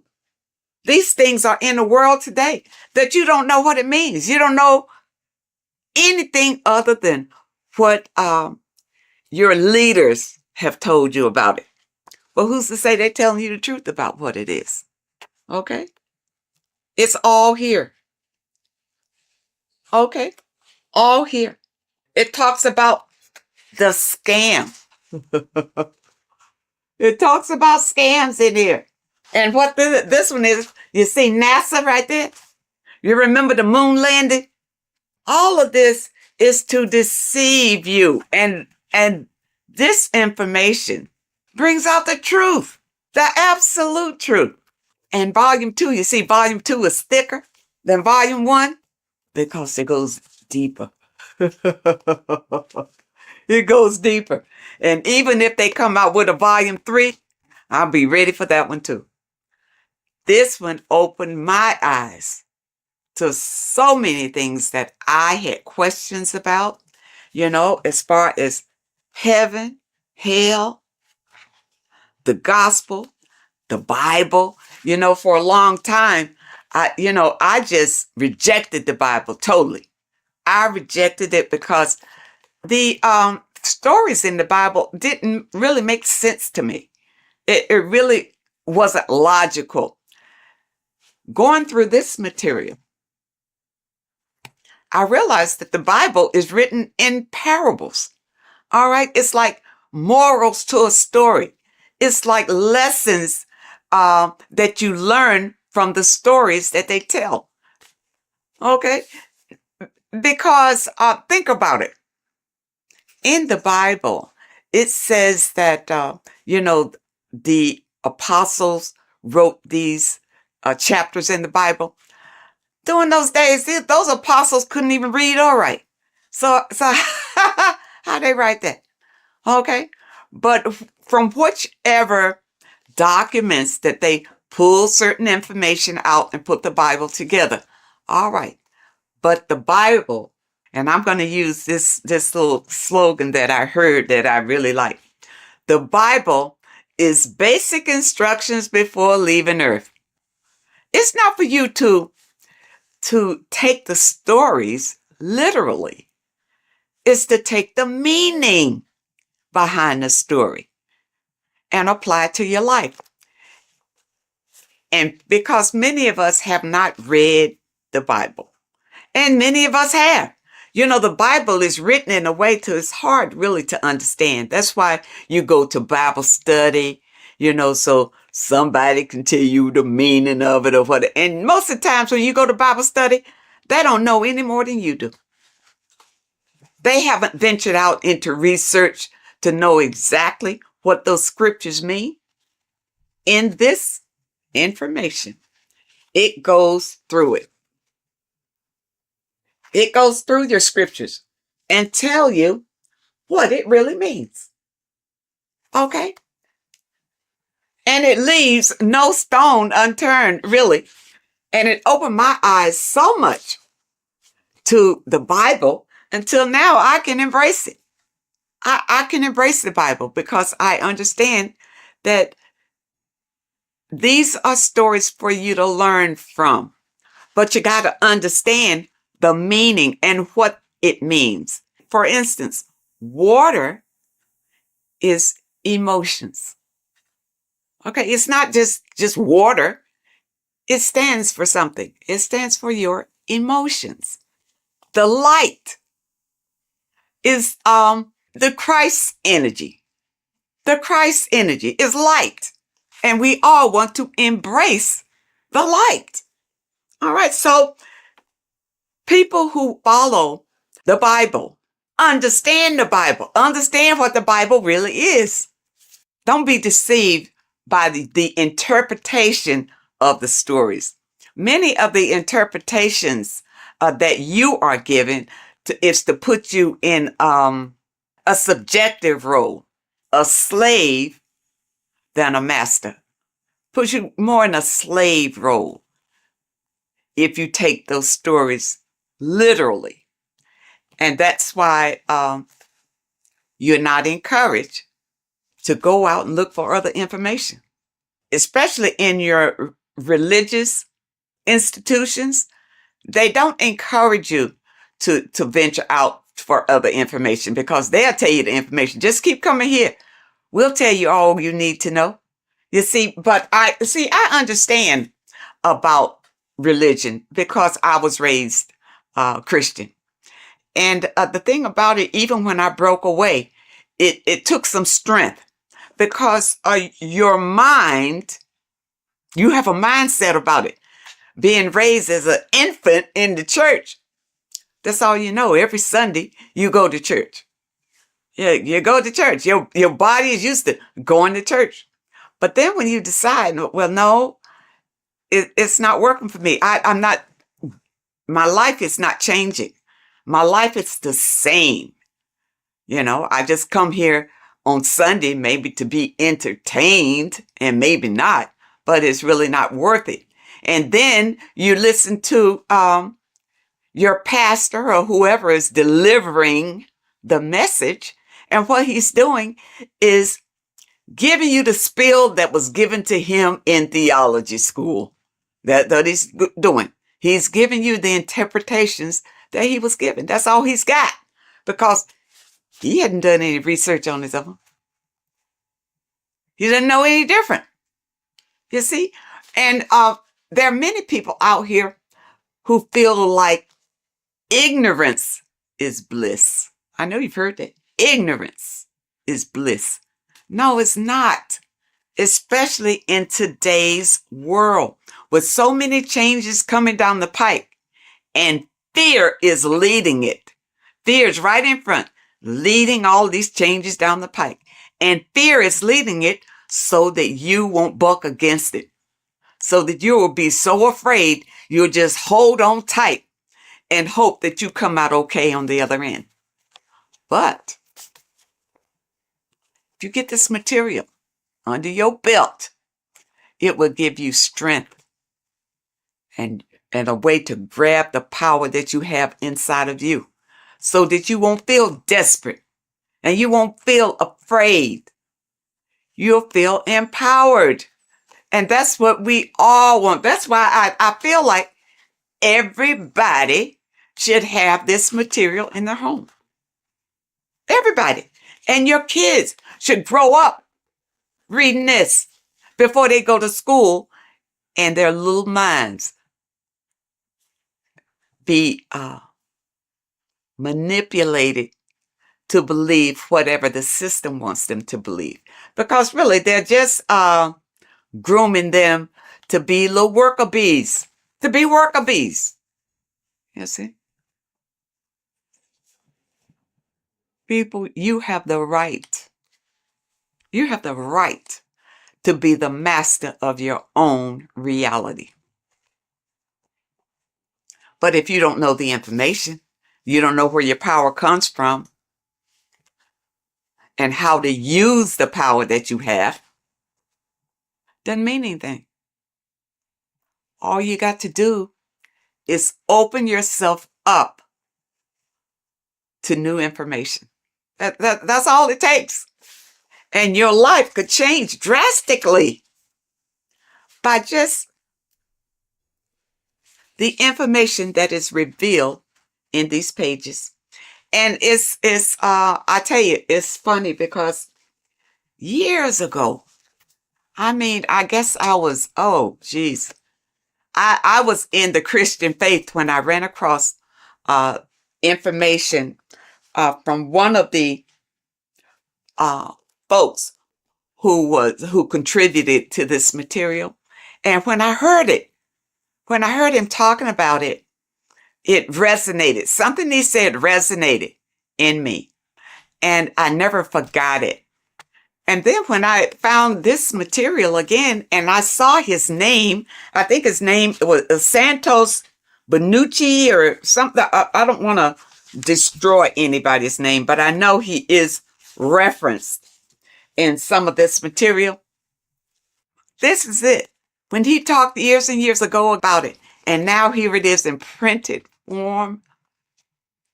People, do not let this pass you by. This is your life right here. You think your Bible is? The Bible is great, but it's in parables. You can't understand it the way it should be understood. Okay? But with this being your companion, it will open your eyes like they've never been opened before. And I know a number of you out there have purchased the book. Leave us a comment and tell us how you feel about it. But take your time. These are not fast reads. Either one. And the thing about it is, I keep going back to them. It's not the kind of material you read one time, put it aside and forget about it. You put this on the coffee table and read a little bit all the time because it reinforces your soul and helps you to manifest the life that you desire. Okay, people? I hope that you understand, and I hope that it helps. And of course, I will leave a link in the description where you click on the link and you can get either one. You can get book, this volume 1, or you can get volume 2. And the volume 2 is in hardback. You know, when I first got it, it was in the soft cover, but I love hardback. So I have this in the hardback too, because the hardback I absolutely love. And because the books that I purchase, I want to pass them on to my people when I'm gone. They mean something. Stop wasting your money on stupid magazines and crap that doesn't mean anything. You buy a book, buy one that's going to change your life. Oh, and also, when you click the website, you'll notice that there are courses on there that you can sign up for, for those of you who want to go really deep. And also, there's a PDF on food. And I'm waiting for them to come out with the book on that. I don't want a PDF. I want the book. And once they come out with the book on foods that you eat and foods that you don't eat, I will be the first one to get that one. So I encourage you to add these to your library. This is the best material that I have found to date that opens your eyes to what life is really all about, and also opens your eyes to who you are and the power that you have to create your own reality. I thank you so much for joining me today, and I really hope to see you next time.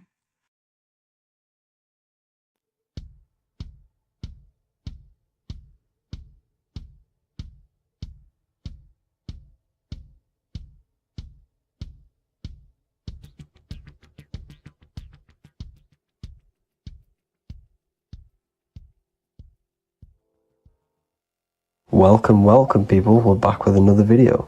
I will now be keeping track of my YouTube and trying to upload every week. In this video, we'll be talking about the chakras.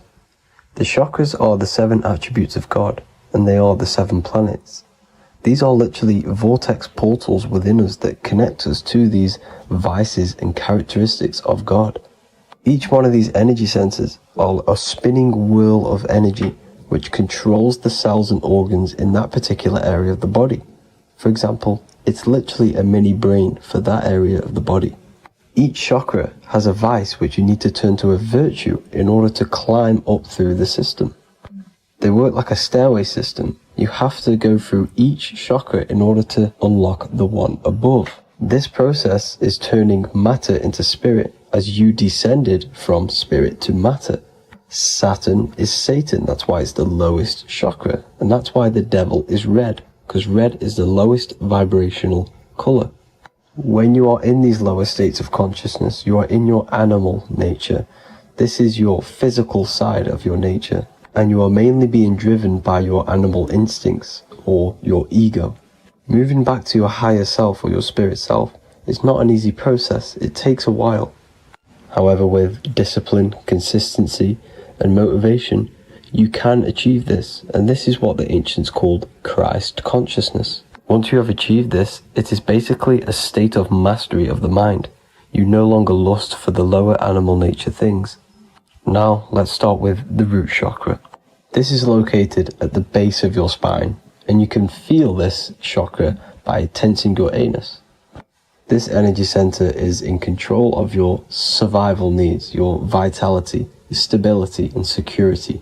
Now, if this chakra is unbalanced, you will feel insecure, fear, anxiety, unstable, low self-esteem, anemia, over or underweight, and constipation. In order to balance this chakra, you need to feel grounded, embodied, stable, calm, centered, a sense of safety and trust in yourself and the world around you. The next chakra is the sacral chakra, which is located around the belly button area.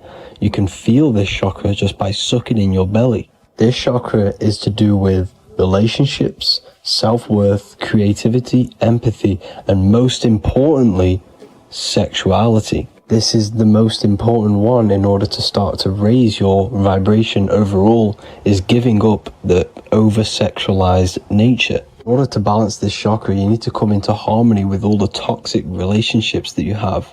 Get rid of the fear, the anxiety, the isolation, and 100% get rid of the over-sexualized nature. Lust is one of the most lowest vibrations you could possibly feel. It is literally manifesting hell.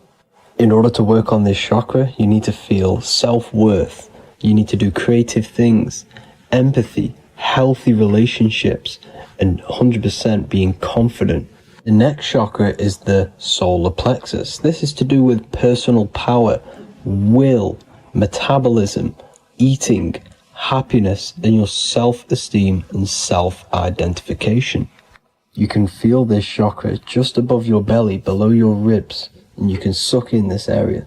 If this chakra is blocked, you will feel lack of confidence, difficulty in manifesting your desires, low self-esteem, misuse of power, misuse of dominance, weak will, and shame in yourself. Biggest one for this chakra is overeating, as it's to do with metabolism. If you are overeating, you are literally unbalancing a lot of your lower chakras, not just the solar plexus. In order to work on this chakra and balance it, you want to have a positive self-identification. You want to feel happy, a happy self-esteem, effectiveness to people, not overeating, and a strong willpower. Now for the heart chakra, one of the most important chakras. Chakra is to do with love, understanding, trust, hope, openness, compassion, balance, and forgiveness. The most important because your heart is the tree of life in the body. It is the center of the toroidal field. It is the most powerful chakra. Your heart is 5,000 times stronger magnetically than your brain. Once you have hit the heart chakra and you start surpassing the heart chakra, you are now turning matter into spirit, as the lower three chakras are dense and physical, and the above the heart chakra are turning to spirit. As you can see already, this is a hard and long process of working on yourself physically and internally. The symptoms of a blocked heart chakra would be lack of love or too much love, difficulty to accepting or giving love, lack of compassion, loneliness, and lack of emotional fulfillment. Finally, a lack of connection with a divine or to nature. In order to balance this chakra, the most important thing and the most powerful thing you can do is loving people, accepting and giving lots of love. Second most important thing to balance the heart chakra is balance. You need a balanced life. You need balance in all aspects of your life. Now for the throat chakra. This is a very important chakra as it's to do with communication. A symptom of this being unbalanced is a lack of self-expression and putting on a front all the time, acting with the ego. In order to balance this chakra, you need to constantly self-express yourself. You can't be putting on a front. That voice inside your head, you have to let it come outward. Don't just block it off with a wall. Self-expression will lead to you gaining friends who actually like you for being you, and not these fake friends that you have to put on an ego for. In order to balance this chakra, you need to express yourself, express the word that's within you. Don't be lying to people, don't deceive or be deceptive. The next chakra is the third eye chakra. This is starting to get very advanced and you are coming very close to spirit. Just before we head on, I want to announce the PDF is now available, containing all the presentations I've ever made, all into a condensed 38-page PDF. The link will be below this video for you to access. And if you want to learn how to create reality using your mind, how to attract your desires, how to get out of the situation you are in, the link will also be there for the Manifestation Mastery course. Now for the third eye chakra. The third eye chakra controls the pineal gland, which is your first eye. It's to do with your psychic abilities, channeling, telepathy, astral travel, visions, and connection to the higher self. You need all of the chakras aligned to get the full potential out of your third eye or pineal gland chakra. For example, if you're astral traveling and you fear something, you will be instantly shot back to your body. So you need to master all of the chakras before you go on and try and do these higher spiritual activities. Symptoms of the third eye chakra being blocked is lack of imagination, lack of vision, lack of concentration, blocked or clouded intuition, can't see the big picture. and especially overly reliant on logic and intellectual thinking. A good way to work on this chakra is imagining things, vision things. Trust your intuition at all times. Always follow that inner voice. Cut out the tap water which contains fluoride. Fluoride blocks the pineal gland. And cut out all junk food because all of this is affecting your pineal gland. When in meditation, you want to focus your eyes and your attention to the center of your head between the two eyebrows. This is where the pineal gland is located. This will help and awaken the pineal gland over time when you keep doing these meditations. Finally, for the crown chakra, this is to do with universal consciousness, all-knowing, enlightenment, cosmic connections, the God source. This chakra is blocked by being cut off from spirituality, plagued by the senses, being tricked into the five senses and being tricked into thinking you are the body. In order to work on this chakra, you need to feel grounded. You need to know yourself, your real self, the voice within you. Have common sense, have specific decisions that you're making, be very direct. Now we've got out of the way all of the chakras, I can now introduce methods and meditations which will help you unblock them spiritually. When meditating, you want to get into the present moment in a nice, comfortable position. Bring yourself to the present moment by saying, I am here right now, nothing else matters. Keep repeating this over and over with your eyes open or closed. After a couple minutes of bringing your attention to the present moment, you can now start to breathe in through the nose deeply and breathe out through the mouth slower than you breathed in. Place your attention on the chakra that you want to balance. Think of a high vibrational emotion like love, and think of this while placing your attention on that chakra.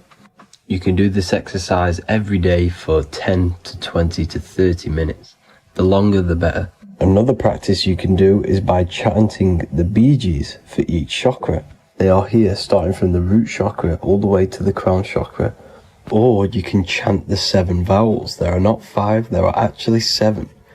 A, I, A, O, U, M. A, I, O. This is the proper way of pronouncing the 7 vowels. These are so powerful because these are the only things that exist. It is literally the sound of God. By pronouncing them right, you can actually create a lot of power within you and align your chakras. That's it for this video, people. I'd appreciate a comment and a like to help the algorithm. I appreciate you all. Love and light.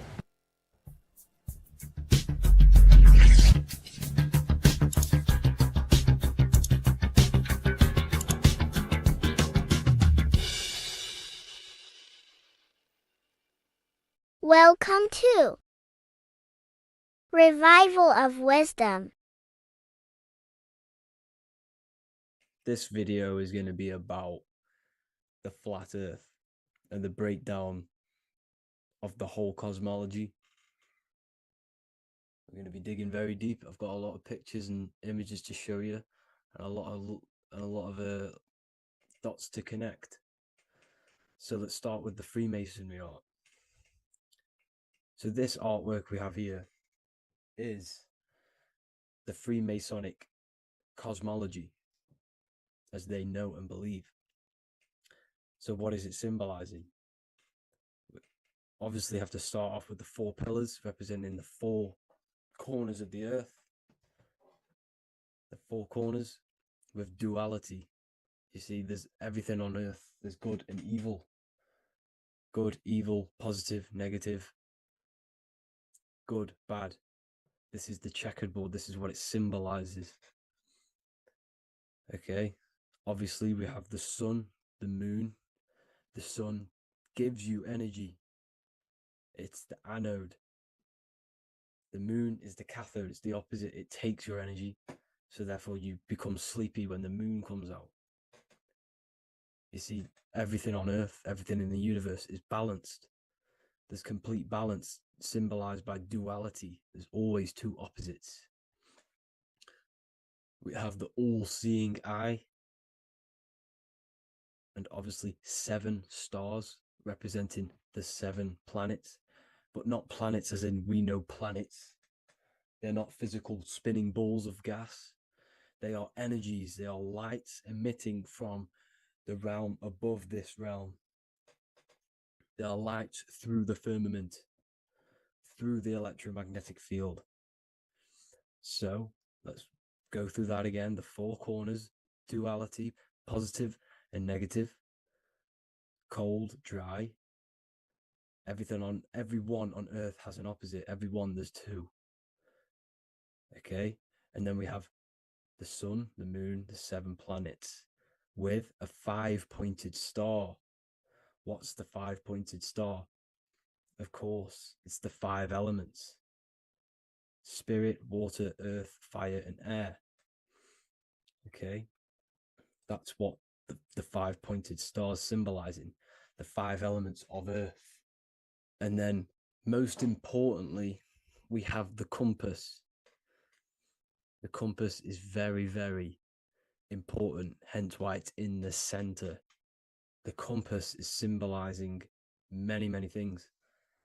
And one of the most important things, but we'll get into that after. We have a boat with water outside of the Earth. So we have a boat on water, symbolizing the waters separated by the firmament, the waters above, separated by the firmament from the waters within the firmament, the Earth. So this is what it's symbolizing. So the compass, what's the compass? This is where the compass comes from. The Polaris, the most important star there is, because it's in the center of Earth, the sun, the moon, and the black hole, black sun. Because all creation comes from center, the seed center. Okay, but we'll get into this after. But also, this is a very important Masonic symbol because they use this symbol a lot. This is one of their main symbols, hence why Neil Armstrong has the Masonic ring with the compass on it. The people who supposedly went to the moon, which obviously they faked to push this globe model, because the globe model is based upon fear. Because the globe model, if they can sell you the globe model, they can sell you anything then. You don't know where you actually are. The globe model is to push fear upon the masses, because the globe model means there's not enough resources. There's also risks of asteroids hitting the planet. There's also risks of space extraterrestrial invasions, global warming, asteroids. You see, this is all the fear that they can gain off selling you the globe model. Okay, because they don't want you to know that this is an intelligent design. And also, they're hiding God, the creator, the source. This is why they are satanic. They are opposites. They are lefty, Lucifer, right, righteous, godly. Hence why they do the symbolism on their eyes. 666. This is another famous, famous astrologer, astronaut. This is another famous astronaut doing 666, showing that he's in the alliance of the occult. But even look at their 10th anniversary stamps. They have a Masonic compass on there. Also, the Order Out of Chaos. Order Out of Chaos, double-headed eagle. Okay, the Order Out of Chaos ring, which they wear. So all of these astronauts are in the occult. They are lying to you. They are in with this order, this Masonic New World Order, whatever you want to call it. So let's break this compass down a lot more. Because as I showed you here, the center, okay, this is what the compass is symbolizing. Let's go into the North Pole map. This is from 1595. This is a rough estimate of where this map came from. It's from around the 1500s to the 1600s, maybe 1400s. There's not an actual set date on this map because obviously our history has been tampered with. But let's break down this map and the symbolism that they use towards this map, because this map is the map of the North Pole. Okay, so in the center, we have the black rock symbolizing the tower, the pole, North Pole. And what's on top of the North Pole? Obviously, it's Polaris. North Pole and Polaris. Okay, with the 4 islands around the center. Okay, 4 islands around the center. And this is what blew my mind, right? They say that Santa sounds similar. And if you look at this pole that's pointing to the North Pole, you see this line here. So this is obviously from the 1600s. What color is Santa? He's red and white. Just like this map pointing to the center is red and white, and Santa comes from the North Pole. So it's not a coincidence that they used red and white. They're mocking this map because obviously they took over after the 1500s, 1600s. They took over around the 17, 1800s. So they're mocking this map with Santa coming from the North Pole with this red and white line to the North Pole. Notice the 4 islands. Okay. Like windows, their symbol, they obviously in the occult, they're part of the New World Order, is symbolizing these 4 islands with the blue behind it for the water. Okay, so this is another occult logo. They're symbolizing this center because the center is so important. Okay, we'll get into that. Also, we have the Mayan cosmology. This is the Mayan cosmology. This is what they created. This is their artwork, with also 4 major lands around the center. You see this 4 with green in between them all. 4 major lands with the underworld. You see this underworld is also symbolized by the Masons with the coffin of the skull and bones, the deceased, the dead. Okay, so this is also mentioned in the Book of Enoch. Okay, and it's called Sheol. Sheol, the underworld. Okay, and in the Book of Enoch, it says all spirits of the dead go to these hollow places, that they will wait until their appointed time of judgment.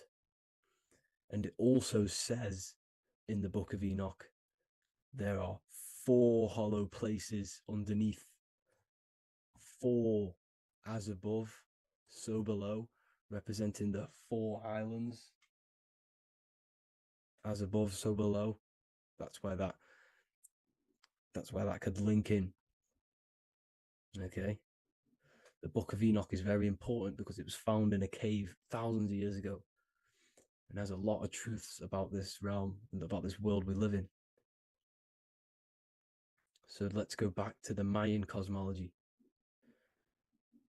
So the ancient cosmology, they all must have had some sort of communication. They must all be at peace with each other, because all of their cosmologies link together.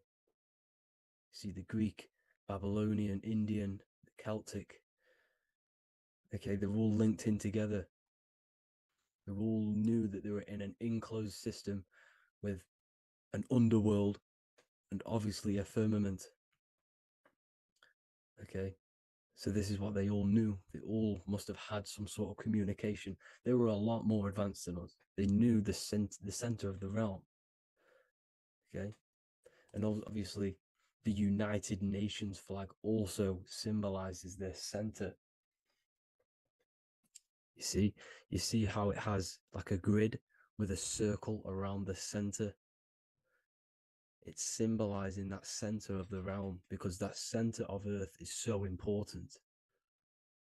The United Nations flag, all have it. See, some different ones all have that circle around the center. Because the center is the seed. All things come from a center. So the torus field is so important because it is the spark of life. It's the building blocks of the universe, this creation. Because all things have a torus field.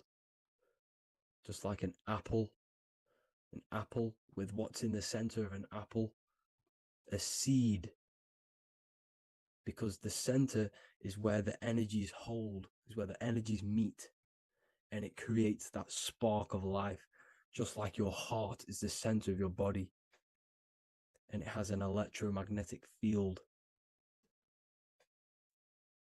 Because the center, all things come from the center. So this is why the North Pole is so important, because this is why it's so important, because this is where the creation sparked from, the center. This is where the most electromagnetic energy is stored. So this is why the northern lights come from the center. It's electromagnetic energy. This is what the northern lights are. It's being emitted from this black hole in the center. Okay? And obviously what else is on the center? Polaris. Polaris is the center star. Okay? So the center star is what sits on top of this North Pole, Polaris, because it's a pole of electromagnetic energy, symbolized as a black rock, a black hole, pole. You see, because all creation comes from void. Light is born from darkness. Without light, darkness can't be born from light. You see, but light can be born from darkness. This is why darkness is so important. And this is why there's a black hole in the center of our realm, like the black sun. The black sun, the Polaris star, the North Star. You see, so this is this North Pole, Polaris. This is what they're talking about. And this is why compasses are an 8-pointed star, because Polaris is symbolized as an 8-pointed star. This is where a compass will point you to. It will point you to that center. So notice how a compass has this black hole in the middle, you see, and it will point you to this meeting point, the north, because in the center is the center of the torus field of the earth. This is where the most electromagnetic energy is. You see, everything gets sucked into the black hole. Okay, this whole reality is being projected from that center point, just like your eyes suck in light. It's a black hole. Your eyes suck in the light of this light being emitted from this center place, this electromagnetic energy at the center, which is the seed of everything, of everyone. You see, just like an apple has the seed in the center in darkness, because in the center of the apple, it's dark. It's black. It's pitch black. But that's where the seeds are. That's where the life is. But Polaris is so important because it's that center star which lines up. It is the pole, it's the top of the pole of the torus field. So Polaris would be here at the very, very top. And this is where the compasses point you to. And this is why the star of Ishtar, the 8-pointed star of the Sumerians, also talked about this 8-pointed star. and it's called the Star of Ishtar. Okay, and who is Ishtar? Ishtar is the goddess. Okay, so she's not a male, she's a female, because every creation is brought through a female, a womb. Every single human on earth is brought through the womb, the sacred feminine energy. And the womb is pure darkness. There's no light in a womb, just like the center of our realm. It's a black hole.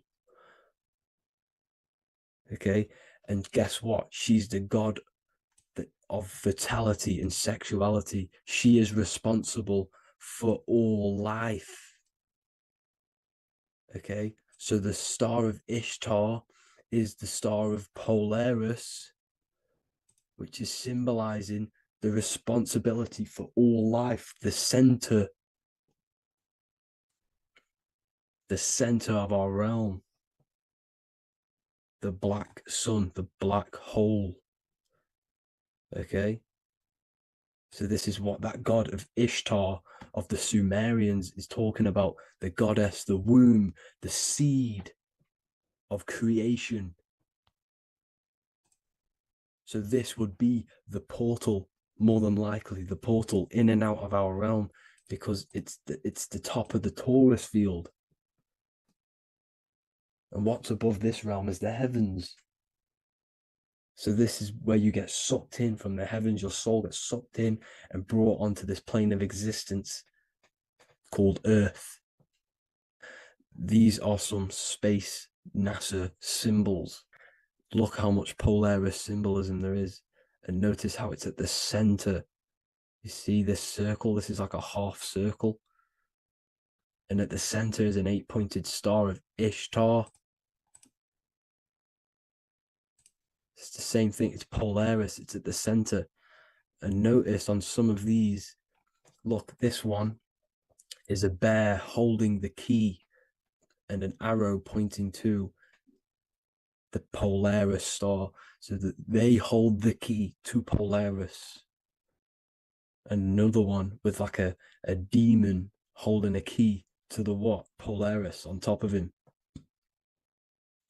Also an eagle, which is a Masonic symbol, the eagle holding a key on top of the center, you see. And notice how there's an arrow going up to the Polaris and an arrow down, as above, so below, to Earth. So you can go out to Earth, out of Earth, and into Earth through Polaris. And the eagle holds the key. You see? The eagle holds the key, just like this. This demon dragon holds the key to Polaris. And look at this one, Earth, with an arrow up to Polaris, an 8-pointed star. So Polaris is more than likely that portal which the Anunnaki used, the Sumerian gods used, because the Anunnaki symbol is also an 8-pointed star.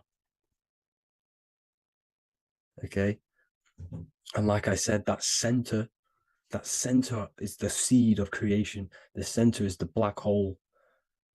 Okay, just like your pineal gland is at the center of your brain. The pineal gland is at the center of your brain, and that's what connects you to that spirit realm, to the source. That's it for this video, guys. Thank you all for tuning in. I hope you all learned something today. Please leave a like, a comment, and please subscribe to the channel for more content. God bless you all. Hello, everyone, and welcome to another lecture inside Ethereal University. In this lecture, you will learn about the death process and how to prepare for it, and why that preparation is so important. So let's get straight into this. You must understand, as a spiritual creature that you are, you have a visible nature and an invisible nature. You never truly die. You are an eternal soul experiencing a temporary physical world. The inner world of thought and emotion is eternal, while the outer world of matter is mortal. Everything that is seen is mortal, everything that is unseen by the eyes is immortal. When you die, your external physical world will be stripped away, leaving only your pure consciousness in its raw form, drifting within the astral plane. So here you see your physical external body and your internal world. And your internal world is your state of consciousness. It's your state of consciousness. Your thought and emotion is one overall state. Okay? So you must understand these planes. You have the physical body, the etheric double, an astral body, a mental body, and the Buddhic body. When you die, you leave the physical plane. Then you will more than likely leave the etheric plane because the ether acts as like a portal. Everything comes out of the ether and returns back to the ether. I can break that down in another video in electromagnetism. But electromagnetism is ether, energy coming in and out of the ether. You will, every single day you die, every single day. There's a cycle of life and death occurring all the time. Every single day, you go to sleep, you go back, your consciousness slips back through the ether. And then when you wake up, your consciousness comes back through the ether into the physical plane. Death is just a bigger macrocosm of the microcosm cycle of life and death. So you will return back to the astral, which is the realm of imagination, infinite possibilities. And this is where thought forms start to manifest. Okay. So depending on how advanced you actually are mentally and emotionally, will depend how long you stay in the astral. Now, what we must understand is that there is many different components to the astral. We have the higher astral, the middle astral, and the lower astral. These are all vibrational states. So if your mind and soul is operating in lust, lust, desire, hate, food, physical addiction, smoking addictions, then these are quite heavy. These are quite heavy attachments to your consciousness, and they're quite low level desire, which means they have a low vibration. You will manifest in the lower astral when you're stripped from your physical body. The lower astral is not inherently evil. However, there's just low vibrating things going on there. Low vibration does not mean evil. Okay. So just like bad doesn't mean evil. Okay. In the lower astral, you are going to see lower astral beings. You're going to see spirits, souls with low level desire. Okay. People who are attached to the physical plane, people that lust, people that do these things. Technically, this is hell, but you can escape it by escaping yourself. Now we're going to break all this down. I'll break all this down properly once you understand the full context. So depending on your level of desire, you will manifest in a corresponding layer of the astral plane. If your mind is still attached to the low physical desires, you will find yourself in the lower astral realms. But if you have few desires and have detached from the worldly attachments while you are encased in a body, then you will rise into a higher or middle astral plane, mainly the middle. Okay. The higher astral plane is very formless. So as I broke down here, this is, well, the physical plane is the lowest dimension. This is the most form, the most matter. It's quite heavy. The higher you go, the lighter it becomes. The more fluid, the more formless it becomes. So you see here it says denser, down, and lucidic up. So this is more lucidic in these higher realms. This is more dense in the lower realms. So this is why the ancient Egyptians were always talking about I'll show you this. This is showing you death. So first of all, we have Anubis, which represents death. Here you have the heart, which represents the soul. And here you have a feather.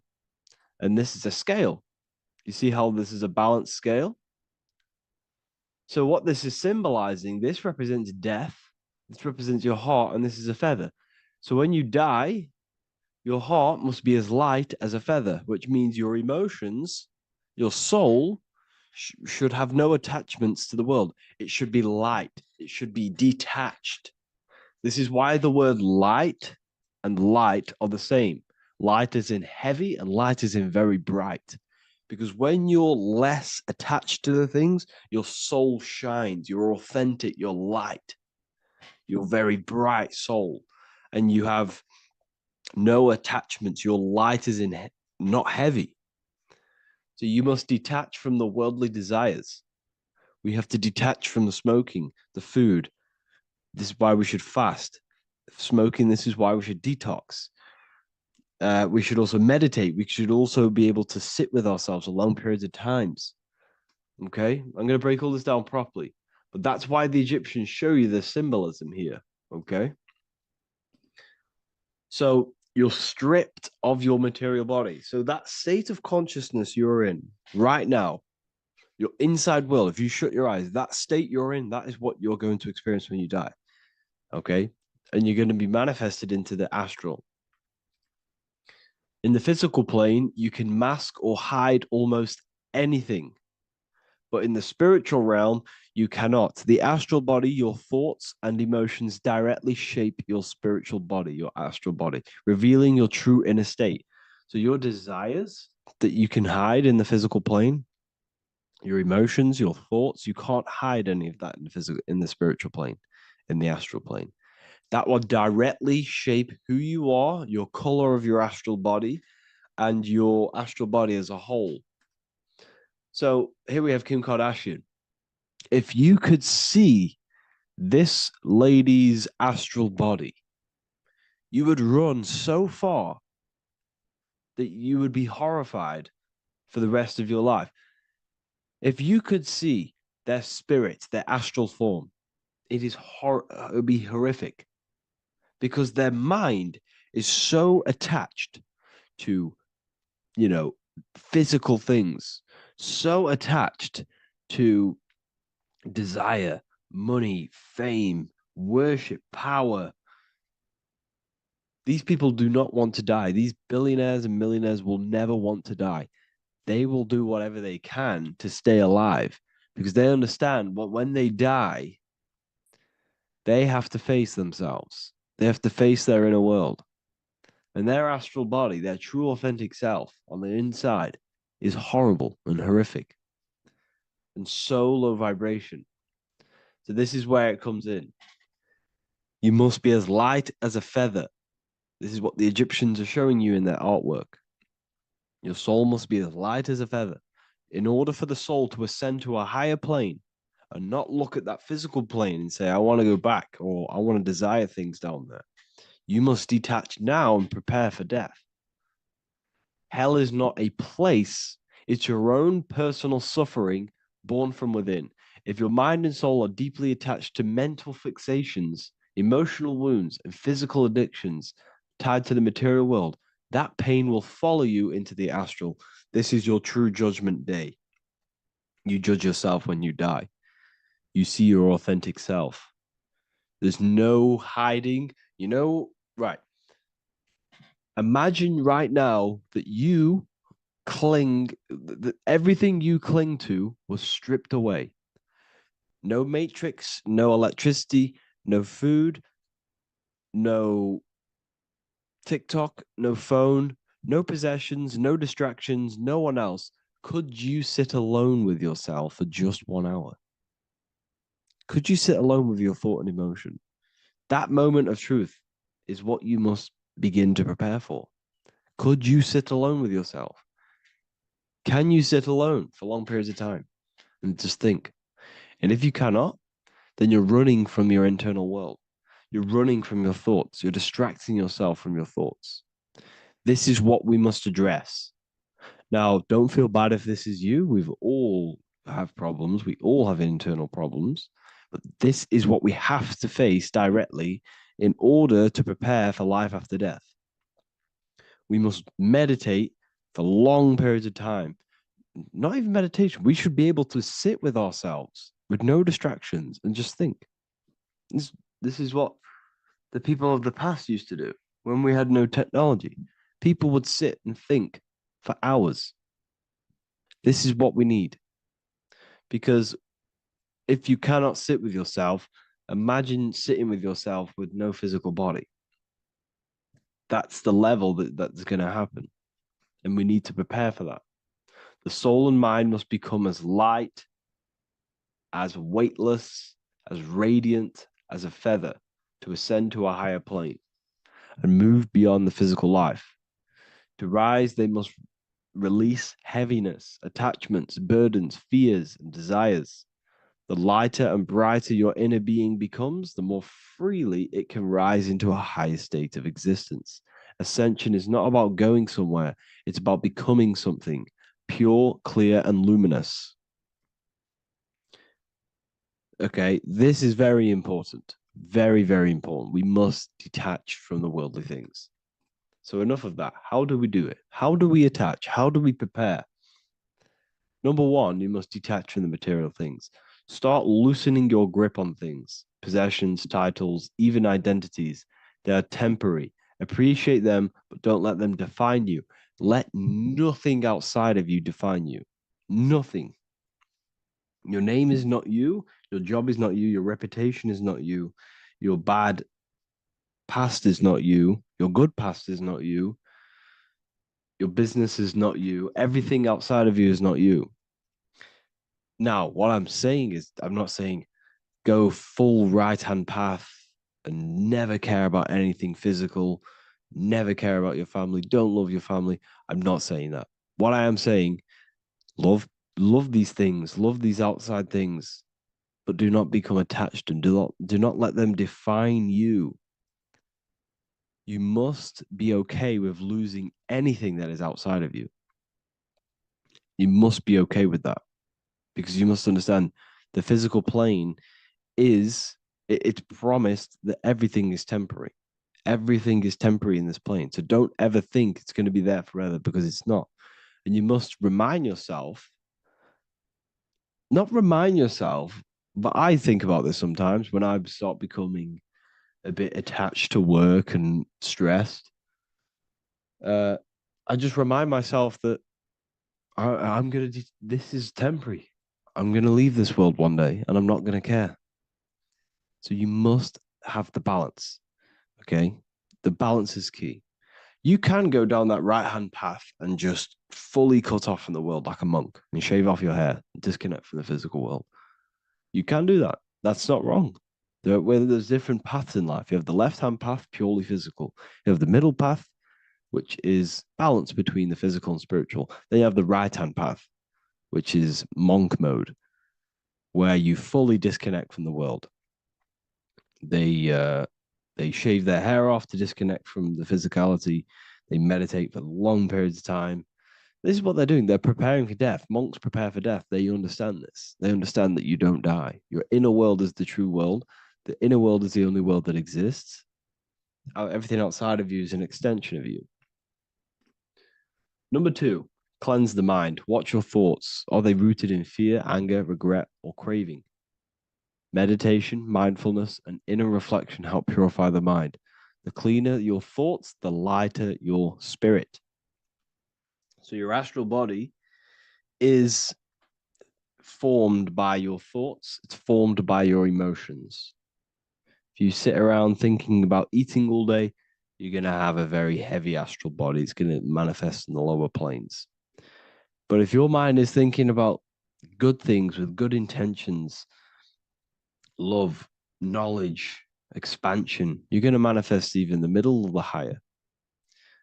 And there are ways to even ascend out of your astral body. Yes, you can ascend out of your astral body and out of the mental body. but that's all very advanced, and I'm not going to teach that yet. I'll make another video on that, but you can ascend from them bodies. The astral plane is not the end. You can keep ascending as a soul until you're left with just the pure essence of the soul. But we're going to, anyways, cleanse the mind, reprogram the limiting belief systems, let go of mental attachments. And the way you do this is by getting a piece of paper and writing down every single attachment that you have. And you're going to realize, dude, there's more than you think. Okay. We have to detach from these. We have to. 4, practice presence. Can you sit in silence with yourself? The more at ease you are with your own inner being, the less you'll feel death. The afterlife is just an extension of your inner world. It's so important. This is so, so important. Can you sit with yourself? If you cannot sit with yourself, you have some inner work to do. You have some thoughts to address, some beliefs to address, and some feelings to address. Okay, so practice sitting in the present, meditation, or just literally sit there and try and be okay with yourself. And if you can't be okay with yourself, then there's something you need to address, whether it's a belief system, whether it's an emotional trauma, or something. This is what we must reshape, refine, and let go of. Live truthfully, speak and act from your soul, not from fear or ego. The more authentic you are, the more aligned you become with your true self, which carries beyond this life. The ego is your mind's perception of itself while being incarnated in this world. It's been shaped by your experiences, your thoughts, your beliefs, and your emotions. So your ego is basically this false thought form that you've created. It's a false layer of yourself that sits on top of your true authentic self. It's basically your physical character. When you were young, you had no ego. You were pure. You had a pure consciousness. But then as you grew older, your ego started to grow, and it still is growing because it was shaped by experiences, things you've gone through, things you said, things you believe, things you think. It's created by you, by your mind. And the ego is close to the word echo. The ego is the echo. It's an echo. It's a layer. It's a false identity. It's a false layer that sits on top of your soul. And if you don't get rid of that ego, if you don't know how, well, not get rid of it, but balance it. If you don't know how to rise above that ego and you die, it's that ego that's going to be pulling down when you die. It's that ego that's going to be your suffering. Okay. 7, connect with the divine, whether through prayer, meditation, tune into something greater than yourself. The connection is the soul's compass beyond this world. If you can meditate and rise above them clouds of thought, that's the soul, that's the observer. We must connect with that. Okay, this will definitely help with just allowing yourself to connect with your true self. Meditation's great because you can just fully detach from the world. And the more you meditate, the more you can prepare for death. A powerful way to cultivate detachment is through daily detachment meditation, done either at night or in the morning or the first breath upon waking. Or do this as many times as possible per day. Start by physically grounding yourself in the present moment. Say out loud, I am here right now, nothing else matters. Let that phrase draw your awareness into the now. Just keep saying it until you're present. Then begin to slowly list everything you identify yourself with, one by one. I am not your body. I am not my body. I am not my name. I am not my possessions. I'm not my house. I'm not my children. I'm not my everything. I am not my thoughts. Release each layer gently. Imagine, if you want to, if you have a good imagination, imagine placing these things into a big box. Placing your body, placing your name, placing your possessions, placing your house, your car, your thoughts, your beliefs into a box, and then shut that box. If you have a good imagination, do that. That can help. And you'll be left with yourself. And you're not even that. It goes even deeper. Eventually, you'll reach the mind itself. Detach from the language that the mind is even using. Now, that's very difficult. And not many people have ever thought about that, and they've ever even been there. Detach from the language that the mind is using. Think about that for a second. Your mind is not what you actually think. It goes very deeper. Your mind is not that little voice. It's that voice that the language is using. So even the language is a spell on your mind. Okay, it's an attachment. Eventually, you'll reach the mind itself, detached from the language it uses, the voice in your head, the need to define. What remains is something beyond thought and beyond words. I can't even describe what's left, because words, once the language is gone, it's purely metaphysical. All I can say it is pure awareness, and it's symbolized. This is why symbols are so amazing, because they can symbolize things that are beyond words. A flame, it's just a flame, and you won't be able to understand that until you've been there. It's just a flame. It's pure cause. Words can't describe it. You'd have to experience it. Connect with this essence daily. This is truly who you are. So this is a great way to detach. We can do these detachments every single day during meditation. This will definitely help over long periods of time. Of course, you're not going to be ready tomorrow for death, but just try and prepare for these things. This is the whole reason people used to meditate. It's the whole reason why people do these spiritual practices, because they understood that this plane is temporary and your soul moves on from this plane. And you'll never truly believe in the soul until you experience it. So I can show you these things, but you must go out and experience it. The soul is real, but you won't understand unless you cast off everything else. Okay. So I hope this video helps. It's a very deep video. I'm going to be making more of these stuff, of more self-mastery. And of course, we've made the self-mastery section now. So I'm going to start filling up this place with lectures. And I think it's a great time to start this, because a lot of people have been asking on how to master yourself, prepare to death. So hope this video helps. See you in the next one.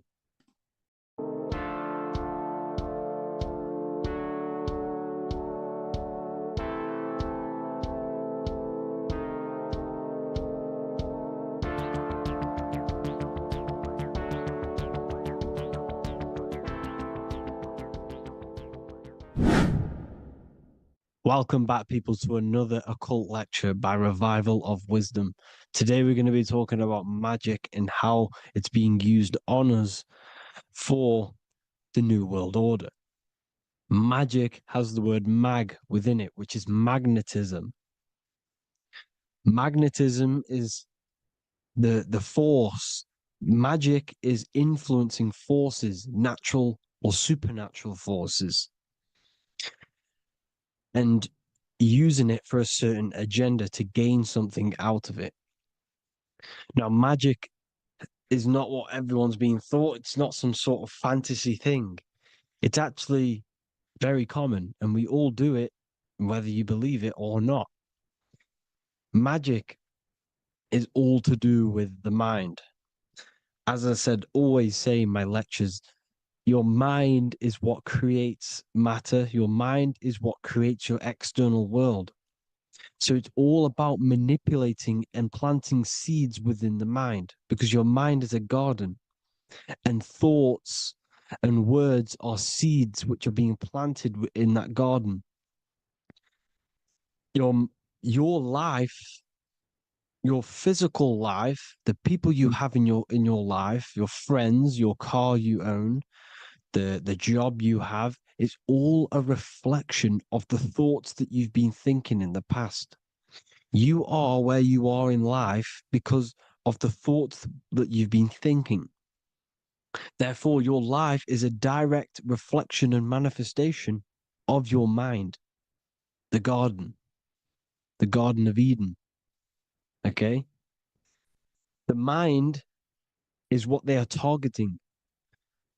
What you see, say, and hear has a direct effect on your mind, Me talking to you is influencing you.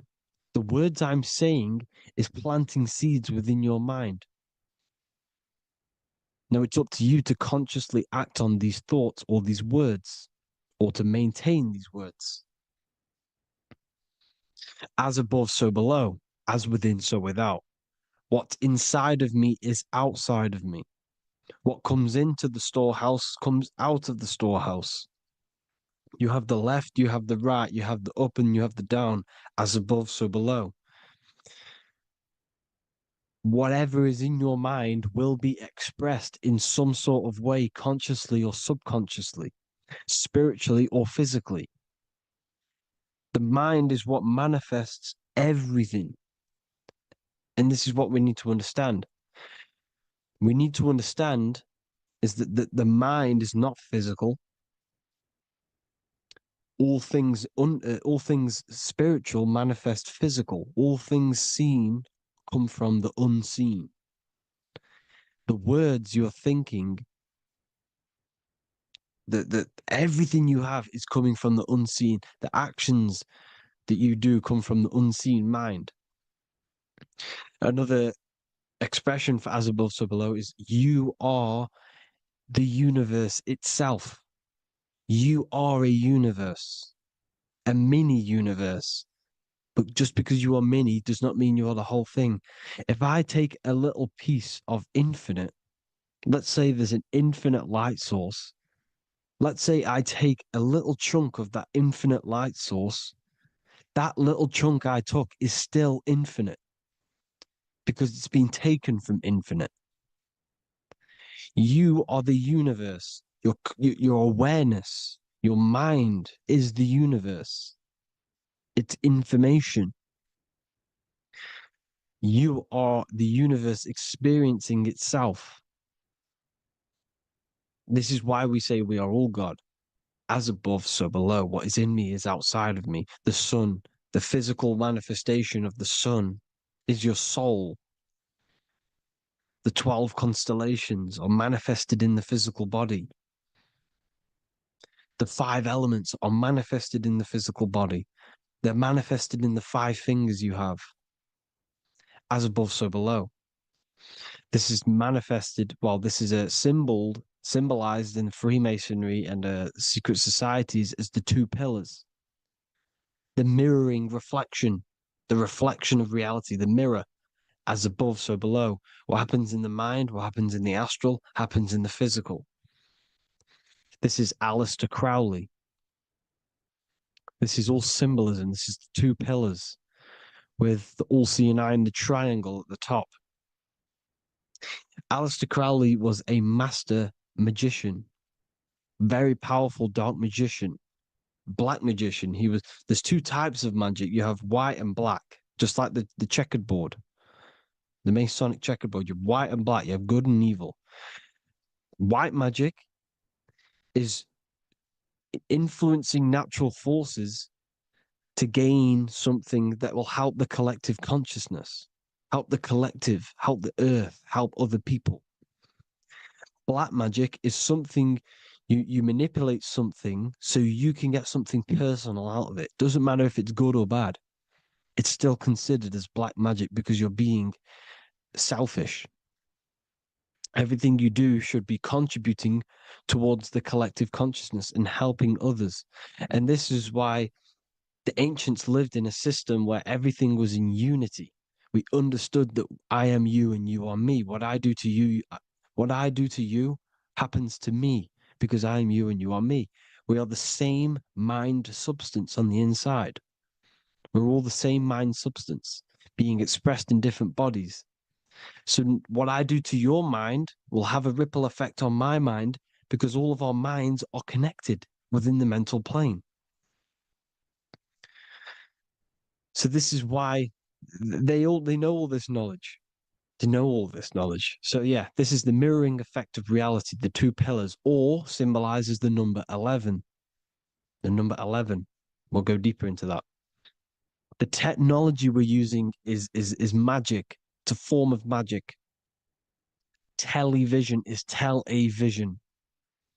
They're telling a vision into your subconscious mind, into your memory.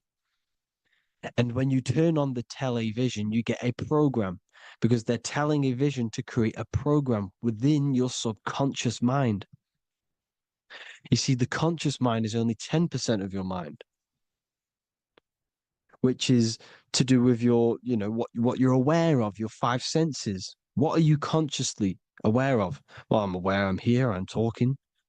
I'm aware of what I'm wearing, the five senses, what I can hear, taste, smell, hear. What I'm wearing, I'm aware of what I think of. But the subconscious mind is the 90% of your mind. It's the hidden part of the mind, which is telling your heart to beat, telling your body to breathe. It's storing all of your emotions. It's storing everything you see, storing all the belief systems that you have. It has everything. It stores all of the habits you have, the values. It stores everyone's name that you know. All the words that I'm speaking right now is all coming out of the subconscious. Everything is subconscious. And it literally manipulates 90% of your daily basis behavior. Most people don't know this. What you did yesterday is what you will do today because of these beliefs and mental programs within the subconscious, stored within the subconscious. So the subconscious is what they're aiming at. They're trying to create programs within the subconscious because the subconscious manifests 90% of your thought patterns, 90% of your actions and words. They know all this stuff. So the subconscious mind is the most powerful part of the mind. Another way the subconscious manifests and influences your life is, let's say you were in a car crash years and years ago, 10 years ago. Let's say you're in this car crash, right? And you really hurt yourself. The emotion you felt in that time when you were injured in that car crash had a great impression on your subconscious mind. You see, the stronger you feel something emotionally, the stronger impact it has on the subconscious. You can remember and recall that moment and very vividly because of the impact it had on the subconscious. For example, you become that terrified of cars that it manifests into your life today, that you are wary to go in certain cars. You don't want to go in cars at all, maybe, because of that moment that stored within the subconscious. And it will manifest into anxiety. It will manifest into not going into cars. It will manifest into depression, maybe. These things, these emotional, very emotional, traumatic events have a great impression on our subconscious and they control your life. This is why you need to meditate and go deep within yourself and let go of these internal, deep emotions that you may have repressed and keep pressing down and ignoring. But you need to address it and let go of these subconscious impressions you have, which are controlling your life, like anxiety, depression. All of these things are stemming from things that are stored within your subconscious years and years ago, more than likely. Broadcasting. They're casting spells to a broad audience, to news, north, east, west, and south. They're casting spells. No, if you watch the news, everything's red. Breaking news in red writing or the red background, everything's red. Why? Because red's the root chakra, which is all to do with survival. They want to stimulate this root chakra because they want you down there in survival mode. They want you in survival mode because you're easier to control. They control out of fear. And not only they're casting these spells as if, because most of the things they cast in the news hasn't already happened. They're constantly bombarding you with There might be a war breaking out, war this, war that, kill here, kill there, murders. It's impressing, it's casting spells on your subconscious mind. So when the event does turn up in real reality, in physical reality, you're less emotional, you're less surprised. You're not as surprised because you've already heard it before. Your subconscious has already heard it all before. If you never heard of a war and then a war broke out, you'd be going crazy. So they subtly program your subconscious mind through the words, because the words they say is impressing your mind. It has an effect on your mind, which will have an effect on your behavior, your words, your conversations you have with people. They're casting spells to north, east, west, and south on the tell a vision. They're telling a vision by broadcasting, by saying spells. This is why we call it spelling. Even the word, listen, the words we say cast spells. Bless. Oh, bless you. That's be less. The subconscious mind only picks up literal things. You see, when I say bless you, your conscious mind picks that up as, oh, thank you, you're blessing me. But your subconscious picks up as be less. You see? Because the subconscious it has no filter. It's just, it is what it is. Everything is factual in the subconscious. Therefore, if I call you an idiot, your subconscious, my subconscious will think I'm talking to myself and calling myself an idiot, and it will take that as true.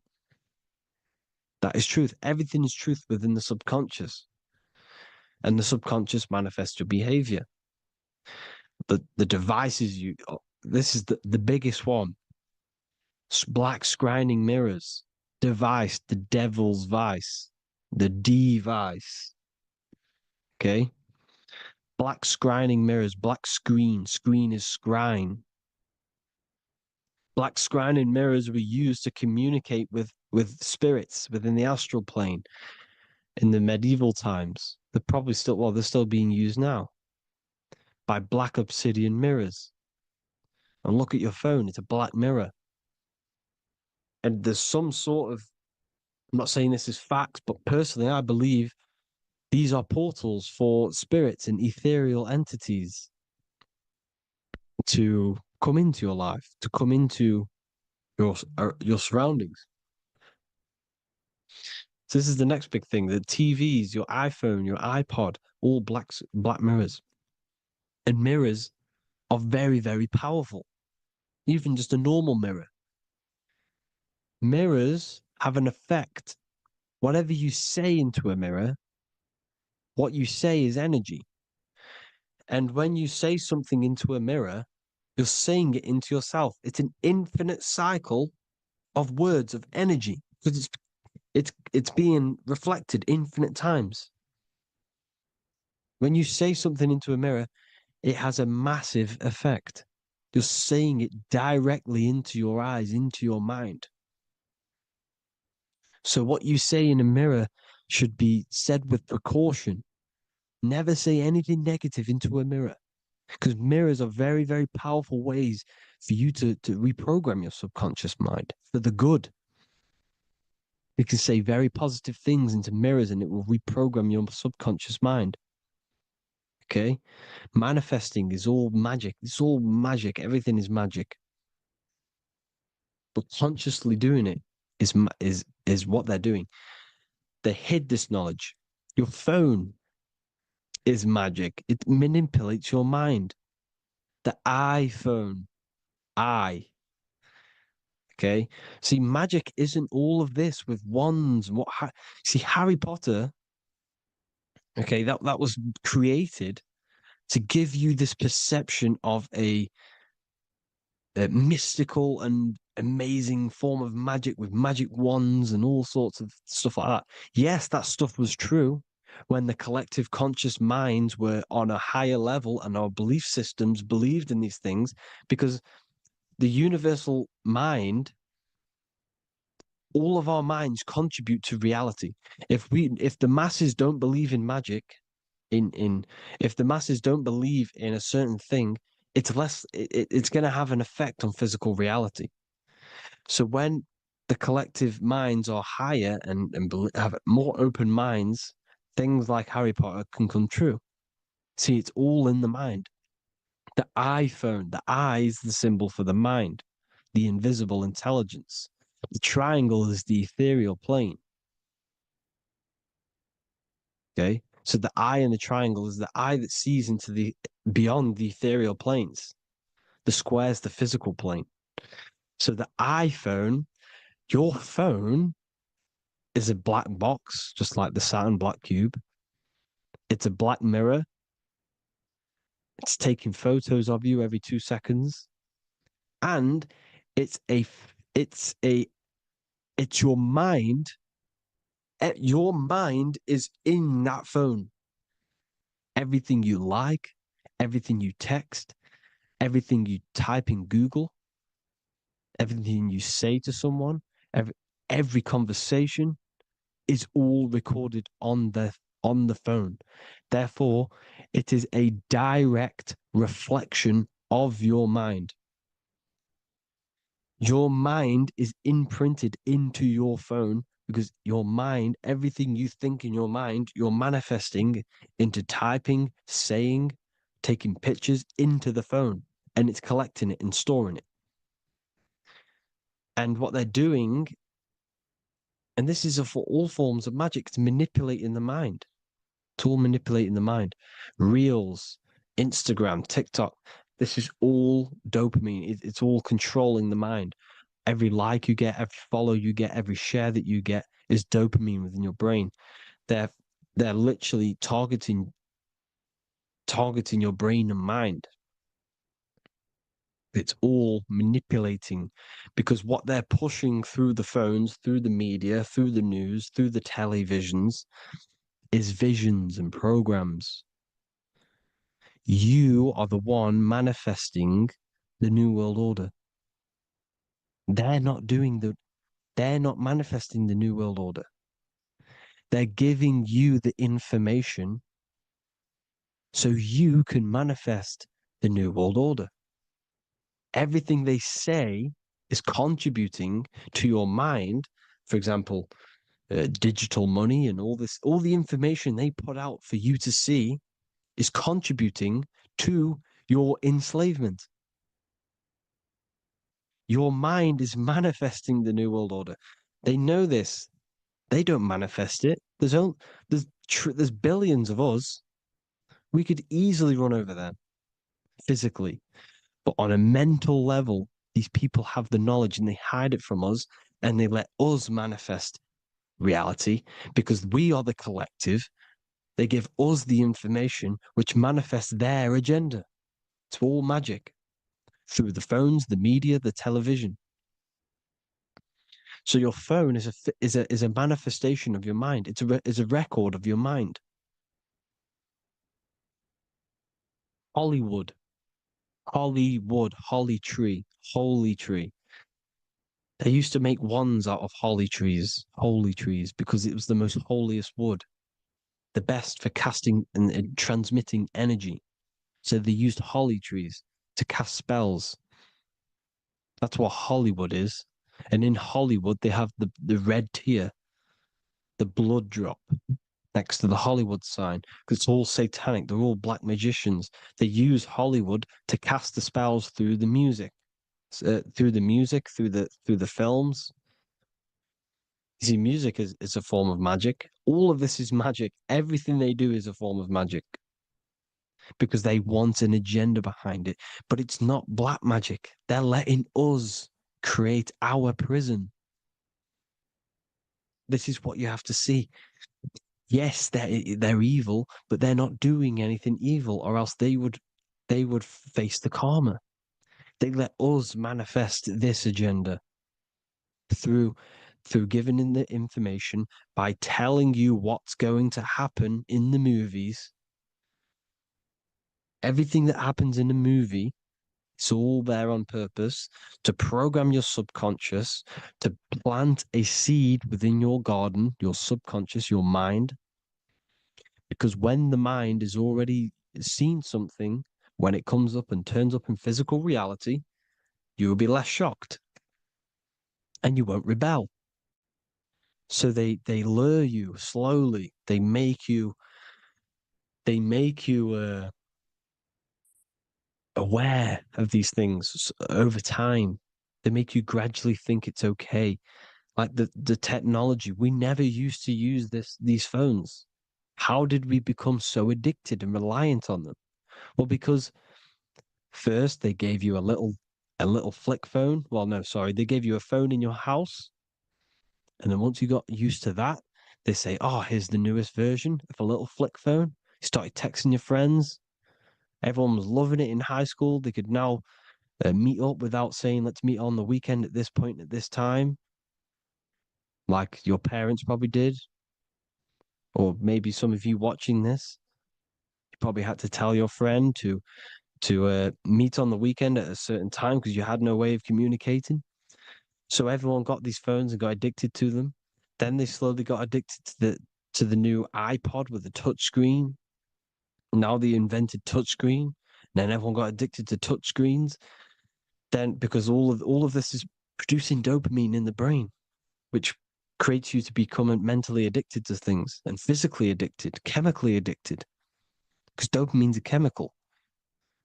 Your subconscious becomes a program within your subconscious, and your body becomes chemically addicted to these phones. And these phones are the enslavement of humanity, technology. Without this, we wouldn't be in this mess without technology. Because they're creating a hive mind.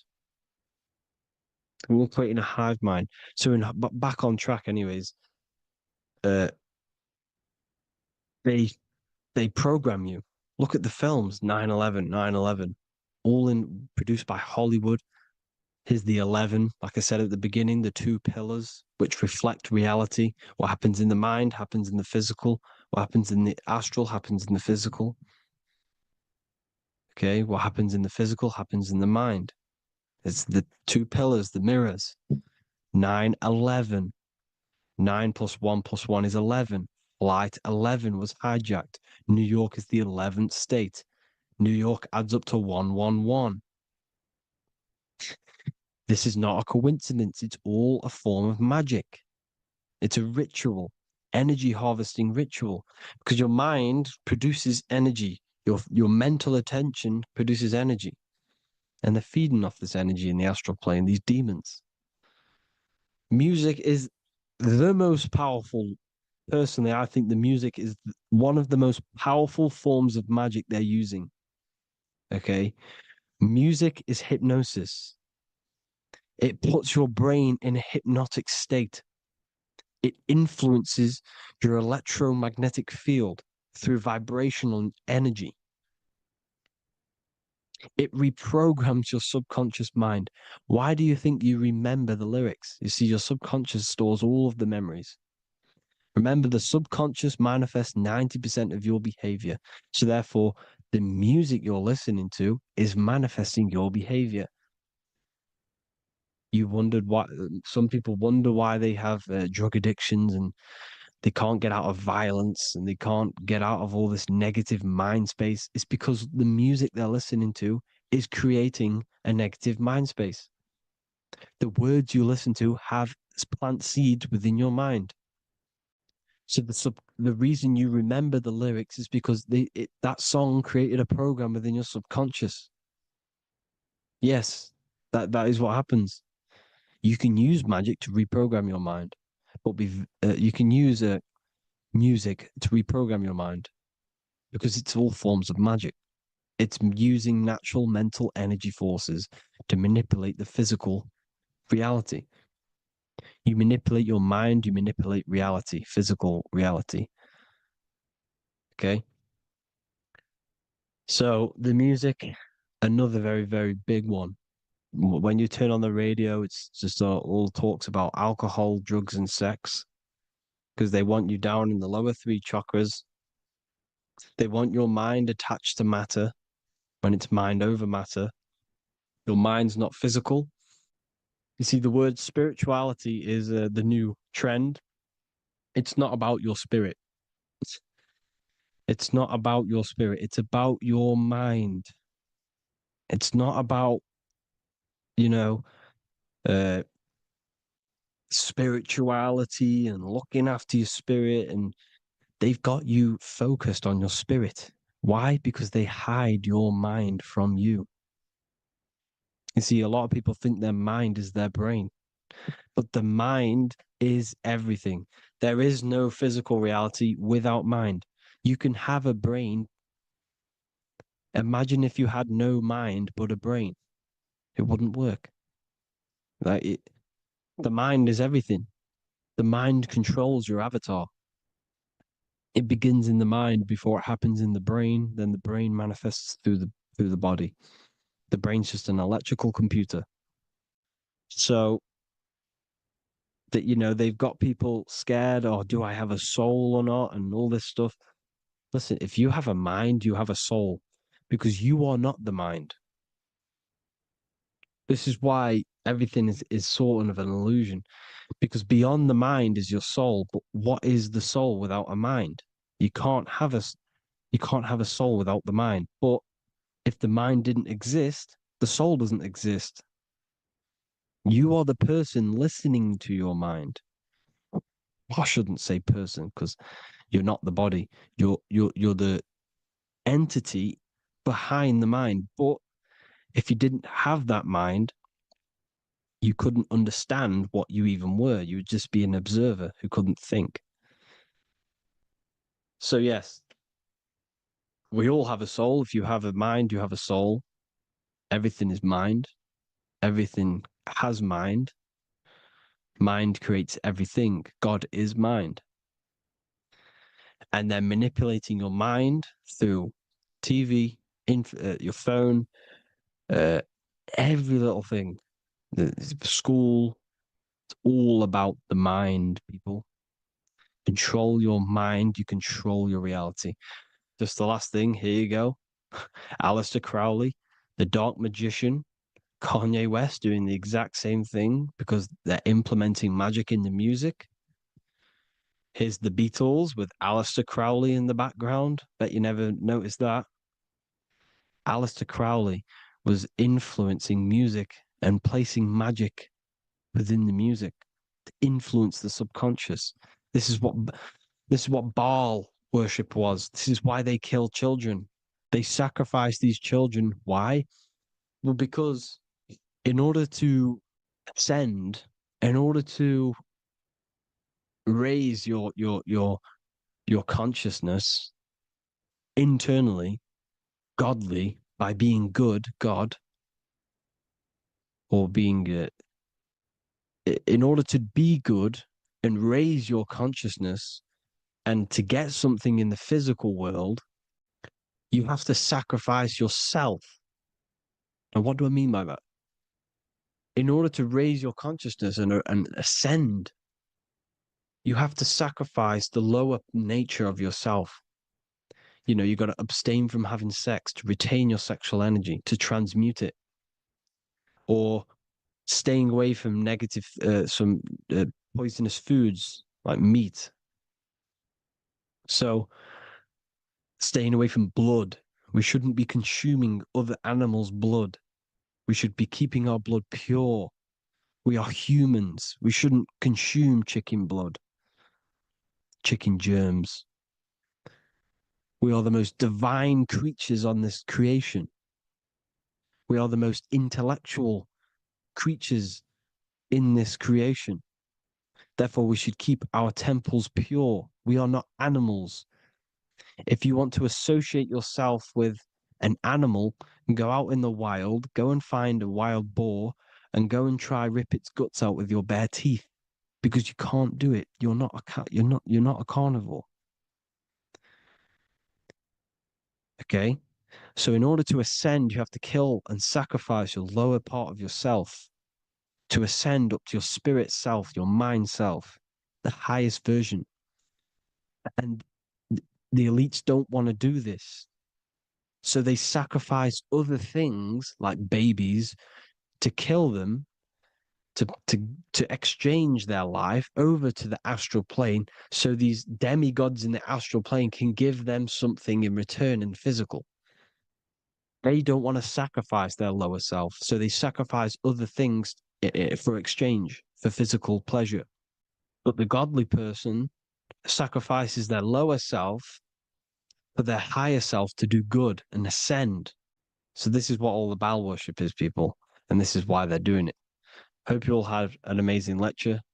If you haven't already, go and get the Book of Wisdom for more information. You know, I don't go into dark stuff in this book because all I do is enlighten people in this book. You can get it in Spanish, English, German, Italian, and French.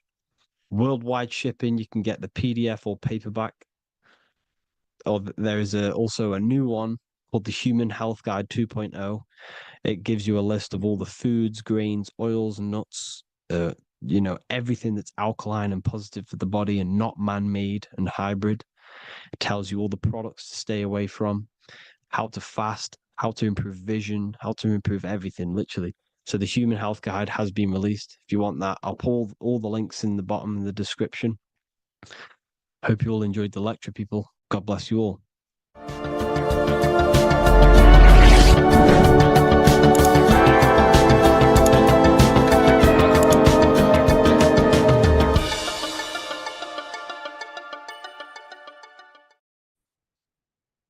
Hello and welcome to another lecture from Harry B. Joseph, also known as Revival of Wisdom, the author of the Book of Wisdom series from revivalofwisdom.com. In this lecture, you will learn how to decode Freemasonic symbolism, gain a deeper understanding of yourself, expand your awareness of consciousness and reality, and receive guidance to navigate life with greater clarity.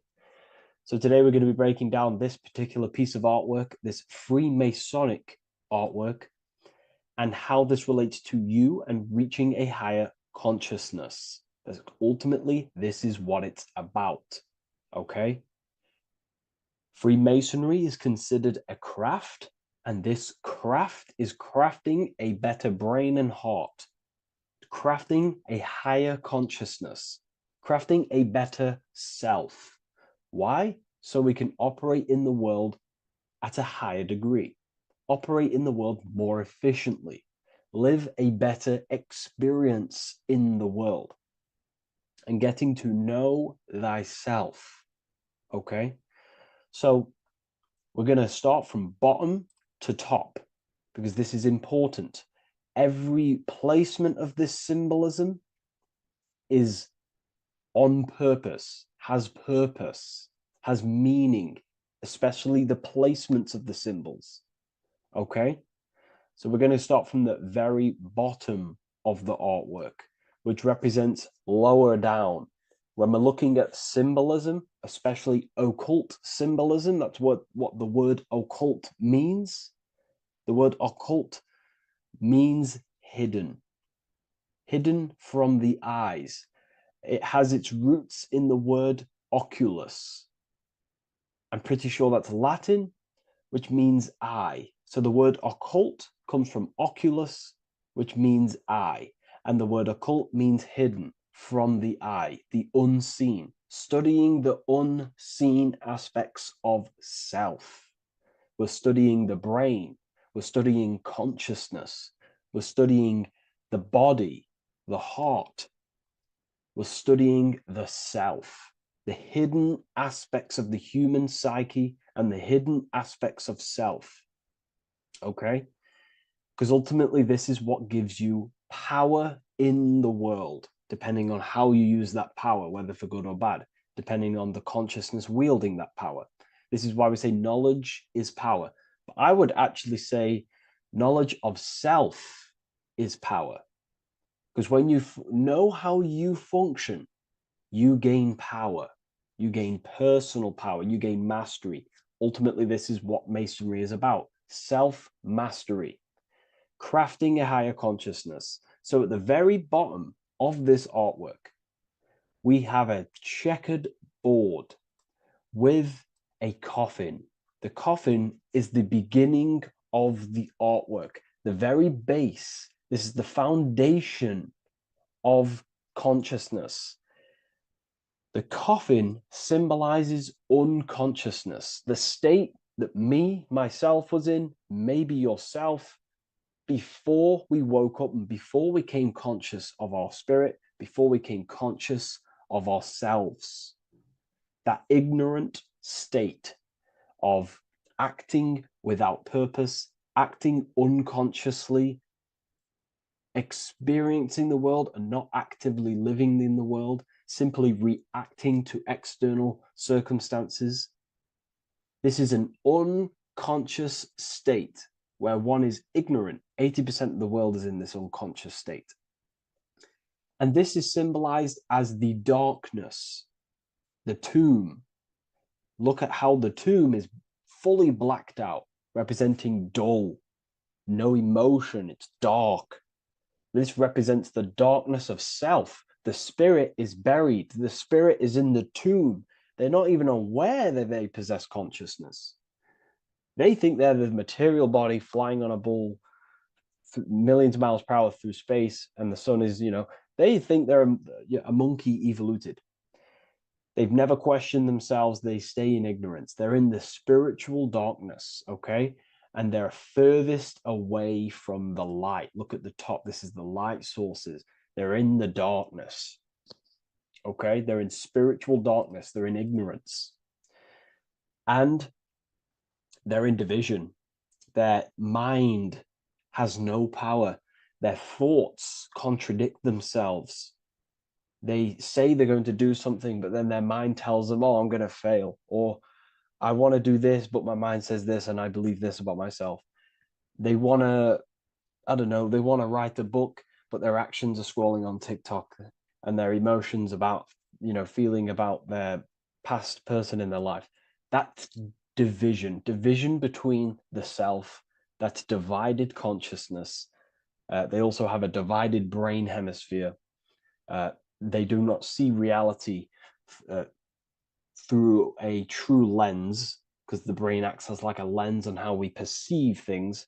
And if the brain hemispheres are not aligned, then we cannot see reality the way it actually is and truly presents itself, neutral. If we're left hemisphere dominated, we see everything as divided. Nothing's interconnected, nothing's a whole. But if they're, right hemisphere dominated, they see everything as a whole. We need to look in the middle of that, okay? So we'll go into that a bit later. But ultimately, they're in a divided state of consciousness. They're in ignorance. But the tomb, the tomb is symbolic of that. The tomb is, you're not even aware they are divided. They think everything's right in that state. I was like that. My family is like that. They're not even aware of themselves, and you try and say something to them, and they don't even know they're in division. They don't even recognize that they're in a bad, low, earth base consciousness. Okay? So when we get out of the tomb, which is representing by a spiritual awakening, we get out of the tomb, we realize, wow, I possess consciousness. I've woken up. You're waking up to the things in the world, and you wake up and start to see the world for what it truly is. When you become aware and you rise out the tomb, you're born again, you start looking within. You start to become conscious of your thoughts. You start to become conscious of your actions. You start to become conscious of the evil in the world. You start to become conscious of the things. You rise out the tomb. You start to become conscious of your intuition. You then step on the checkered board. The checkered board is now you realizing you're in a divided state. Okay, so you're now putting down the ego, because remember, when you're in the tomb, the ego is fully in domination over consciousness, over your consciousness. It doesn't allow you to say that you are wrong. It doesn't allow you to think that there's evil in the world. It doesn't allow you to believe you have a spirit. It doesn't allow you to see that there is maniacs running the world and trying to control you. The ego is so stuck. But when we start to realize this is part of our awakening, we start to realize that the ego is trying to keep us safe at all times and keep us locked in that state of thinking and believing that we were in before. It's always seeking safety. Okay?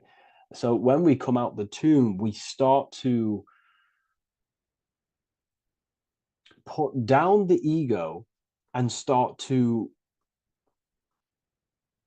how do I say this? We start to acknowledge that we were wrong about the world. And that is a lot about awakening. You have to acknowledge that you do not know everything. There are people with such higher knowledge. Okay? So when we come out the tomb, we put down the ego. We start to actually say, I was wrong about the world. I was a victim of mind control. I was in ignorance. I was in darkness. Spiritual dark. I'm divided. My thoughts, emotions, and actions are not aligned. My intuition and my action are not aligned. I'm not taking action on what I know is good. I'm taking actions against what I know is good. That's a sin. That's a sin against the spirit. Okay? So when you acknowledge this, you acknowledge you're in division, you then take the first 3 steps, which is the Freemasonic Blue Lodge degrees. These 3 steps. Okay? Ultimately, this checkerboard represents illusions as well. You're in an illusion. Okay, this is why we see it heavily used in the music industry. It represents base consciousness, base level awareness, 5 sense thinking. It represents you versus me thinking, walking down the street and thinking everyone's trying to hurt you, and it's always you versus me, judging people in your own mind. That's low thinking, lower thought. And not to notice squares. Squares are an unnatural state. They're an unnatural shape. We do not see squares or 90-degree angles in nature. It's the lower mind. So it represents base consciousness, base level awareness, only aware of the physical body, only aware of the 5 senses, never looked within. That is the base. And this is the foundation we have to rise up to the light from, up to higher consciousness. So this gives us a strong foundation when we realize this about ourselves, that we were in division. Our thoughts, emotions, actions were not aligned. Our brain hemisphere was not aligned. I'm not thinking with love of the heart. Okay? So that is the state we're in. Now, hopefully that's cleared things up about the chessboard. Before we move on, please leave a like, maybe a comment if you wish for me to discuss anything in the further lectures. Please smash the like button, and it would really help me out. And share this with a friend who is interested in the occult. Okay, so the steps are the first steps of the Freemasonic degree, the 3 Blue Lodge degrees. Now, this can be represented as the number 3, a very powerful number, a very symbolic number. Number 3 is the 3 expressions of consciousness. How do we express consciousness? How does consciousness express itself? Well, there are 3 ways. We think, consciousness thinks, consciousness feels, and consciousness acts. They are the 3 expressions that we express our awareness and consciousness. So we're looking at thought, emotion, action. We're also looking at the 3 brains. The reptilian brainstem, the mammal limbic brain, and the neocortex. The reptilian brain governs basic functions of the human body: breathing, surviving, scanning the environment for threats, automatic responses, eating, scanning for food, base consciousness. That's the reptilian brain. That's what most people operate their lives in, including myself before I woke up. I'm not trying to sound big-headed, but this is the truth. Ignore my tone of voice, ignore my voice, focus on the words I'm saying. You know, if you're judging, that means you have divided thinking. It's always you versus me. So we need to get out of that thinking of you versus me all the time. That's lower consciousness. That's animal thinking. That's earth thinking. We're unified. We need to reach a higher consciousness and do not waste our mind's potential on low-level earth divided thinking. Okay? So we're looking at the reptilian brain, the mammal brain, and the neocortex. Now, the neocortex is ultimately what makes us human. It allows consciousness to operate on a higher degree, okay? This is what makes you human, the neocortex. The neocortex. The reptilian brain, like I just said, governs natural survival instincts and the respiratory system, things along them lines of basic awareness, basic functions to operate and survive in the world, in the physical plane. And the neocortex is what allows us to critically think. Okay, it's what allows us to be human, be aware of ourselves. Okay, not. I don't think animals have neocortexes. Don't quote on me on that, but this is the part of the brain that makes us human. And it allows us to think deeply, to create masterpieces like we can. Humans have massive potential in creation. Look at the world we live in. This is because of the neocortex. It allows us to critically think and self-reflect.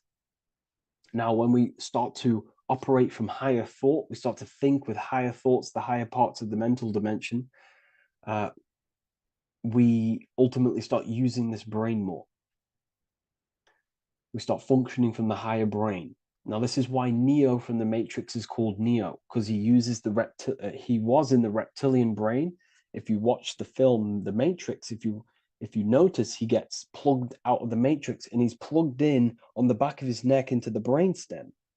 And when he's plugged out, his name's Neo, which is neocortex, using the higher brain. It's what awakens the self. It allows consciousness to function on a higher degree compared to animals.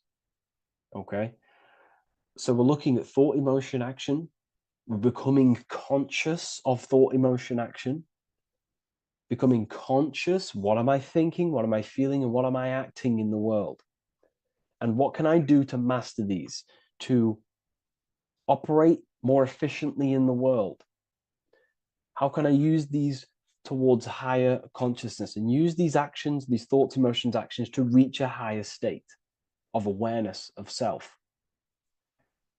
So when you go through the first 3 degrees, you enter the doorway. Now, this is symbolic of a doorway.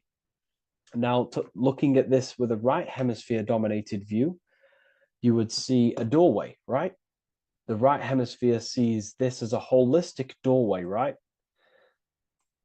You see a door, you're gonna, you enter the stairs, you go through the door, right? But at the left hemisphere is now going to dissect and analyze each individual little part of this, right?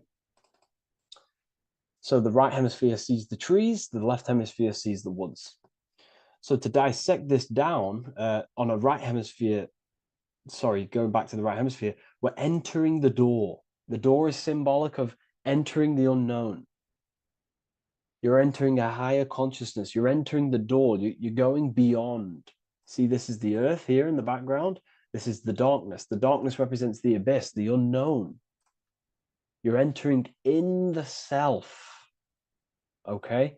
This door represents entering in the self, questioning internally. Most of us think externally. We have to, obviously, to operate in the world, but we never give time to think and question and reflect internally. What do I mean? Closing the eyes and questioning the self. Who am I? Where am I from? What's the voice in my head? If the voice in my head stopped using the language that I speak, what is it then? It's about going within, into the darkness, what you cannot see, and finding the light. Okay? It's about entering within the self. This is a doorway to higher knowledge, higher consciousness, higher self. And really digging deep, for what you truly are beyond your human form. Okay? So we have, most importantly, I'm not going to go over every single one of these symbols here. I'm going to go over this on a basic, well, not a basic level, a very detailed level, but it's not going to go over every single symbol. We have a left pillar and a right pillar. The left pillar has the sun next to it. The sun is more electrical energy. It's very dominant. It's a very powerful masculine force. This represents the masculine quality of consciousness. The masculine qualities. We have many masculine qualities, such as actions, physical actions with the body. We have thinking. Thinking is a very masculine force. We have the left brain, analyzing brain, the brain that's very logical, that's trying to figure things out. That's the masculine pillar. Okay. So this is the masculine qualities of consciousness. It also represents what we can see, the sun. The sun allows us to see, to visually see in the world. So the sun represents the external world, the world outside the self.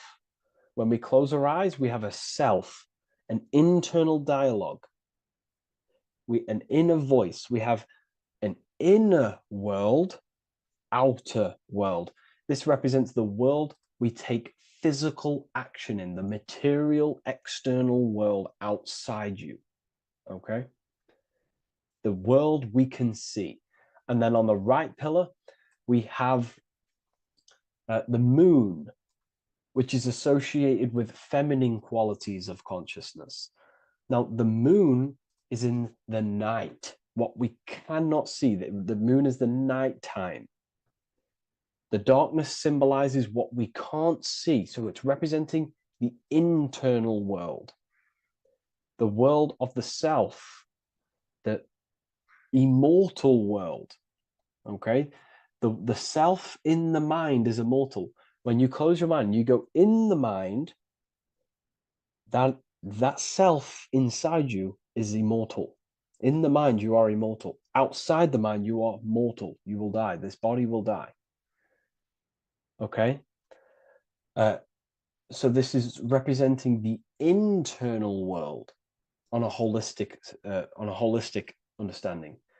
It's also representing the right brain, the feminine brain. It's also representing intuition, emotion. They're linked. Intuition and emotion. They're a feminine force.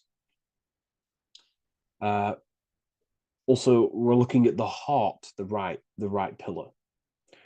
So everything that is feminine falls under this right pillar. Now, don't get confused. I know a lot of people can get confused about what I've just said.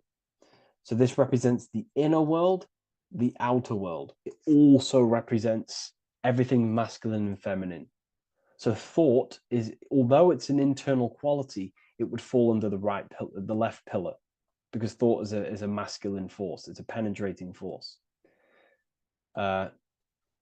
So try not to get misunderstood with that.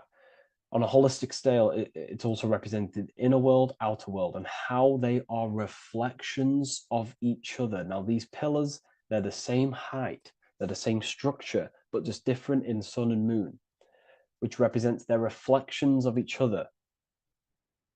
Their reflections, the inner world reflects in my outer world. My external world, what I see outside of me, is a reflection of my thoughts and my internal world. So the inner reflects the outer. The inner reflects the outer. As within, so without. So we're also looking at the right and left brain. I've already gone over that. So what we need to do is build the bridge between the two to reach higher awareness of self, Because ultimately, remember, we're still divided. We came from the checkerboard, we entered up here, we've just entered within the self, started questioning the self. We're still divided. We need to build the bridge. And this is what they're crafting in Freemasonry. The bridge, the arc, the agreement, the great work. This is the crafting of aligning the left and right brain. We're also aligning intuition, feminine, with the actions. Because ultimately, the higher self is always guiding us. That's our true spirit guide. Our true spirit guide is our higher self. And the higher self ultimately exists in a higher dimension. This is going to sound crazy to some people, okay? But who you are is not your human body. And your higher self does not communicate through the language of the human material world. It doesn't communicate through English, doesn't communicate through thoughts. It communicates through intuition and communicates through dreams and symbolism. So it's all associated with the right pillar. This is the things we can't see. The higher self is always guiding us to awakening and to our purpose on the earth.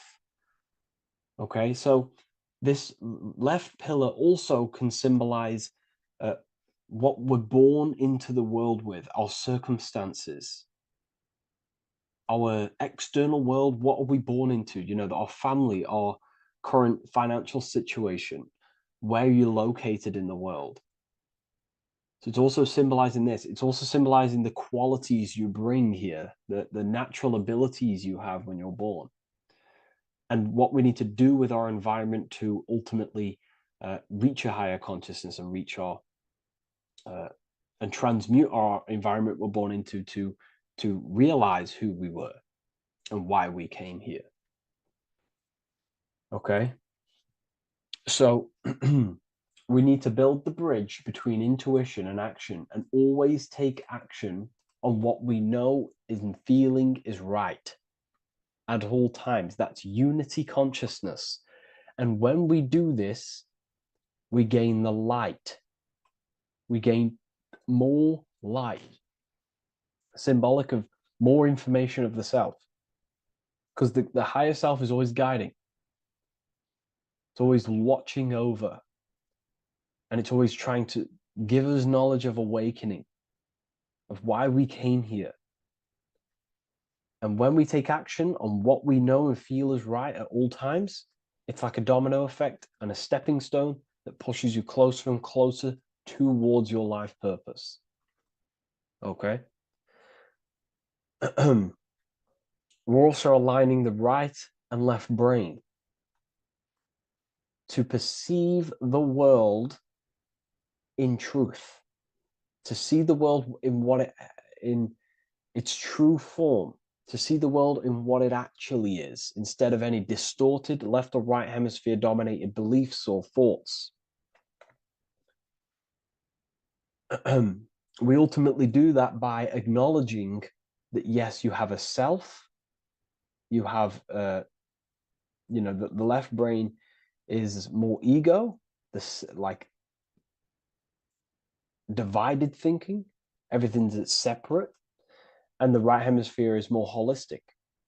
So we need to see the world in the middle of this, in the middle, acknowledging the self and acknowledging the collective consciousness, and how my thoughts, emotions, actions contributing towards myself and the collective. We always need to keep the collective in mind. Why? Because we are experiencing this world together. It's not just you. And your actions also have a ripple effect on the collective. We're experiencing the world as a whole as well. Yes, there's yourself and there's the collective. We need to think, feel, and act towards the collective and the self. So aligning our brain hemispheres allows us to do this. It allows us to think holistically and individually. and see reality in this. And when we do align the left and right brain, what do? We gain higher insight, the eye. We build the bridge between the left and right pillars. We gain the eye. The eye is what? Insight. The eye requires light to perceive and see the material world. So this is symbolic. This is the inner eye, the inner self, consciousness. And when consciousness has light, which is symbolic of truth, knowledge, light is a massive symbol in Freemasonry. And light represents knowledge of self, information. And when we gain information and knowledge of self, when we align our left and right hemispheres, our actions take action on our intuition, we gain higher light, higher knowledge of self, ultimately. And this is why we also have the square and the compass. Okay? We have a square and compass here. The square and the bottom, base consciousness, also representing masculine qualities. This is the masculine qualities because squares are masculine. And the compass creates circles.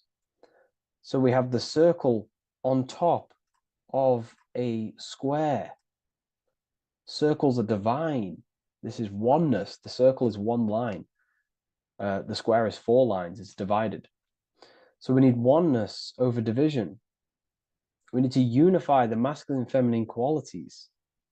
Masculine and feminine qualities, okay? This is in the middle because the compass would fall on the right pillar and the square would fall on the left pillar. And it's unifying. It's representing unification of these 2 pillars of masculine and feminine qualities of self to ultimately rise towards this light, out of the darkness and into the light. Okay. Let's go back. The G. This is very important. This is one of the most important teachings I could possibly give you about the G. The G is the generative principle, is what generates things. And the force within you that generates things is care and the heart energy. The heart ultimately expresses our actions. We think, if we care, we act.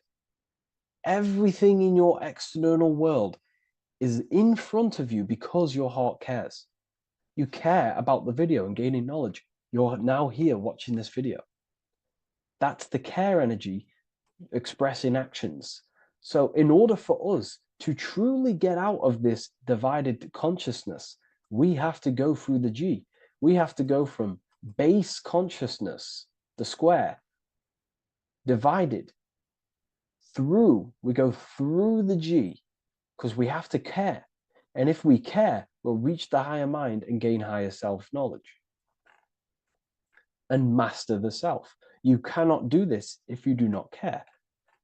And if you do care, you will take action towards it. If you're watching this and you don't actually truly deeply care, you won't take the action. You'll just gain the knowledge, which is ultimately useless. You have to take action on this knowledge. And if you do not, there's no point watching the video. It's difficult. It's difficult. It's not easy.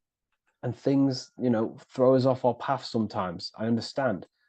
I'm not saying I'm perfect, but we ultimately have to give care towards reaching higher knowledge. Seek and you shall find. If you have the care about reaching higher knowledge of self, you will seek it and you will take actions towards it.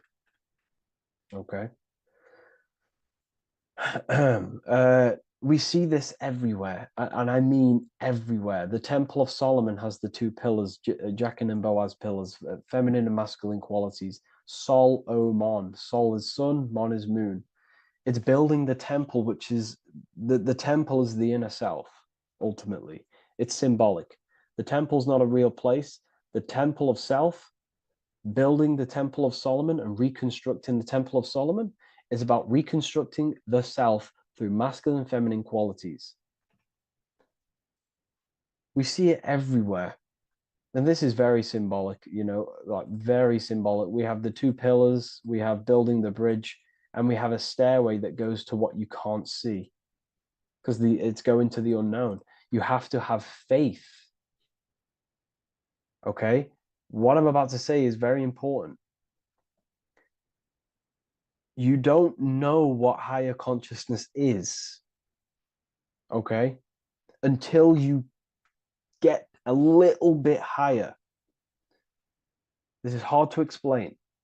But I didn't know what everyone talks about what higher consciousness is.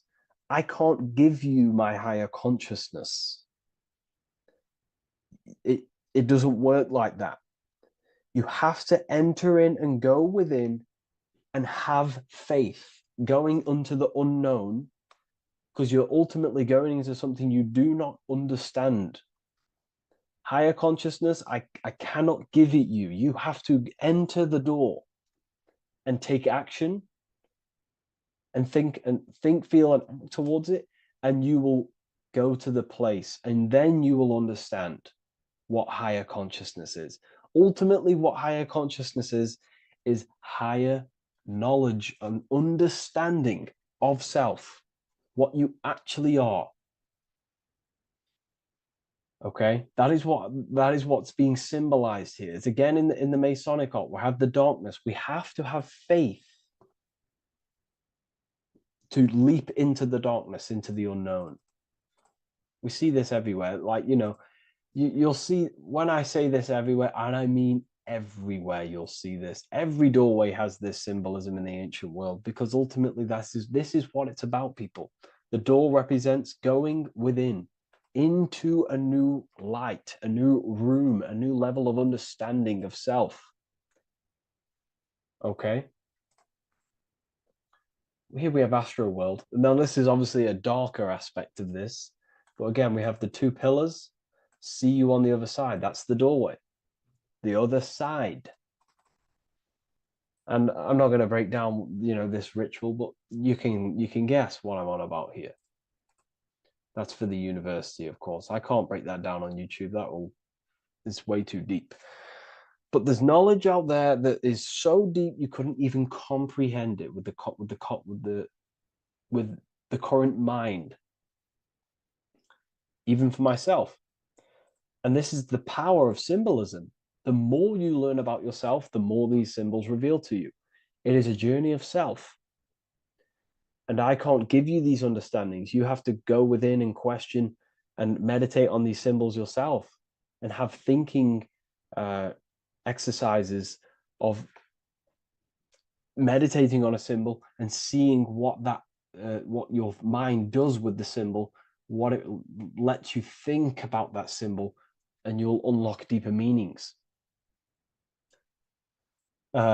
I'm going to go over one more symbol before we end this. This is the hourglass, which represents time, a very overlooked thing in today's world. We do not have unlimited time in this body. You have limited time. You will die. You will die. You have limited time in the external world. This is why it's on the left pillar, located on the left side, the external world. You are limited. The scythe represents you will be harvested. Your body will die. It'll be harvested. You will die, and you need to fulfill your mission here. You came with a purpose. You have to find that purpose by going within the self and questioning and taking action on what you know and feel is right. Unity consciousness, aligning thought, emotion, action. So if you wish to learn deeper insights, gain exclusive lectures, astral projection, self-mastery, I've just started a new section on mind control methods and how people are using this in society and becoming conscious of it. I've now opened 5 spots at a limited special price for Ethereal University. Use the code MIND, all capital letters, mind, all capital letters at the checkout. And there's only 5 of these codes. Whoever uses them gets them. It's ultimately going to give you 20% off the university for as long as you're subscribed to the university. We go so much deeper in the university. Remember, social media is just the tip of the iceberg. Tip of the iceberg information. There are certain things I can't talk about, but I'll see you inside, and I hope you enjoyed this video. Please leave a like, comment, and a subscribe.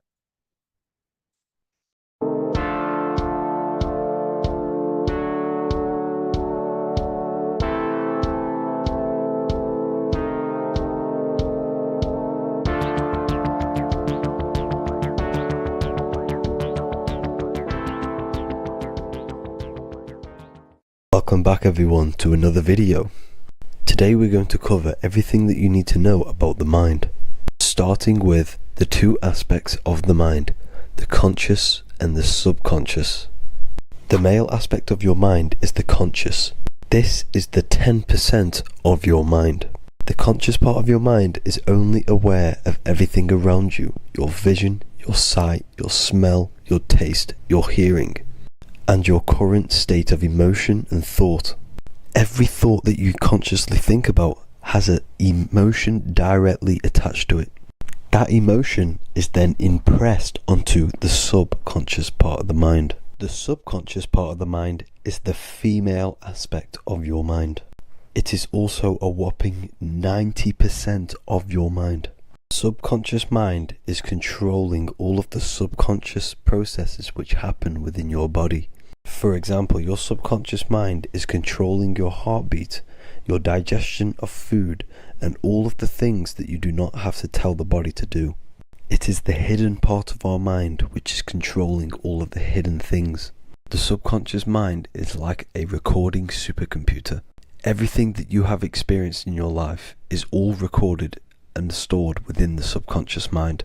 One of the most important things about your subconscious mind is that it stores your mental programs. Everything in the subconscious mind manifests into behavior and actions within the body. Your daily basis routine and habits are all mental programs within your subconscious mind. These mental programs are created by mainly 2 ways. 1, repetition, and 2, emotional impact. The repetition is fairly simple to understand. The more you do something, the more it impresses onto your subconscious mind and becomes a program. That program will then manifest into your behavior. However, with the emotional programs, they work a bit different. The stronger that you feel an emotion, the stronger it is impressed onto the subconscious mind. And then that emotion becomes a program. For example, you had a very traumatic moment happen when you were a young child. The emotion that you felt was so strong in that moment that it impressed into your subconscious mind so hard that you can recall that moment like it was yesterday. That traumatic event that happened to you when you were young will still manifest into your daily basis behavior even to this day. However, it manifests subconsciously. For example, if you were in a car crash, you will be wary to enter cars with certain people. All because of that traumatic emotion that you felt and impressed onto your subconscious mind. Another example of the subconscious manifesting into our behavior is posting on Instagram. Most of the time, the reason why you post is because your subconscious mind is seeking gratification. So before you actually do something, question yourself and find out the root cause of why you are doing this. Another thing that you need to understand about the subconscious mind is that it takes everything you say and hear literally. So for example, if you go and say, "You are an idiot" to someone, your subconscious mind will only pick up the word idiot. It only knows yourself. It doesn't know anyone else. You are casting a spell on yourself just by saying that to someone else. This is why the golden rule is to treat others like you'd like to be treated. Now, you can rewrite these programs which are already in your subconscious mind. However, it does take consistency. You have to change these programs which have been running for years. And by changing these programs, you change your behavior, because these programs manifest into your behavior. The best way to do this, personally is to listen to affirmations first thing when you wake up in the morning, and do this for 10 minutes every single morning. Then at night time, you want to think and feel that you are becoming the reality that you desire. The more that you feel this reality, the more it will become a program and impress your subconscious mind.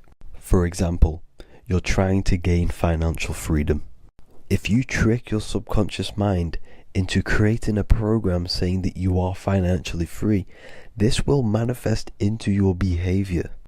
You will start doing more work. You will start looking for ways to make money. Your mind will be set on the frequency of money and financial freedom. Therefore, you will receive thoughts based around this program. If you take enough action, your life will dramatically change because of this program that you created in the mind. This is why we call it a mindset, because your mind is a frequency tuner which sets its frequency onto different thoughts, because thoughts are frequency. If you fill your mind with a specific frequency, you will gain thoughts and ideas based around that frequency. To create a stable mind, you need to master your emotions. You need to change your mindset. Everything that you experience is neutral. Based upon the mindset that you see it, you either give it a positive or negative charge. By understanding this deeply, you will then control your emotions. I hope you gained some wisdom and enjoyed this video. Please, if you can, leave a comment and a like, and subscribe to the channel if you like this content. Love and light to you all.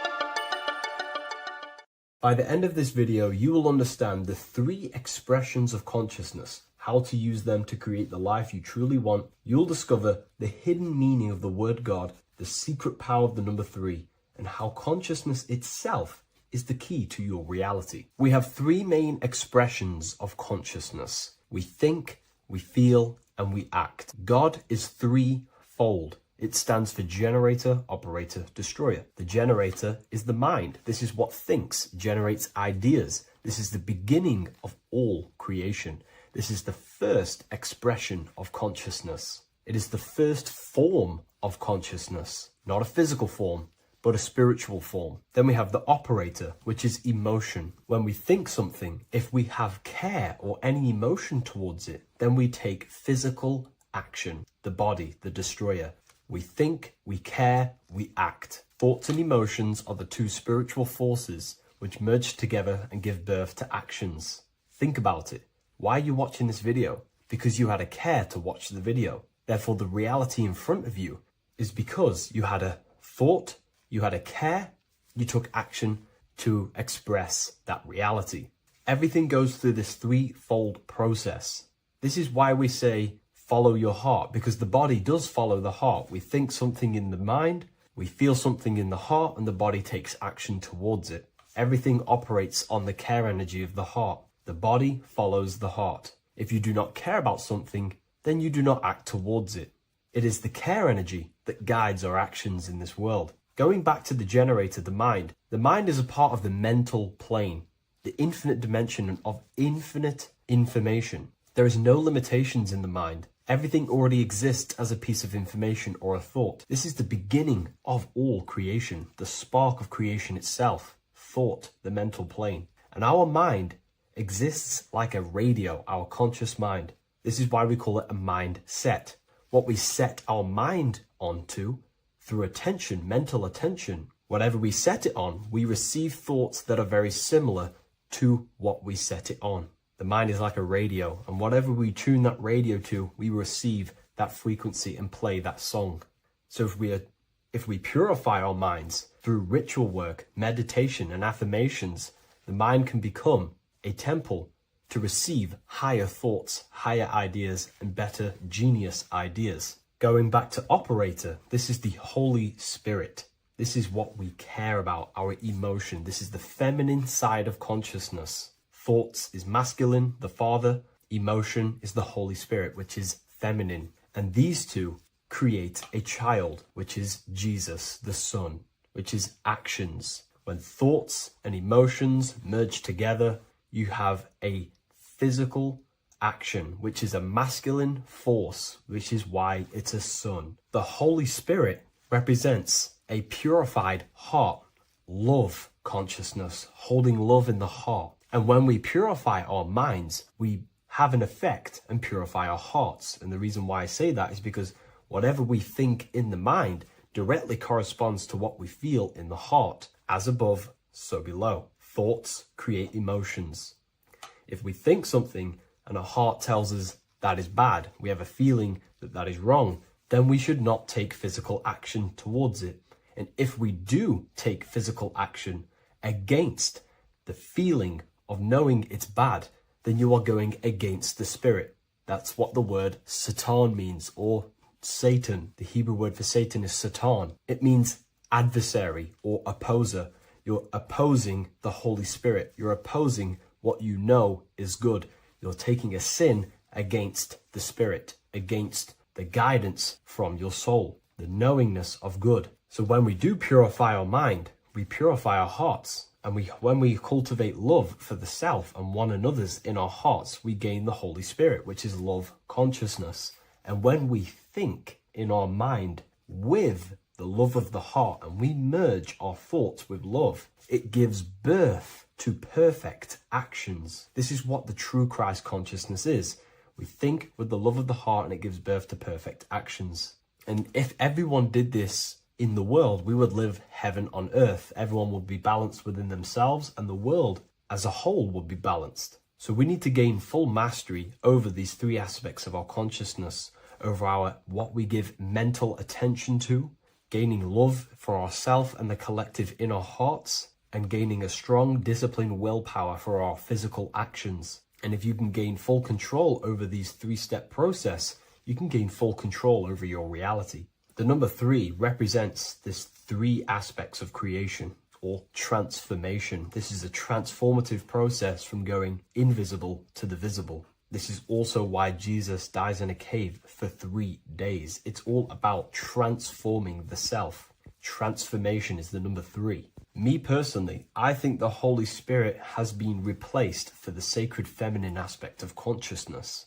They do not want us connecting to our feminine side of consciousness, because then we will cultivate love in our hearts for the self and one another. And love is the most potent force there is in the whole universe. It is what unifies everything. It nurtures everything. It allows things to grow. Think about it. When you hold love or care for someone, you grow relationships.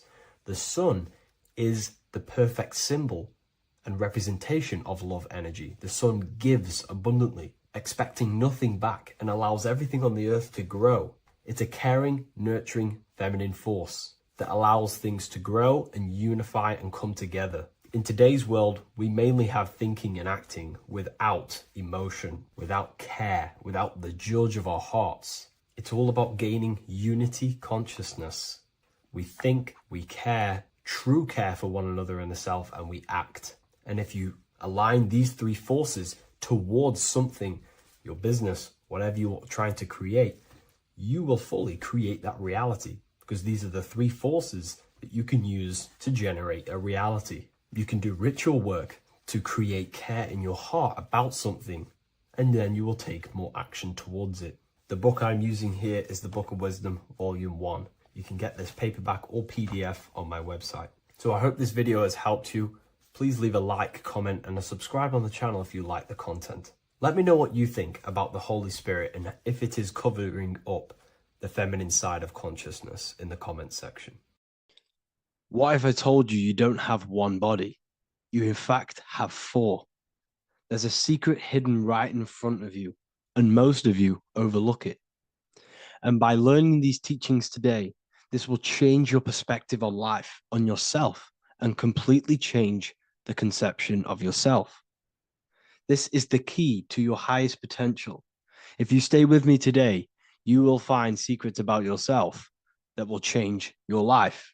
But I warn you, once you step this path of esoteric knowledge, there's no going back. Once you see, you can't unsee.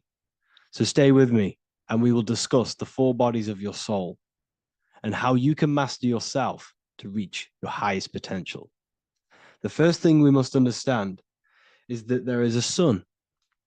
And just like the sun gives life to the earth, there is this life force within the sun that gives life to all matter.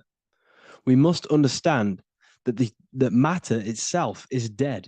It has no life potential. It has no ability to create or destruct anything. All of the life comes from above, from the sun, from the life-giving power of this infinite energy source we call the sun. No matter what model you believe, the sun still gives power to this physical realm, giving life to all of the crops, giving life to animals, giving life and growth to all things that the rays come in contact with. This is a macrocosm process. We must understand the teachings of as above, so below. This means that the macrocosm repeats itself in a microcosm form. Now, what do I mean? Humans are made in the image and likeness of God. You are a miniature version of God, a spark of the divine consciousness made in human form, in physical form. Just like the sun gives life to all physical matter and growth to all crops on the earth, your soul is a miniature sun. And your soul is giving life to the body. Your body is a miniature earth, which also goes through the cycles of the 4 seasons of the sun. We feel different in each one of these seasons. It's because our body does not only go through these cycles externally, but these cycles happen within ourselves, within consciousness. Your soul is the sun. The sun you see in the sky is an externalization of your soul. Your soul is the life force. You are the soul, not the body. And like the sun gives power to the earth, the soul gives power to your body. So first, let's look at the etymology of the word sun. The word sun comes from it's a Latin word solis or sol, which means the sun. Sol then became soul, sun, soul. And in fact, S-O-N and S-U-N in the old etymology dictionary mean the exact same thing. They are interchangeable. So when we look at the symbol of the sun, we look at a circle and a cross, which represent the 4 aspects of the sun, the 4 seasons of the sun: summer, winter, spring, and autumn. These are the 4 states of the sun. Like we said, this is why we get this symbol. You have the 4 states of the sun, which represent the 4 bodies of the soul. Now, this is where we get deep. Like I said, the sun you see in the sky is a macrocosm of your soul, an externalization of your soul. Just like your sun has 4 seasons, the 4 seasons within us are the 4 bodies. Our soul is incarnated and split into 4 sections. We have a mind, we have a physical body, emotions, and spirit. These are all interchangeable and they are all linked. In ancient alchemy, we have the exact same symbolism of the 4 stages of alchemy. But in this case, they're symbolized as the 4 elements: earth, water, air, fire. In this ancient alchemical symbol, we have the pentagram, with the top one representing the soul, ether. Our soul then has the 4 bodies, with the human here. We have the man, the eagle, the bull, and the lion. We see this on the tarot card, the Wheel of Fortune. The man, the eagle, the bull, the lion. We see this in Matthew, Mark, Luke, and John. The lion, the bull, the man, and the eagle. We see this with depictions of Jesus.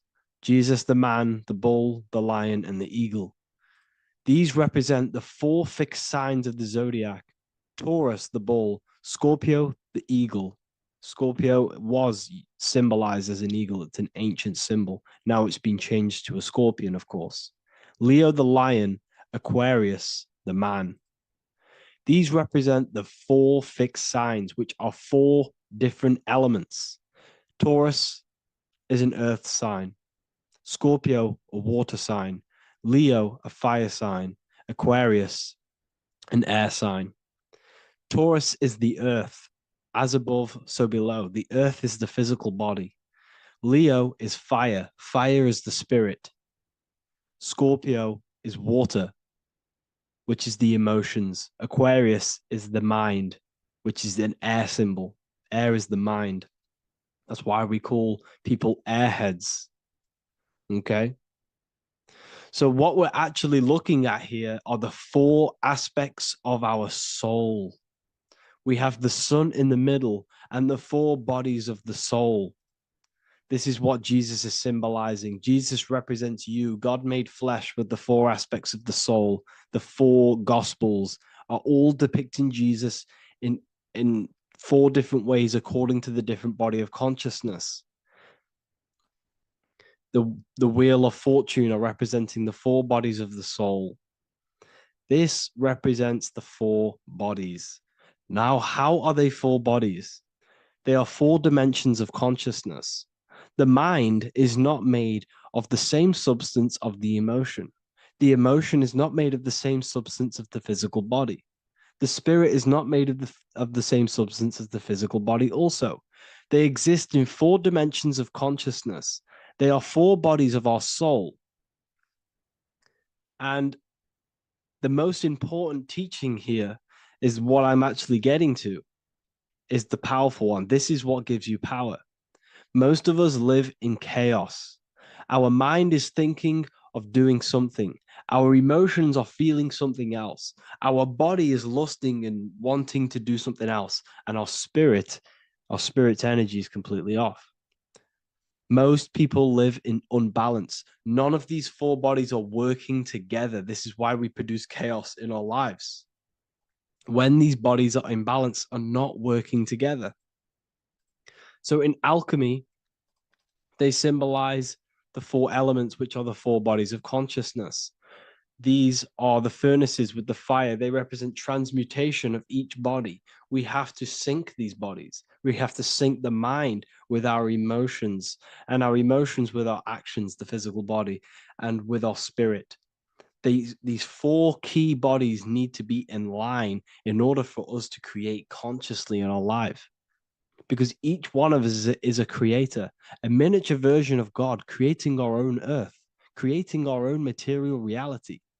And in order for us to create consciously and with effect and power, we must have these bodies unified so that we can create consciously and not create chaos. So this is very, very important. And this is a secret teaching found in all ancient societies.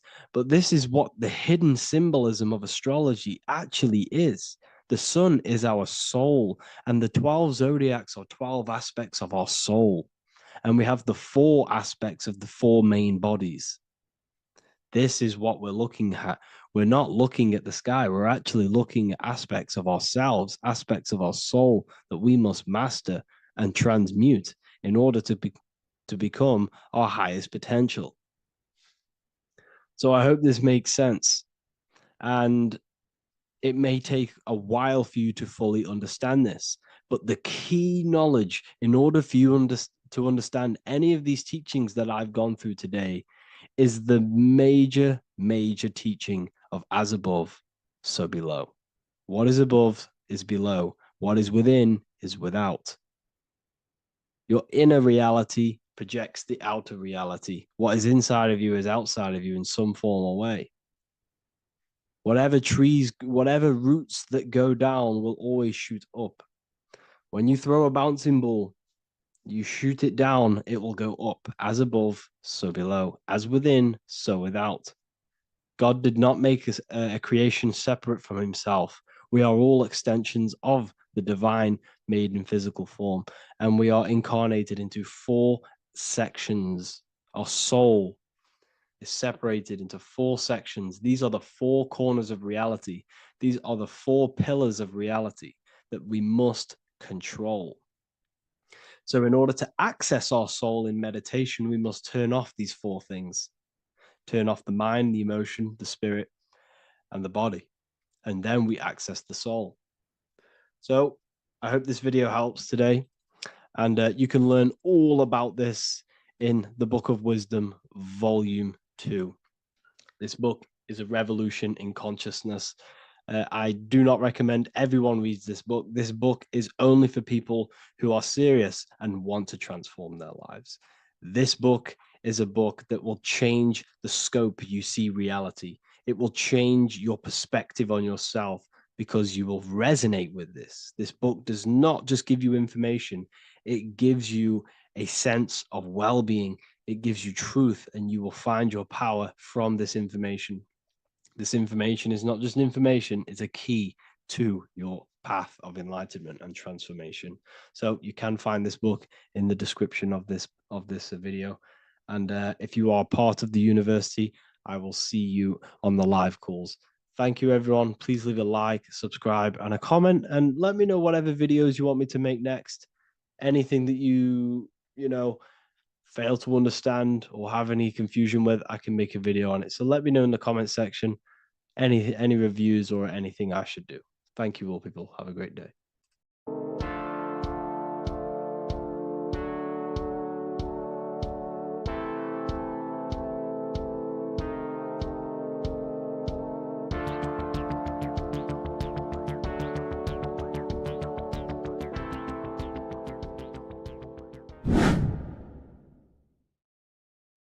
How are we all doing today, people? It's Revival of Wisdom, and today we're going to get real deep.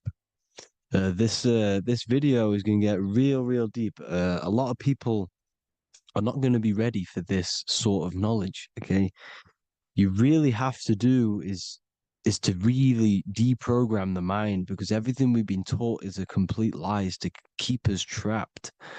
Okay, this is really advanced knowledge. Now, let's get straight into this. All of the ancients depicted other worlds, and they called this place Midgard. Midgard is the mid-garden, the middle garden. This is why the Masonic symbolism on the floor is always a black and white checkered board, symbolizing the polarity here, the good and bad, because we're in the middle garden, the heart. Earth rearranged spells heart, because we're in the heart of this system, or whatever it is, a super quantum computer, whatever you want to call it, simulation. Now, in the Quran, it talks about the 7 layers of heaven. All of these ancient artworks are depicting these different layers of reality. Okay, and look at the Egyptians here with the boat outside of the firmament. Boats travel on water, and this is exactly what the Masons are doing. So they're still using the same symbols. Why? Because it's the same knowledge, just hidden. The Egyptians have the same knowledge as the Freemasons. It's just hidden. Now, this cosmology that they're showing here, which is probably made maybe 100 years ago, this painting or artwork, is the exact same as the one we see here, with the arch, the boat. It's similar, because the boat is symbolizing traveling these other worlds, because the ether is also symbolized as water, because if you look up at the stars through a telescope, it looks like it's water. It's shining through water, because this ether, whatever this substance is outside of this world, was symbolized as water. Okay, and look at all these ancient depictions showing these different layers of reality. Now, we are being trapped within this 3D dimensional world, which is the cube, the Saturn cube, because there are 6 sides to everything in this world: front, back, left, right, up and down. 6, which is the cube, because we're in the Saturn's world. Okay, now, always been depicted as a tree of life, the tree of The tree of the universe has always been depicted as this tree. Because let's get a bit deeper. Now, the cosmology of this reality is the sun, the moon, and Polaris, always in the Masonic art. The sun, the moon, and Polaris, the all-seeing eye. If you go inside of the temples of the Masonic temples, they always have this star in the middle, shining light beams. Okay? Look here. The light beams coming from the big star in the middle, which is Polaris. This eye is God. It's God's light shining down from his abundance. Now, when you astral travel, you will see this big ball of light above you, and this big ball of light is God. But you cannot travel towards it until you are pure. It doesn't work like that. You have to become formless. You have to become pure before you can become one with the light. In all these Masonic artworks, it's all depicting the star in the center. This star is Polaris, because Polaris is the way out of this place. And this is why you see the stairway to heaven all the way up to the light beam, the light source. What does it say in the Bible? God is light, because everything is made out of one substance, and that substance is light. And it symbolizes the eye because God is an eye. All things that are alive have an eye. And we all say, I am. We all see these realities through eyes. God is an eye. He's the all-seeing eye. He sees all things at all times. And he is projecting this light. And this light comes down to create all the different levels of the worlds. And this is what the two pillars symbolize the number 11. 11, the number 1, is just a vertical line. It's the one. It's a 1 point. 11 symbolizes the mirror nature of reality. Everything's mirrored, as above, so below. Now, the 11 also symbolizes openings, doorways. And as you can see here, an opening to the all-seeing eye. And you see here again, an opening to the stairway all the way up to the light. This light is the light of God in the astral worlds, beyond this world. Now, Polaris has also been symbolized as the UFO. They put the truth in plain sight. So you know in the films how the UFOs suck people up. That's what Polaris is doing. If you ascend beyond this world, if you do not ascend beyond this world, you will be reincarnated in this world. The whole thing is to outgrow this consciousness to the plane above. And I'm not just making this up. I'm going to be bringing in scriptures after this.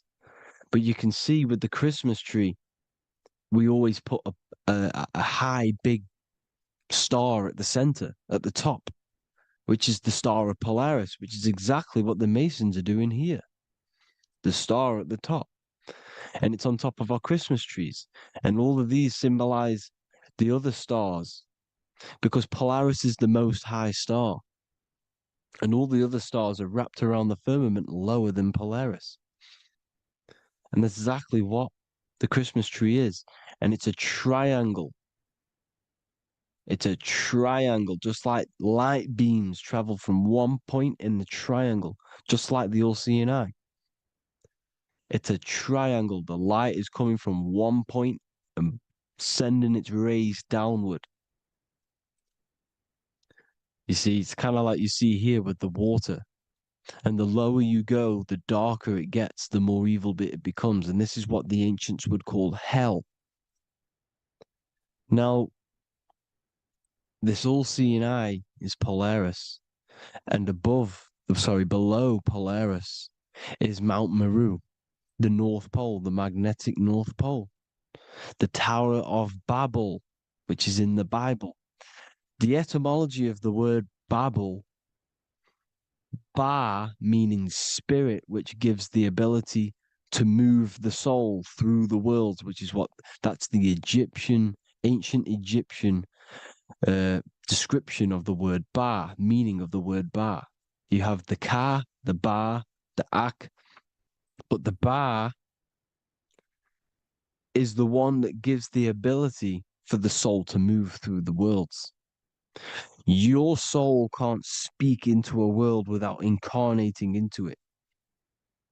Now, the Tower of Babel symbolizes Mount Meru because it's the word Ba is the spirit which gives the ability for the soul to move through the worlds.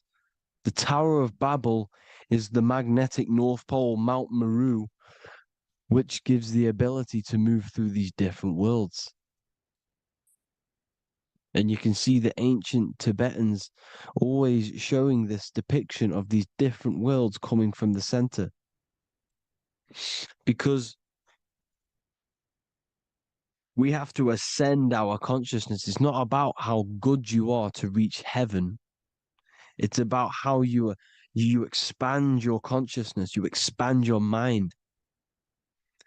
So they teach now that you have to be good in order to reach to heaven.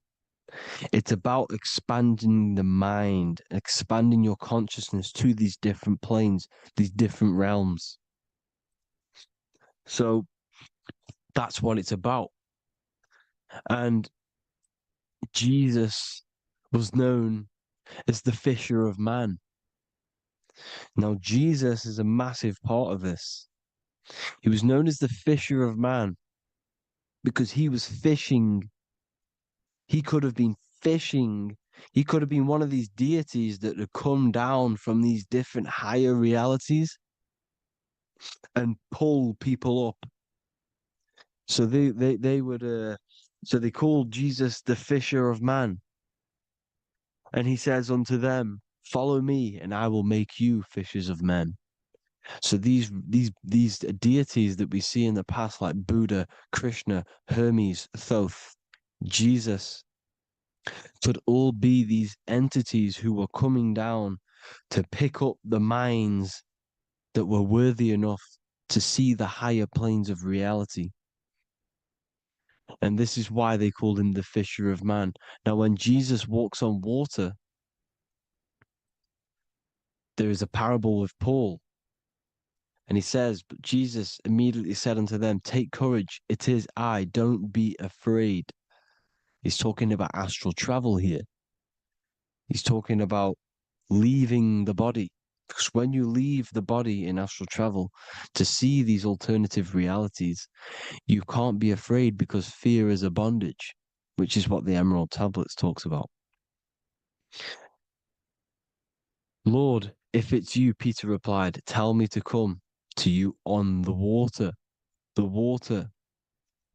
Come, he said. And Peter got down from the boat, walked on the water, and came towards Jesus. But when he saw the wind, he was afraid and began to sink. When you become afraid in astral travel, you sink back into your body. Lord, save me. So this is talking about Jesus pulling people up into different realities. And you can see the fish is the symbol of Jesus, is another symbol of Jesus, a fish. Because fish symbolize deep occult knowledge, because fish travel the depths of the ocean. And they symbolize us because we are fish underneath the ethers. And Jesus was pulling people up.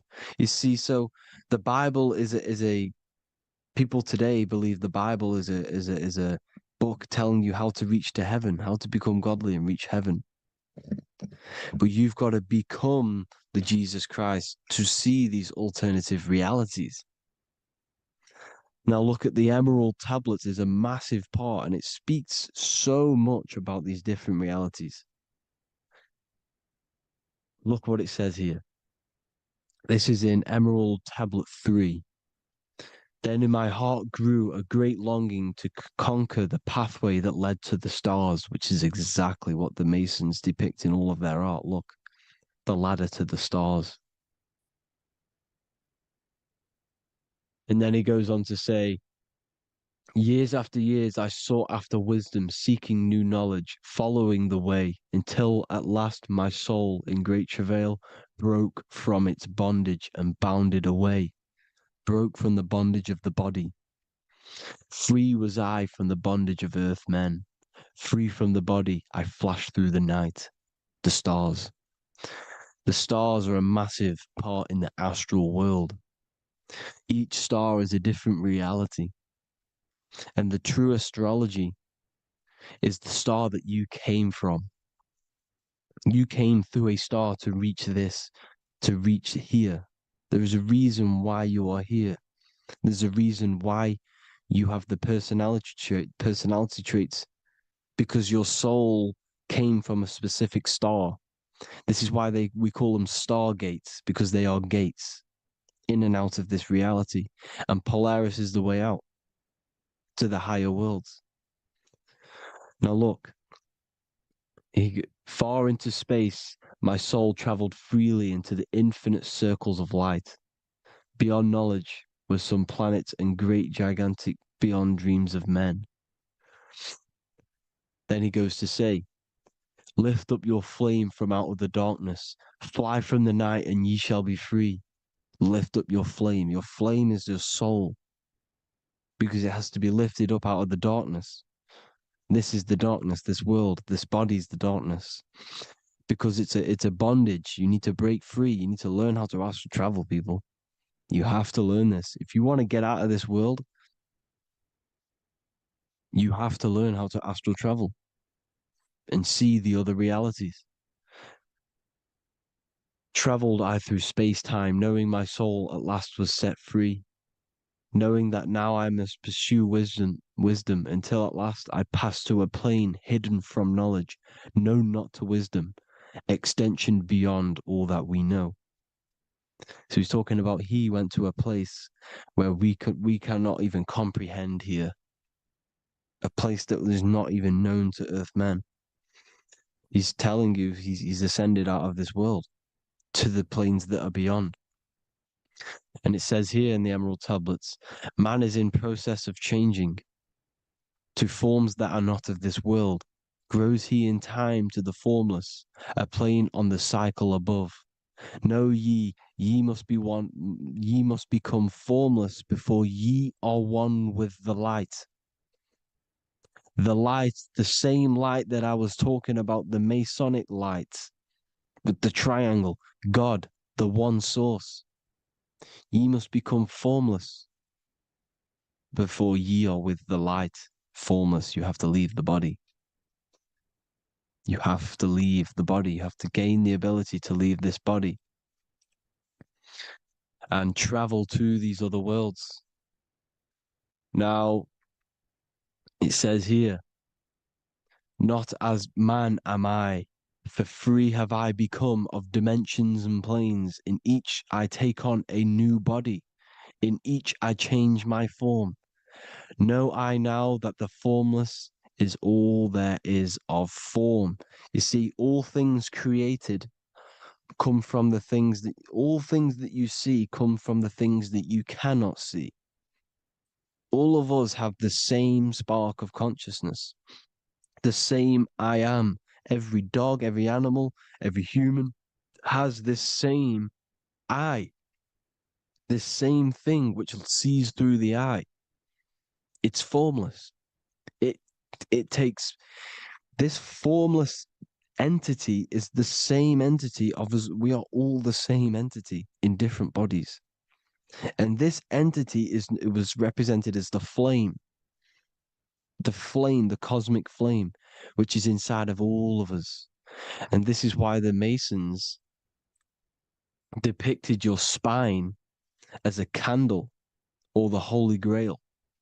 You would either see this or a candle with a flame on the top, because the Holy Grail is your consciousness, which is on top of your spine, which is the candle.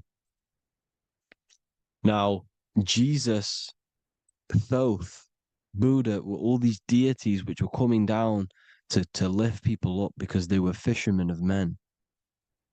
And he would lift you up to the higher worlds, out of this world, to the ones above. Now, Thoth, you can see him here, he's leading the way. He's holding someone and he's leading the way with knowledge and power. He was leading the way to other worlds, out of this world. There's no point trying to change this world. This world will stay the same. It will stay the same. You have to get out of this world. And that's what they're telling you. That's what they're keeping you from. They're keeping you stuck within this thin layer of reality. So what the Masons are doing, they have the ability to astral travel. They're living not stuck and bound to one reality, but living within the different layers of reality. And this is what Morpheus was doing in the Matrix. Morpheus was going into the Matrix to go and get Neo, which is exactly what Jesus was doing, pulling up people out of this world to the ones higher. And that's exactly what Morpheus is doing in the Matrix. If you haven't watched the Matrix, go and watch it. It will blow your mind. Everything I'm saying in this video, you will see it.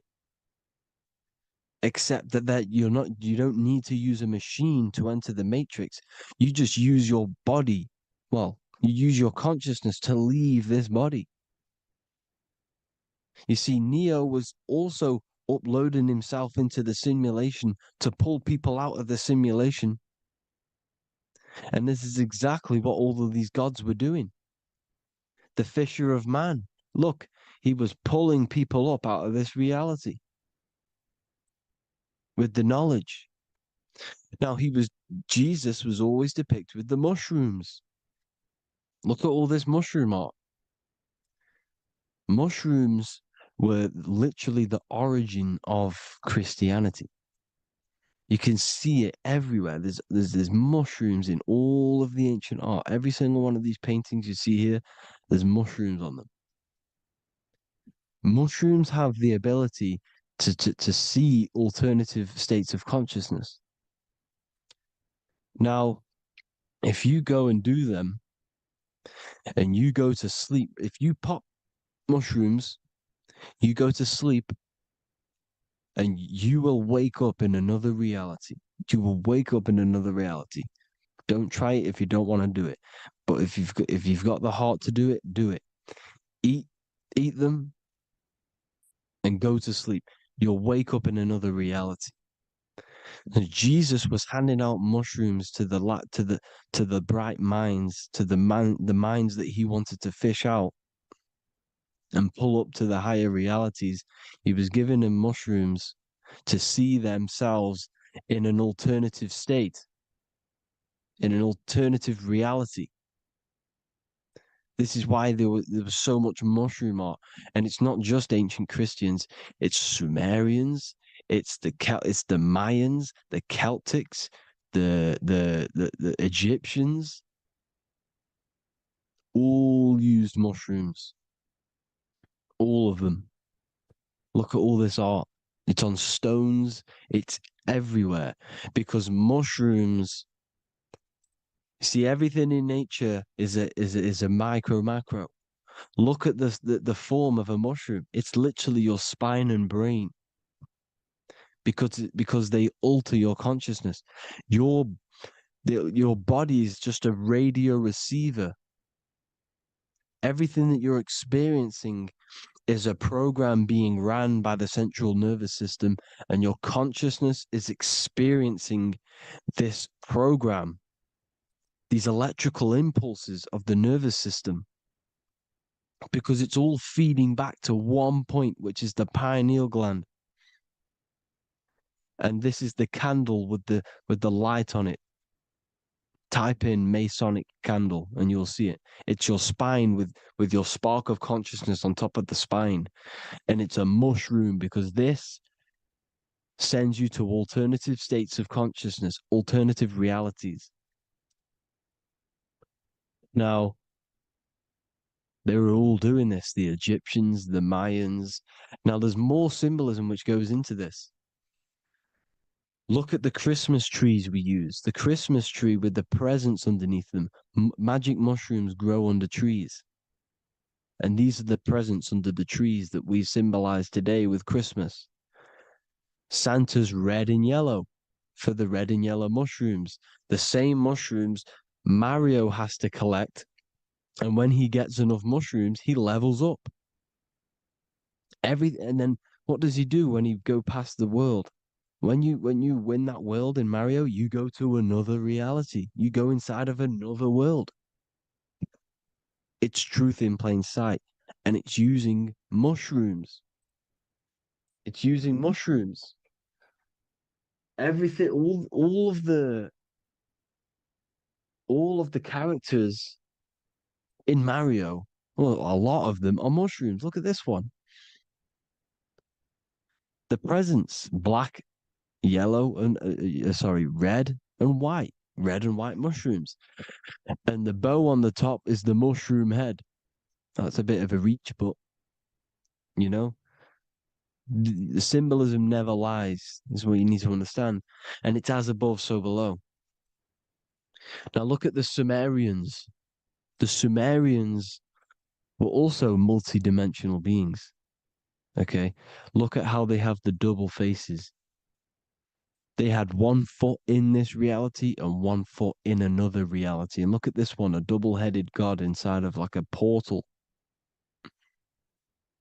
You see? Because and look at these with the wings, the astral travel. Birds, ancient birds symbolize the soul.